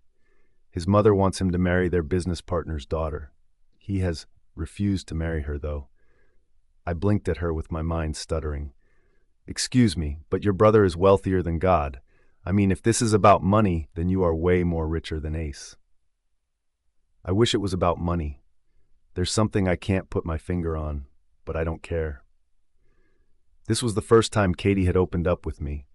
I didn't ask her more questions because I didn't want to push her and make her feel uncomfortable. Okay, so do you want me to deal with it? Hell no, she snapped, at least not now. I grabbed her hand and closed mine around it. I am there if you need me, okay? She smiled, and I wrapped her again in my hug. Logan drove me to his secret hideout, and I was surprised that it was in the middle of nowhere. Nestled deep in the forest, he had a beautiful log cabin. Surrounded by trees on all sides, it was secluded. A cobbled pathway led to a porch where there was a swing. It's beautiful, I exclaimed as he picked up my luggage and walked behind me. I built it long back, he said with a grin as I unlocked the door with the key. I was extremely angry after I came back from the college that day. Which day? I asked as I walked inside. The cabin was cozy and smelled of polished wood. On the right was a small open kitchen with an island table, and on the left was a small living room. He went ahead and disappeared into a room. I followed him into the bedroom that had a double bed in the center and other minimal furniture. The day I met you in college, he said. I gasped. He turned to look at me intensely. That day I just wanted to let my steam off, and the idea of having sex with anyone other than you was repulsive. So I informed Ace that I was not coming back to the pack. Instead, I ran here and... He pursed his lips and waved at the cabin with both hands. And this happened. Emotions choked my throat. I ran to him, and he pulled me up immediately, locking my thighs around his waist. Alpha Logan, this is the perfect place for our honeymoon. And I slammed my lips to his. After I kissed him, he rested his forehead on mine. Blaze is dying to meet his mate. He wants to hunt with Coral. Coral also wants to be with him, I murmured. It was dark outside, but both of us gave our skins to our wolves. Coral yelped as soon as she was out, wagging her tail as Blaze just stood there confidently, letting her do what she wanted to. She licked Blaze and then darted towards the forest. Blaze followed her closely behind. He hunted a bunny for her and dropped it at her feet as an offering. She picked up Bunny and carried it to stow it under a tree. What she did after that was absolutely shocking. Coral went to stand in front of Blaze and turned around. With her ass in his face, she presented herself to him. Blaze let out a dangerous rumble before mounting her, Kylie POV. We returned after 2 days of nonstop sex and fun. When Logan was putting the luggage in the Jeep's trunk, I said, "I want to come here again." He curled his arms around my waist and grinned. "I knew you would like it." He was only wearing his jeans and looking so rugged and ripped that I couldn't help but keep kissing his chest. Damn! Alpha Logan was the most handsome wolf on this planet. "I love it," I exclaimed. "Had you told me back then that you'd built a cabin for me, I would have married you." He roared with laughter. "Had I told you that, you would have run miles away from me, perhaps thinking that I was some kind of stalker and kidnapper." I buried my face in his chest. "No." Married to the man who was also known as a dreamboat, eye candy, a stud and a snack, was surreal. He kissed the crown of my head. "In that case, I'll build a time machine and we'll go back to where we started." "How about that?" I chuckled. "Do that and I'll come to you." We reached home, but Logan stopped 3 times on the way to take me, and that delayed our journey. It was midnight on the 3rd day when we finally arrived home.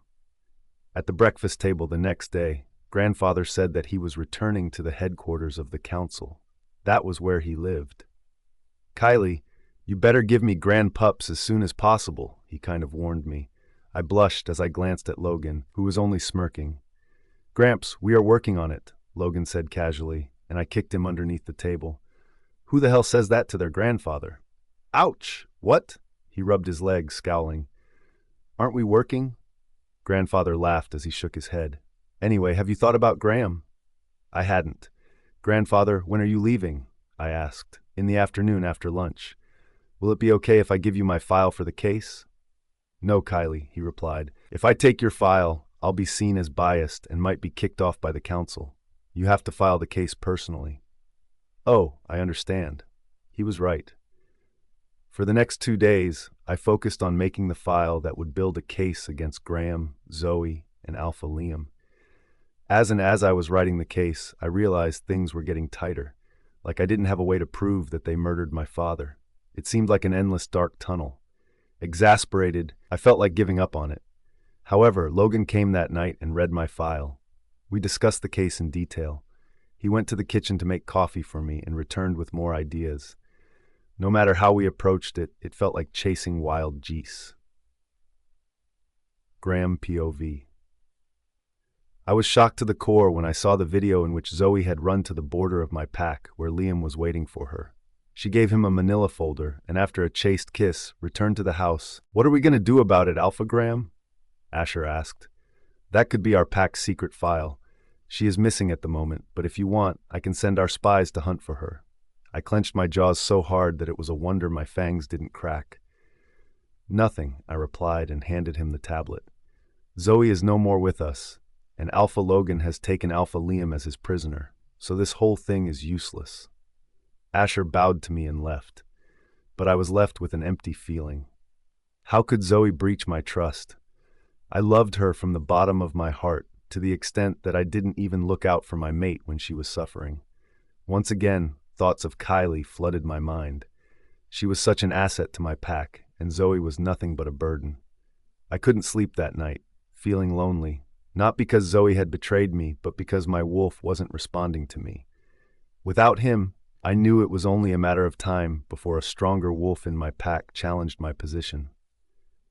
2 days later, I was sitting in my library with a pounding headache and a glass of whiskey in my hand. It was impossible to forget Kylie. Why wasn't I thinking about Zoe or the other females in my pack? Idea of having sex with all of them was repulsive. Kylie's mark on my neck burned these days. After she had rejected me, the pains in my stomach had become regular. I cursed her, wondering why her mark disappeared and why mine was still burning. Was it how the moon goddess was punishing me? A heavy knock on the door broke my reverie. "Alpha Graham," it was Asher's urgent voice. "Come in," I growled. The door opened and Asher came in, holding someone's wrist, pulling him or her behind him. I narrowed my eyes, and then my eyes widened in surprise as Zoe emerged from behind him. "You!" I shouted. She was looking like she hadn't eaten for days, thin, unkempt, smelly, and her clothes were tattered. Zoe pulled her hand away from Asher and rushed to me. She kneeled in front of me and clasped her hands in a plea. "Alpha Graham," she cried, "they are hunting me everywhere. I am innocent. All I ever did was love you and comply with your desires, and this is the result I face." I tossed my whiskey glass across the floor, and she shrieked. "You have the audacity to come here?" I growled, unable to hold my anger. "You have ruined me. I saw your video in which you gave our pack's secret to Liam." She jerked her head back. "How have I ruined you?" She crawled and clutched my knees. "It was Alpha Liam who was forcing me to do those things. He had my naked video and was blackmailing me, saying he'd make it go viral if I didn't comply. I swear, Alpha Graham, I never betrayed you. Kylie framed me. She abused me along with Alpha Liam. When Alpha Logan attacked, I had to run away because I was pregnant with your pup." "That is not my pup," I snapped. "This is Liam's pup." "No," she said, her eyes widening in horror. "Did Kylie tell you that? Can't you see she's still jealous that you love me more than you love her?" And those words just struck me, because Kylie was jealous. "Is this my pup?" She nodded through tears, and my heart melted. I picked her up in my lap and hugged her hard, relief flooding through my veins. "Oh, Zoe, I would never betray you, Graham," she cried and snuggled in my chest. Graham POV. With Zoe back in my arms, I breathed relief. Though it felt better, Kylie's absence was gnawing at my soul. The void that had formed in my heart was not filling up. It was rotting up. I picked up Zoe in my arms and took her to the room. She had curled her arms around my neck as she rested her head on my shoulder.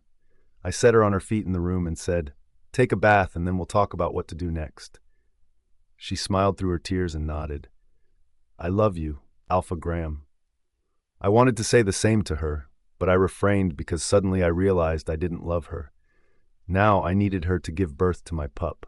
I needed this heir badly because only my heir would consolidate my position in my pack. Zoe returned after taking a bath, wrapped in a towel. As she lay down next to me, I didn't immediately have sex with her, even though she presented herself to me. All I did was to sleep beside her. We didn't discuss our future plans at all. Kylie had threatened me she would expose my crime. What could I do to stop her from doing it?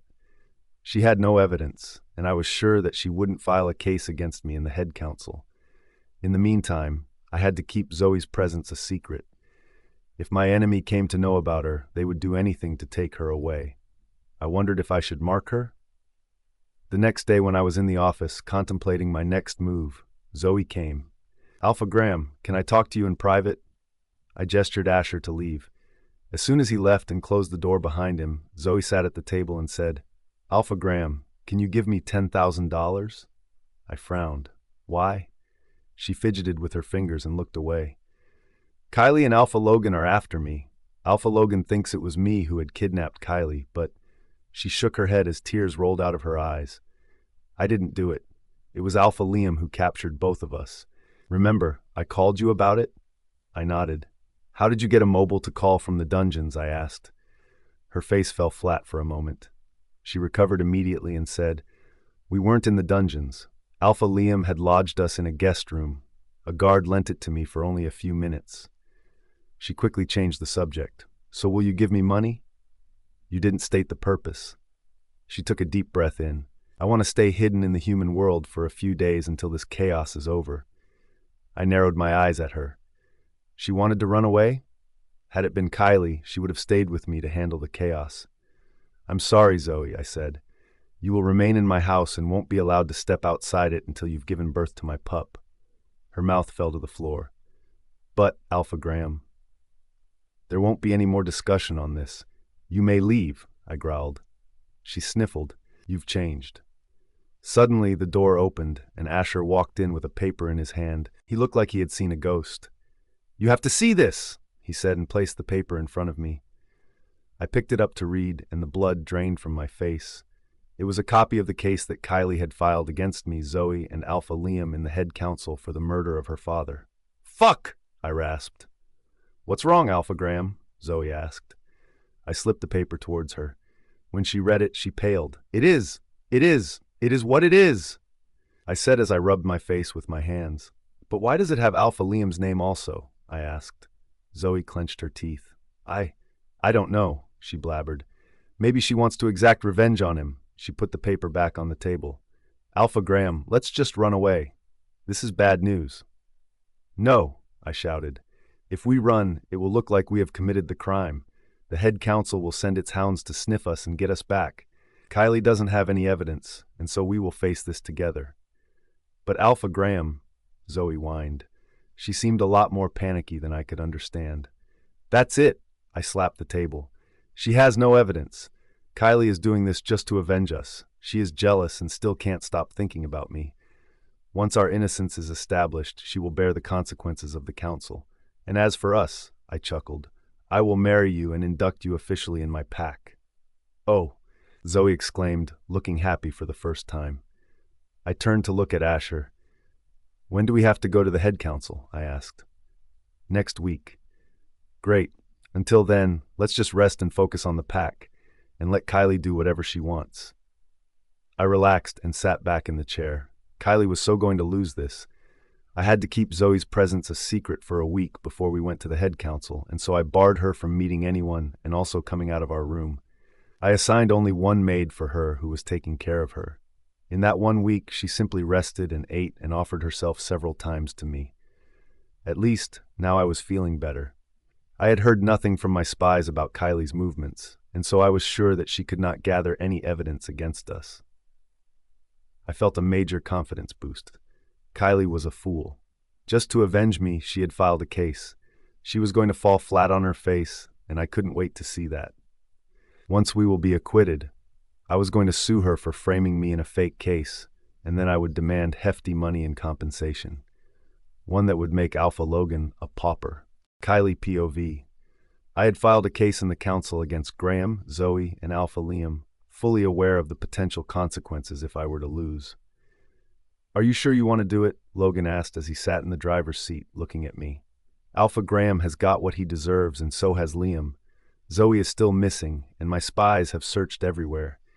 It looks like she has disappeared from the face of Earth. He placed a hand on my thigh. Kylie, what I really want is for us to move forward without getting caught up in an unnecessary mess. I bit my bottom lip and looked away. Logan, I won't rest until I punish them all. I would have let it go if they hadn't killed my father, but not now. They killed my only family and manipulated me. So no, I won't leave them. Then I turned to gaze at him. However, I will totally understand if you don't want to go with me. I can take care of myself. A flicker of anger passed through his eyes. Kylie, did I say that I won't be with you? I am in this with you for as long as you want to. I only want you to be happy. And don't you dare say that again, okay? I nodded. Thank you, I muttered. We reached the High Council along with a few warriors. Ace and Katie couldn't accompany us because Ace had to look after the pack in Logan's absence, and Katie wanted to stay back with him. She had mentioned that Ace was being forced to go back to his pack by his parents, but I didn't have the time to dwell on it much. When we arrived at the High Council, I saw Graham was already there, along with Asher. The council had agreed for the first hearing a week later, and so I knew that this was just the beginning. Graham looked smugly at me as if he was going to defeat me already. Taking a ragged breath in, I walked inside the council, holding Logan's hand. Graham followed us with Asher. As he passed us in the foyer, he snorted, "You couldn't live without seeing me, Kylie." I froze. "What?" I snapped. He glanced at Logan. A self-assured smirk formed on his lips, directed at me. "I know you think of me, and this is just your way of seeing me again. You miss me. Accept it." Logan's chest vibrated with a dangerous growl. I was also furious at his words. So I planted my hand on Logan's chest, turned to look at him, and seized his lips in a passionate kiss. When I pulled away, Logan had calmed down, and I also felt better. Then I looked over my shoulder at Graham and said, "Stop being delusional." His mouth fell to the floor, and I walked into the main hall with my chin up. Graham followed me, gritting his teeth and cursing under his breath. Elder Hanks, as usual, occupied the central seat among the 5 elders, perched on their chairs. Elder Hanks looked at me with curiosity and said, "So what brings you again to us, Luna Kylie?" I had to suppress my smile when he said that. I bowed to him and said, "I filed a murder case against Alpha Graham for killing my father in the cold." There was a pin-drop silence. Several moments later, Graham said, "This is a baseless case, elders. Please dismiss it because Luna Kylie is coming back to me for revenge.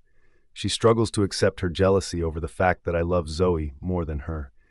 This is just a trick for her to get back to me. He looked at me with narrowed eyes. I will never take her back, even if she crawls to me and begs me. She is just being bitter, and with no evidence, she is accusing me. I gaped at him for his stupid assumptions and arrogance. Before I could speak a word, Elder Hanks lashed him. Alpha Graham, as far as I know, Zoe has escaped and is not with you, while Kylie is happily married to Alpha Logan. I also heard that Zoe, who was married to Alpha Liam, never really rejected her husband, so I don't think Kylie is jealous of her, or you, or your condition. Is it the other way round, though? Alpha Graham clenched his teeth as he glared at Elder Hanks, and I couldn't help but suppress another smile. I hoped that Zoe not rejecting Liam would ring some warning bells in Graham's head. Elder Hanks continued, Luna Kylie, why have you accused Alpha Graham of murdering your father if you don't have any evidence? I took a deep breath in. When Alpha Liam had kidnapped me 2 weeks back, he had put me in one of the guest rooms. He visited me and offered me a proposition that if I married him, he would reject Zoe. Zoe came immediately after him and started crying that she was pregnant with his pup. That is my pup, Graham growled. Quiet, Elder Hanks growled back. You may not speak until asked. Is that understood? Graham clenched his jaw and fell silent.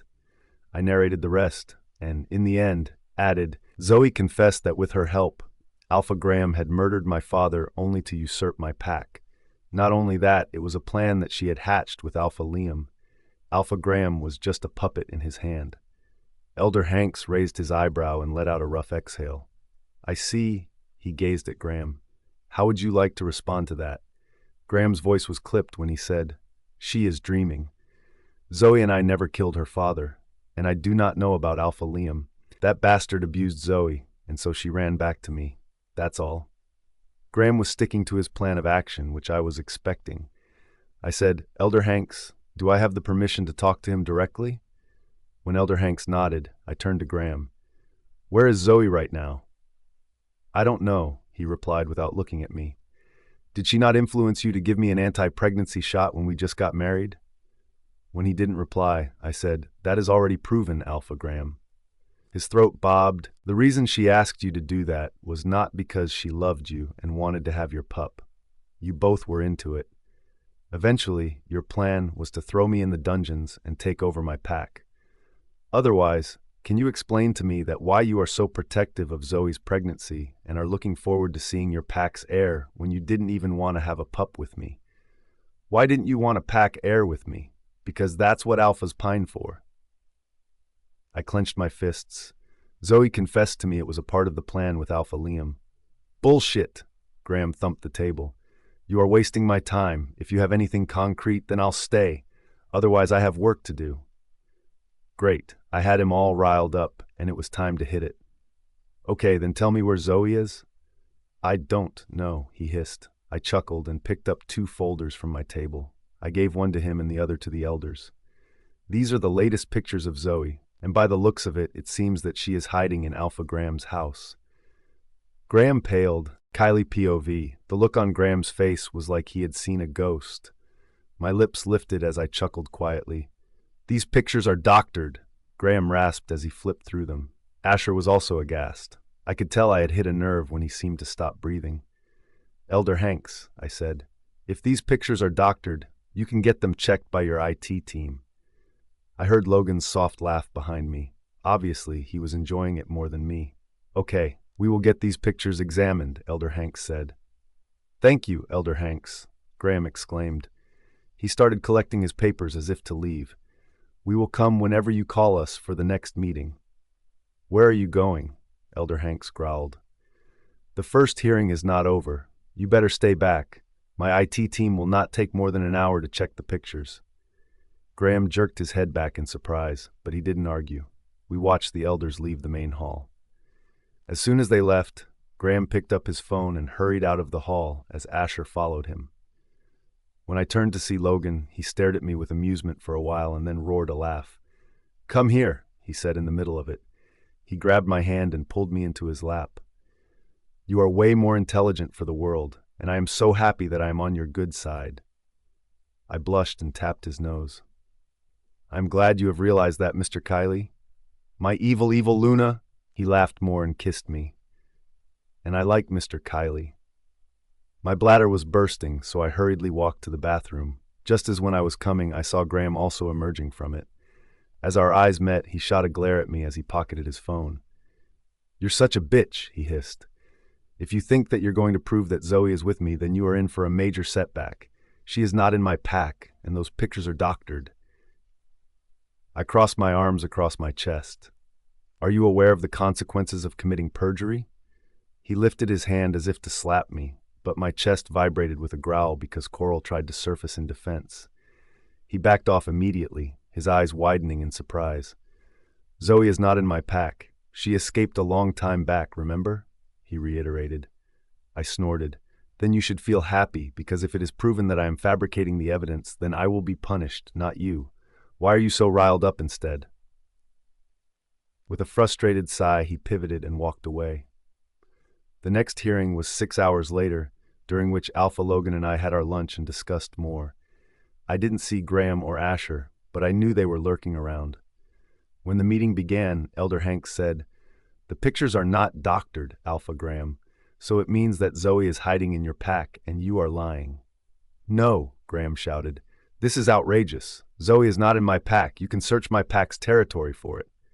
"Oh, we searched your territory," Elder Hanks said. "While you were over here, we did that. Why do you think we are meeting after 6 hours?" Graham gaped, darting his eyes at the other elders. "And did you find her?" he asked. "No, we didn't," he replied. Graham grinned and relaxed in his chair. "See, I told you she is not in my pack. Now it is proven that Kylie was lying. She is liable for punishment. Punish her!" I sighed. "Alpha Graham, the reason the Elder Council warriors couldn't find Zoe in your pack was because—" I waved at the main door of the council hall. It opened and Zoe walked in, looking like a deer caught in a headlight with Fenris and another warrior holding each of her upper arm. Graham's face turned ashen white. He got up from his chair as Zoe approached him, crying and sniffling. I completed my sentence. "Because my people already caught her when she was fleeing your pack when you called her right after the first hearing today." I smiled and added, "This was fun." Then I turned towards Elder Hanks, who was actually grinning. "Fenris caught her from the Lunar Pack's border when she was running away. I guess it proves that it was Alpha Graham who was lying and not me." Zoe cried loudly and ran to Graham. She wrapped her arms around his waist and cried, "Our baby! She wants to kill our baby." I rolled my eyes. Logan placed his hand on my back to calm me. Graham stared at me with shock and surprise in his eyes. His face was blank and his mind numb. He reached out to his gamma in the morning to plan her escape and hide her in order to frame me for lying. I was sure he never expected my kick-ass move. Did he think I was here for fun? Well, yes, I was having fun. Shur and Fenris were with me as always in this. Alpha Logan had sent his spies everywhere to find Zoe, and his spy network was the best amongst the werewolves community. We had the best trackers. Usually, a pack had 1 or 2 trackers, but the Nord pack had a wing of trackers in which there were 14 of them. And all were professionally trained, not just in our world, but also in the human world. They had every damn modern gadget for tracking, apart from their fantastic sense of smell. And none of them could pick up Zoe's scent. So where was she? The past week, the trackers had spent in all the forests around the area to find her. The only explanation was that she was hiding, and she was hiding well. I called Shur to discuss her and told him my suspicions. He said that he would find out about it. Shur still had some connections in the Lunar Pack, and that's what he used. And Omega sent us pictures of Zoe in Graham's house.